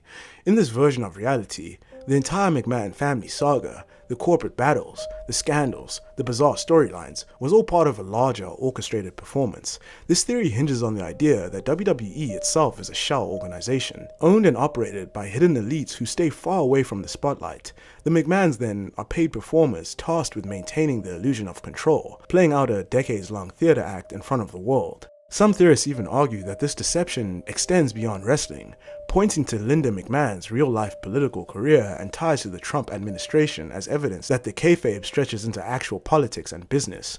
Vince McMahon in particular is seen as a red flag. His over-the-top persona, villainous energy, and uncanny knack for playing the role of the tyrannical boss has led some to believe that no one could be that perfect for the part unless they were cast for it. Even Shane and Stephanie aren't spared.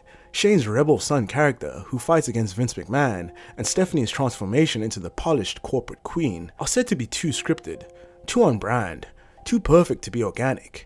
There are even whispers online that the real McMahons may have vanished or died decades ago, and that successive actors have played their roles ever since. Kind of like the Paul McCartney clone theory, but with steel chairs and pay-per-views. Supporters of this theory point to inconsistencies in public records, the controlled nature of WWE media, and the way WWE has always been a universe where fiction is paraded as truth. If wrestling is fake, they argue, why not the owners? There's zero hard evidence for this theory, of course, but in an age where truth is stranger than fiction and kayfabe never truly dies, even the wildest theories tend to stick. Because if Vince McMahon was just playing a role, then what else is fake? And up next we have the Eddie Guerrero is still alive conspiracy theory. Eddie Guerrero's death in 2005 shook the wrestling world to its core. At just 38 years old, one of the most beloved performers of all time was found lifeless in his hotel room, a tragedy that left fans, friends, and family reeling. The tributes poured in, but some conspiracy theorists claim that Eddie Guerrero did not actually die. According to a growing cult of believers, the theory goes that his death was staged, a carefully manufactured hoax orchestrated by Vince McMahon himself, allegedly as part of an ultra-controversial long-term storyline that never came to pass. The story hinges on an eerie pattern. Eddie's posthumous presence never truly left WWE. In fact, after his death, it intensified. Within weeks of Eddie's death, he was being referenced constantly in live promos and feuds. His face kept appearing on screens, and his name echoed through arenas. To believers, this wasn't a tribute, it was a foreshadowing, a breadcrumb trail. Then there's the title of his 2005 autobiography and DVD, called Cheating Death, Stealing Life. Many fans took this as an intentional clue. Was Eddie Guerrero, the ultimate trickster, pulling the biggest lie of them all? Lying to the fans, cheating death, and stealing everyone's emotions. Some claim that Vince McMahon had planned for Eddie to eventually return as part of a shocking resurrection storyline, one that would change wrestling forever. But conspiracy theorists believe, because the backlash of Eddie's passing was stronger than expected, and the grief far too real, the plan was quietly buried, along with the truth. To this day, there's allegedly sightings of Eddie Guerrero all over Latin America, fans posting blurry photos of men who bear uncanny resemblance to him. Of course, there's no solid proof, only speculation, coincidences, and lingering questions. But one thing's for certain, Eddie Guerrero's presence has never fully vanished from WWE. Whether it's in Rey Mysterio's tributes, Dominic's storyline lineage, or the constant echoes of lie, cheat, steal, Eddie is always there with us. And we're starting off at the tippity top of the iceberg, Tier 6, with our first entry on Tier 6 being Hulk Hogan's death and the reaction. On July 31, 2025, Hulk Hogan, real name Terry Bollea, died at his Clearwater, Florida home. He collapsed following a therapy session after returning from the hospital. The official cause was a heart attack. It was later revealed that he had also been battling leukemia. Weeks earlier, rumors had swirled that he was already on his deathbed, rumors that were publicly denied at the time. But the mystery-filled chatter ended in tragedy, and suddenly, the immortal one was gone. The reaction to his death was as divided as his legacy. While many fans mourned the loss of one of wrestling's most iconic figures, others reacted with outright celebration, posting mocking messages, memes, and disrespectful comments. To them, Hogan wasn't a hero, but a man whose controversies outweighed his contributions. What perfectly encapsulates this is the situation with WWE star Chelsea Green, as she found herself at the center of a firestorm. She said this during an interview just hours after his death.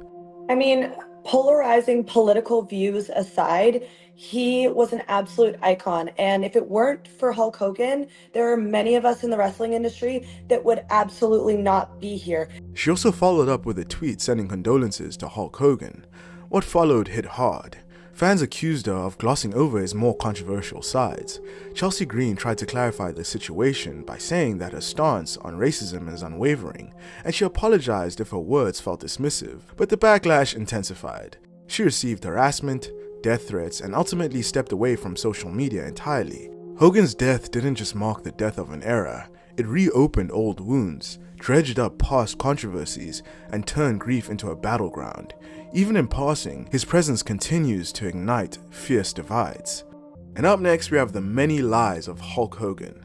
This could be an iceberg by itself, but here's a rapid-fire trip through all the Hulkster's most outrageous tall tales, and the receipts that tear them down. Hogan once claimed that at a wrestling show at Wembley Stadium, he stood with Michael Jackson and Mr. T for Make-A-Wish Kids, hugged a dying child, and later recorded a tribute album produced by Simon Cowell. The problem, WWE only held one show in Wembley Stadium, and that was SummerSlam 92, and Hogan wasn't even there or on the card. And there's also no record of Michael Jackson or Mr. T being there as well. The next lie that Hogan said was that Mike Tyson was supposed to box him, but he pulled out of the fight because he was too scared to fight him. There's no boxing records, promoter notes, or Tyson interviews backing this up, and I think everyone knows that peak Mike Tyson wasn't afraid to fight anyone. And the next lie is that Hogan sat next to Kerry Von Erich on a plane from Japan to America before his death. This one's a lie because Kerry's last match was in Dallas 6 days before his in Texas. And if you check the records, Kerry hadn't been to Japan in a long time because he was fighting a myriad of legal issues. The next lie is that he claimed that he was the first choice for the George Foreman grill, and it was actually supposed to be called the Hulk Hogan grill. Hogan says that he missed the call because he was picking up his kids. Even if this is true, endorsement deals of that scale aren't decided in a single phone call. The next lie that Hulk Hogan said is that he was the first wrestler to ever use entrance music, which is just a complete lie because there's so much proof of wrestlers before him using entrance music. The next lie is that he was scouted by the Yankees and Reds. Hogan did love baseball when he was younger, but neither MLB team has a scouting report, draft note, or press mention of trying to scout Hogan. Scouts back then would have been local, and Hogan's own high school baseball record doesn't indicate pro-level play. The next lie is that he discovered Kevin Owens in NXT. Owens was already a decorated indie star with a decade-long career before NXT. Hogan wasn't in WWE at the time, so his "I spotted him" story doesn't add up. The next lie is that he said that he wrestled 400 days in a year. Hogan claimed that because he constantly flew between Japan and America, the time zones added extra days. This is just mathematically impossible because even with Japan trips, at most you'd squeeze in a handful of double show days. And the next lie is that he outranked John Belushi after WrestleMania 2. Well, WrestleMania 2 was in 1986 and John Belushi died in 1982. The next lie is that Elvis Presley was a fan. This is just not true because Hogan made his professional wrestling debut on 10 August 1977, and just 6 days later, on 16 August 1977, Elvis Presley died. Hogan wasn't even famous at that point as he only really started to take off around 79. There's so many more lies. And up next we have booed at last appearance. On January 6, 2025, Netflix's first Monday Night Raw, 2.5 hours in, Hulk Hogan's iconic music, Real American, hit, and Hogan strode out with Jimmy Hart. But instead of nostalgia, he got a tidal wave of boos. We got freaking Jimmy and Hulk.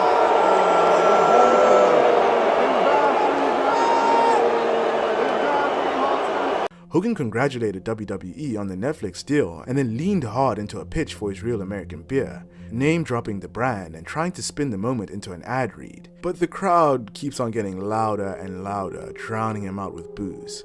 The segment limps to a close under non-stop jeers, a brutal reminder that the Immortal One couldn't sell the crowd on Real American when Hulkamania itself isn't selling anymore.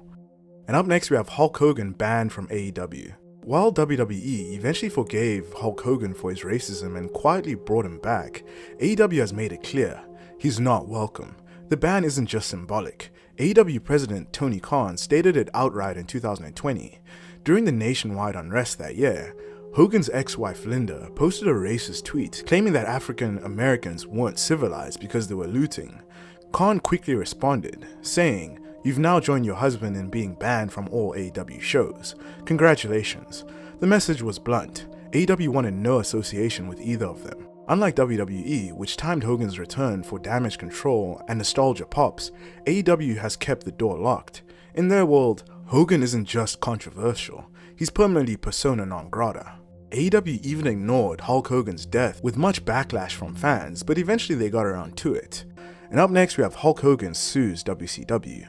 Bash at the Beach 2000 saw Double J, Jeff Jarrett, defend his WCW championship against Hulk Hogan. For one reason or another, Hulk Hogan and Vince Russo refused to let Jeff Jarrett win, and they were determined to put the world title back on Hogan. All three parties then agreed that Jarrett would ultimately lie down in the ring and let Hogan pin him, and that's exactly what they did, much to the shock and anger of the fans. It looked extremely unprofessional, and later in the night, Vince Russo got on the mic and began to quote-unquote shoot on Hogan. He claimed that nobody would see Hogan in WCW again, while also booking a bout between Jeff Jarrett and Booker T later that night for the now vacant WCW World Championship. Hogan's short match with Jeff Jarrett was Hogan's last match in WCW. Hogan, who claimed to be unaware of Vince Russo's promo, later sued WCW for millions of dollars for defamation of character for the unplanned promo. WCW entered one of the craziest lawsuits ever, focused on character perception and booking. The court case turned into the jury having to decide if Russo was talking about the person Terry Bollea or the Hogan character. An official ruling in favor of Russo and WCW came years later, after the company no longer existed.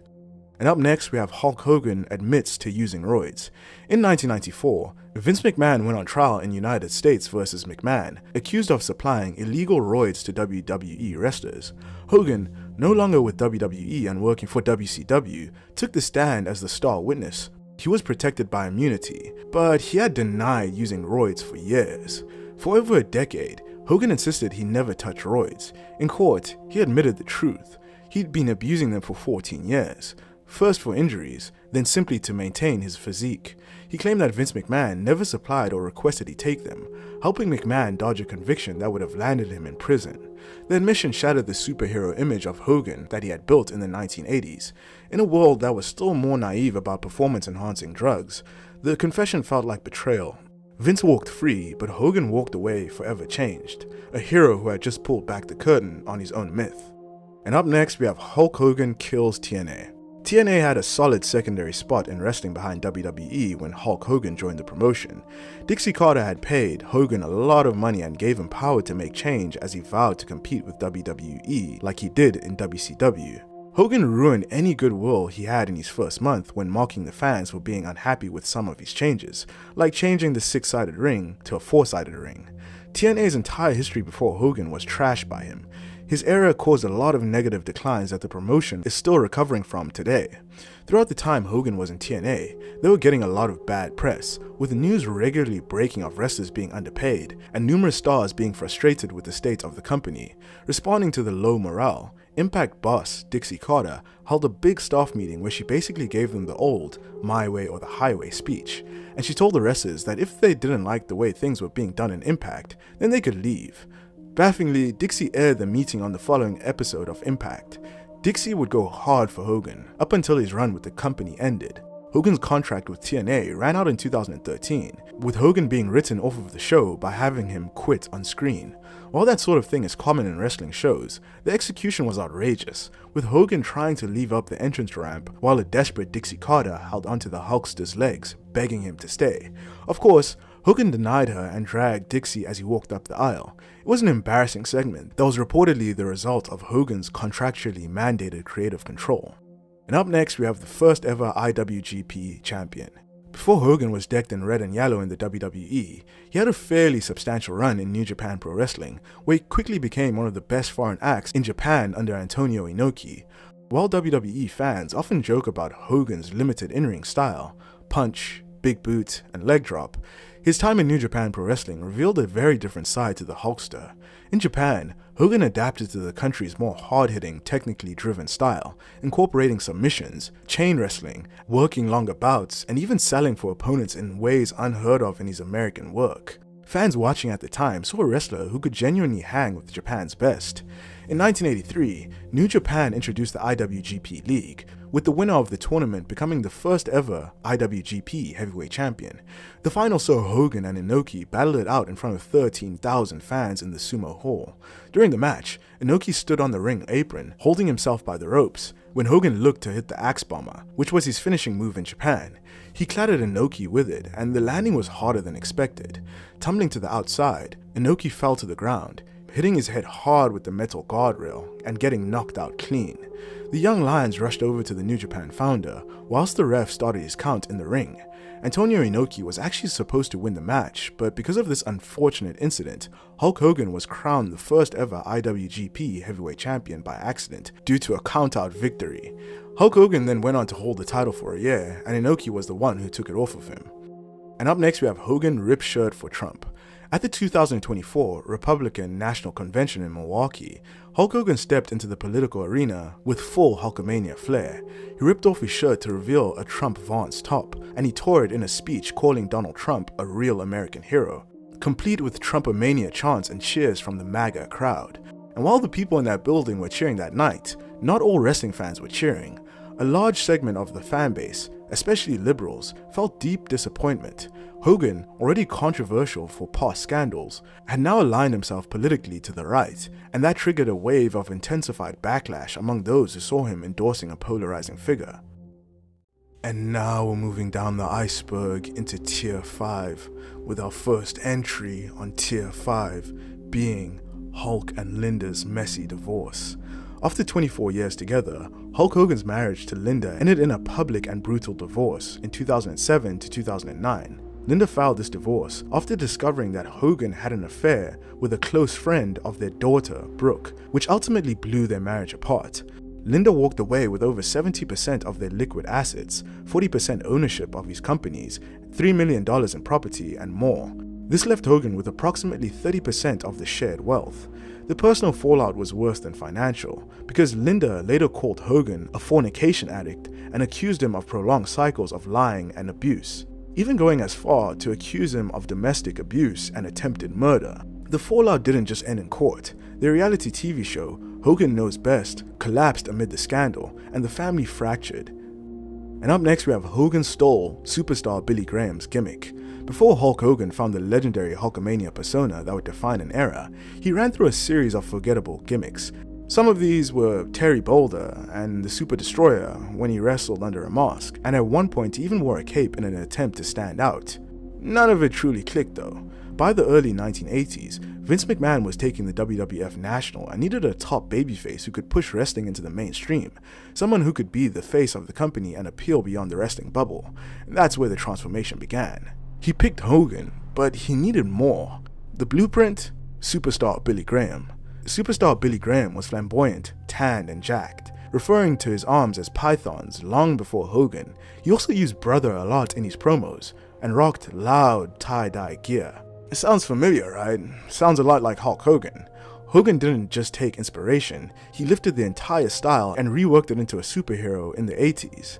Vince McMahon wanted Billy Graham to be his top star, but he was ahead of his era as he was getting up there in age, and he was also booked as a heel, so he went with Hogan, while keeping Graham's style and catchphrases but flipping the script into a patriotic, all-American icon.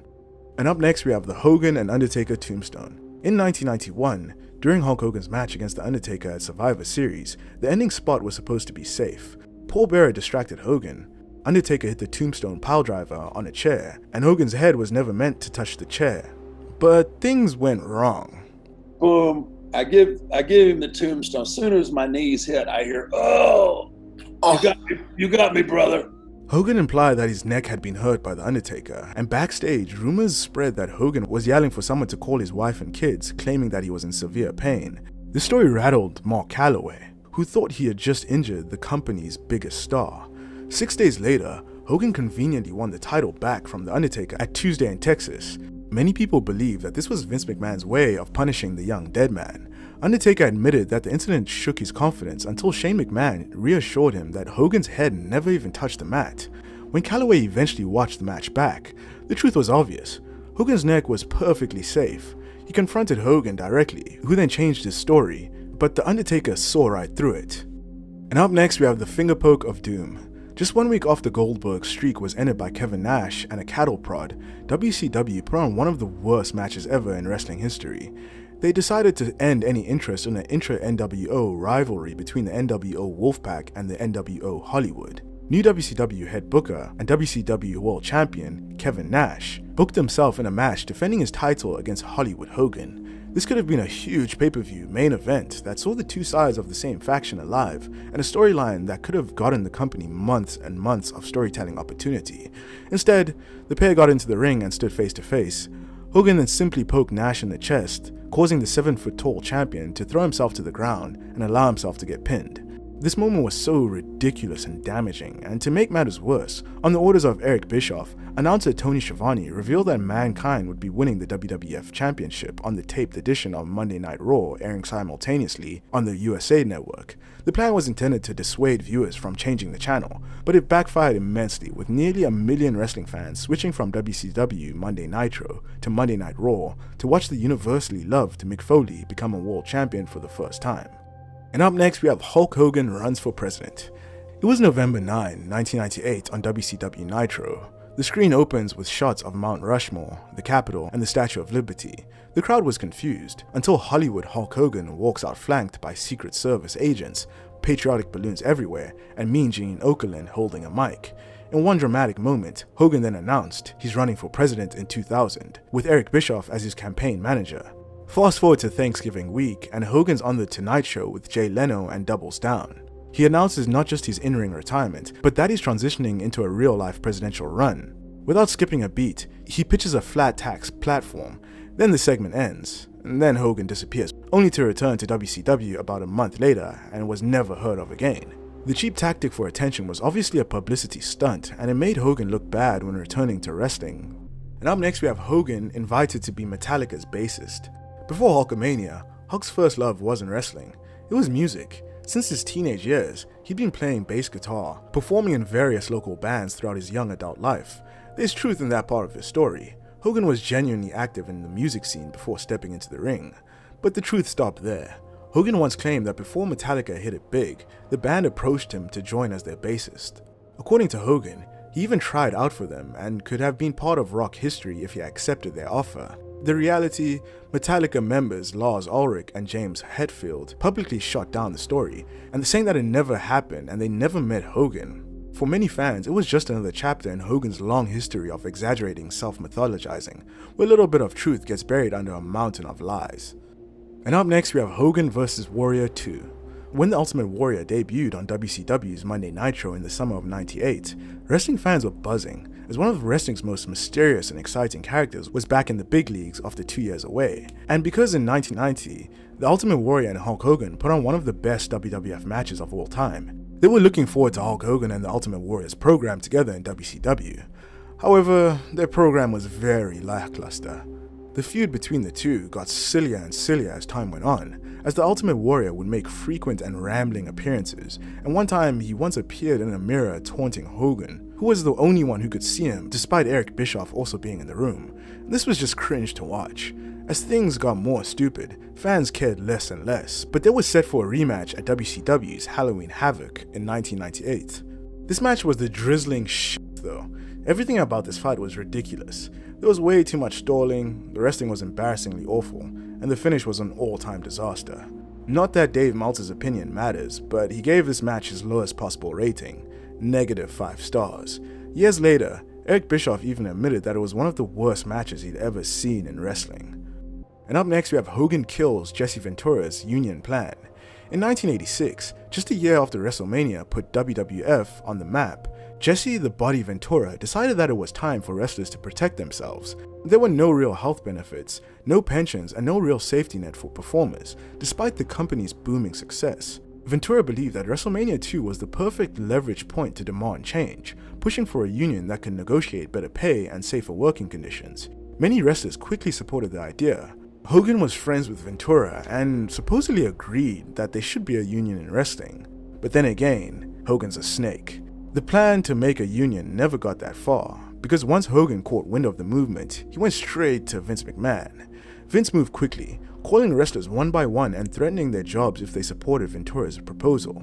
The message was clear: unionizing was career death. Whatever Hogan's motives were, like loyalty to Vince, self-preservation, or pure politics, the result was the same. The union was dead before it began. And now we're moving down the iceberg into Tier 4, with our first entry on Tier 4 being the fallout with his daughter, Brooke Hogan. While Hogan's public life may have been riddled with controversy, some of his deepest fractures have been within his own family, particularly with his daughter, Brooke.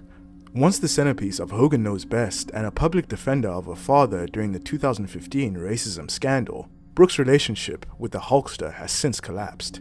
According to reports, Brooke and Hogan had a massive falling out years ago, so severe that she cut both of her parents out of her life entirely. By 2025, she hadn't spoken to her father in years and even kept the birth of her twins a secret from him. She skipped his wedding to his third wife, Sky Daly, openly stating that she needed space from her family to heal. Brooke has alleged years of emotional, mental, and even physical abuse during her upbringing, though she placed most of the blame on her mother. Still, her silence towards her father speaks volumes, especially considering how fiercely she once defended him. Today, Brooke seems to be content living her life far away from the shadow of Hulkamania, sharing glimpses of her family on social media while leaving the Hulkster firmly in her past. The wounds are so deep, in fact, that Brooke did not even attend her father's funeral, as it was a complicated death for her. This just shows how much their relationship is strained, even in death. And up next we have Hogan's beef with Bret Hart. In the annals of wrestling grudges, few are as long-running or bitter as the rivalry between Hulk Hogan and Bret Hart. At WrestleMania 9 in 1993, Bret Hart lost the WWF Championship to Yokozuna, only for Hogan to sweep into the ring seconds later and win the title himself. Many saw it as Hogan deliberately sabotaging Bret's push, and Hart believed that Hogan had betrayed him. Hart still blames Hogan for derailing his career, and Hogan on the other hand says since that moment, Bret Hart hated his guts. Hogan has said though that for a brief moment when Hart joined WCW in the late 90s, they were cordial with each other, but when that era ended, any peace between them evaporated once more. Over the years, jabs have been traded in interviews. And up next we have Hulk Hogan booed in his own hometown at WrestleMania 37. At WrestleMania 37 in 2021, Hulk Hogan returned to his hometown of Tampa, Florida, not as a competitor though, but as a co-host along Titus O'Neil. On paper, it should have been an easy pop, the local hero standing under the spotlight of WWE's biggest stage. But when Hogan stepped out, the ovation never came. Instead, a wave of boos rolled across the stadium, drowning out any attempt at fanfare. Ahoy, mateys! Yo, brothers, and welcome to WrestleMania Sunday! The contrast was striking. Titus O'Neil received warm cheers while Hogan was met with open hostility. The crowd's reaction wasn't just a random mood swing, it was a public reminder that many fans still hadn't forgiven or forgotten Hogan's past racist remarks and other off-screen controversies. And up next we have Marvel vs. Hulk Hogan. For many years, Terry Bollea wrestled under the name Hulk Hogan, even billing himself as the Incredible Hulk Hogan at times, but in 1984, his rising fame in WWF, combined with his budding Hollywood ambitions, caught the attention of Marvel Comics' legal team. They believed the name was a little too close to their green-skinned superhero in purple pants, also named the Incredible Hulk. Rather than take them to court, Marvel and WWE struck a deal. Marvel would license the name Hulk Hogan for 20 years in exchange for a slice of the pie. 0.009% of all of Hulk Hogan's merchandise sales, plus $100 for every match that he wrestled in. By the time Hogan jumped to WCW in 1994, the Marvel issue was no longer a problem. According to Eric Bischoff, Hogan and Marvel had reached a new agreement allowing him to use the name Hulk Hogan in wrestling-related environments without owing Marvel a dime. In other words, by then, the Hulkster truly owned Hulk Hogan. And up next we have Benjamin Shelton. Hulk Hogan was promoting his Real American Freestyle Wrestling venture earlier this year. He name-dropped people like Brock Lesnar, Kurt Angle, and Shelton Benjamin. The problem is, he got it completely backwards, and he called him Benjamin Shelton a couple of times. Great guys like Kurt Angle and Brock Lesnar, you know, they're Benjamin Shelton, there's some really tough guys. Really crazy wrestlers, like I got Brock Lesnar right after he left the UFC. I got him first. I got Kurt Angle when his eyeballs used to roll back like a shark and he'd come after me. You know, Benjamin Shelton, all these different guys that I've had the opportunity to see adapt to our business. That slip sparked immediate backlash. Shelton Benjamin didn't just shrug it off. He took to social media and ripped into Hogan with blistering honesty. The Hurt Syndicate, including MVP, jumped in on it too, calling Hogan a pathological lying piece of human excrement. In best Hogan fashion, he was once again trying to elevate himself by associating with others, but this time it blew up in his face. And up next we have the Hogan vs. Sting at Starrcade 1997 disaster. One of the hardest feuds in pro wrestling history was Sting, during his Crow phase, taking on the NWO. He focused on the figurehead of the NWO, Hollywood Hogan, and for many months, WCW teased a confrontation between the two. The bout finally took place at Starrcade 1997, where Hogan would put the WCW World's Heavyweight Championship on the line. Sting and Hogan faced each other in what turned out to be a fairly straightforward wrestling match, until something went wrong. Hogan hit Sting with his trademark move and went for the pinfall. According to WCW referee Nick Patrick, he was supposed to make a lightning-fast 3 count. However, when Patrick counted Sting's shoulder to the mat, he went at a normal speed. The result was Hogan cleanly pinning the hero Sting on national live television. The announce team would assert that the count was lightning fast, even though fans could clearly see it was not. Patrick was then replaced by an interim referee, Bret Hart, who declared Sting the winner after Hogan tapped out to the Scorpion Deathlock. A year of build-up was ruined, and the mystique of the Stinger was gone in an instant. All of this was because the finish was changed due to the Hulk's creative control clause that had ruined the entire match. Bret Hart also looked like a tool. It made the good guys look like idiots who just served to put Hogan over even more. It also caused huge damage to WCW's reputation. And up next we have Hogan saves WrestleMania 1's main event from Mr. T.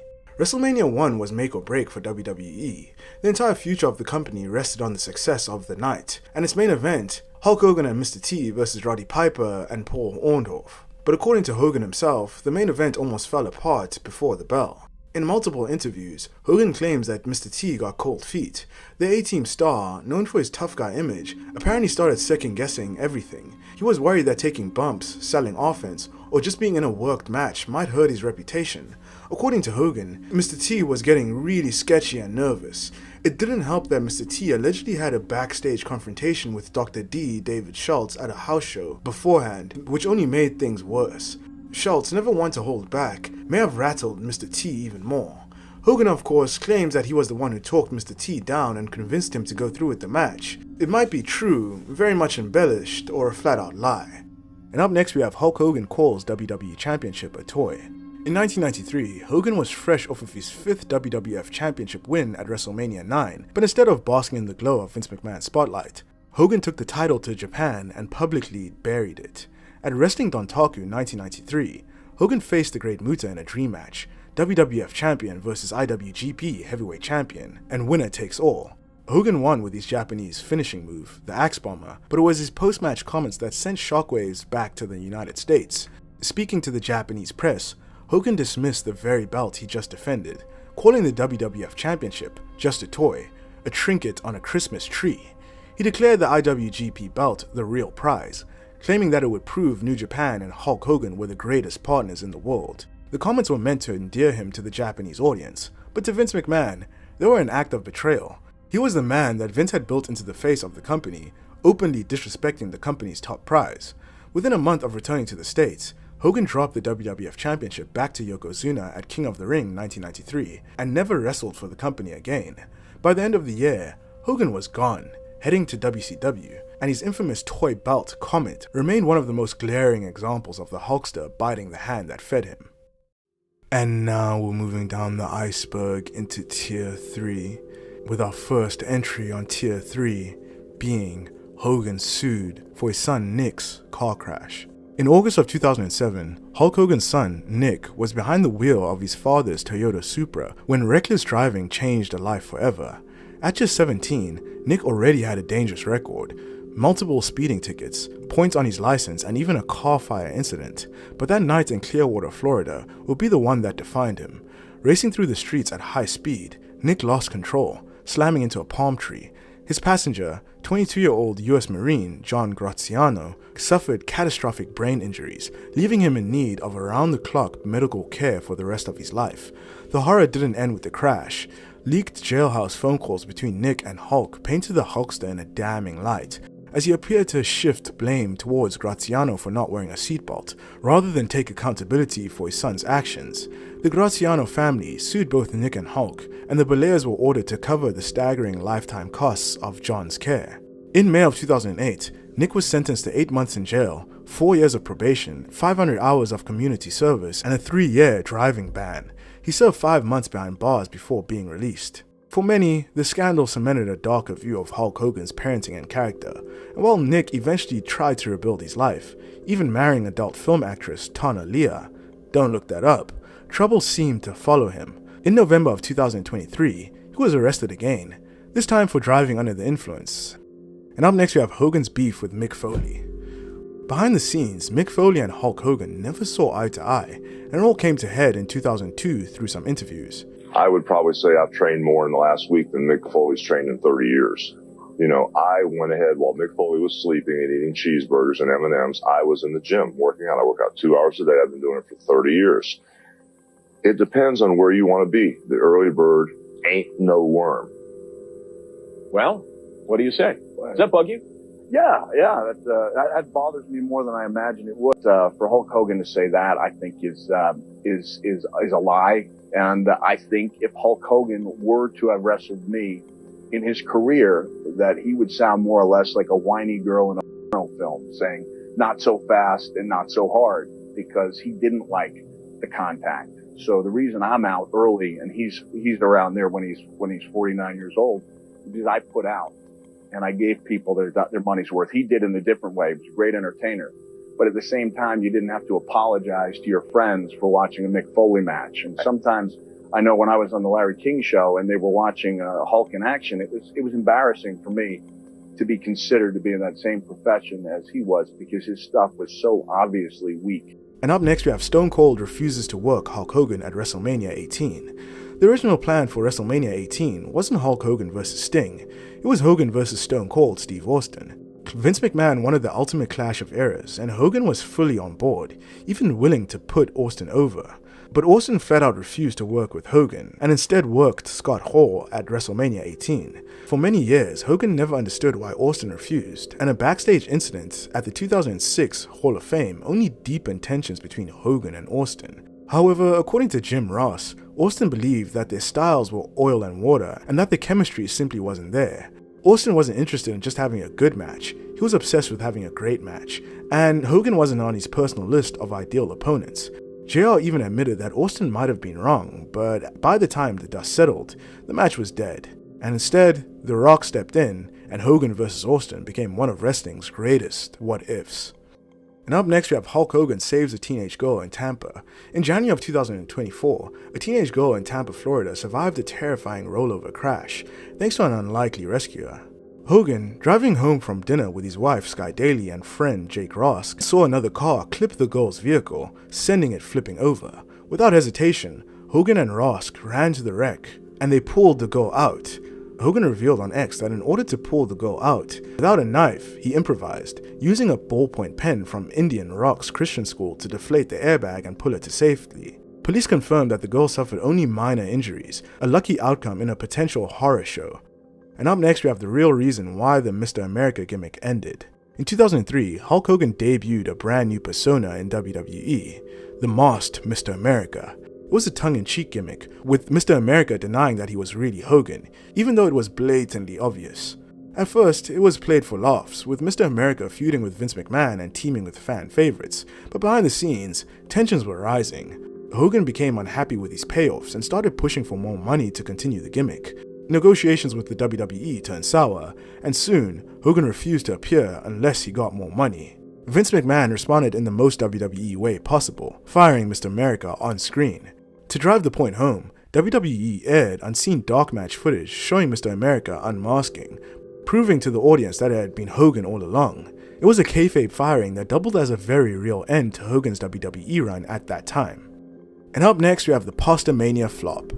In 1995, at the height of Hogan's fame, the Hulkster decided it was time to branch out the squared circle and into the food court. His big idea? An Italian-themed fast food joint that opened inside Minnesota's Mall of America during Labor Day weekend, perfectly timed to coincide with the debut episode of WCW's Monday Nitro. On Nitro's historic first broadcast, Hogan cut an over-the-top promo from inside his restaurant, declaring that he had pasta mania running through his brain. The restaurant's gimmick was a mix and match between pasta menu dishes like beef stroganoff, pasta mexicana, and children's meals shaped like Hogan himself, like the Hulkaroni and cheese and Hulkios. Unfortunately, Pasta Mania was a flop, between questionable branding and lackluster food reviews. With lots of people calling the food mid, the restaurant closed within a few months. Today, Pasta Mania lives on as one of wrestling's strangest side hustles, often mentioned in the same breath as Hogan's other failed products, like the Hulkster Burgers, Hogan Energy, and the Thunder Mixer. And now we're moving down the iceberg into Tier 2, with our first entry on Tier 2 being Hogan Takes in Brother's Child. To WCW fans, Horace Hogan was often dismissed as Hulk Hogan's real-life nephew, a mid-carder spot who seemed more about bloodline than talent, but behind the scenes, his life was marked by devastating loss. Horace's mother, Martha Alfonso, was murdered in 1986 by her boyfriend in a brutal crime that left the family shattered. That same year, Hulk Hogan's real-life brother, Horace's father, Alan Balea, died of a drug overdose at just 38 years old. Hogan later revealed that there were rumors tying Alan's death to a biker gang, but in truth, Alan was simply in desperate need of help, and no one was there to save him. In the aftermath, Hogan took Horace and his two sisters into his home, raising them while working a grueling WWE schedule. He admitted that he was already in serious physical pain from the road but couldn't walk away from wrestling, not with 3 kids depending on him. By the time Horace landed in WCW, many fans saw him as just another beneficiary of nepotism. Few realized that his career was also the product of Hogan's promise to protect the last pieces of his late brother's family. And up next we have the Brooke Hogan lotion controversy. In the mid-2000s, Hulk Hogan found himself at the center of one of the strangest controversies of his career, and it didn't happen in a wrestling ring. Paparazzi photos surfaced of Hogan on a beach, rubbing oil over his daughter Brooke's rear and inner thighs while she lay face down in a tight bikini. The images spread like wildfire online, with many fans calling the scene disturbingly suggestive. The backlash only intensified when Hogan later tweeted a zoomed-in shot of Brooke's legs with the caption, "Brooke's legs," as if admiring them in a way that felt less fatherly and more objectifying. The IWC pounced, speculating endlessly and noting how Brooke, at that age, looked almost identical to Hogan's ex-wife, Linda. While most likely nothing sinister was intended, the optics were undeniably uncomfortable. The incident became a lasting piece of IWC gossip, remembered less for what it truly was and more for how unsettling it looked, and how quickly the wrestling world turned it into a storm. And up next we have the coke allegations. By now, it's public knowledge that Hulk Hogan's body has been through hell. Multiple surgeries, chronic back pain, and years of damage in the ring. He's been open about abusing painkillers and alcohol, but there's another, darker accusation that followed him for decades, that he was also a heavy cocaine user. Hogan's longtime rival, the Ultimate Warrior, would pour gasoline on the fire. Terry, you truly are a dopehead. I mean, you have been into getting high and doing dope for years. There are days, Terry, where you do nothing but sit around and snort cocaine. Whether true or not, the rumors have persisted, cementing themselves as one of the many shadows hanging over the Hulkster's career. And up next we have Harley Race pulls out a gun on Hulk Hogan. In the mid-1980s, Vince McMahon's national expansion was tearing apart the old wrestling territory system, and Hulk Hogan was the face of that movement. While it made him a megastar, it also made him a target. Few were more furious than the NWA's World's Heavyweight Champion Harley Race, whose Kansas City territory was directly threatened by WWE's arrival. In 1984, on the eve of a WWE show in Kansas City, Harley reportedly broke in, tried, or at least threatened to burn the ring down.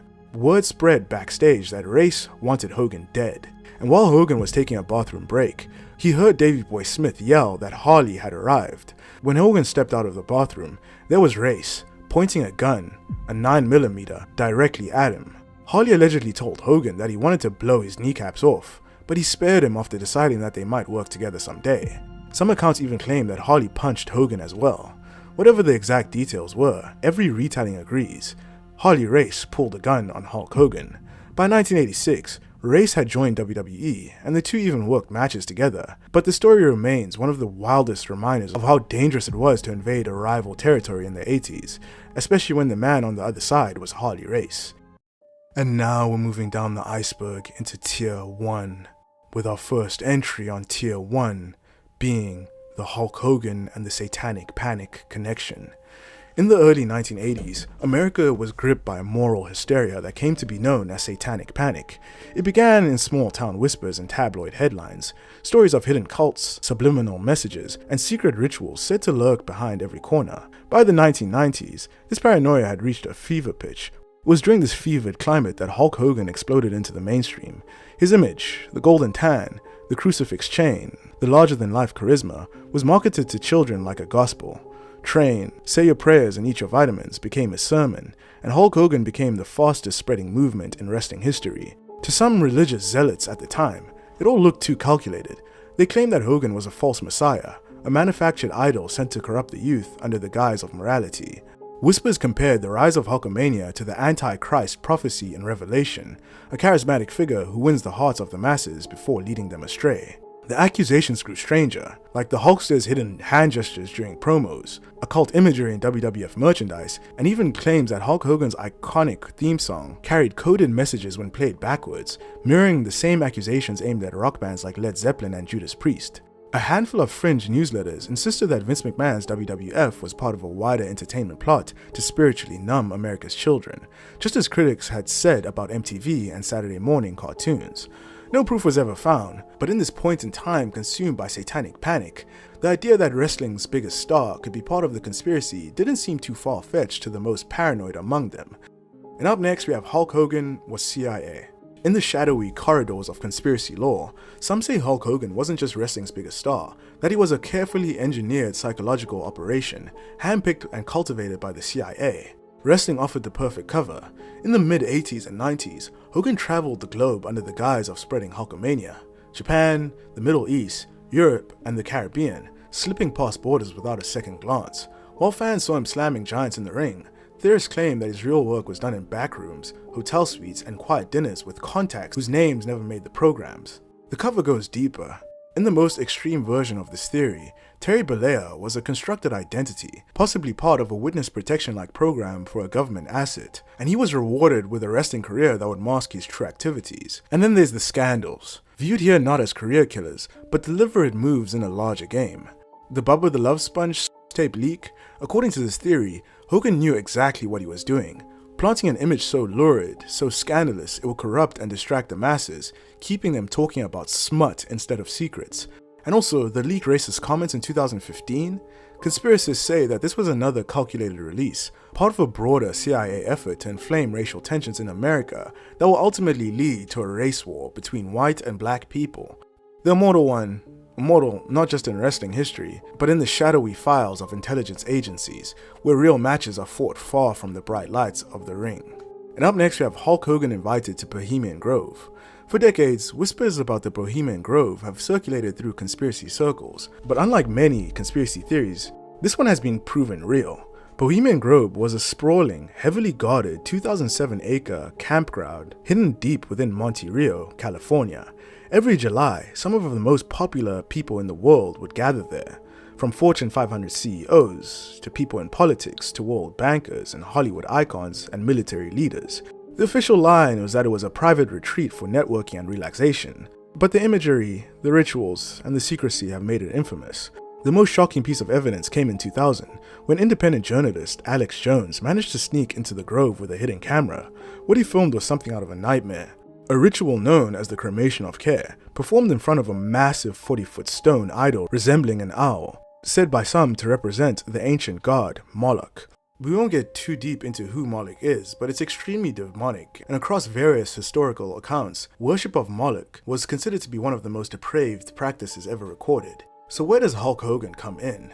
According to persistent rumors in the wrestling underworld, sometime during the 90s, Hogan allegedly received a discreet invitation to attend the Bohemian Grove gathering. Whether it was a genuine gesture or symbolic welcome into a deeper circle is unknown. What is said by those who claim to have seen the correspondence is that Hogan did not go. Maybe it was scheduling, maybe it was discomfort, or maybe, just maybe, he understood the weight of what such a place represented and chose to steer clear. For many conspiracy theorists, Hogan's invite is chilling because of what it suggests, that professional wrestling, with its blend of mass influence, isn't as far removed from elite social engineering as people think. Wrestling stars, especially ones as globally recognized as Hogan, are cultural influencers, and influencers are valuable to those who gather in secrecy behind guarded gates. And we're starting off at the tippity top of the iceberg, Tier 6. And up next we have Jon Moxley shoots on WWE. In 2019, shortly after leaving WWE, Jon Moxley sat down on Talk Is Jericho and did something few wrestlers had done so openly at the time. He explained why he walked away from WWE. What began as a post-WWE reflection quickly turned into a blunt critique of how the company handled both his character and his creative freedom. There's another interview where he delves deep on why he left WWE. I can't believe they're going to make me leave. They're going to make me walk away from all this money. I can't believe that. Can we not just write one good storyline?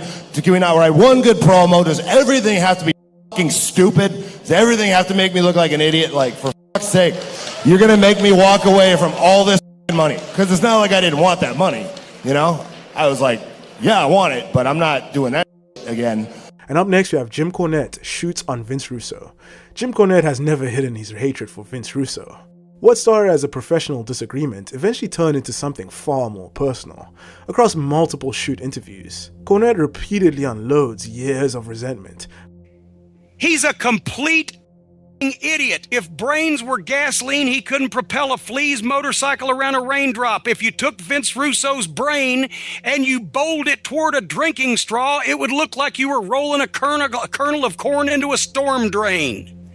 So, ladies and gentlemen, I hate to say I told you so, but I've been saying this for 20 years, and now more than ever, people understand and people know, and thank you, Vince Russo. I've never said those words before, but thank you from the bottom of my pea-picking little heart, because you yourself, Vince Russo, are the one that has proved what I've been saying all along. You're a piece of you're a liar, you're a con man, you're a backstabber, and you cut people's nuts off behind their back instead of looking them straight in the face. And Vince Russo, let me tell you something. And if you want to, you can call the FBI, because I sent Terry Taylor an email about him one time, and Terry Taylor immediately forwarded it right to Russo. And I didn't say I was going to murder him, but I said I sure would like to, that I have dreams about doing it. And they sent me a letter from their lawyers. It was, by the way, it was an entertainment lawyer. Well, Russo, you better be in mortal fear of me, son, because I'm old and I'm broke down and I don't know if I can whip anybody anymore, but I swear to God in heaven, if there was one, that the next time that I see you anywhere in person, I will pick up whatever blunt instrument is handy, and I will do what I've been wanting to do for 20 years, and that's your miserable skull in and do the world a favor. And up next, we have Bret Hart shoots on Goldberg. Some grudges fade over time, but this one will probably never end. Decades later, Bret Hart still speaks with the same bitterness about Goldberg ending his career. You know, I got hurt by Goldberg, and he called me 8 months after it happened and told me that he was sorry, which, you know, really was irrelevant at that point. He never once called me after it happened, or I don't think he ever understood, or I don't know that he even does now or even cares that he cost me, honestly cost me $16 million in like 2 seconds and ended my career. And when I hear about Bill Goldberg going to Saudi Arabia making $3 million for, for a 10-minute match in Saudi Arabia, I go, you think he would have called me up and said, here, I'm going to send you something for it. But he's never thought of me once since he got hurt, or since I got hurt. And guys like Goldberg that can kick somebody and ruin his career in 2 seconds, and then get inducted in the Hall of Fame and paraded around like he's a great wrestler. I don't know. He wasn't that great of a wrestler to me. He really fucked up my whole life. And there's no room for that in wrestling. Today's date is August 7th, 2022. Does Bret Hart like Bill Goldberg? No. And up next, we have the Vince McMahon interview crash outs. Vince McMahon is no stranger to losing his temper in interviews. One incident happened when he was pressed on the great numbers of wrestlers that die prematurely in the WWE. Do you have a reason why these people would be dying under the age of 45? Why don't you ask yourself that question? I mean, why are you indicating that's my responsibility? These people are dead? Because I'm asking you if it's in any way, shape, or form falls on your shoulders. I would accept no responsibility whatsoever for their untimely deaths, none whatsoever. As far as, and you've got that little look on your face like, geez, Vince, how can you possibly say that? Well, but none whatsoever. I mean, they wrestled for you. They were part of your organization. They worked a couple of hundred nights a year for you. They lived this lifestyle. Oh my God, you can't believe. Oh, can you see that look? I mean, how can you possibly say that, Vince? How can you look that way and you're giving me the old sympathetic stuff? No, I'm not. Stuff? I'm honestly curious. Because I told you, these individuals worked for our organization at one time. They also work for other organizations. I'm not responsible for the way the business was then. I wasn't responsible for the way the business, how they grew up in the business, and whatever personal bad habits they developed. The next incident is not so much that Vince lost his temper, but he was visibly annoyed at the interviewer. And this feud with Hulk Hogan, is that real, or is that just like fake, we don't do anything fake. Well, wrestling is fake, though, right? No. Where the hell have you been? Come on, What's the matter with you, huh? Wrestling is fake. Well, you know what I mean. It's I don't know what you mean. Well, it's entertainment. It's not real fighting, you know. It's not?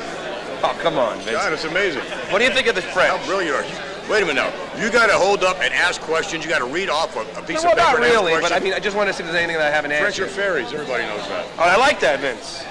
Hey, Vince, do you have a message for Saddam Hussein? Saddam Hussein, no. Too real. But are you amazed by all the white trash that comes out to see these shows? We don't have any white trash. With the exception of present company. Oh, come on, Vince. You've You done ever the look- you show, ever look right? at yourself in the mirror? What do you think of Howard? You're not white trash? Of course not. What do you think of Howard Stern? Oh, it's great. And up next we have Simon Gotch buries Enzo Amore. If you've ever watched more than one wrestling shoot interview online, chances are this video was recommended to you. What started as a straightforward interview quickly turned into Simon Gotch unloading years of frustration toward Enzo Amore. Enzo and Cass. Cass is a good dude. He is a solid big man. Enzo is a fucking abortion. Why And- do you say that? A lot of people say that. Well, have you ever heard the saying, if it looks like a duck, walks like a duck and quacks? He is, well, first, I will say to his credit, he absolutely believes his own bull. He is 100% confident in himself, to his detriment, and to the detriment of others around him. He's an example of someone who has no excuse to not know wrestling, but he doesn't know wrestling. Like I said, I'm not very big on gimmicks, and he's a walking gimmick. So that kind of bugs me on top of that. I never got to use this line, but I always had one about how you talk about being the realest guy in the room. You got fake gold, fake Jordans, fake leopard print, fake hair with a fake accent. You pretend to be an Italian when you're actually German. It's like, I guess you are the realest guy in the room because the only thing real about you is being a guy. And up next we have Chavo Guerrero on Chris Benoit. On Talk is Jericho, Chavo Guerrero opens up about his last conversations with Chris Benoit before the tragic events of June 2007, giving one of the most personal and emotional inside looks from that weekend from someone who was practically family. I call him, no answer. Then all of a sudden I get a call from him. And he's like, oh, call right back. Hey, Chavo, hey, what's up, man? He sounds just off. I'm like, man, you okay? He's like, yeah, I'm cool, man. Just really bad. A really, really just bad weekend. I just, Daniel and Nancy are sick, his wife, and, So you're actually talking to him at this point? I'm talking to him, yeah. And this is basically after he's probably with his wife. Yes. Yeah. Yes. He gets off getting ready to get off the phone, and he goes, he makes a point of it stops. He goes, Chavo. I go, yeah. And he goes, I love you. I said, I love you too, man. Wasn't too off kilter because we always tell each other we love each other. Yeah. But this was really forced. It was not forced. It was really like made a point of it. It was like, hey man, okay, I love you, brother. Okay, no, it was like, Chavo, I love you. I want you to understand this. Basically, yeah. If you don't forget this, coming from a man with very few words. Yeah. I was like, all right, I love you too, bro. And now we're moving down the iceberg into Tier 5, with our first entry on Tier 5 being CM Punk shoots on the Elite, Hangman Adam Page and Colt Cabana. What was supposed to be a routine post-media scrum after AEW's All Out turned into an explosion. CM Punk publicly called out Colt Cabana, Hangman Adam Page and the Elite. This interview doesn't just burn bridges, it lights the match, and what followed wasn't just controversy, but a real backstage brawl that changed AEW overnight. My relationship with Scott Colton ended long before I paid all of his bills. It's 2022. I haven't been friends with this guy since at least 2014, late 2013. And the fact that I have to sit up here because we have irresponsible people who call themselves EVPs and couldn't manage a target, and they spread lies and bullshit and put into a media that I got somebody fired when I have all to do with him, want nothing to do with him, do not care where he works, where he doesn't work, where he eats, where he sleeps. What did I ever do in this world to deserve an empty-headed, dumb like Hangman Adam Page to go out on national television and go into business for himself? And up next we have New Jack shoots on the mass transit incident. The mass transit incident refers to when New Jack brutalized the 17-year-old Eric Koulas in the middle of the ring. Years later, New Jack would openly talk about the mass transit incident with no filter. And the way he tells the story, casual and unapologetic, is what makes it so disturbing. That mother came to me and he said, I'm in my hometown, can you make me look good? I know I gotta put you over, but can I get all this in on you? I said, I'm gonna try to cut this bitch's head off because he wanted to get color. but he didn't know how to do it. And I got a surgical scalpel and taped it to a piece of wood. And when it was time for him to get color, I that motherfucker from ear to ear. And 9 months later, I got indicted for 7 different charges, and it was all the same goddamn charges reworded, and went to court and got acquitted. Like OJ did it and got away with it, acquitted all day long.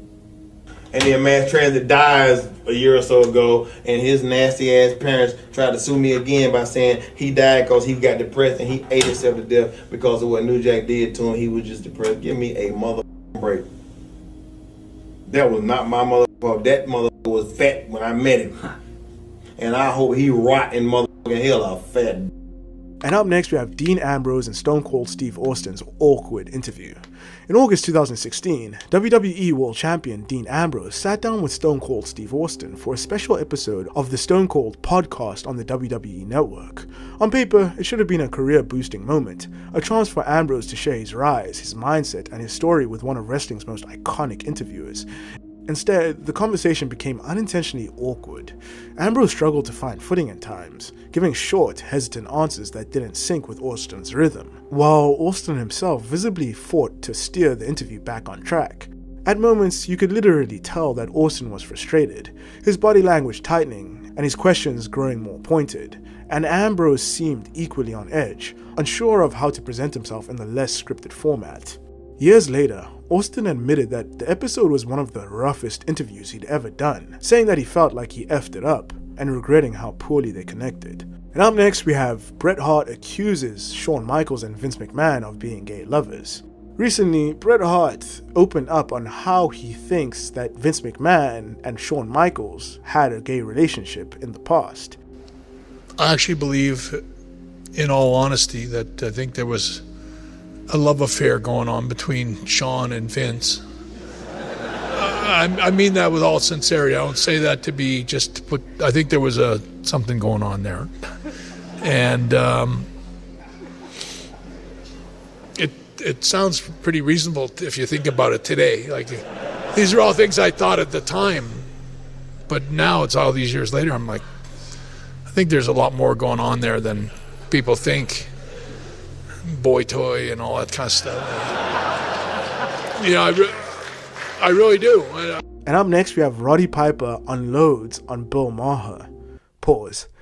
Long before podcasts were a thing, Rowdy Piper found himself on Politically Incorrect with Bill Maher, and what followed became one of the most awkward wrestling talk show moments ever, when Maher suggested that wrestling was fake. I think today's audience watches wrestling and they are in on the joke. That's not an insult. So what you're trying to say is people are just dying for this. I take it as an insult too. I do too. But they're dying to find out, hey, wrestling's fake. Then you're telling me that you're really hitting each other? You know what? There's never a bruise on any of you. Baloney, you got a minute? Look at this. No.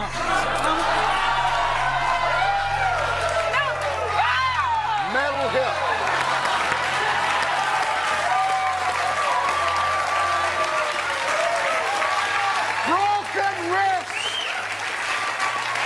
See that wrist? 7 years it's been broken. Owen Hart, dead. Why don't you go tell Mrs. Hart what a joke it is, huh? Oh, it's just a phrase, right? You want me to be truthful with you? Huh, champ? And up next we have William Regal on Chris Benoit. After Chris Benoit's death, many noticed how restrained William Regal was during his on-air tribute on Monday Night Raw. It felt distant, almost uncomfortable, and many people questioned why he did this. Years later, Regal would explain why he chose his words so carefully and why he refused to go too deep. As I'm about to walk in, there's a red light on outside the door, meaning somebody is actually filming something. The red light goes off and the door opens. And as I'm going in to give my tribute to Raw in Corpus Christi, JBL comes walking out with a very strange look on his face. So he said to me, "You don't think he's had anything to do with it, do you?" And I went, "What?" And that was the first thing that of any notion of anything that went on. That was the first time that I've heard this. And I mean, I really had no idea. And I found out more on the Tuesday. Monday, I was completely oblivious until that one brief meeting with JBL where he said that to me, and what? And now we're moving down the iceberg into Tier 4, with our first entry on Tier 4 being CM Punk exposes AEW. After CM Punk left AEW and rejoined WWE, he hopped on Ariel Helwani's show and he publicly buried AEW. And I walk up to him and I'm just like, Jack, why do you insist on doing this dumb internet like on TV, you know? And he's just like, well, if you got a problem about it, do something about it. And I was just like, man, come on, man. You know, I'll kill you. Like, what are we doing, you know? I didn't punch anybody. I just choked somebody a little bit. And I think I was just brought in for other reasons, you know? Like their business. And I know a lot of people are gonna be upset. It's just not predicated. It's not a real business. It's not about... What do you mean by that? It's not about selling tickets. It's not about drawing money. It's not about making money. It's just not. What's it about? I don't know. Really? I think having good matches, maybe. And up next, we have New Jack shoots on almost killing Vic Grimes. In 2002, at an XPW event, New Jack took his long-running feud with Vic Grimes into a scaffold match. In this match, New Jack intentionally tried to kill Vic Grimes by throwing him off a 40-foot-high scaffold toward a ring of stacked tables. The fall nearly killed Grimes, and New Jack later opened up about this whole incident. And when I was able to see when I came back, the first thing I did was walk in Buffalo, New York, and smack Vic right in his eye, and I was ready to fight him. I couldn't even hardly see him. Because he was telling people at one point, yeah, you saw me hurt New Jack. No, you didn't hurt me, Vic. I hurt me. And then with the XPW, and I threw his ass over a 40-foot scaffold. I had a stun gun with 350 volts in it. We 40 feet up in the air, and I took it and I shocked him in the about 4 or 5 times, 8. And then I threw him. And he said, Jack, I can't feel my legs. I said, don't worry about your legs, Vic, I got you. But he had stacked 12 tables up in the ring. He touched one.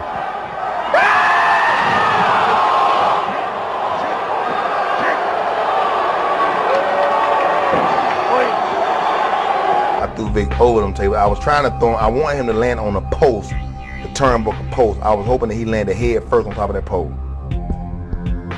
But they had moved the scaffold back about another 5 feet before when they were building the scaffold over the ring. And I threw him as hard as I could, and he hit the rope and bounced back in the ring. I wanted that to hit the floor. I wanted him to die. I ain't got no love for Vic, none, because he's a fucking idiot. Sure it is. And up next, we have Booker T crashing out on Howard Stern and Stuttering John. Booker T once appeared on a WWE edition of The Weakest Link, and he proceeded to pretty much embarrass himself by getting most questions wrong. Booker T, Hey. what October federal holiday celebrates the discovery of America?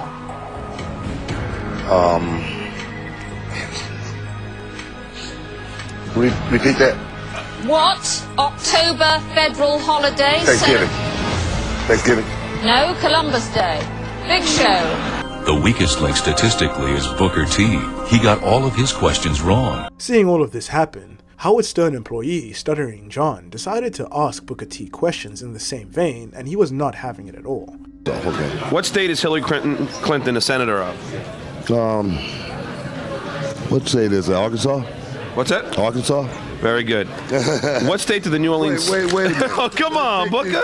Come on. Get him the hell out of here, because I'm not here to answer all these stupid questions. No, this is like the weakest link. No, this is stupid questions. What's with the stupid questions? Stupid answer. Not the weakest link. Oh, Booker, aren't you a Howard Stern fan? No, I'm not a Howard Stern fan. Actually, I'm not. And up next, we have Fit Finley breaking thumbs. It goes without saying that you should never tell a wrestler that wrestling is fake, especially if it's Fit Finley. Someone would ask me the ins and outs of wrestling and insult me by saying that wrestling's fake. You know, you're not this. Well, I broke so many people's thumbs because I would explain to them, you know, listen, you can't see pain, you can only feel it, which is Well, what do you mean? So, and everybody I said this to would give me, I said, give me your thumb. So they give them their thumb, and I get a hold of the thumb and say, listen, you prove to your friend that I'm hurting you. I'll just put a bit of pressure on your thumb. You prove to your friend that I'm hurting you. So I put a bit of pressure on your thumb. You can't explain pain. You can only feel it. So I put a bit more pressure on there. I said, and by the way, I could sing a song while I'm hurting you, and your friend is going to be totally confused. What's real here? Are you in pain? If you're not in pain and I'm not putting pressure on, should I not be going, ah? Well, I start singing a song, and this guy's going, ah, and his friend's sort of laughing because he's confused at his face, but I'm singing a song, and I would snap their thumb, bam, just like a chicken leg.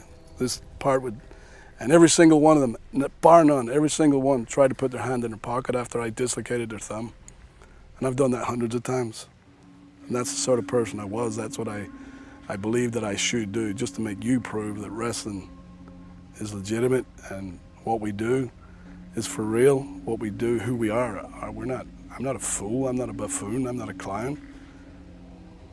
That's what I done.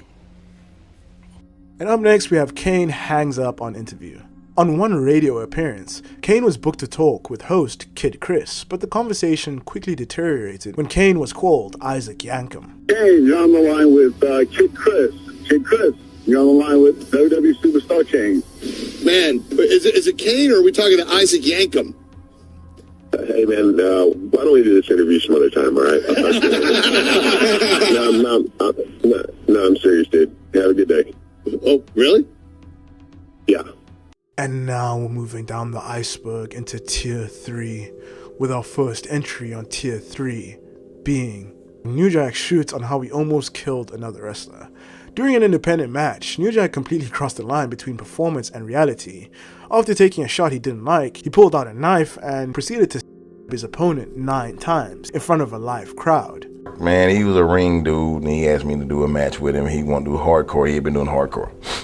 I started talking to him about the match, this, that, and the other. He didn't know what I was talking about. He didn't know what kayfabe meant. He didn't know if he was a face or a heel. He didn't know what the word color meant. He didn't know nothing.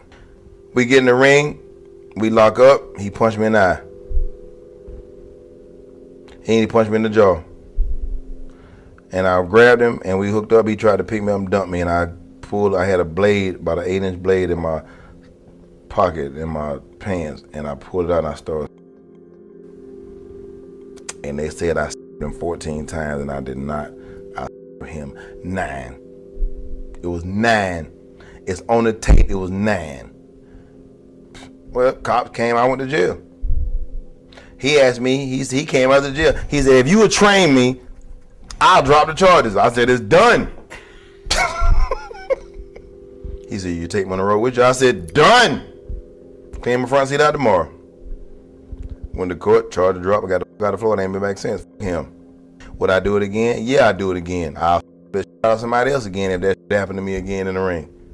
Do I feel bad about him? No. Should he have died? Yeah.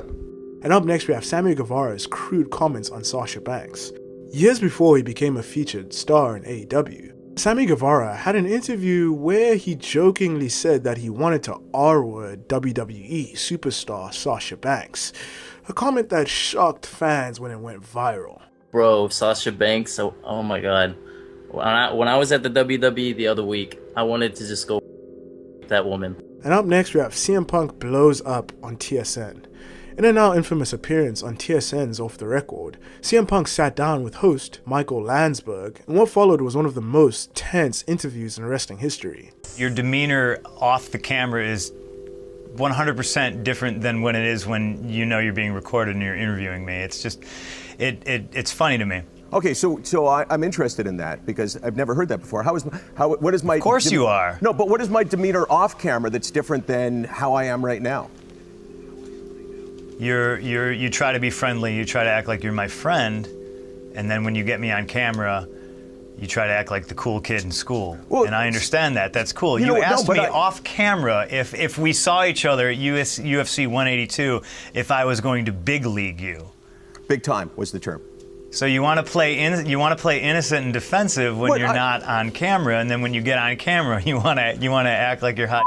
No. I appreciate that. No, you don't appreciate that. I like your gimmick, kid. You know, but I love it. I love it. And now we're moving down the iceberg into Tier 2, with our first entry on Tier 2 being Tommy Dreamer reveals he wanted to murder Paul Heyman.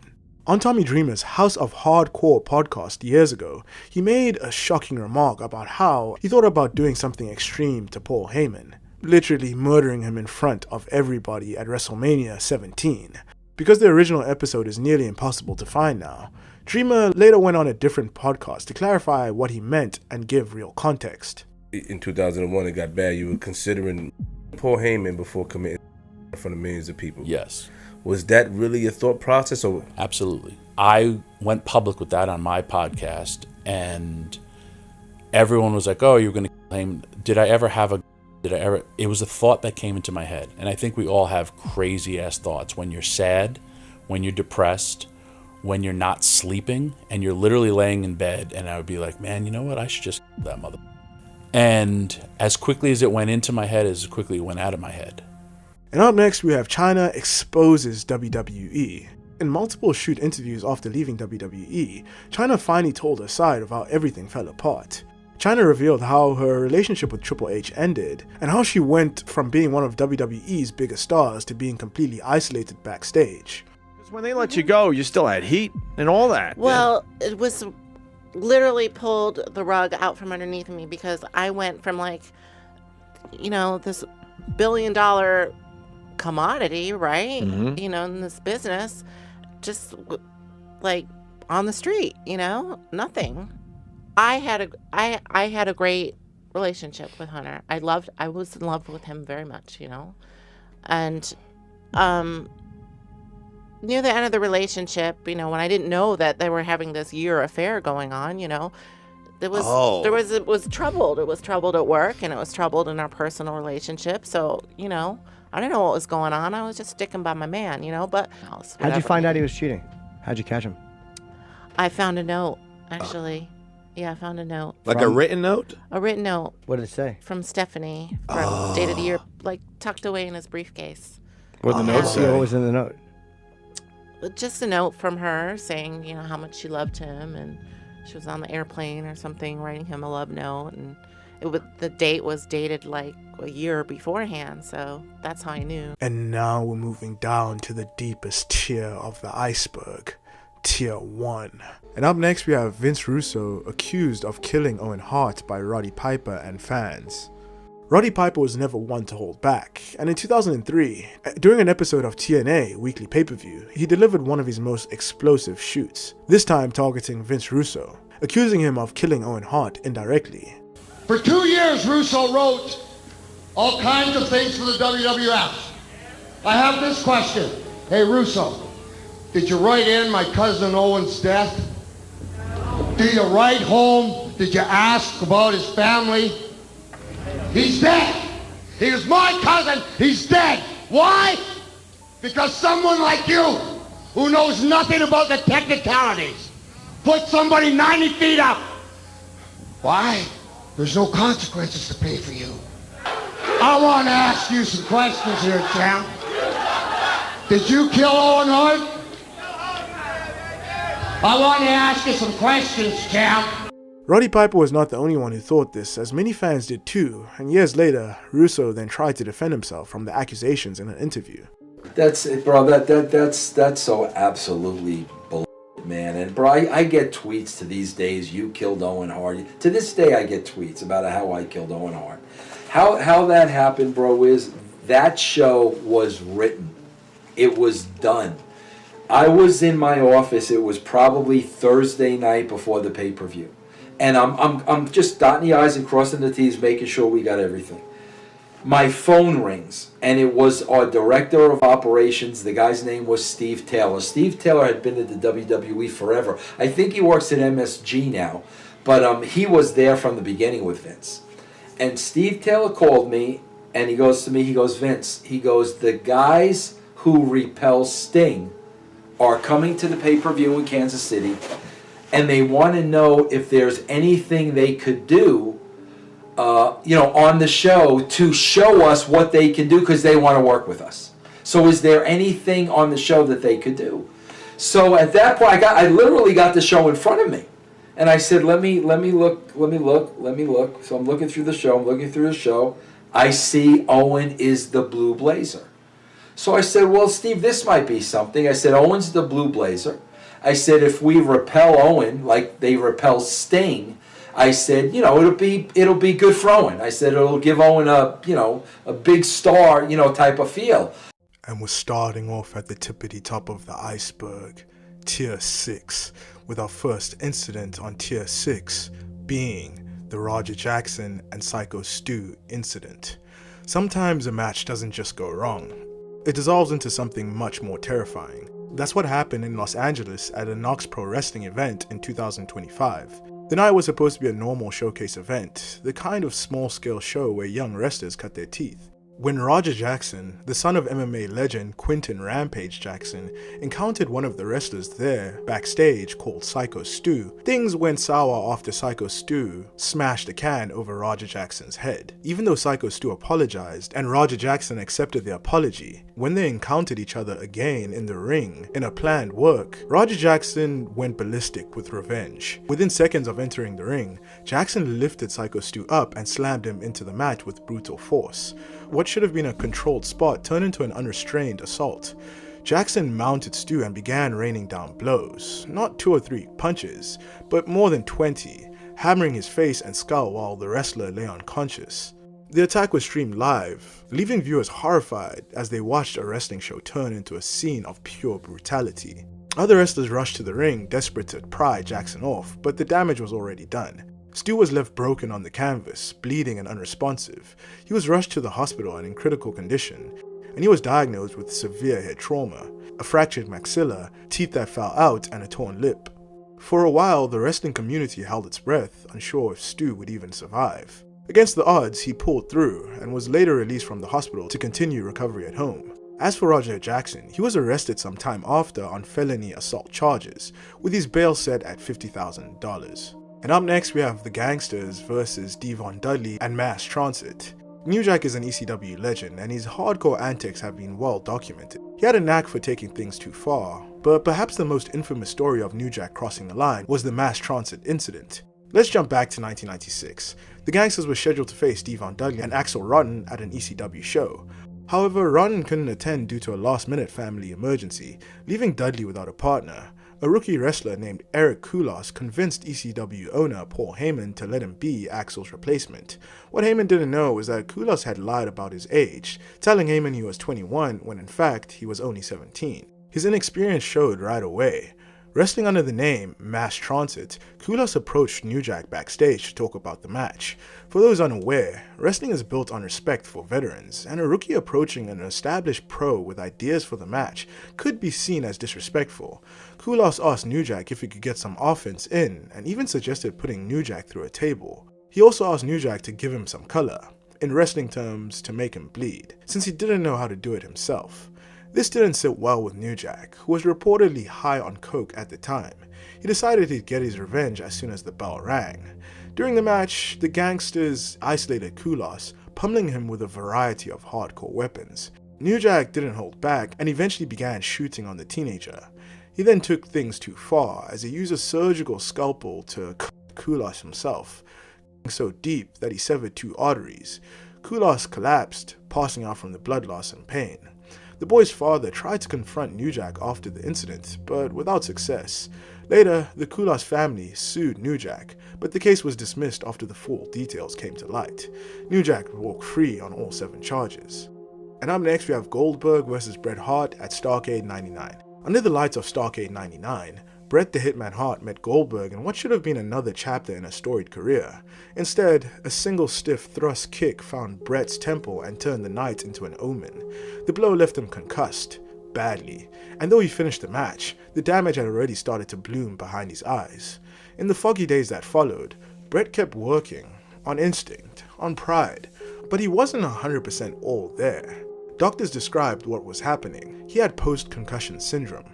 His title was relinquished and the calendar went quiet, and by October of 2000, Bret Hart officially retired from WCW, not because the crowd stopped cheering, but because his brain couldn't stop ringing. Yes, he would wrestle later again years later, but never with the same body, the same timing, and the same certainty. What remained was the ache and the anger.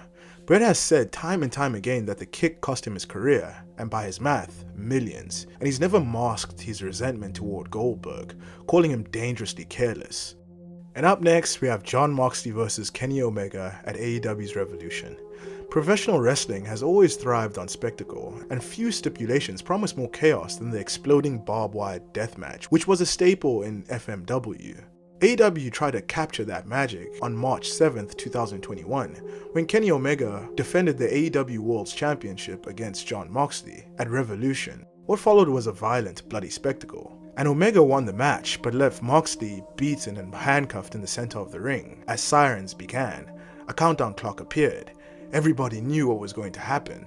The ring was meant to detonate in a massive explosion, closing the show with fire and smoke. And then a whimper. When the clock struck 0, all that erupted was a few small pops and a weak puff of smoke. The image of Kingston lying over Moxley, bracing for death as sparklers fizzled around them, instantly became one of AEW's most infamous failures. Fans who had been glued to all the chaos all night sat stunned, many laughing at the anti-climax. What should have been remembered as AEW's most dangerous spectacle instead became a running joke. And up next we have Steve Austin versus Owen Hart. At SummerSlam 97, Owen Hart and Steve Austin faced off for the Intercontinental Championship. But something went terribly wrong. During the match, when Owen dropped Austin with a sit-out piledriver, Austin's head landed in the wrong position. Instead of a safe landing, the impact jarred his neck severely. Austin felt it instantly. He told the referee that he couldn't move, and for a moment, the ring froze. He was temporarily paralyzed. Austin later recalled, wondering if he would ever walk again in that moment. Austin slowly crawled, trying to push through the pain, and rolled Owen up for a surprise pin, but Austin was left visibly shaken and broken. The consequences were serious. Doctors diagnosed Austin with a bruised spinal column. Weeks of recovery, MRIs, and endless fear followed. Though Austin did return to the ring, he was never quite the same. Neck issues dogged him incessantly, and ultimately one of Stone Cold Steve Austin's major reasons for retiring so early in his career was because of neck pain. And up next we have Aki Yasukawa versus Yoshiko. In the neon glow of Korakuen Hall, Stardom's World of Championship match was supposed to crown a queen. Instead, it became the stuff of nightmares. The combatants, Aki Yasukawa, the young upstart with raw star power, and Yoshiko, a hard-as-nails wrestler with old-school fire.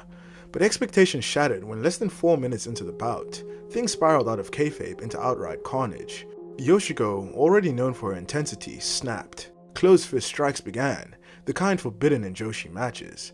Act, reeling, had no escape, and she tried to fight back. The referee tried to intervene, but the assault only escalated. Blood poured, punches rained, and the ring felt less like a stage and more like a battlefield. Act's face was grotesquely swollen, and her vision was blurred. She pleaded to continue the match, but her corner ultimately threw in the towel on her behalf. Yoshiko held her title. Act was then rushed to the hospital, and she suffered a broken cheekbone, nose, and a fractured orbital socket in the eye.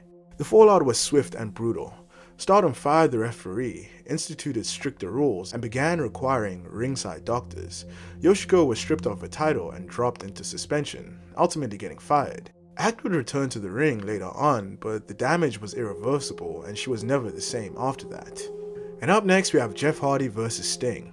In March of 2011, TNA booked one of its biggest main events, Sting defending the TNA World Heavyweight Championship against Jeff Hardy at Victory Road. On paper, it was a dream billing, but reality was much more different. From the moment Hardy's music played, something was off. He stumbled into the arena, visibly unsteady. Before the match, Eric Bischoff unexpectedly jumped in, but this wasn't part of the script. He cut a promo and redirected the match into a no disqualification match and told Sting to end the bout quickly. The bell rang, but instead of combat, there was chaos. Hardy dawdled, and you could see that he was completely out of it. Sting finally put him in a corner and struck, hitting the Scorpion Death Drop to pin Hardy in just 1 minute and 28 seconds, one of the most abrupt finishes ever in a world title match in TNA. When Hardy lifted his head, he looked uncertain and detached. As Sting exited, the crowd yelled, "BS," and Sting turned, nodded, and said, "I agree." Backstage, the truth emerged. Hardy had shown up very intoxicated, and he was in no condition to wrestle, and because of that, Hardy was pulled from TNA TV. He finally returned 6 months later, admitting that he had failed miserably that night. Hardy later revealed that it was a pivotal moment that forced him to confront his demons.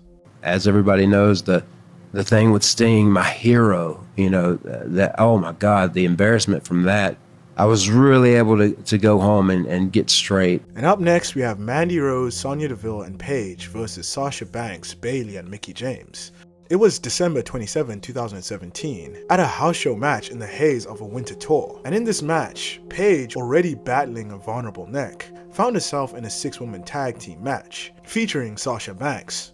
In the chaos of the ring, Sasha landed a stiff kick to Paige's back, a move repeated dozens of times before. But that night, it hit home.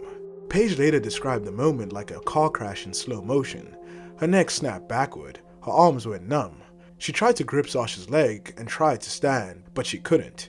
The referee then raised the X, pleading to medical personnel to come down to the ring. Paige somehow mustered the strength to stand upright, and she walked to the back with assistance. But later on, doctors delivered the blow, that she needed neck surgery, and this could doom her permanently. Her in-ring career was finished. Paige would return to wrestling, but she would never wrestle at the same level again. And up next, we have Sting versus Seth Rollins. In 2015, at WWE's Night of Champions, Sting faced up against Seth Rollins, but somewhere amid the drama, things went beyond the storyline. In the match, Rollins executed a turnbuckle powerbomb. Sting landed awkwardly, and his body betrayed him. He recounted later that his legs went numb, and his strength vanished. He felt temporary paralysis. However, still, Sting refused the darkness, so he did something terrifying. He carried on. Through fogged vision and fading limbs, he clawed through the match for a minute or two longer until he could exit with what little control remained. The damage was real though, and Sting was diagnosed with cervical spinal stenosis in areas of his neck where the spinal cord was constricted. After this, Sting retired for a few years, eventually returning to AEW, but he was never the same after this match. And now we're moving down the iceberg into Tier 5. And up next we have The New Day versus Ridge Holland and Sheamus. In March of 2022, Big E, one of WWE's rising stars and a former world champion, faced Ridge Holland and Sheamus in a match that would change everything. The match was unassuming at first, but when Holland executed an overhead belly-to-belly suplex at ringside, Big E landed catastrophically, straight on his head. The impact fractured his C1 and C6 vertebrae in his neck. Medical professionals delivered a grim verdict. No ligament or spinal cord damage had occurred, but the injury was still devastating. Big E revealed later that doctors strongly advised he should never wrestle again. Though he's never officially declared full retirement, he has transitioned into non-wrestling roles. I also talked to spine specialists, some who've worked on people in the company and done their fusions, and they said hey, I would not wrestle again if I were you. And up next we have Cactus Jack versus Tommy Dreamer. ECW was holding an event in the ECW Arena in Philadelphia, and the night gained infamy during a match between Cactus Jack and Tommy Dreamer. In this match, there was a stunt involving a steel chair wrapped in a towel that was set on fire. The flames quickly spread, engulfing Terry Funk and even a fan at ringside, causing major panic among those in attendance, leading to a stampede. No footage of the incident has ever been publicly released though. During litigation involving the injured fan, ECW claimed the tape was accidentally erased to the following week. If it still exists, it's likely buried somewhere within WWE's tape library, as WWE purchased ECW's assets and library in 2003. However, given the nature of the incident, it is highly unlikely that it will ever surface on the WWE network. And up next we have Tyson Kidd versus Samoa Joe. On June 1, 2015, in a WWE dark match against Samoa Joe, Tyson Kidd's career changed forever. When Samoa Joe hit Tyson Kidd with his finisher, the Muscle Buster, Kidd's body hit the canvas wrong. He saw the widest light he'd ever seen. He was paralyzed with his neck screaming in shock. Doctors later explained it. His neck wasn't broken, but the ligament at C2 ruptured, sending a disc pressing directly into his spinal cord. They called it a spinal cord concussion. No fracture, but sometimes that damage is even worse.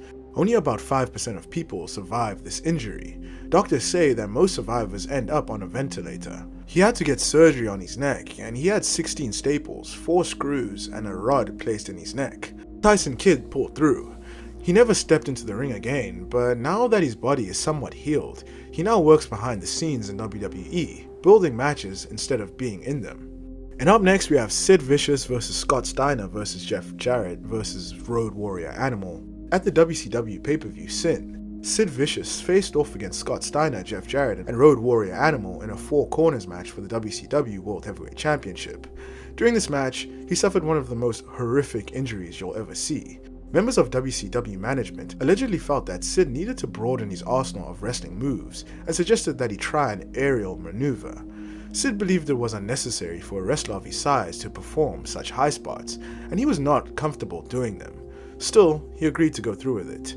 During the match, Sid leapt from the second turnbuckle, attempting a big boot on Steiner, and the result was catastrophic. He suffered a gruesome leg fracture, one so graphic that many television stations refused to re-air it.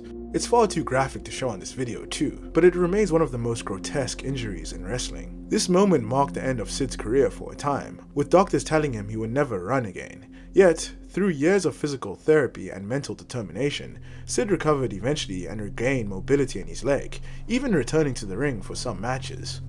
And up next we have Katsuyori Shibata versus Kazuchika Okada. Katsuyori Shibata is regarded as one of the greatest Japanese wrestlers of all time, and in 2017, he faced Kazuchika Okada for the IWGP Heavyweight Championship, but something happened in that match that would change Shibata's career forever, and nearly cost him his life. At one point, Shibata grabbed Okada's head with both hands and delivered a headbutt with all of his might. The impact echoed with a sickening thud. The camera caught Shibata staring out into the crowd as a thin stream of blood trickled down his forehead. For a brief moment, he looked like the toughest man alive, but the worst was yet to come. After the match, Shibata collapsed backstage. He was rushed to the hospital, where doctors discovered he had suffered a subdural hematoma, bleeding in the brain. The bleeding was stopped and his life was saved, but the combination of the hematoma, dehydration, and years of accumulated punishment had left him briefly paralyzed. Many feared the worst, believing his career and even his life was finished. Miraculously, Shibata recovered enough to regain normal function. Though he was sidelined for years, he has since returned to wrestling and is now a part of AEW, though he can never ever wrestle at his full strength ever again. And up next we have Hannibal versus Abdullah the Butcher. Abdullah the Butcher is known as one of the most brutal and hardcore in-ring performers of his time. His career spanned more than 50 years, but for much of that time, he was accused of infecting fellow wrestlers with hepatitis C. This came to prominence when Canadian wrestler Hannibal filed a lawsuit against the violent superstar. Hannibal was infected during his match with Abdullah the Butcher in 2007, when Abdullah used the same blade to cut them both open during their bout in Canada. Hannibal later claimed in a YouTube video that Abdullah had kept his hepatitis C diagnosis a secret. Hannibal stated that WWE extended him an offer in 2009, but it was withdrawn when he tested positive for hepatitis C. He sued Abdullah the Butcher for lost earnings, and the evidence was overwhelming. Court documents revealed that both men carried the same rare strain of the illness, making it exceedingly unlikely that Hannibal contracted it elsewhere. Abdullah claimed that Hannibal was actually the one who had given it to him during the bout. But in the end, the court sided with Hannibal. Abdullah the Butcher was ordered to pay $2.1 million in damages. However, Abdullah never had that kind of money. If he did, he wouldn't have been wrestling on the independent circuit well into his 70s. And up next we have Chris Bay and Ace Austin versus the Hardy Boys. At a TNA taping in October of 2024, Chris Bay and Ace Austin faced off against the Hardy Boys. But in this match, a maneuver called the 1-2 Sweet spelled the end of Chris Bay's in-ring career. It was a move that Bay had performed countless times, but when Bay landed after this move, he felt a sharp jolt. When he hit the mat, nothing responded. His body froze. The arena fell silent as referee Daniel Spencer noticed something was deeply wrong, and he signaled for the finish to be rushed so that paramedics could reach the ring. Bay was rushed to the hospital, and the verdict was brutal. A broken C4 vertebrae, spinal cord trauma, and temporary paralysis from the neck down. The doctors gave him a 15% chance of ever walking again, but Bay was not ready to fade. Months of grueling rehab followed, and eventually he was able to walk again. It's unclear if he'll ever return to wrestling, but the fact that he made a great recovery is good in of itself. And now we're moving down the iceberg into Tier 4. And up next we have the Hard Justice 2006 Fire. This event opened up with Eric Young facing Johnny Devine, but just a few minutes into the match, cameras shifted toward the ceiling, where smoke was billowing out. It turned out that some pyro had accidentally ignited a part of the ceiling, setting the foam suppression systems and filling the ring with smoke. The crowd even broke out into chants of the roof is on fire, as the situation unfolded. Fans in attendance were eventually escorted out of the impact zone for nearly half an hour. Meanwhile, pay-per-view viewers were left watching everyone milling around the parking lot until the fire was brought under control. It was truly a bizarre and chaotic way to kick off a pay-per-view. And up next we have the British Bulldog's injury at Fall Brawl 98. The Ultimate Warrior wrestled his final match at Fall Brawl 1998, participating in a War Game style bout alongside Hulk Hogan and others. His performance in that match, while dreadful, isn't the key story here. The real disaster came earlier in the night.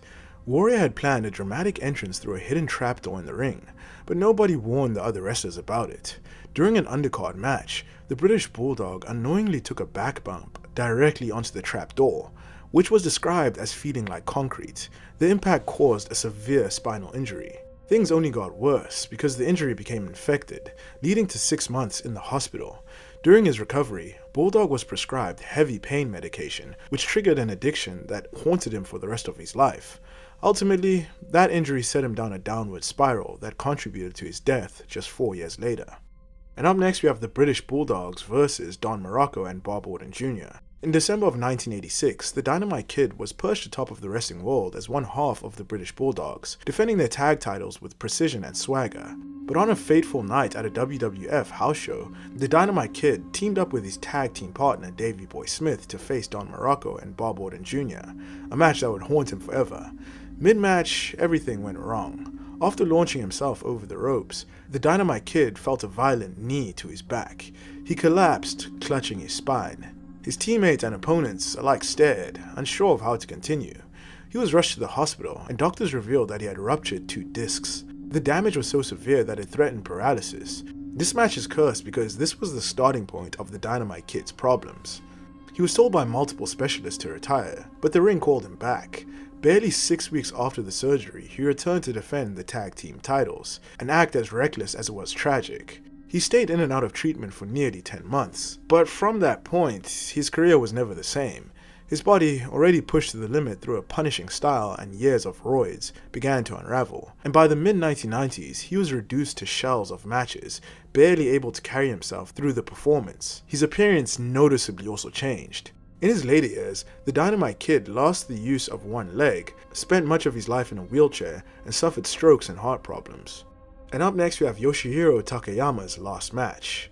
On May 4, 2017, at a DDT show, Japanese legend Yoshihiro Takayama stepped into a 6-man tag team match alongside Kazusada Higuchi and Shunma Katsumata against Yasu Urano, Harashima, and Soma Takao. Nobody knew it would be the final time he'd ever wrestle. Midway through the bout, Takayama attempted a sunset flip on Yasu Urano. In a cruel twist of fate, he landed directly on his head. The match stopped instantly. Silence fell as medics rushed him out of the ring. Fans didn't realize the severity, but the truth was actually grim. Doctors diagnosed him with a cervical spinal cord injury caused by degenerative cervical spondylosis. The damage was catastrophic. For months he lay bedridden, only cared for by his wife and son, while the wrestling world waited for news. A few months later, he revealed the truth, that he was paralyzed from the neck down. His career was over and his future uncertain. In response, the Japanese wrestling world rallied. DDT and Takayama's longtime friend, Minoru Suzuki, launched the Takayamania Foundation, raising funds for his medical costs. Donation boxes appeared at events across promotions, from New Japan to All Japan, as the community came together for one of their own. And up next, we have Rick Rude vs. Sting. On May 1, 1994 in Fukuoka, Japan, Rick Rude challenged Sting at New Japan Pro Wrestling's Wrestling Dontaku for the WCW International World Heavyweight Championship. What should have been another classic between two top stars instead marked the sudden tragic end to Rude's in-ring career. Midway through this match, Sting launched himself through the ropes with a dive. Rude caught him, but the landing went horribly wrong, cracked vertebrae, leaving him in excruciating pain. Incredibly, Rude finished the match. He even scored the win and briefly captured the championship, but reality set in quickly. Doctors told him that if he ever wrestled again, he risked paralysis. WCW stripped him of the belt soon after, citing storyline reasons, but the truth was far darker. Rick Rude would never wrestle again. And now we're moving down the iceberg into Tier 3. And up next we have Antonio Inoki versus Big Van Vader. In the 1980s, New Japan Pro Wrestling was thriving, and the man at the center of it all was Antonio Inoki. Undefeated for 2 years, with only one loss in the last decade, Inoki was more than just a wrestler, he was a national hero. But in 1987, he would meet the man who shocked Japan, Big Van Vader. Standing at 6'2" and weighing 370 pounds, Vader marched to the ring wearing a demonic smoke-spewing helmet, accompanied by music that sounded like the end of the world. Japanese fans had never seen anything like him, but despite his terrifying aura, the crowd believed Inoki would dispatch him quickly, as he always did. They were wrong. The bell rang and Vader exploded. He bulldozed Inoki around the ring, smashed him with stiff elbows, and slammed him hard to the mat before pinning him in less than 4 minutes. Inoki hadn't even landed a single punch. His undefeated streak was gone, and with it, the aura of invincibility. But the real chaos came after the match. Following Inoki's instructions to make it look brutal, Vader continued the assault, breaking Inoki's nose and leaving him battered in front of a stunned audience. The arena erupted. Thousands of fans hauled their seat cushions into the ring, with some even setting them ablaze. The police were called as the Tokyo Dome descended into chaos, and it took nearly an hour to restore order. Yet, Inoki's plan actually worked. By sacrificing himself, he created a monster. Fans swarmed arenas in the months that followed, desperate to see Vader defeated. And up next we have Jesse Sorensen versus Zema Iron. Jesse Sorensen, just 22 years old at the time, was one of TNA's rising talents. On February 12, 2012, at the pay-per-view Against All Odds, he faced Zema Iron in the opening match. During a spot outside the ring, Iron attempted a moonsault, which went horribly wrong. His knee struck Sorensen in the head, causing him to fracture his C1 vertebrae and suffer spinal cord swelling. The match was immediately stopped, and he was stretchered out. Sorensen was hospitalized, with paralysis feared.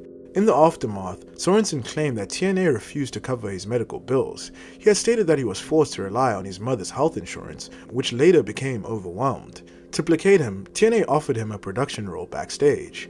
In an interview, Sorensen recounted that Dixie Carter reassured him and his family that as long as she's in charge of the company, then he'll always have a job.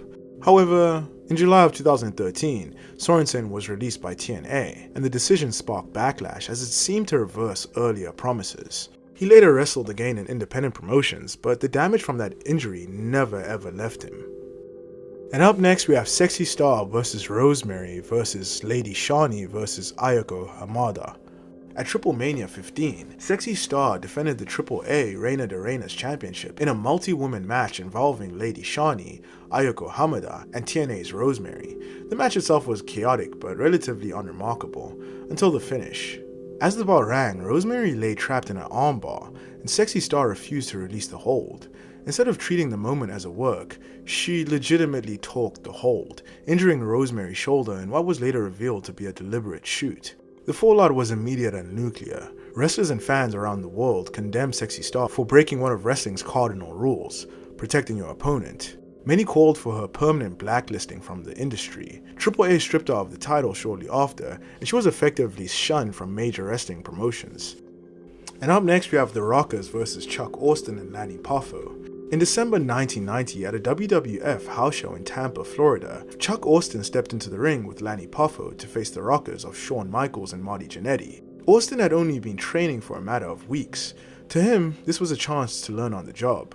To WWF, he was just another enhancement talent. What followed, however, became one of the darkest accidents in company history. The finish called for Jannetty's rocker dropper, but Austin didn't know how to take the move safely. Instead of bumping flat, he tucked his chin. When Jannetty dropped, Austin's neck spiked into the mat with horrifying force. The crowd went silent as Austin lay motionless. He had broken his C4, C5, and C6 vertebrae, paralyzing him instantly from the shoulders down. Chuck Austin's career was over before it had truly begun. Austin then later sued the WWF and Marty Jannetty, claiming negligence and improper training. A jury awarded him $26.7 million in damages. The WWF appealed, and the case was later settled out of court for a reported $10 million, a staggering payout for the era. To this day, debate continues over who was at fault. Some point to Austin's inexperience and poor positioning, while others argue the WWF had no business letting an untrained rookie into the ring. And now we're moving down the iceberg into Tier 2. And up next we have Dan Spider Quirk's last match. On May 28, 2005, the independent wrestling world was shaken by the sudden and tragic death of Dan Spider Quirk. He was just 22 years old and a passionate Connecticut native who had grown idolizing wrestlers like Bret Hart, Mr. Perfect, and Marty Jannetty. He poured himself into the business, not just as a performer for Connecticut Championship Wrestling, but also behind the scenes, even running the promotion's website.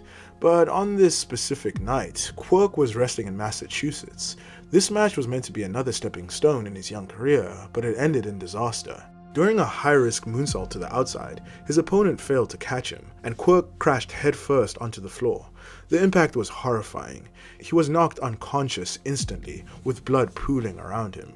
The match was stopped immediately as paramedics rushed in. He was transported by ambulance to a nearby hospital, but all attempts to revive him failed. At just 22 years old, his life and career were over before they even truly began. And up next we have Mike DiBiase versus Man Mountain Mike. Mike DiBiase, remembered today as the stepfather of the $1 Million Man, Ted DiBiase, was a respected amateur champion and veteran who carved out a career across the United States. But on July 2, 1969, in Texas, his career and his life ended suddenly. After a match with Man Mountain Mike, DiBiase collapsed in the ring from what would later be revealed as a massive heart attack. It was Harley Race who first noticed something was wrong.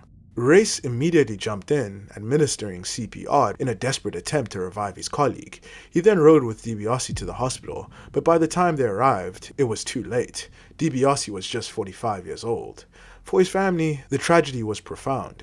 Ted DiBiase later revealed in interviews that his stepfather's death was linked to cholesterol buildup and genetic predisposition to heart disease.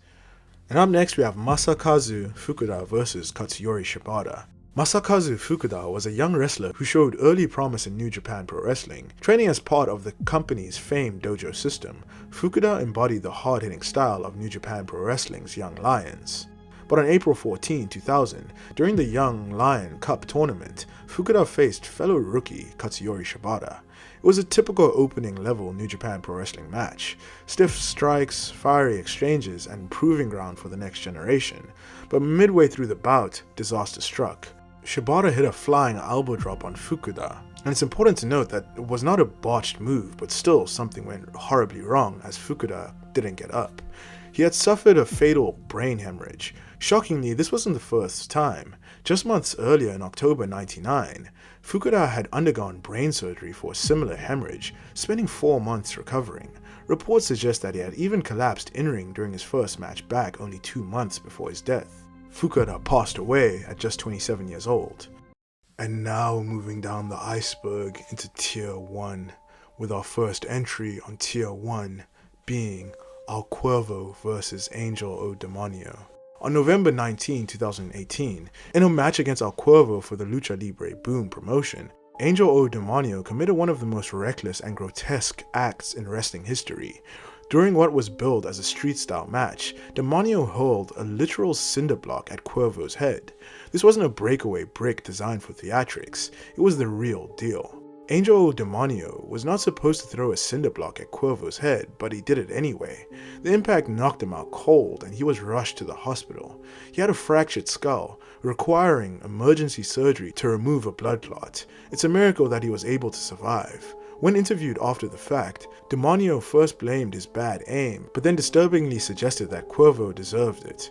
The Mexico City Boxing and Wrestling Commission immediately suspended Demonio indefinitely, but the controversy didn't end there, because just a month later, Demonio resurfaced on the wrestling scene, and in true Carney fashion, promoters used images of the incident to promote their shows, exploiting near-fatal violence for ticket sales. It was a tasteless display of how far some in wrestling will go to generate buzz, highlighting the darker side of the industry. Angel O Demonio passed away in 2021 due to the pandemic, but this incident still remains a chilling reminder of how quickly things can spiral out of control. And up next we have Mickey Knuckles vs Mike Levy. On June 21, 2008, the IWA-MS held a match for its third annual Queen of the Deathmatch tournament, which booked Deathmatch Queen veteran Mickey Knuckles against the White Lion Mike Levy. Mike Levy was an untrained wrestler who had expressed interest in competing in the tournament, and by some wrestling-based message boards, Mickey Knuckles' boyfriend, Ian Rotten, learned of this and flew in Mike Levy as a joke. This match was supposed to be a squash win for Mickey, but in the course of the match, Mike Levy began to attempt to get some offense of his own, including a few stiff headbutts and weapon shots, but due to his inexperience, his technique was awkward and that infuriated Mickey Knuckles. They continued to have a stiff match, with Mickey eventually defeating Mike Levy. This wasn't the way the match was supposed to go, so after the match, promoters Devin Moore and Tank ran out to the ring and proceeded to brutally assault Mike Levy, including full force kicks in the head and leaping stomps. Ian Rotten joined in on the beatdown, and he, along with Tank and Devin Moore, all shot insulting promos on Levy as they beat him up even more. Even Ian's young son took a kendo stick to Levy's back, asking his father for permission first. Towards the end of the attack, Ian Rotten took Knuckles to his side and told the crowd that because of Mike Levy's inexperience, Mickey was left with a knot on her head, and that could potentially ruin her TV deal with TNA. This was very, very disturbing, so the video cannot be played here, but it is an absolutely vicious beatdown. Karma is real though, as Mickey Knuckles would break her leg a few months later and then TNA would fire her, and now Ian Rotten is suffering from CTE. And up next we have the Hellfire match. This infamous bout took place in FMW, with Sabu and the Sheik teaming up against Atsushi Onita and Tarzan Goto. Looking to push hardcore wrestling even further, they decided that regular barbed wire wasn't extreme enough. Instead, they wrapped the barbed wire around the ring in petrol-soaked rags and then set them ablaze. This was nothing like WWE's later Inferno matches. This was a real inferno. The heat was unbearable. Smoke filled the venue and the fire quickly grew out of control. The match had to be stopped not long after it began. The wrestlers suffered severe burns, but the worst tragedy fell on the original Sheik, who was badly injured. His burns were so extensive that he slipped into a medical coma. Even though he eventually recovered, he was never the same after that night. And up next we have Janet Wolf vs Ella Walding. Janet Wolf stands out as one of the youngest wrestlers to die in the ring. She was the adopted daughter of wrestling promoter Billy Wolf, who also trained her. Billy's role as a trainer and her adoptive father went hand in hand, as he needed to become Janet's legal guardian in order to train her. She was only 16 years old at the time. With her connections to such prominent figures in the wrestling world, Janet Wolf seemed destined for a long career in the industry. Her final match took place on July 27, 1951, against Ella Walding in Ohio. During the match, Walding slammed the undersized Wolf to the mat with authority. According to the coroner, this impact likely ruptured her stomach. Remarkably, Wolf continued wrestling for a few minutes before collapsing on the ring apron. She was rushed to the hospital but tragically died the next day. In addition to the ruptured stomach, the coroner discovered that Wolf had also sustained a brain hemorrhage caused by a blood clot that had developed in the days prior to her death. And now at the bottom of the iceberg, with our last entry on the iceberg being Chris Benoit versus Elijah Burke. On June 19, 2007, Chris Benoit wrestled what would unknowingly become his final match, a bout against Elijah Burke on ECW. At the time, it was just another television main event, Benoit doing what he always did, putting on a stiff, technically sound match. He won with the crippler crossface and walked out of the arena like he had hundreds of times before. But what makes this match so chilling is what comes next. Just days later, Benoit, his wife Nancy, and their young son Daniel were all found dead in their home in Georgia. The wrestling world would be shaken to its core as the details emerged, that Benoit had murdered his family before committing suicide. Looking back, fans can't help but watch that final match without the shadow of what followed. Benoit moves with the same precision and intensity he always had, but now every step, every strike feels like a countdown to horror. What was once simply another entry in Benoit's storied career is now a cursed relic, frozen in time as the last performance before one of wrestling's darkest tragedies. And we're starting off at the tippity top of the iceberg, Tier 6, with our first entry on Tier 6 being Asuka vs Minoru Suzuki. In 2014, on Asuka's self-produced show, she booked herself in a match, teaming with Pro Wrestling Noah mainstay Naomichi Marufuji versus Joshi legend Meiko Satomura and the most notorious man in all of Japanese pro wrestling, Minoru Suzuki. The match begins as normal and everything is standard, but then whenever Asuka and Suzuki were wrestling, it's a little bit stiff. Nothing too crazy, but stiff nonetheless. But then almost 20 minutes into the match, in the end stretch, things start to cross the line. Asuka tries to fight Suzuki once more, and once again, he no-sells it. She eventually starts to get some offense on him, and he seems affected by her moves. This is a big mistake though, as Suzuki gets up and gives her one of the worst headbutts given from a man to a woman in wrestling. Suzuki then proceeds to drag her lifeless body around by her hair like she's a rag doll, and proceeds to slap her while he's on top of her. This was truly uncomfortable to watch, as you can tell that Asuka was out of it. This was more akin to a domestic incident than a wrestling match. This whole incident was planned though, as it was a worked shoot. Seeing that Asuka booked this match, she asked Suzuki to go as hard as he could with her. Still, it was a disturbing watch. And up next we have the Io Sky archives. Before becoming a global star in WWE, Io Sky, then known as Io Shirai, was part of a tradition that's fairly common in Japan, the photo book culture. In Japanese entertainment, especially in wrestling and idol industries, performers often release photo books featuring glamorous or swimsuit style photo shoots, and are often very racy. Early in her career, Io Shirai released photo books that included some fairly bold and racy photos compared to the image that WWE presents today. These photos will not be shown here for obvious reasons. While nothing illegal or uncommon in Japan, these kinds of shoots stand in sharp contrast to WWE's carefully controlled branding. And up next we have Kairi Sane faces racism. Kairi Sane is one of the most famous Japanese women's wrestlers in the world today, and she made her name in Japan before joining WWE. But early on in her days in WWE, while she was still in NXT, she faced racism from fans. At a live event, a small group of fans decided to poke fun at Kairi Sane's nationality and ethnicity, with one fan in particular shouting, "Remember Pearl Harbor." Another audience member tweeted out that other fans were yelling out "happy ending" toward Kairi, and this was honestly just disgusting. Instead of reacting angrily or showing her disgust at the fans, Sane took to Twitter to post her own wordless response to the taunts, sharing a comic that featured people of different races and genders holding hands around our planet. And up next we have Asuka's gravure. While fans are used to witnessing Asuka as a fierce competitor inside the ring, they may not be aware of her days as a gravure model.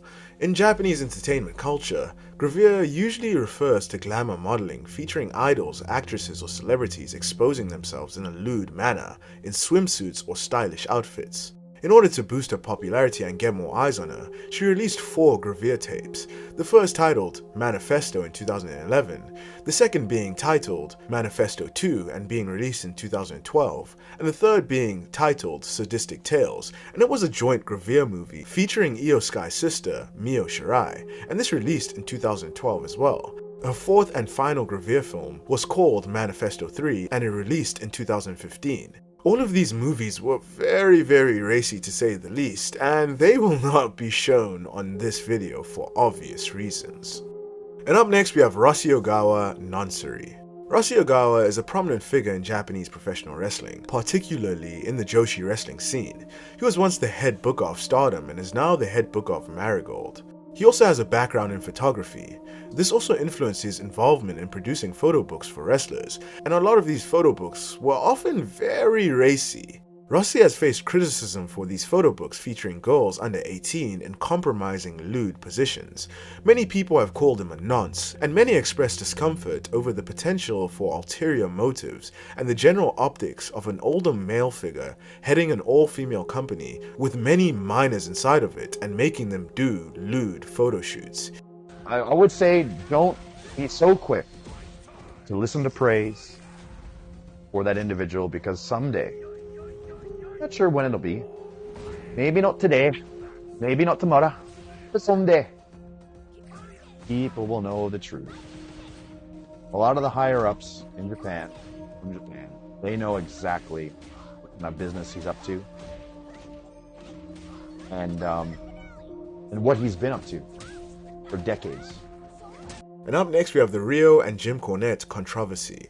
Rio is one of the most internationally well-known Joshi wrestlers of the past few years, and she was even the very first AEW Women's Champion. However, famous wrestling podcaster Jim Cornette famously has not been a big fan of Rio since day one.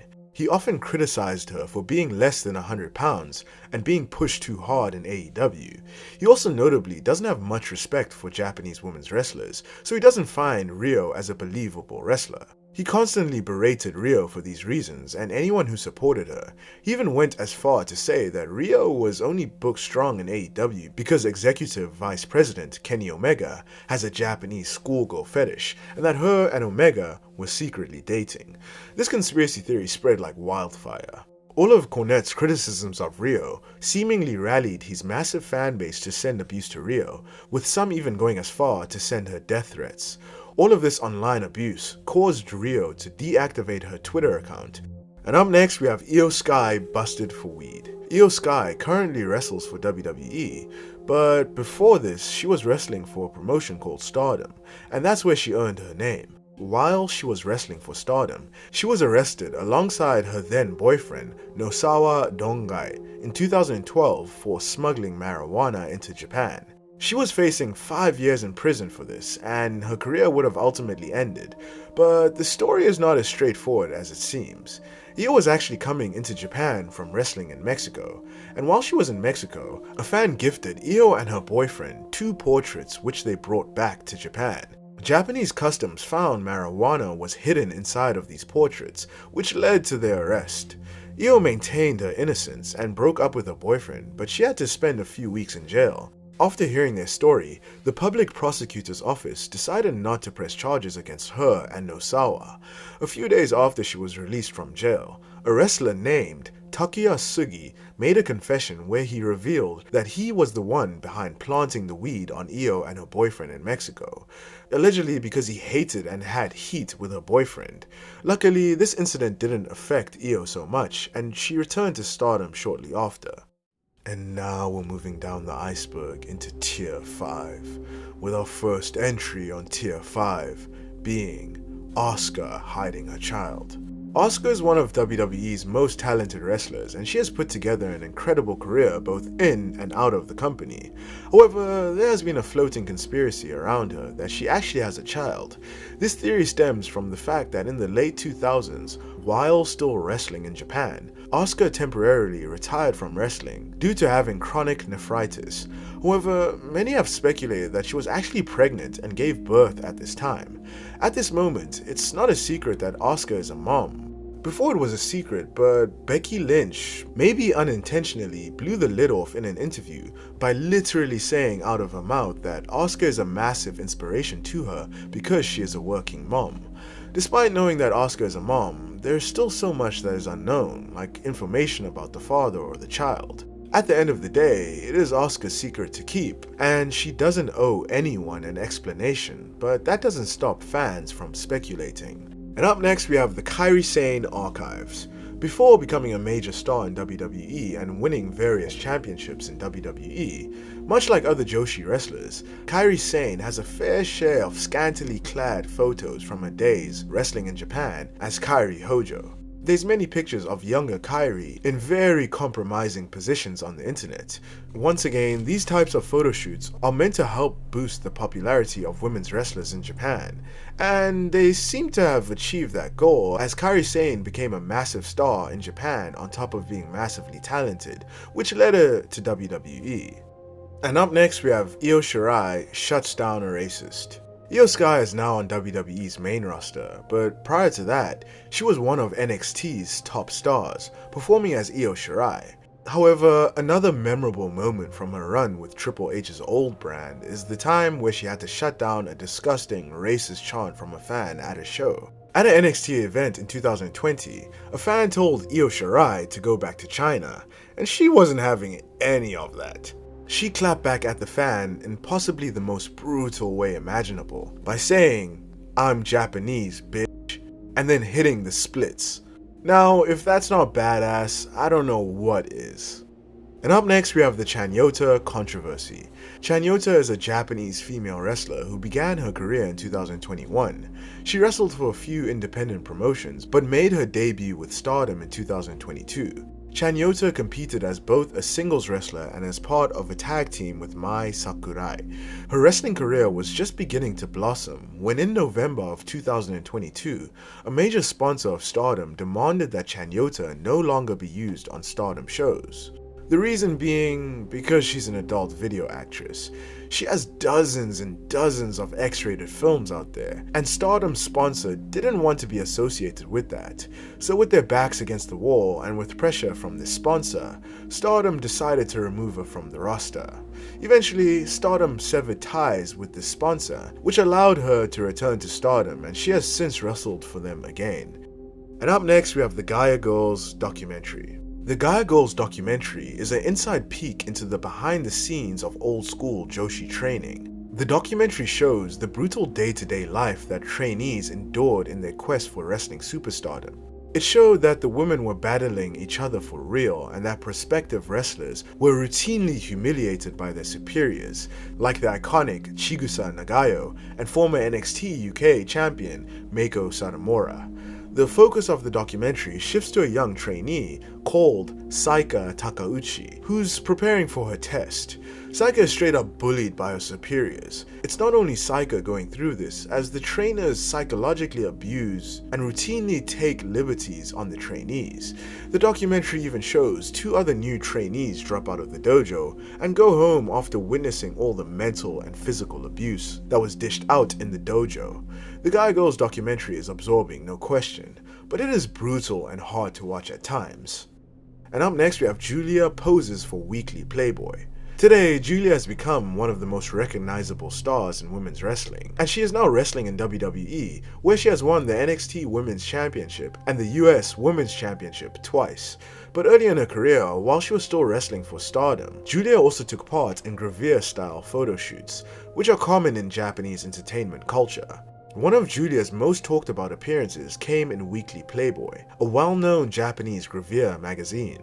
Her feature was called Beautiful Madness, showcasing a much more provocative and racy side of the wrestler. Besides this specific photoshoot, there are much more other lewd photoshoots that Julia has done.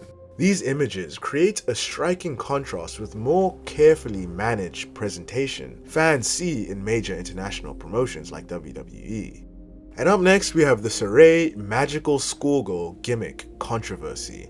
Before arriving in WWE, Sarray, known in Japan as Sari, had already built a strong reputation as one of the most talented young wrestlers in Joshi wrestling. When she debuted in WWE's NXT in 2021, she was initially presented as a tough, credible competitor, meant to be taken seriously like how she was in Japan. But not long after, WWE abruptly changed her character.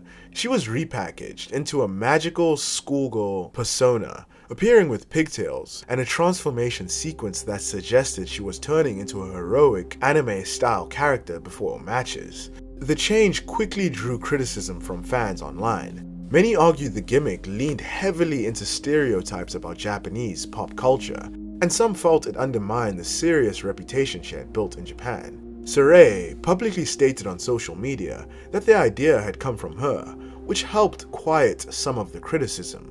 However, eventually after leaving WWE, she later revealed in interviews that the gimmick was actually not her idea, explaining that she had been told the character suited her and she was asked to portray it. And up next we have the Rossi Ogawa talent poaching controversy. Rossi Ogawa was one of the founding figures behind Stardom and played a major role in building the promotion into the most successful Joshi company of the modern era. However, when Stardom was purchased by Bushiroad in 2019, the power structure of the company changed dramatically. Ogawa was no longer the ultimate decision maker and instead functioned primarily as the head booker under corporate management. Over time, tensions reportedly grew between Ogawa and Stardom's ownership. He became increasingly frustrated with the direction the promotion was taking and with being blamed internally for issues he felt were outside of his control. Eventually, Ogawa announced his intention to leave the company. The controversy came from what allegedly happened before his departure. According to reports, Ogawa began contacting Stardom wrestlers while they were still under contract, attempting to convince them to leave the promotion. At first, some believed that he was trying to help talent move to WWE due to his industry connections, but it later became clear that he was preparing to launch his own new promotion, Marigold. Instead of leaving on his own terms, Rossi was actually fired from Stardom for this, and when Marigold was officially established, a number of prominent Stardom wrestlers followed him to the new company. Major names such as Julia, Utami Hayashishita, Mirai, Mai Sakurai, Victoria Yuzuki, and Nao Ishikawa all joined the promotion. Hayashishita would even become the inaugural Marigold World Champion. Later on, Stardom's longtime ace, Mayu Iwatani, also departed for Marigold, further intensifying the impact of the roster shakeup. The situation significantly affected Stardom's roster and led to accusations that Rossi had deliberately weakened Stardom by recruiting its contracted talent for his new project. And up next we have Manami Toyota. Manami Toyota is widely regarded as one of the greatest women's wrestlers of all time. Throughout the 1990s, she became famous for her incredibly fast-paced, innovative style, combining high-flying moves with technical wrestling in a way that influenced an entire generation of wrestlers. Matches involving Toyota were often described as spectacular, and her creativity in the ring helped define the golden era of Joshi wrestling. But that breathtaking style came at a serious physical cost.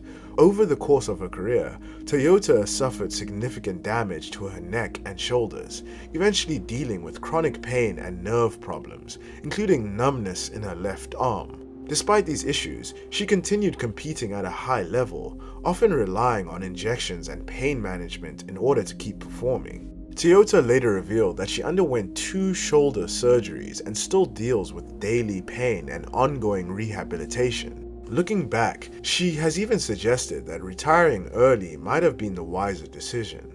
And up next we have Kairi Sane brutalized by Nanae Takahashi. Kairi Sane's road to the top wasn't very smooth, especially when she was wrestling for Stardom. In 2014, before WWE and while wrestling for Stardom, she faced off against Nanae Takahashi, who is a respected Joshi legend who has won multiple titles across several different promotions.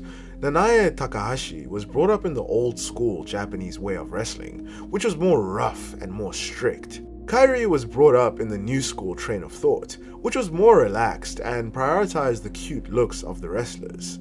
So they faced off in this match, and Nanae was working extremely stiff with Kairi, striking her in the face over and over again, even though Kairi did not strike Nanao in the face with her moves and instead struck her chest. Kairi was struck so much in the face that by the end of the match, she had a cut on her cheek and her eye was so swollen that she couldn't open it up. After this brutal assault, she snapped more photos of her face, and she was bruised up very badly from all the brutal face strikes that she had endured. This incident brought a lot of heat onto Nanae, but not much could be done because she was in a high position and was one of the founders of Stardom. This led a lot of fans to speculate the motives behind Nanae working extra stiff with Kairi, and a lot of people came to the conclusion that it was because of Kairi's good looks and growing popularity that Nanae was jealous, and so she worked extra stiff with her. And up next we have Bull Nakano's alcoholism. Bull Nakano is a legend in women's wrestling, but a few years after she retired, she was hospitalized for cirrhosis of the liver. According to her own admission, the disease was brought on by years of alcohol abuse. Nakano said that she was suffering from hair loss, a swollen stomach, and flaky skin, but ignored the symptoms for years. She refused medical attention and hid symptoms from her husband, family, and friends as she continued to drink. Nakano owned her own bar in Japan and had easy access to liquor. She finally couldn't hide her problems anymore, and after her husband insisted that she check into a hospital, she begrudgingly did so. She stated that it was difficult for her to imagine a life without drinking alcohol, but insists that she has not had a drink since being released from the hospital. And now we're moving down the iceberg into Tier 4, with our first entry on Tier 4 being the Asuka and Nanae Takahashi backstage fight. Stardom was co-founded in 2011 by one of Asuka's biggest enemies, Nanae Takahashi, with whom she had real-life beef with and even allegedly got into a backstage fistfight with years prior. Even though Stardom at this time was not as big as it is in this day and age, Asuka was essentially blacklisted from the company and not allowed to wrestle there. She eventually signed for WWE, and in an interview, when asked about Stardom, she said that Stardom is an organization that was created to defeat me.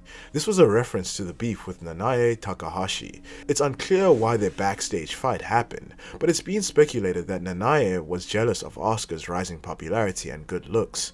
The two were allegedly sour at each other, considering that their relationship had gone so bad, because they were once very close friends and in a faction called Passion Red once upon a time. And up next we have Mina Shirakawa's Gravure. Mina Shirakawa is now a successful international wrestler, currently performing in AEW and Ring of Honor after first making her name in Japan. But before becoming widely known as a wrestler, Shirakawa was heavily involved in the gravure industry, which is a major part of Japanese entertainment culture. In Shirakawa's case, she participated in numerous gravure projects, including multiple gravure films and photo shoots. Some of these productions featured very bold and provocative imagery that pushed the boundaries of typical gravure modeling. While the details of those shoots won't be explored here, it's safe to say that there's a significant amount of racy, lewd content featuring Shirakawa that exists online. And up next we have Hikaru Shida Faces Racism on air. Hikaru Shida was one of the building blocks in the AEW Women's division, and she was a multi-time AEW Women's World Champion. And in 2021, a ceremony was held to present Hikaru Shida with a new gold-plated diamond-encrusted championship belt. However, before the segment began, unbeknownst to those in the ring, Willie Urbina, a commentator on the Spanish desk, was caught doing an off-color impression of the champion. After the show cut to a commercial break, the mics at the Spanish announce desk were left on. In the audio, which was broadcast on Fight TV, Alex Abrahantes, another AEW Spanish commentator, could be heard asking Willie Urbina to translate the upcoming promo from Hikaru Shida. Urbina then goes into an impression, making fun of Asian accents. The backlash on the internet was swift, and Urbina was criticized heavily for this. Not long after, he was fired from his job at AEW. And up next we have Ayako Hamada's Need for Speed. Ayako Hamada is a wrestler who won several titles both in Japan and Mexico. She also competed for TNA Wrestling, winning the Knockouts tag team titles on 2 occasions. While in Japan, Hamada no-showed an event, and a representative for the wrestling promotion attempted to reach her. Hamada responded by saying she was being held at knife point by 4 men. Concerned for her safety, police were called to check on her. When they arrived at her mother's apartment, they discovered her rambling incoherently and acting very strange. The police administered a drug test and she tested positive for the drug, speed. Hamada would admit to taking the drugs by inhaling them through her nose. She was then arrested on several drug charges. She was also stripped of the women's title that she was scheduled to defend in Osaka the day she no-showed, and she was subsequently fired from the promotion. And up next we have the fall of All Japan Women's Pro Wrestling. During the 80s and 90s, women's wrestling in Japan reached levels of popularity that are almost difficult to imagine today. Promotions like All Japan Women's Pro Wrestling dominated television, produced national celebrities, and regularly filled large arenas. At its peak, the promotion was fitting tens of thousands of people into arenas for their shows. But within just a few years, the entire system began to unravel. What had once been the most successful women's promotion in the world suddenly entered a steep decline. One of the major factors was the intense structure of the industry itself, especially All Japan Women's Pro Wrestling, as they operated under strict rules that forced wrestlers to retire young in order to maintain an idol-like image. So by the age of 25, wrestlers had to retire. This meant that major stars were constantly leaving the scene, making it difficult to sustain long-term drawing power. At the same time, the physically demanding wrestling style, famous for its speed and brutal moves, led to injuries and burnout among many performers. Another problem was financial instability. In 1997, All Japan Women's Pro Wrestling's parent ownership suffered serious financial losses in other business ventures, including real estate and stock market investments. The company entered a financial crisis and struggled to pay its wrestlers. As a result, many top stars left the promotion within a short period of time, with some forming entirely new promotions. Simply, the talent pool and fan base was spread across too many promotions. By the early 2000s, the damage had already been done. Television exposure declined, attendance dropped, and the golden era of Joshi was coming to an end. In 2005, after nearly 4 decades of operation, All Japan Women's Pro Wrestling officially closed its doors. And up next we have Julia joined Stardom in controversy. Julia now currently wrestles in WWE, where she has made an international name for herself, but she really made her name in Stardom, and that is where she truly became a superstar. However, the way in which she joined Stardom was very controversial and messy. Before Stardom, Julia used to wrestle for a promotion called Ice Ribbon. She announced via Twitter that she was leaving the company, then not so long after, she joined Stardom. But the problem was that she was still under contract with Ice Ribbon. Ice Ribbon made sure to make a noise about this, as they said that she had not told them at all that she was going to sign for Stardom while being under contract. It turns out, Julia was supposed to wrestle a few more dates for Ice Ribbon before leaving the company. This was very controversial in the Joshi wrestling world because people saw it as Stardom, the bigger promotion, bullying the smaller promotion, Ice Ribbon, by poaching their talent who are under contract. Stardom denied knowing that Julia was under contract and said that she in fact approached them first. Stardom and Ice Ribbon eventually worked all of this out, but Julia joined Stardom much later than she had hoped. And up next we have the Kagetsu and Hazuki Stardom controversy. Kagetsu was a prominent wrestler from the Stardom wrestling promotion. She was a multi-time champion and was a dynamic and charismatic figure in the world of Joshi wrestling. Hazuki, on the other hand, joined Stardom in 2014 and was a very important wrestler for the promotion, winning several titles. Kagetsu was a big deal in Stardom. So much so that she was in charge of training all the women, and Hazuki was her best student, and then became her most trusted ally. Because of their close friendship, Hazuki also had significant locker room power. Kagetsu's management style was compared to that of Benoit, meaning that she was extremely abusive to all of the trainees, and that doesn't fly in today's world. Management even stepped in and told her to ease up, but she continued to do the same things. Most of the women in Stardom came to management to protest Kagetsu being in charge. A vote was held and Kagetsu was voted out as the head trainer and locker room boss. With Kagetsu out of power, both Kagetsu and Hazuki lost interest in the company. This prompted Kagetsu to retire, as well as the impending restructuring of Stardom by their new owners Bushiroad, that saw wrestlers who were more conventionally attractive getting pushed more. All of this also prompted Hazuki to retire from pro wrestling as well.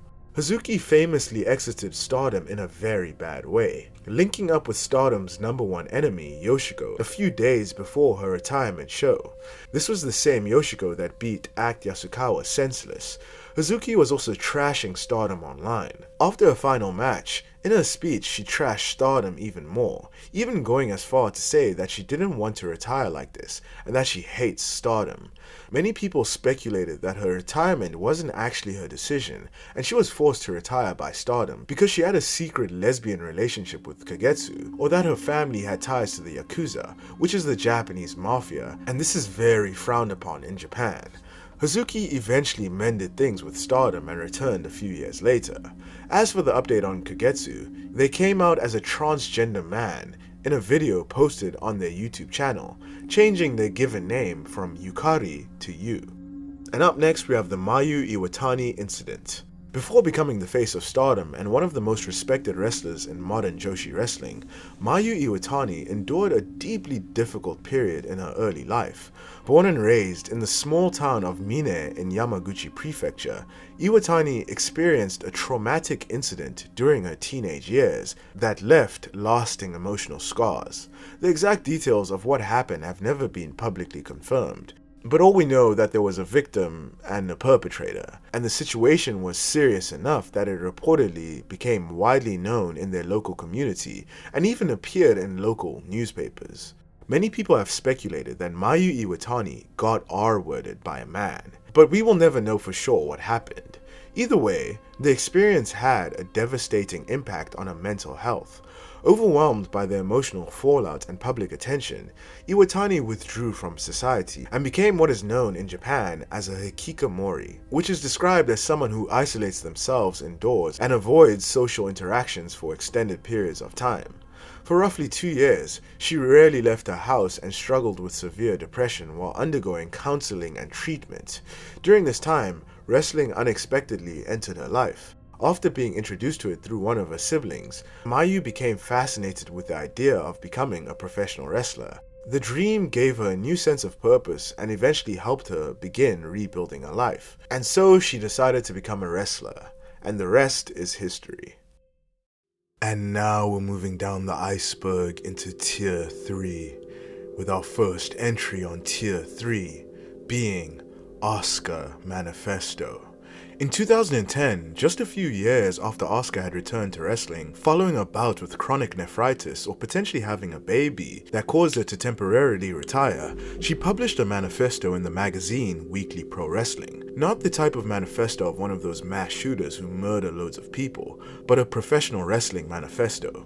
Through this manifesto, she explained how she was largely disillusioned and disgusted with the Joshi wrestling scene, which she found overly stylized and more focused on how the woman looked rather than the product itself. She also trashed her fellow Joshi pro wrestlers, not only for their personalities but for their wrestling.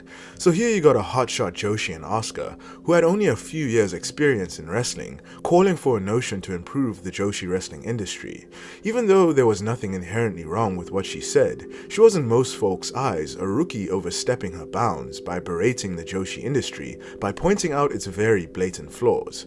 This is a no-go in a Japanese society that values conformity, age, and seniority. This manifesto managed to not only get her on the bad side of her peers, but promoters too. She was crucified in the media for this. Funnily enough, this manifesto shot Asuka right to the top of the industry because everybody essentially hated her and wanted to see her get her comeuppance. And up next we have Hikaru Shida Gravere. Hikaru Shida is one of the best women's wrestlers in the world today, but when she was wrestling in Japan, she released Gravere movies in order to boost her popularity. By now, I'm sure we all know what Graveres are. Shida released 2 very racy Graveres when she was in Japan, the first one being called Wet Butt, and the second one being called The God of Ass is Right. It sounds really weird to say those out loud. For obvious reasons, these Graveres cannot be shown in this video, but they're definitely very not safe for work. And up next we have Dump Matsumoto's intense heel heat. During the 80s boom of Japanese women's wrestling, few performers were as hated or effective as Dump Matsumoto. With wild hair, face paint, black leather, and weapons like kendo sticks and chains, she built her reputation as one of the most terrifying heels in the history of Joshi wrestling. Her matches were brutal spectacles. Matsumoto's rule-breaking style and violent attacks made fans genuinely despise her, but the hatred didn't stop inside the arena. In the 1980s, wrestling audiences often struggled to separate the character from the real person, and Matsumoto was required by management to remain a villain even outside of the ring. Like many other heels at the time, she was discouraged from publicly associating with the babyfaces she was actually friends with in real life, and rumors were intentionally spread to make the rivalries seem real. As a result, the hostility from fans followed her into her real life. Matsumoto's car was vandalized multiple times, her family's home was targeted, and she was even stalked by people who wanted to harm her. On one occasion, she was even punched in the face by a security guard who blamed her for the chaos surrounding events. Being the most hated wrestler in Japan came with a heavy price. And up next we have Fuwa-chan cancelled. Fuwa-chan is one of Japan's most recognizable internet personalities, comedians, and professional wrestlers. Known for her loud, chaotic style, colorful fashion, and energetic personality, she built a massive following through her YouTube, before becoming a regular presence on Japanese television and variety shows, as well as wrestling shows. However, on August 4, 2024, Fuwa-chan became the center of a major controversy after posting a message on Twitter mocking fellow comedian Yasuko. In response to a post Yasuko had made, Fuwa-chan wrote a message telling him to kill himself since he's not great. The tweet was quickly deleted, and Fuchan issued an apology soon afterward, which Yasuko publicly accepted. Despite the apology, the backlash was immediate and intense. The comments spread rapidly online and was widely condemned across Japanese social media and entertainment media. Major sponsors began distancing themselves from her, including the removal of Google Pixel advertisements featuring Fuchan. Facing growing criticism and industry pressure, Fuchan announced on August 11, 2024 that she would step away from public activities and go on hiatus, including stepping away from professional wrestling. After a long period of inactivity, she resurfaced in the wrestling world in November of 2025. But the backlash to this was once again immense, as people had cancelled her and did not want to see her. And up next we have Aya Kong's difficult childhood. Aya Kong is widely regarded as one of the greatest and most intimidating wrestlers in the history of Joshi wrestling. Known for her overwhelming strength, brutal strikes, and dominant presence in the ring, she became one of the defining figures of the 1990s golden era of Japanese women's wrestling. But behind the fearsome persona was a childhood marked by hardship and discrimination. Aya Kong was born in 1970 in Tokyo. Her mother was Japanese and her father was an African-American soldier stationed at a nearby US military base. When she was only 5 years old, her father returned to the United States, forcing the couple to separate and leaving Kong to be raised by a single mother. At the time, both divorce and single-parent households were heavily stigmatized in Japan, and the situation became even more complicated because Kong was half black. Growing up as a mixed-race child in Japan during the 1970s was extremely difficult for Kong. She has spoken openly about how she has faced severe bullying throughout her school years. She was often the only mixed-race student in her class, and classmates mocked her for having what they called mixed blood. Some students ignored her entirely, while others taunted her with racist insults and derogatory nicknames. According to Kong, fights were a near daily occurrence as she tried to defend herself against the harassment. The bullying left a deep impact on her life, but it also shaped the fierce personality that she would later bring into the wrestling ring, and she became a legend in Joshi wrestling. And up next we have Shinobu Kandori shoots on Jackie Sato. One of the most controversial matches in Joshi wrestling history took place on July 18, 1987, when Shinobu Kandori faced Jackie Sato in Japan's women's pro wrestling.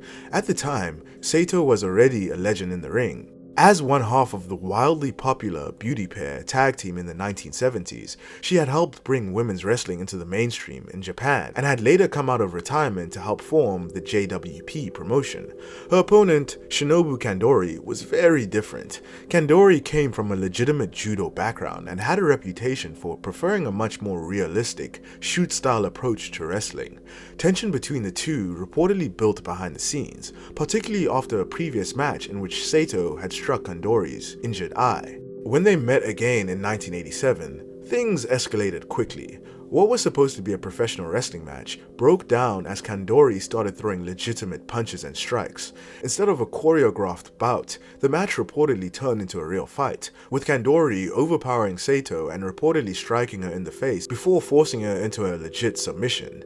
The incident shocked those watching, as the line between scripted wrestling and real violence completely disappeared. For Sato, this match completely ruined her, as she was humiliated, and also the physical damage that she endured in this match was devastating, as she would step away from the ring not long after the match due to the injuries she sustained, effectively ending her in-ring career. And up next we have Kagetsu and Haruka incident. In 2017, Kagetsu had an incident with another wrestler called Tsukushi Haruka from the promotion Ice Ribbon, who was 19 years old at the time but was a 7-year veteran starting to wrestle at age 12. Kagetsu, at that time a Stardom wrestler, went to an Ice Ribbon show in which Haruka was supposed to wrestle. Backstage, Haruka and Kagetsu got into an altercation, and Haruka tried to stab Kagetsu with a knife but failed to do so. Kagetsu did walk away with some injuries, but Haruka was subsequently arrested and pulled from the Ice Ribbon show. The following day, Ice Ribbon held a press conference to announce the arrest and apologize for what had happened. At a later date, Haruka apologized for the incident, and just a few months later, she was allowed back into Ice Ribbon. And now we're moving down the iceberg into Tier 2, with our first entry on Tier 2 being Guna Sood. Between 2023 and 2025, a disturbing controversy emerged involving a fan and the Joshi wrestling promotion, World Woman Pro Wrestling Diana. According to Japanese legal reports, a spectator repeatedly took ringside photographs of Diana wrestlers during matches and posted them on social media. However, the images were deliberately cropped or framed to emphasize the wrestlers' racy body parts, and they were often accompanied by very vulgar comments. Basically, he took gooning to the max. These posts attracted further harassment online and caused distress to the wrestlers involved. In response, Diana took an unusually strong step for a wrestling promotion by pursuing legal action against the individual responsible. The promotion first obtained a court order to identify the anonymous social media account holder. Once the person was identified, the dispute proceeded toward civil litigation. The case was eventually resolved through a settlement in 2025. As part of the agreement, the individual in question paid financial compensation and he was banned from attending Diana events in the future. And up next we have the Saki Hasegawa tabloid scandal. On February 1, 1996, a Japanese weekly magazine published a scandalous article involving a Joshi wrestler called Saki Hasegawa. The story claimed that actor Masato Hagiwara, who was married to actress Emi Wakui at the time, was having an affair with Hasegawa.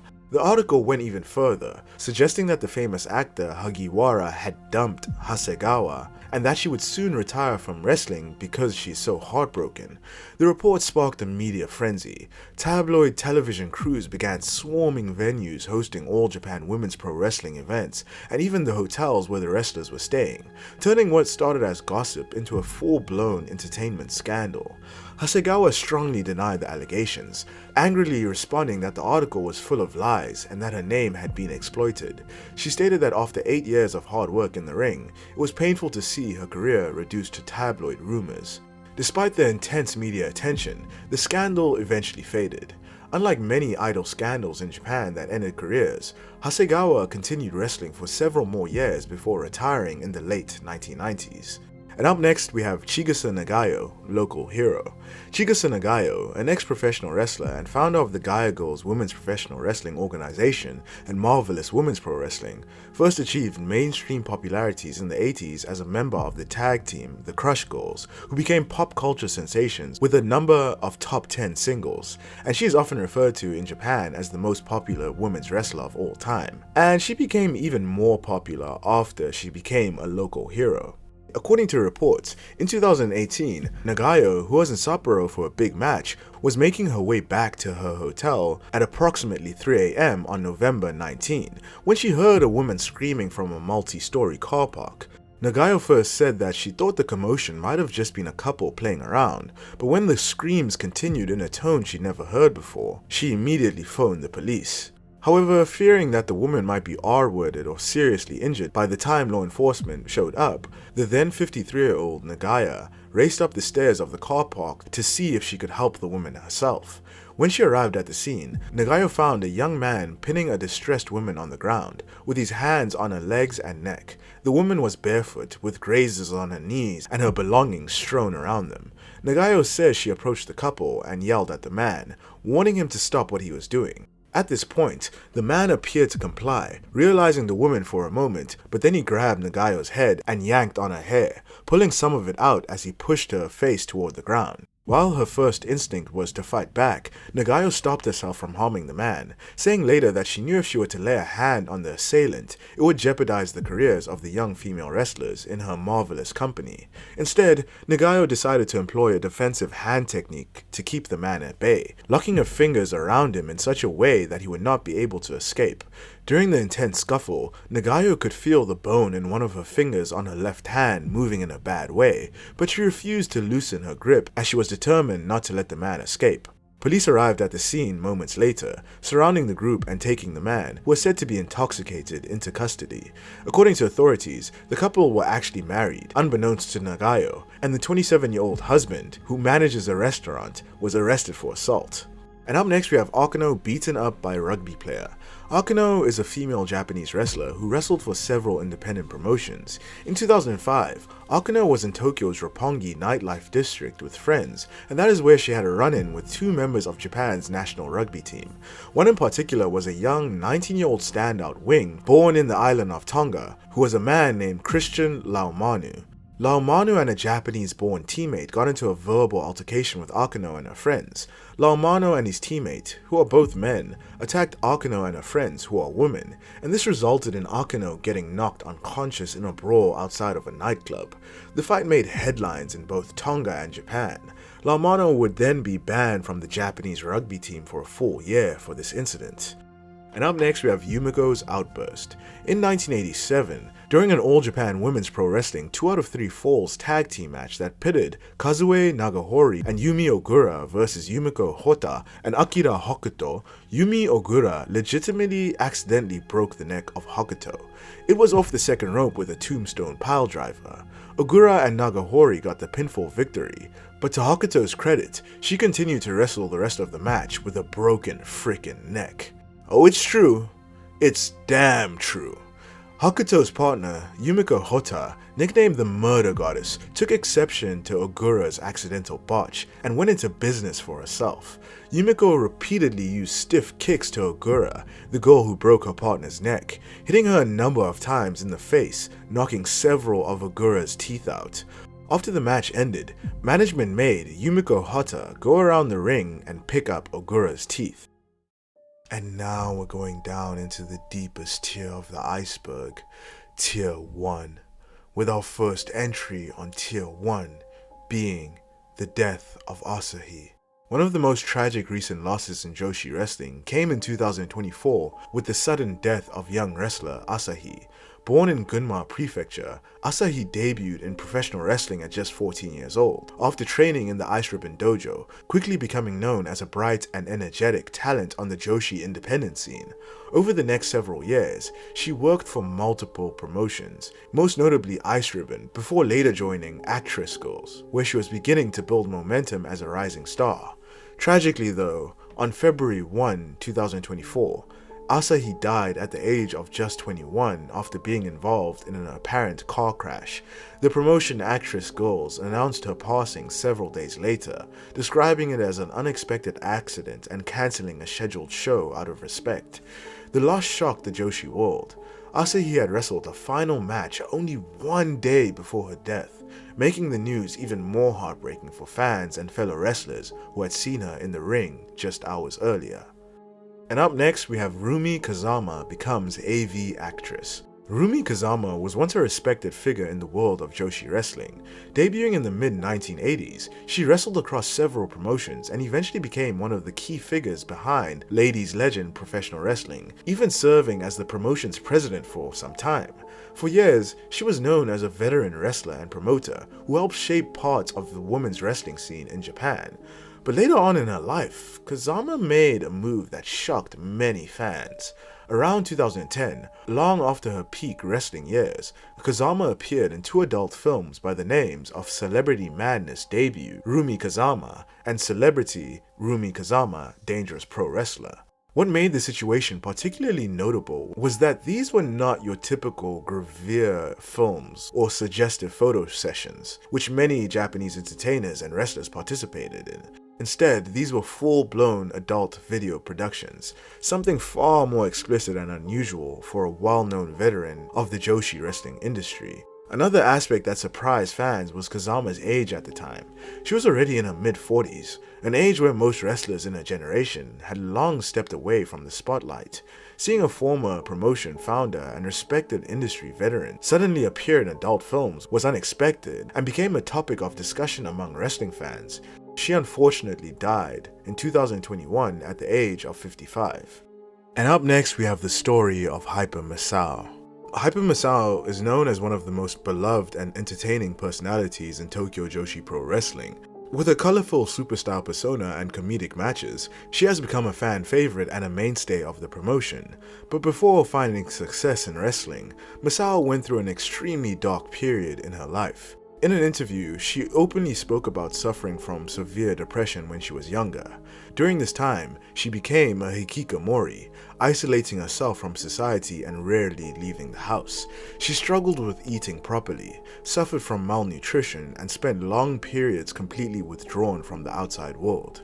At her lowest point, Masao revealed that she attempted to commit suicide in a cemetery in Aoyama.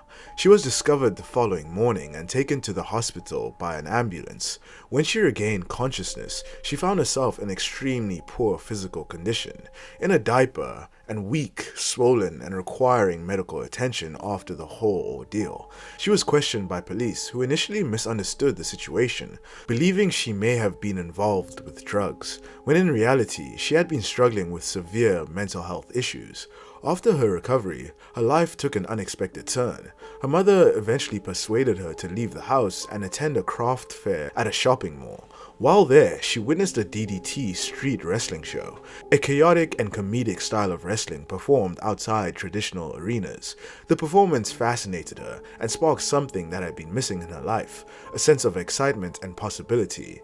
Inspired by what she saw, she decided to try professional wrestling herself and eventually joined the DDT system. Since then, Hyper Masao has transformed her life completely.